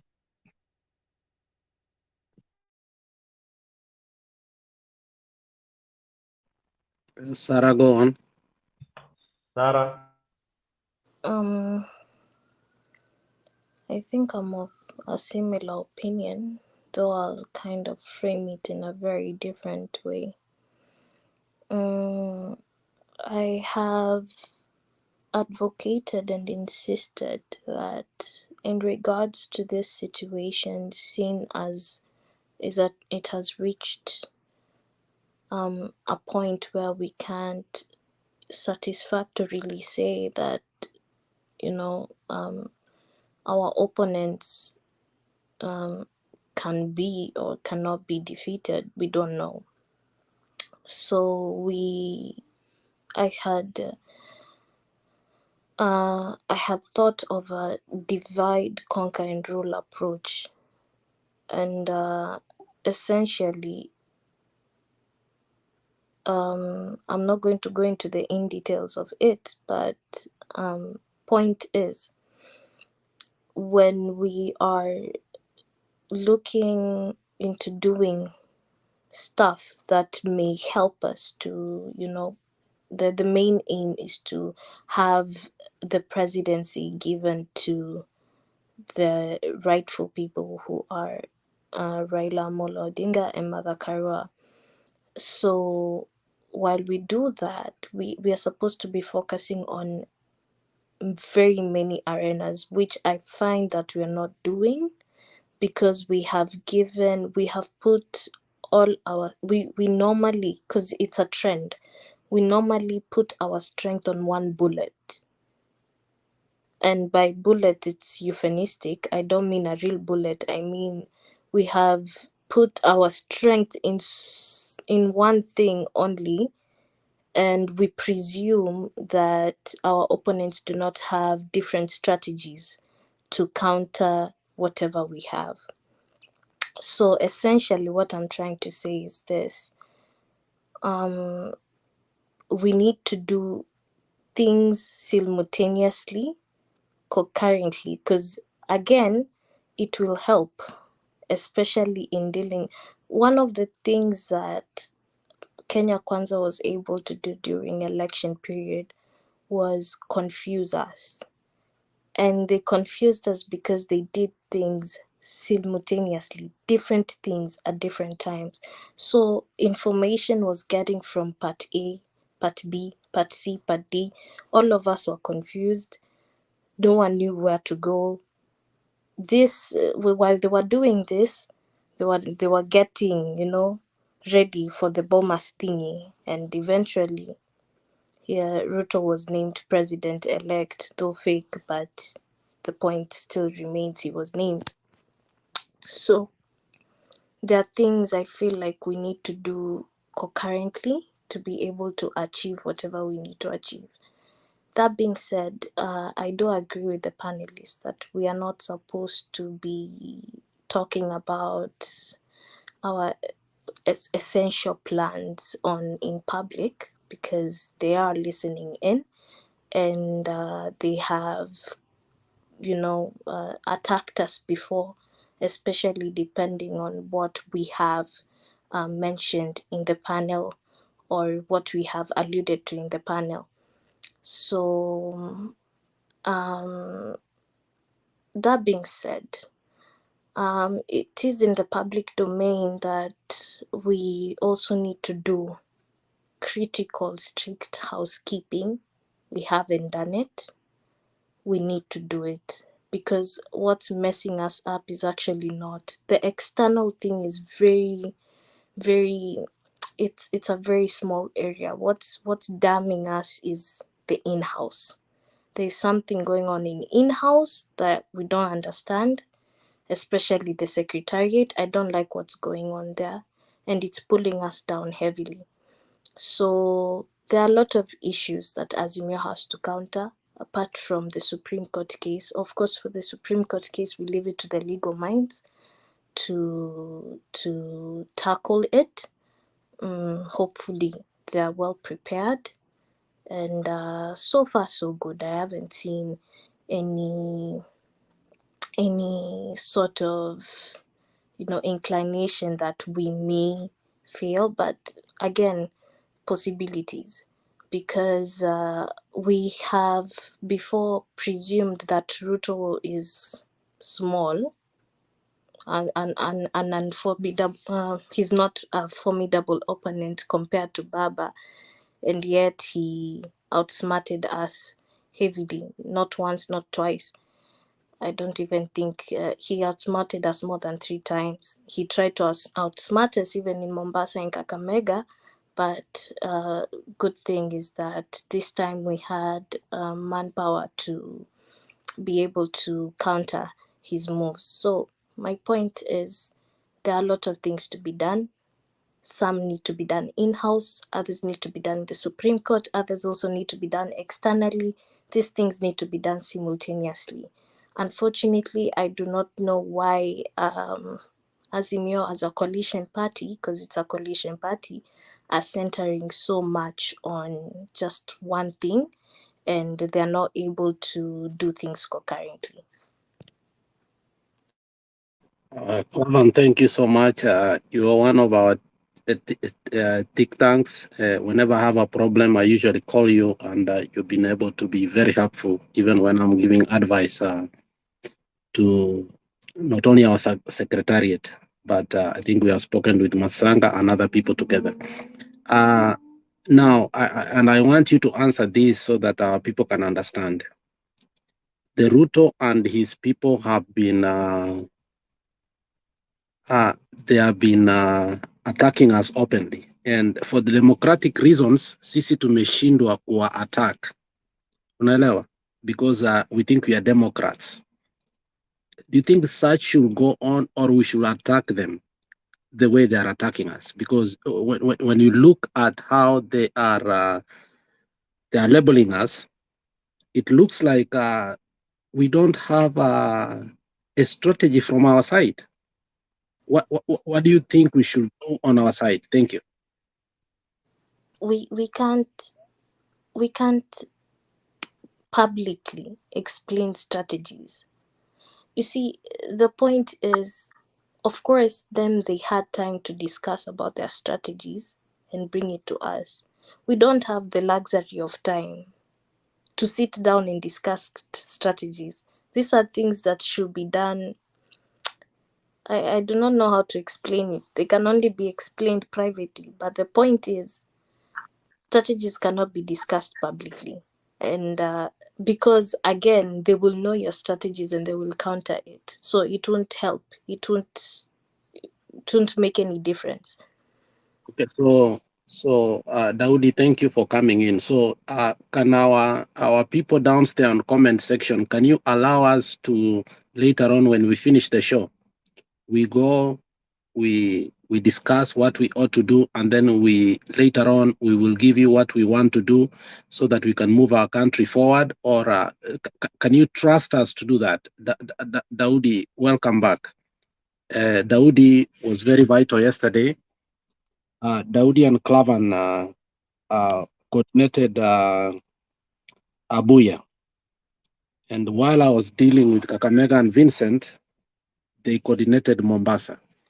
And our win in Mombasa is because of Daudi. Daudi, for the record, and I don't think he would have loved me to say this, Daudi is a medical engineer. He has a PhD. He's a very bright young man. And I didn't want to say that. But also, he's very progressive in our republic. Daudi, I want to introduce you to our people in Mutembei today officially. I think I'll leave it there, and then maybe you say something more than that. Thank you.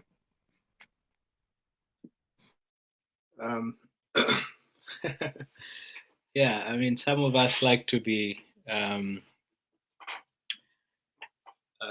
would call it unanimous, not unanimous, but anonymous, in a way, just to, we have a number of people who like to protect in the background, and there are also hackers and people who come after you if and when they know about your details. So yeah, that's why we use pseudonyms, or we twist our names here and there. But when it comes to matters country, sometimes it's important to stand up, and I think one of such opportunity that came up was the Mombasa Kakamega election, by-election season that came around. They had a very good strategy. They had a good number on us. It was they said, "Oh, we're going to postpone it," and then they didn't give us a timeline. They again postponed it, and then all of a sudden they gave us a date. But that was obviously to create apathy, but also to make people fail to plan. But somehow I think we managed to counter the effort, as Sarah just mentioned. However, I think what we're able to do yesterday was just a test of what we could do and what we can do going forward. Again, as Sarah has mentioned, you don't air out your strategy. And obviously there are people from the UDA cycle from the UDA side that are here that will listen to plans. Even when you have your internal meetings, there are always more. There are always people who can come and share your ideas with the other side. The only difference that we can make is being resolute, being able to execute what you say you're going to do. Because many times I think how we come short of the target is when we fail to act. And I think that is part of what the Azimio Secretariat is lacking. We need to do what we commit to do. And I think that should be our commitment going forward. There are many ideas that we have. But again, if you have so many ideas, it causes one to be spread thin. So we have to come up with ideas, refine them to a few ideas, and go and act swiftly. And I think what we did yesterday was exemplifies that.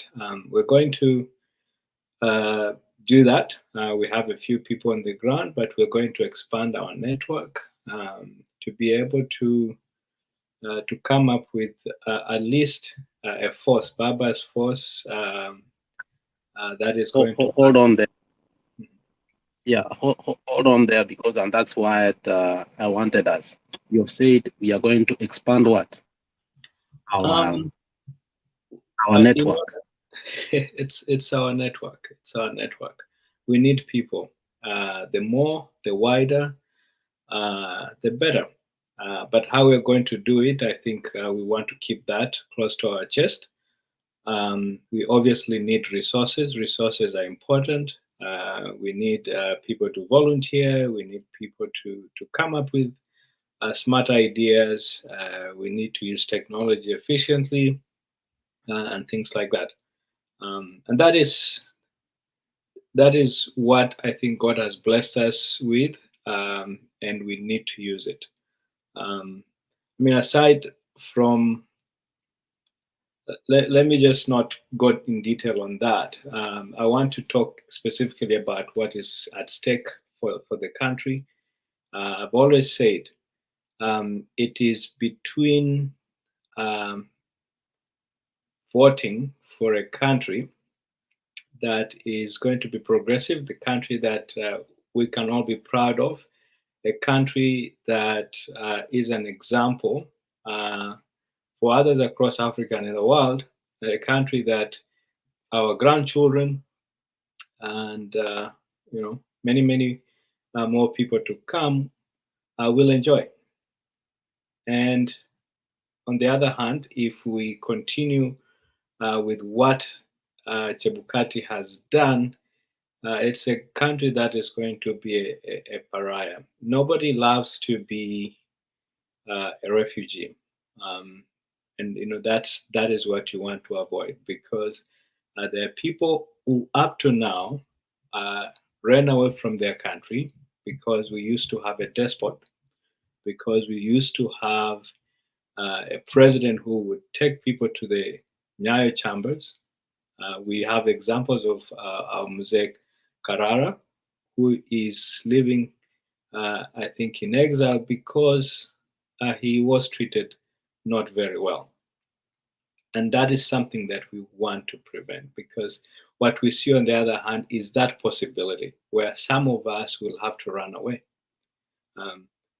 And how we prevent that is by exercising the little thing that God has given you. One, the resources, but also when it becomes very important, your vote. It's a right, but another thing is it's a duty to vote. It is a duty to encourage others to vote. It's a duty to marshal votes for the good cause. And so, unfortunately, the other side has a lot of money to throw around, but we are going to use intellect. We're going to use our manpower. We're going to use our volunteers. We're going to use just a little tenacity that God keeps giving us to make a change. I don't want to talk so much about what we're going to do. As I talk, I might spill some few things, but This is the beginning. It's a new dawn for other things that we're about to do. Thank you. Thank you very much, Daudi, and its panelists and people on the comment section. If you have one person who is a think tank that you must depend on, is Daudi. Daudi is a brain that Azimio needs and Baba needs. And it doesn't mean that all of us, we don't have the brains, but he may have a little bit larger brain than maybe me. And but simwachi kiti yangu ya diaspora MP. So anyway, hiyo ni yangu. So Brian, two things that are coming out here, and I want us to direct this debate how it goes. Do you think tulikuwa they had sent some chilling mpaka tukashindwa kurespond on Tuesday after the election, you remember? Do you think Azimio should respond now differently? Should we become militant? Should we change our strategy? Are we being so nice to a person who is not playing by the rules? What do you think as Azimio we must do? Brian. I think borrowing from PK, unajua mtu akikuja kuibia kwa nyumba, you know, your family, even the children expect you to respond. And for me, the thing that discouraged me the most that Tuesday was this narrative that power is taken. Yeah. You know, they kept, you know, it was being pushed. Maybe I'm active on Twitter more than any other space. And there was that coming through, power is taken, power is taken. Nikama, you don't need to even vote because someone will just come and snatch the power away. That was what was being pushed.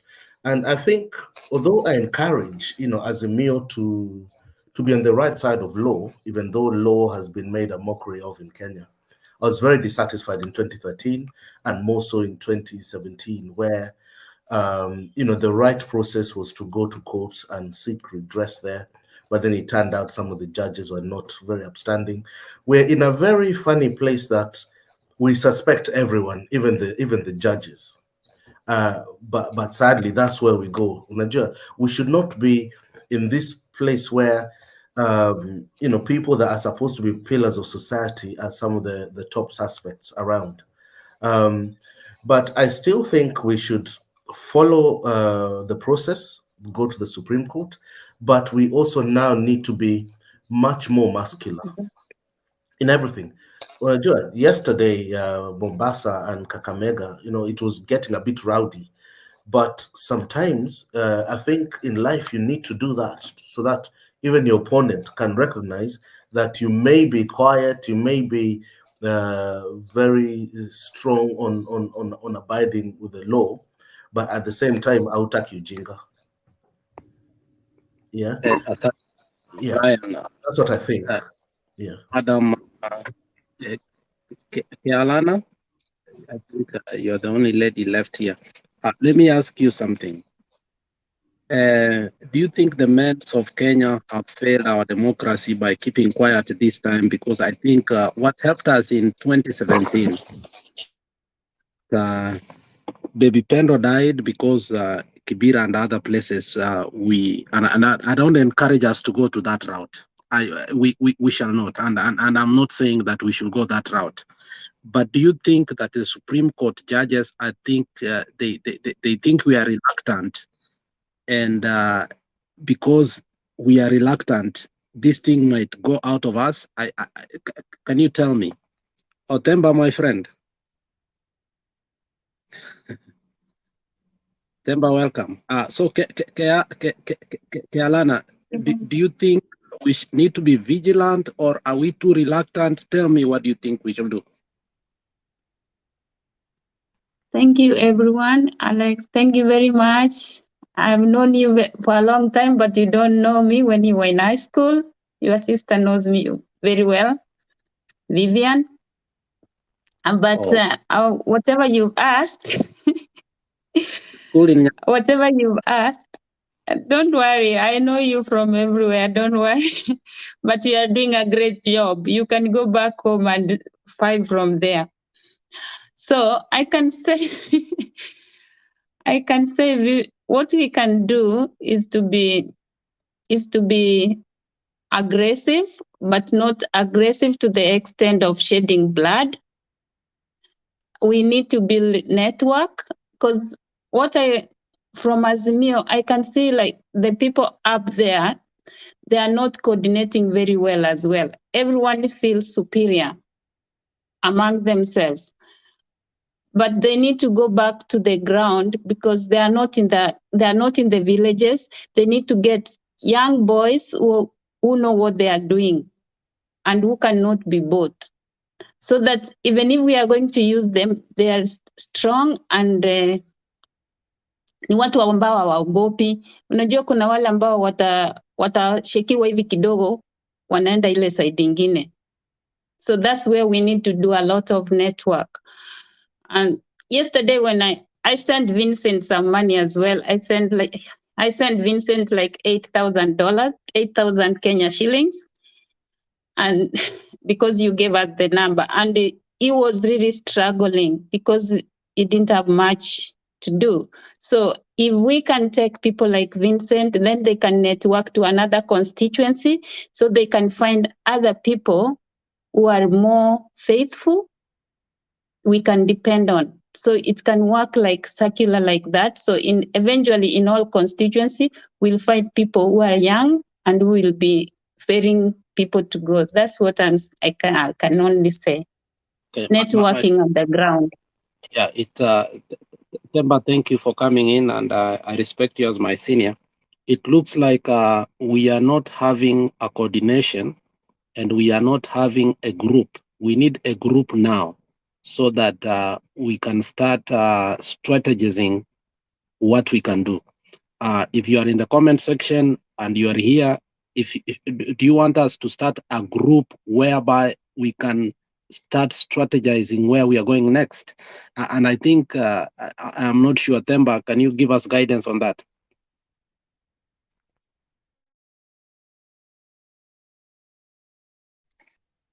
Good evening, all. I really don't know what you're talking about.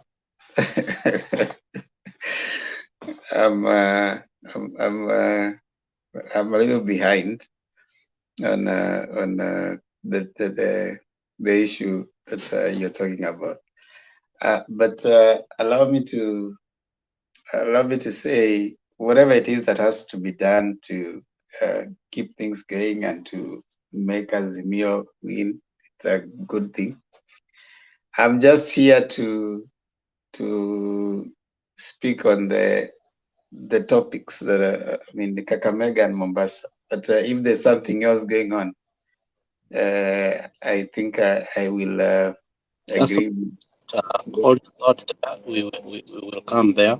Temba, what we are seeing from our side, and you know this, Temba, we have been reluctant and we have left the Udaku people to control the narrative in Kenya.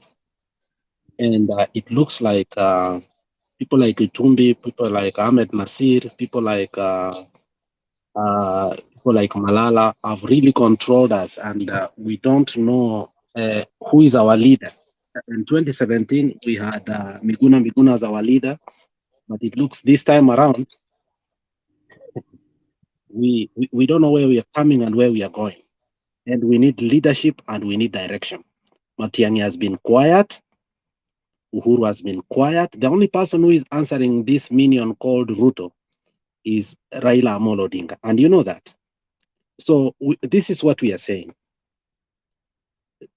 Don't you think because they are trying to force their win, we can also now get organized and say, okay, this is what we are going to do? Temba, that's all we are trying to say. Don't you think we must now have a strategy what we are going to do? Because it looks like we are too democratic, we are playing by the rules, but Ruto is not. Have you realized he's bullying us? left and right. So I want you to give us guidance. What should we do as Azimio? Should we just leave them to do whatever they are doing and we just accept it, or we need some organization so that we can know what we are doing? Okay, Themba.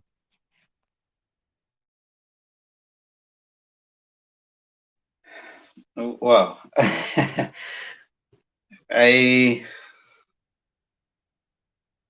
As I said again, I really don't want to give a comment on that. But what I can say is, what I can say to that is, yeah, there's need to come out. I mean, there's need to respond. I could be having a different opinion, which would not agree with probably a majority of you and what you think you want to do. But I support what you guys want to do.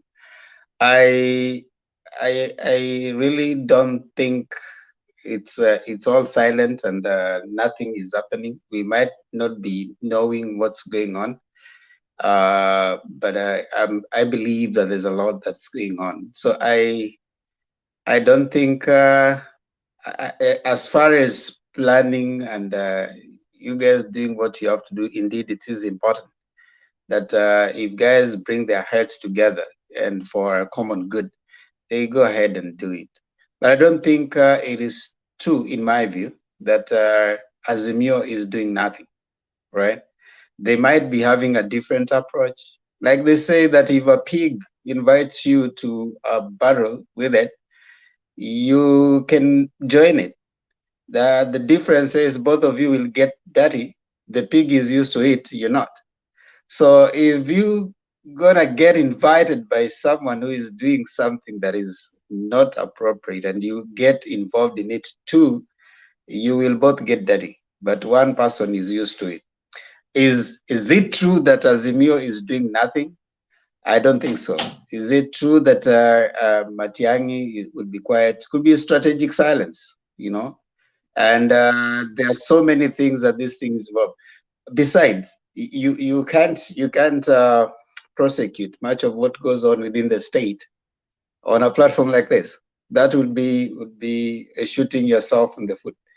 But I agree. I mean, whatever it is that can be done by anybody in whatever wherever is good. Personally, I don't think is is a line I wanna follow. But for those who are willing to move with it, that's good enough. I mean, yeah.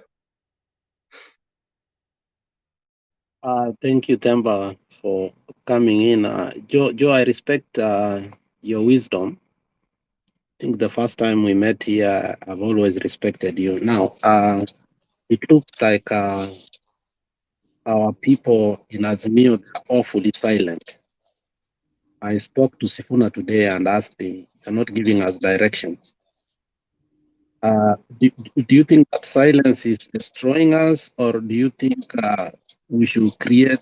What's in your mind in regard of the silence that is coming from Baba, ODM, and other leaders? What do you think? Okay, thank you, Alex. I'd like to maybe comment, maybe in the same line like Themba, but you see what has been happening, Azimio versus UDA. UDA has been planning these things for years, ever since the handshake. Actually, William Ruto put his machine into operation. And that's why he has managed to penetrate nearly every sector of the government and institutions. And just the other days when they started, grouping up together, forming a coalition. Now, the Azimio coalition is about 26 parties. UDA is just UDA. This Wamala thing and all these things, these are not Chama. They're actually UDA. They have one command. In Azimio, we have several people with their own small parties, but they demand equal say. I think you can remember when Maendeleo Chap Chap wanted unequal rights with Wiper. They were claiming they're all equal. Now, in politics, it's just like in war. If you have several commanders giving several commands, you might not succeed. It needs one commander who gives orders and the orders are followed, just like Ruto has been doing. That's why you find that people like Musalia, who is a senior, once he joined KK, he became silent and he was following orders. Everybody was following orders. That means that machine is oiled, very much oiled. Unlike Azimio, where you have a group of 26 and they're all claiming to be equal. That means nobody is taking orders from anybody. That means things can't work. And that means that's why we, in Central Province, we had no agents.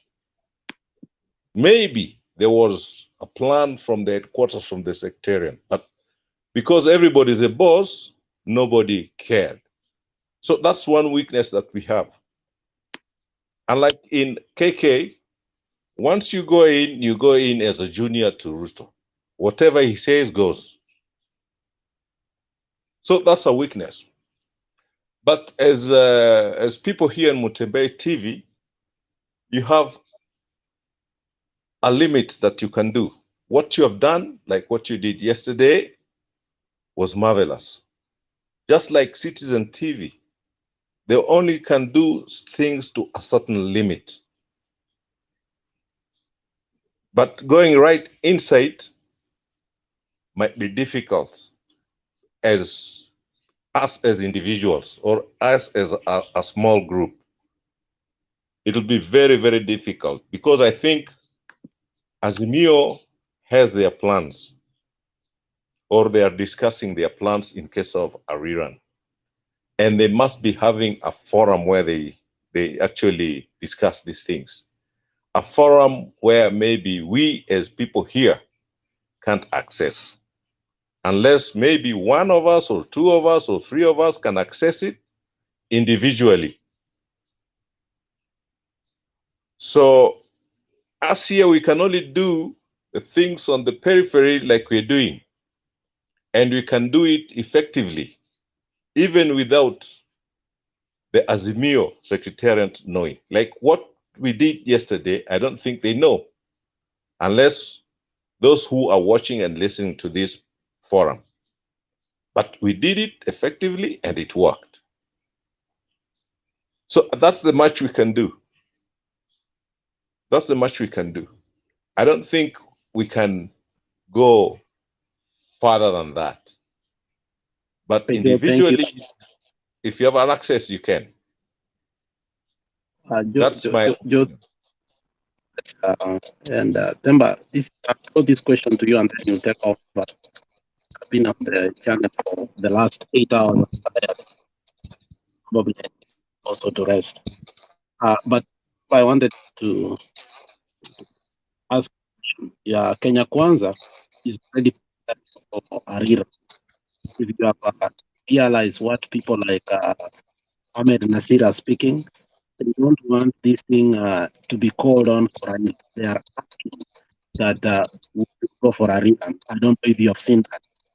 People like Ahmed Nasir are actually agitating that we must go for a rerun because they know very well they did not win.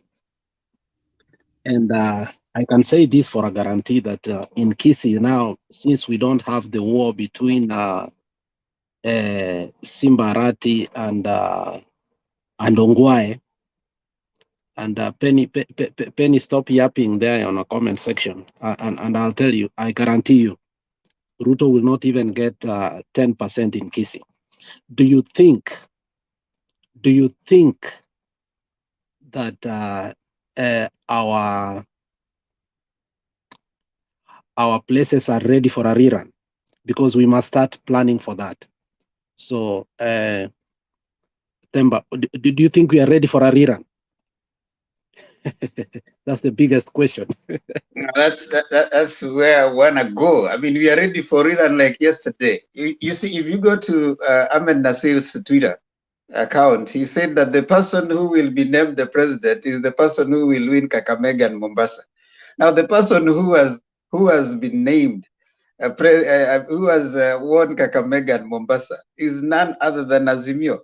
And if you can know that if you are doubting that Azimio is ready for a rerun, look at what has happened in Kakamega and Mombasa, and you can look at the celebration and the way people are saying that they are ready for Baba is the guy. So people are not Azimio people are not tired of voting. Azimio people, from what they have shown that they are resilient. And they are actually saying, because we have probably I think from the records I was checking, we have taken like Mombasa gubernatorial, apart from Rongai, the rest have been taken by Azimio, and it doesn't matter. I mean, who is Ahmed Nasir? Ahmed Nasir is in the league of the Itumbis and the league of. He became a propagandist and a blogger for UDA, and you see, if we can take him seriously, then we can take Itumbi seriously. Now, I don't think there's lethargy in the side of Azimio in terms of voting.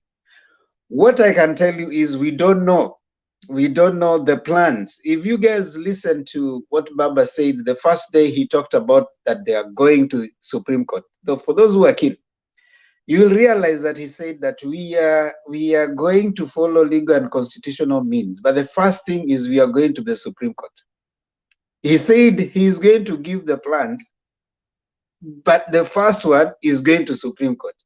The rest, he has not spoken, he has not said, and he hasn't uttered a word about them today.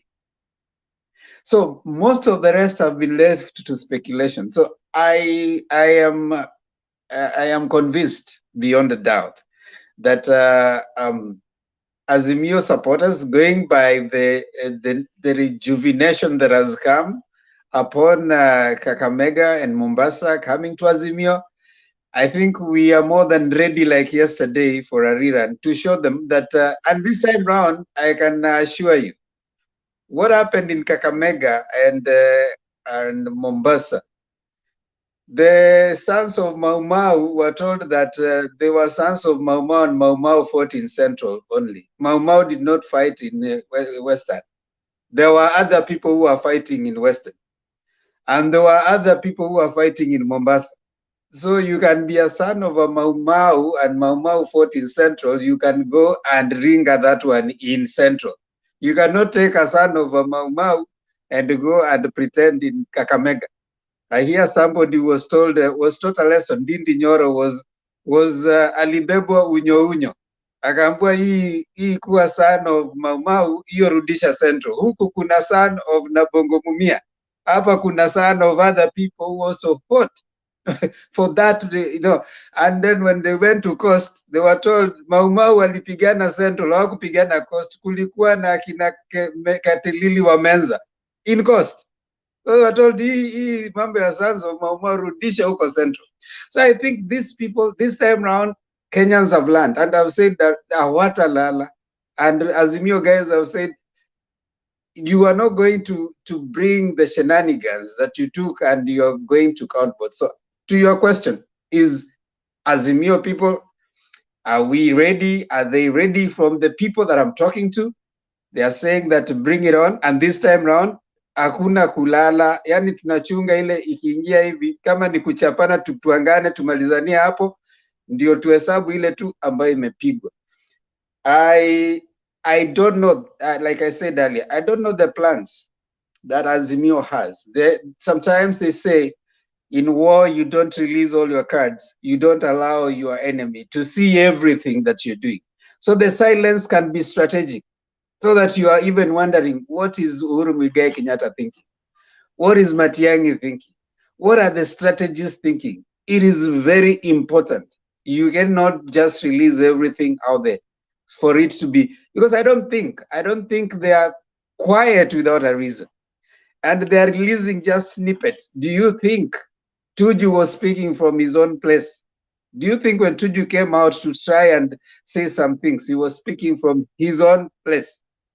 You know, Tuju is a CS, a special CS in the cabinet, a CS without portfolio. Yeah, and he's like this, the secretary, whatever, is the CEO of Azimio. So when he's speaking, and the chairman of Azimio is Uhuru Muigai Kenyatta, the chairman of Azimio hasn't spoken to date. He told the attorney general not to join the Supreme Court, whatever. So the attorney general was to stay aside. What do you think is going on? The DCI is coming in and saying that we have come across some very important things that need to be. So they are speaking, though not directly, but indirectly. You might not see what they're saying. I want to assure you there's a lot that is going to happen. It is not going to just be easy, like we are saying. It's not going to just be like waking up and you are thinking Azimio is just quiet and Ruto is. I don't think so. We are off to a start. Now, what I'd come here to do, Alex, even before you leave me, I wanted to come just and say here and tell these people of UDA. I was just coming to come, first of all, and celebrate and congratulate the Azimio people, and two, tell them that you cannot win an election with matusi na wizi. Kama yako ni matusi na wizi, it's time for you to pack and go. Na nilikuwa nimekuja niwaambia kwamba kama we ni mtu wa Maumau, jua Maumau walipigania Central, walikuwa pale Central tu walikuwa napigania. Maumau hawakupigania in Western na Nyanza. Huko kulikuwa na watu wengine walikuwa napigania huko. Na hao pia walikuwa na watoto wao. Sasa huko pia wakienda kupeleka hii ati mimi ni mtoto wa Maumau, watakutana na mtoto wa Luanda Magere. Watakutana na mtoto wa Nabongo Mumia. Sasa wakienda huko itakuwa noma, wanarudishwa huku Central walete mambo ya Maumau huku Central. So waache hiyo story yao. That is what I wanted to say. Temba, thank you very much. I am not know why conspicuously wewe uko chini ya Clava na nyinyi wote mmevaa red. Going to question that. But maneno mmevaa red leo tunataka tujue ni kwa nini. But anyway, I think it's Nyang'au. Nyang'au, are you here? Nyang'au, I don't know where Nyang'au was gone. So Daudi, let me ask you. I'm here. My daughter woke up. I was trying to breastfeed her. Oh, ask you a question now. Men cannot breastfeed, but wacha kutu you can't. No. You can have this milk kept in the fridge and then you feed your daughters. I mean, these roles are supposed to be shared. That's not breastfeeding. Men don't breastfeed. But the milk came from the breast. You are just feeding the baby. That is the domestic duty I was doing. You see, the women on the panel are very happy. Okay, I'm glad you're saying that. Sasa hiyo Nyang'au kwa kituo wanaita Ondiek. Ondiek is don't tell them the truth. Ondiek and Makoa and Nyang'au are the same, although Nyang'au is the most original. And Alex, you have not sent me your number. By the way, Stone, you are the chair. You can instruct Alex to do what you told him. I'm sending you the number. Now, I want to ask you a question. Proceed. Yeah. The new kid on the block, and I don't know how he became. I went to church with him. Alex, hold on. Can you also finish that? Simba Arati should be the next ODM party leader after Baba. That's what I wanted to come. Don't maneno iko kwa mdomo. Just allow me to finish. The new kid on the block. And yes. I don't know how it happened. I went with him to church in Riruta Satellite, but I'm an Adventist. So we are not separated by religion. But most kisses are Adventist, by the way. So I went to church with him. He used to be my church leader, my youth leader in Riruta, and he used to sell Sukuma wiki. I remember buying Sukuma wiki Simba Arati, 46-56 in Ruto. Today, Simba looks like he's the new kid on the block. I spoke with him today, and I think a few people had a privilege for us when in Kakamega, friend connected today. Now, what role do we want Simba Arati to play in this petition? Can you tell us? Because it's I think Simba Arati and all elected governors in Kenya have to support Baba's petition, either through physical, social, emotional, and through swearing affidavits or supporting to pay the legal fees. That is as a governor. But Simba Arati is also an outstanding person in ODM leadership because I was privileged. By the way, I ran for primaries in Machakos County as an ODM candidate. I failed. It was very tough. I learned a lot of lessons. Politics is not very easy. But I think Simba Arati's politics and mobilization skills are outstanding, and he should be very close to Baba because, again, if you talk to senior human resource experts in Kenya, they will tell you that we have a gap in terms of top management in Kenya, both public and private sector. And that is the thing that I think Simba Arati as the next generation of national leaders are going to feel if they are given an opportunity to participate in the present day challenges. There are so many things that we cannot put across here that we have come across in our day-to-day participation, either by default or by design in our Kenyan political real life. So I think it should be alive to that fact. And also, most importantly, Kisii County, and sorry, I work in the higher education sector, I keep mentioning this, and Kisii University, there is a very unique way through which people are recruited into these institutions. And Simba Arati mentioned that yesterday. He said that there is a procedure, there is a law, there is a platform through which people come into public service. And he said during his inauguration speech that if you came through the unorthodox ways into service, then we are going to find a way through which we are going to have competitive access to these opportunities. And I also had somebody else whom I can't mention here for another county mentioning the same. So I think Simba Arati with his generation is our age group, I think age mate. We need to encourage him to work very closely to Baba. There is a lot of lessons that you can learn from Raila Odinga. I have met Raila Odinga. He's one of the most intelligent minds that you can ever meet in Kenya. And I think during the handshake with Uhuru Kenyatta must have gone down to the level. The person I was breastfeeding is making noise. There is a level in which Uhuru Kenyatta and Honorable Raila Odinga had a very honest discussion during the handshake. And that honest discussion is what has sustained the country up to this point.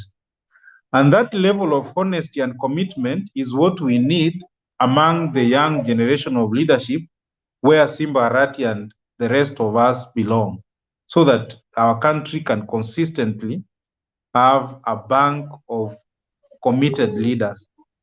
You see, human resource is the most important resource. Sometimes I hear our politicians talk about money. We don't have money. In fact, we are a poor country. We do not have. The most important resource is our human resource in terms of quality and quantity. I think I'll leave it there for now. You know, it's an irony that you say we don't have money. And according to my calculation, I come from the finance department. And this is very scary. And Temba, I want you to guide me on this. From 2013 until today, Ruto has used almost $1 trillion to campaign. Then how do you say we are a poor country? If somebody can use $1 trillion, how do you even say we are a poor country? Are we not even having priorities in Temba? Guide us on this. How can Ruto see? I'm using the word poverty comparatively and very relatively. You see, poverty. why are countries classified as third world, first world? I don't agree with that classification. But what I want to say is that when you want to categorize the most significant resource, you cannot talk about money. The most significant, most impactful resource really is the quality and quantity of the human resource that we have. You know, Alex, my view of Simbarati is not what Nyangao is talking about things that can be worked on. We need a ruthless person like Simbarati.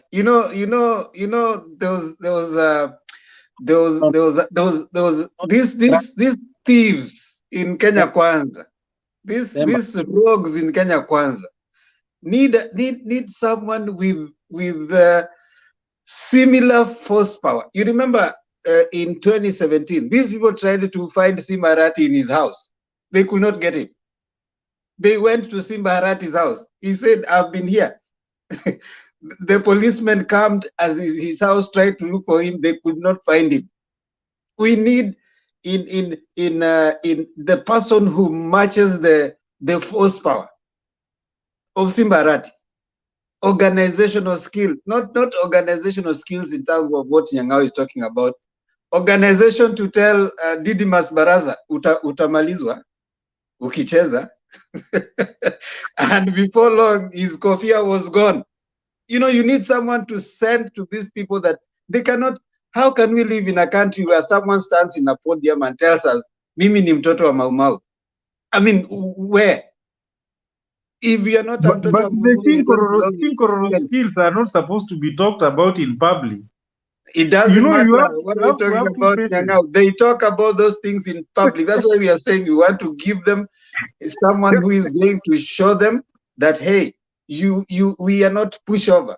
And Simbarati, Alex, for me, I say Simbarati represents a generation of serious soldiers for Baba. There was something that happened when this bombers thing was going on. People were saying we need Simbarati. Where is Simbarati? Because Simbarati would have come there anaangalia mtu kwa macho, anamwambia wewe utanyoroshwa. We need people who can send shockwaves to these people. Simbarati actually called them out and said we cannot have our country run by wash people. Nobody. You remember even in that funeral thing, he told Osoro, wewe hii kitu tunaijua, tunaielewa.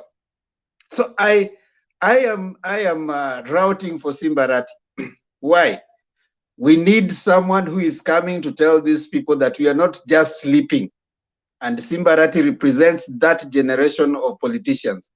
Not people who will come. You guys are here. Alex, we are busy saying that people.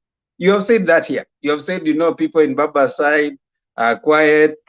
What are we lacking? We lack a Simbarati. We lack a Mishimboko. We lack those kind of people. Our party needs a Babu Owino who will tell them off. I mean, that is why for me, I mean, Nyangao is talking about things that can be outsourced. You can outsource organization skills. A politician doesn't have to have organization skill. You grab power and then you get people who have studied like Alex. You get people who have studied like Akina Stone Piquet. You get people. Moi ruled for 24 years. Moi was called a professor of politics. What did he do? He took Professor Saitoti. He took Professor Karanja. He took Professor. You get the power. Mulu Motisia. He could not even say some words, but he was in Machakos politics for a very long time. Get the power. Get the people. Hire these people who are here. Make them work for you. Temba, thank you. PK, your friend Mutula Kilonzo is very close to Sakaja. And last time when we were voting Sonko out of Nairobi, he recused himself from voting Sonko out. we want to know the assurance of Mutula Kilonzo. Is he going to participate in the petition like her sister, or we fear him? Because last time yeye na Wambua wametupea shida sana. Even if we are going to the Supreme Court, you know that kama kuna watu walipea baba shida ni yao. Can you tell us, are they with Azimio? But Because Alex, we are you see, Alex, I don't know if you're speaking from an informed position. Are you aware that the petition is already sorted? I mean, the technical, the lawyers, it's already sorted. You can guide me on. Yeah, the politicians have no play in it right now. There is already a technical team. The lawyers have already been given instructions. They have already put their application. In fact, the registrar said that per team will only allow 4 lawyers in the whatever. So it's already a done deal in terms of preparation and the people who are going ahead. Unless you're talking about other issues that may arise post the ruling. Yeah. But during the ruling, it's already I mean sorted.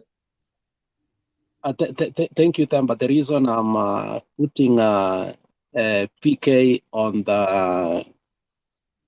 the ground because sababu last time when he came here, and you remember you were moderating, akatuambia you like it or not.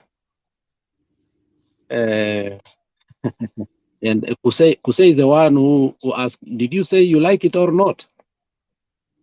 We want to ask PK, can we get assurance from the Wiper Party that they are with us? Or we've heard these rumors that they might go to Ruto. What are you hearing from them? Because this war we want to fight together, but we want to know, are the Kambas with us or not?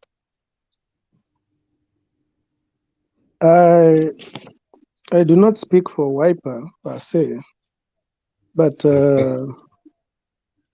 what I can say is I think it is a delicate situation because all these politicians, whether we like it or not, if I may use the same word, is they are all after power. And I think if there is someone who is in the middle or at the crossroads, is Kalonzo at the moment. Depending on what happens at the Supreme Court, he knows if it falls this way, he might land the CS position. If it falls this other way, he might run to be a speaker. You understand? It's like he's in the middle. He can gain both ways if he wants. As for Mutula, I think he knows there's a power vacuum in Ukambani in the near future. And he may not want to show his hands in politics or in because he is eyeing the big cake. If he runs the county of Makueni very well, he might be the next Ukambani kingpin. But besides that, there's something that you had mentioned about some of these people being very silent. And what I can say is, as much as we may want to be vocal, I think some of these politicians or people in power have more to lose than ourselves. You know, we are just, I don't think we are even in the sphere of their level. So because they have, we don't have a lot to lose as much as what they would lose should things go the other way. So because they have more to lose, their silence is very telling. I believe they know what they are crafting and they must protect what they have.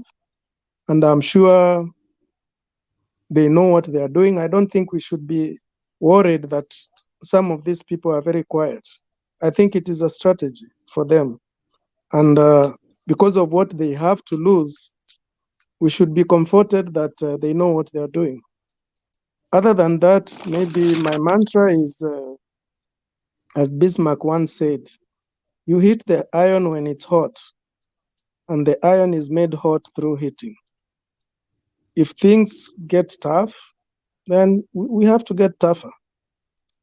And if they get cold and we are not comfortable with the cold, then we have to hit the iron.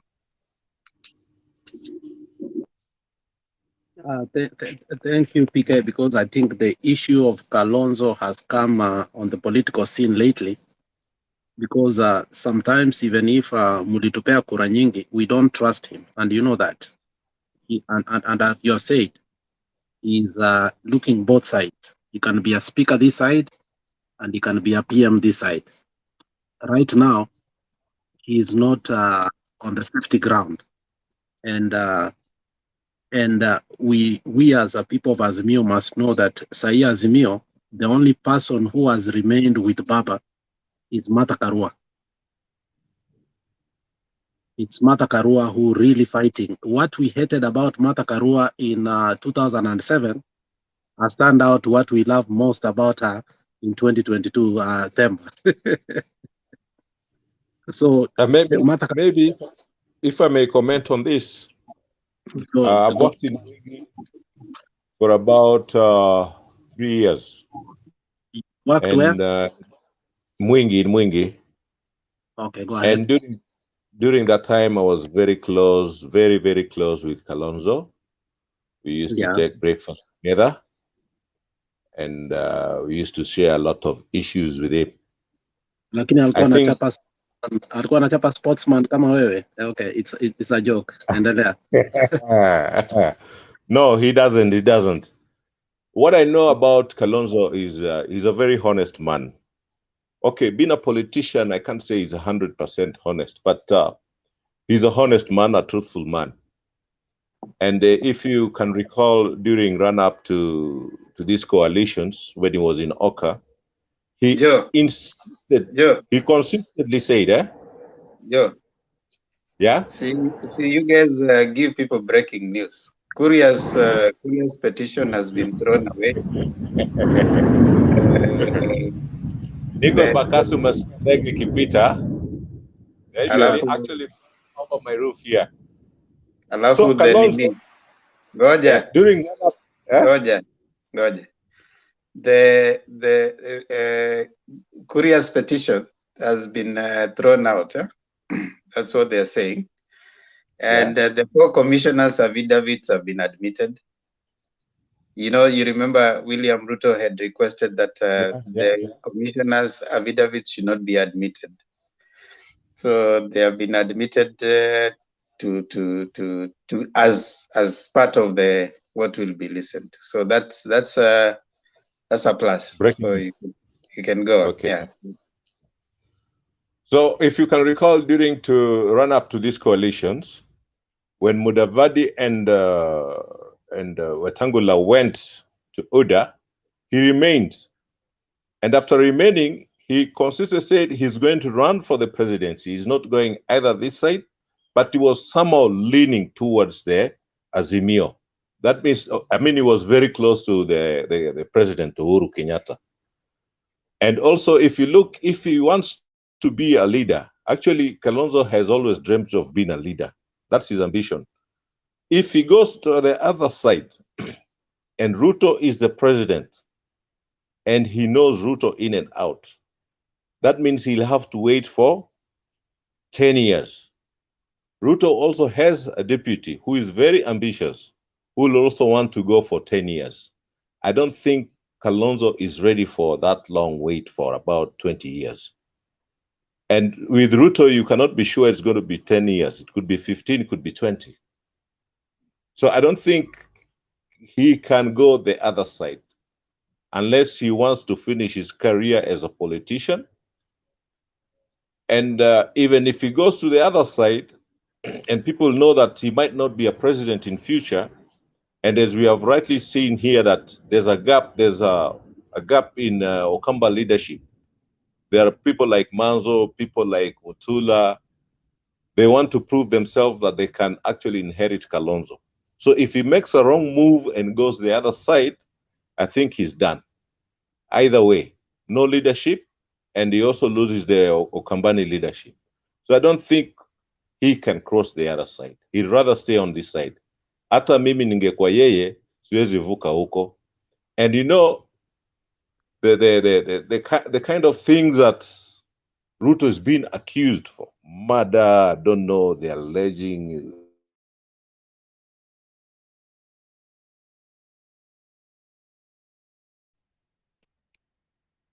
PK. Yeah. Joe, are you there? Just spoken. I'm here. I think ulienda ukafreeze kidogo. Hatukukusikia vile ulimaliza. I'm through. I'm saying I don't see Kalonzo going the other side. Okay, Hamukunisikia and kabisa? okay, it's Themba okay. hukunisikia? Themba ndo wananifuatanga sana alafu wananichapa kiboko. It's okay. Themba today is my junior, but I always respect him as my senior. And I think many people are happy to see us speak after a very long time. People used to think mimi na wewe hatuongei, but it's okay. And now, PK, I think I've spoken with you before, and I want us to devolve this issue of Ukambani. We have Kibwezi, we have Makueni, we have Machakos. How does Mutula Kilonzo want to take it from Kitui? From Kalonzo? And I want you to explain to us the politics of Ukambani, because the main house in Ukambani is Kitui. Machakos inakuja baadaye. Can you explain to us how Mutula Kilonzo has amejipanga so that he can take away from Kalonzo? Explain to us so that people can know, because this is one thing people don't understand.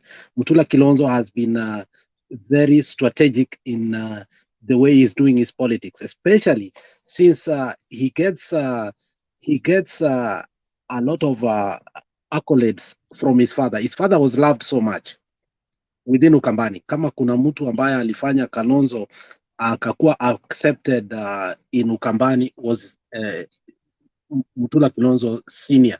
Can you explain for us? You explained to me before, and I want the panel to understand how Mutula Kilonzo wants to take over the issue. Thank you.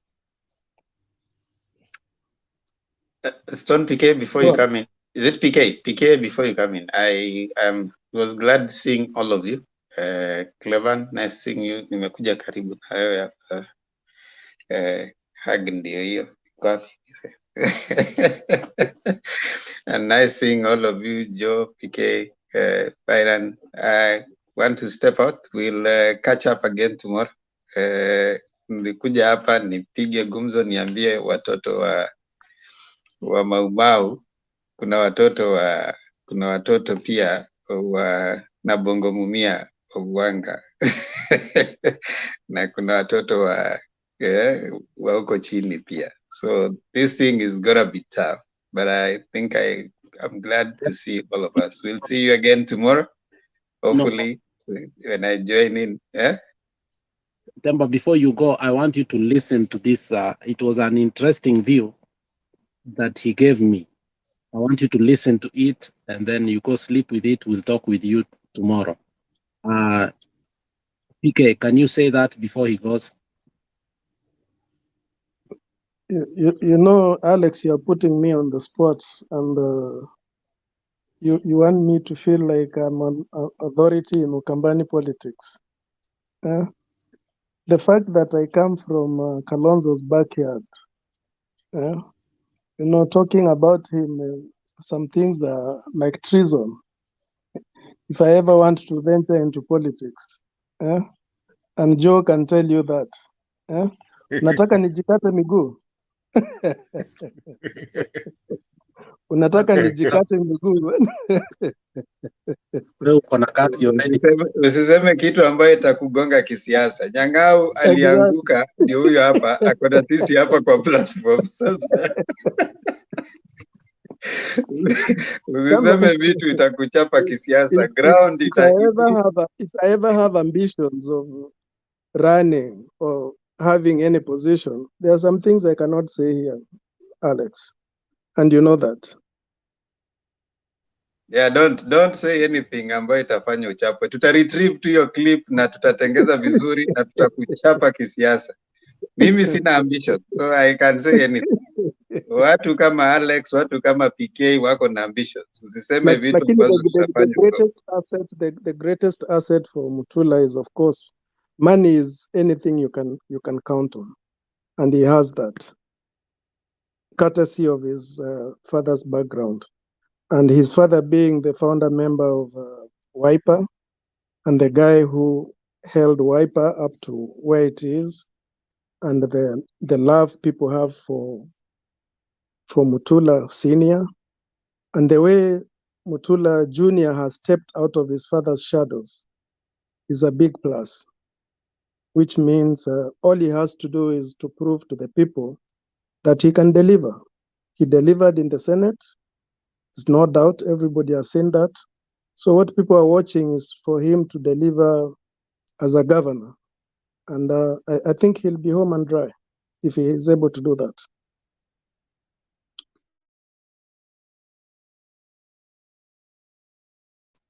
I think you have been very economical in that. I wanted to push you beyond so that you can say something that you should have said, but I think you're very economical. But Alex, can I ask you a question? I want to ask you a question. Go ahead. You, Alex. Two things. One,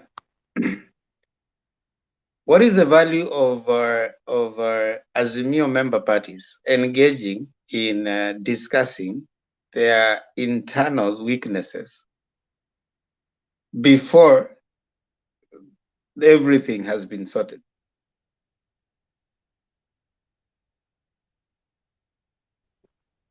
I don't understand your question. Maybe Clavan can elaborate. Did you understand what he said? What's the value of what? Because I want to answer PK you. understood my question. Clavan, can you help me on that? Sasa Alex, PK ameinua mkono, unataka PK ijibu swali. You are my first lady, and you know that Temba alikupea kwangu officially. So when I say that, you must respect me. Sarah, you can go ahead. Respect is earned, not forced. PK, please answer the question. Thank you. Achana na propaganda za Alex. Okay, PK, go ahead because PK, go ahead. Thank you. I think what Temba is trying to say is instead of doing housekeeping, we should look at the bigger picture of the enemy we are fighting, instead of just dwelling on small housekeeping things when we have a war ahead of us.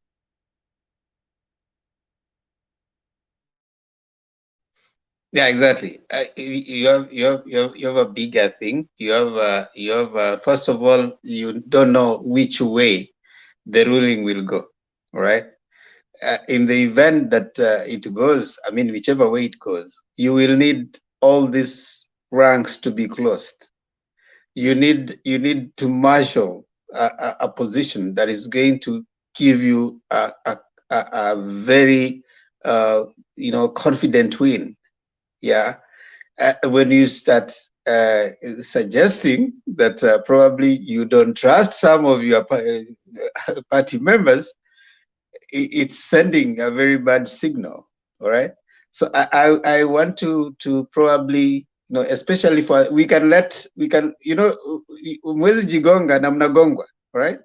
already watu wa Yuda na wengine wanawagonga enough. Now when you start gongering yourself, you're actually eating off that negative energy that they are pushing your way. So I would probably encourage, as much as you may want to do a postmortem of your performance, you can always do that post winning the prize. You know, the gambler song. You got to know when to hold them, know when to fold them. You don't count your money during the what? There'll be time enough for counting them. You'll have time enough for counting them. When the deal is done, the deal is not yet done. So when the deal will be done, you can now count your money. But as now the deal is not yet done, you need every person, every fighter that you can have within Azimio. You need everybody that you need right now. It's not time to call out people. It's not time to say this person is going to betray us. You're not yet there yet. Once you're there, we can always sit back and say, okay, fine, now we have the prize. Now it's time for us to do what you call a postmortem. We could have done better if this happened. We could have done better if this happened. But the deal is not yet done. So I would propose that even as we discuss, we look at the bigger picture. Don't chase the rat when the house is burning. Put off the fire. Then you can now look for the rat where it was. Other than that, thank you so much, ladies and gentlemen. I hope to meet us again tomorrow. Alex, thank you. Thank you, Stone PK, Daudi, Clevan, Joe, Nyang'au. Pole, ulishindwa. Nakuanga hivyo hii siasa. Pesa walikula ngapi? Unaniita Nyang'au, and then in your part of the world is at night. You don't fear? Pesa walikula ngapi? They ate all the money. I'm very poor now. Now what we do, yes, thank you. I think it's okay. Actually, post-mortem means it cannot be done on the living. So let's just move on. Let's fight until the last blood. And I think that's where the character of my brother, the character of my brother, the Kisii County Governor now, His Excellency, comes in, because that is the kind of persona that we want moving forward until then we score. Then from there, we can move on as a team and also put our country together. Thanks.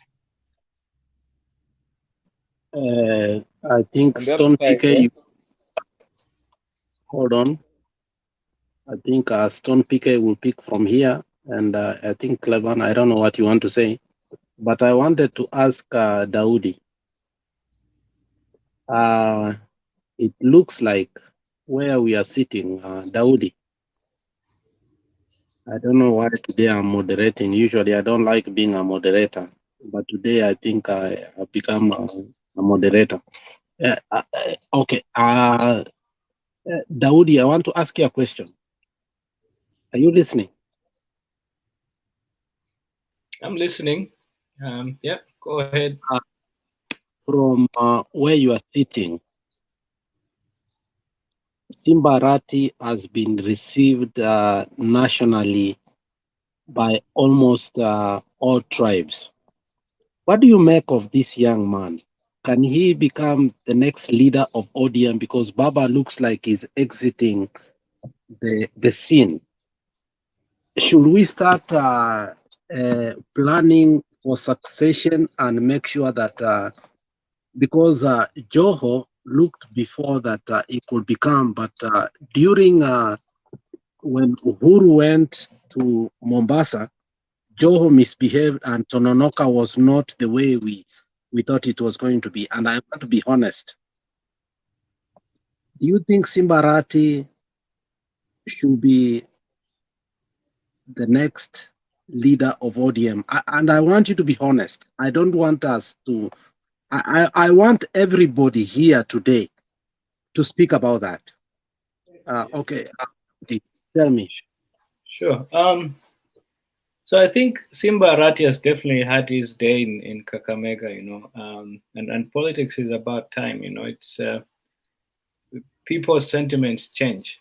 Today they might be thinking this about Simba Arati tomorrow.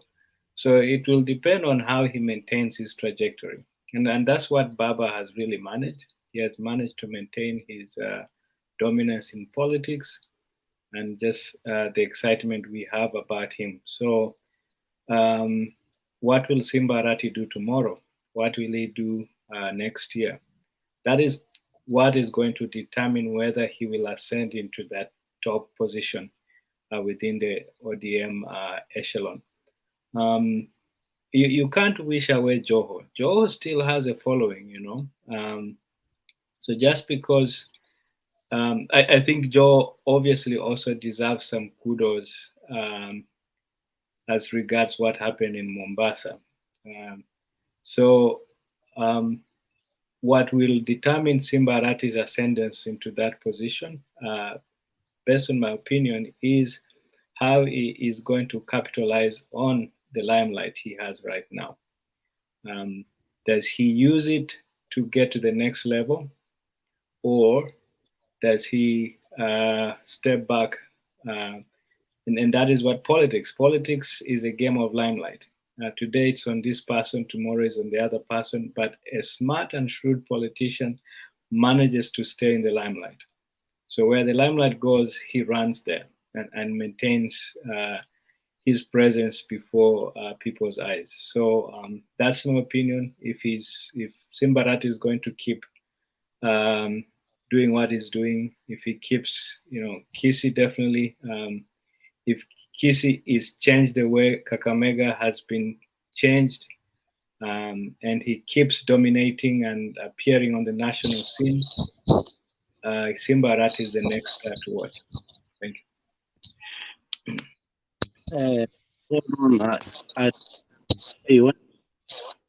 He doesn't come to our show, but he came and left. Oh, you finished, yeah. Okay. You finished. Nini imekuchoma hivi mpaka umekuja kwa show leo?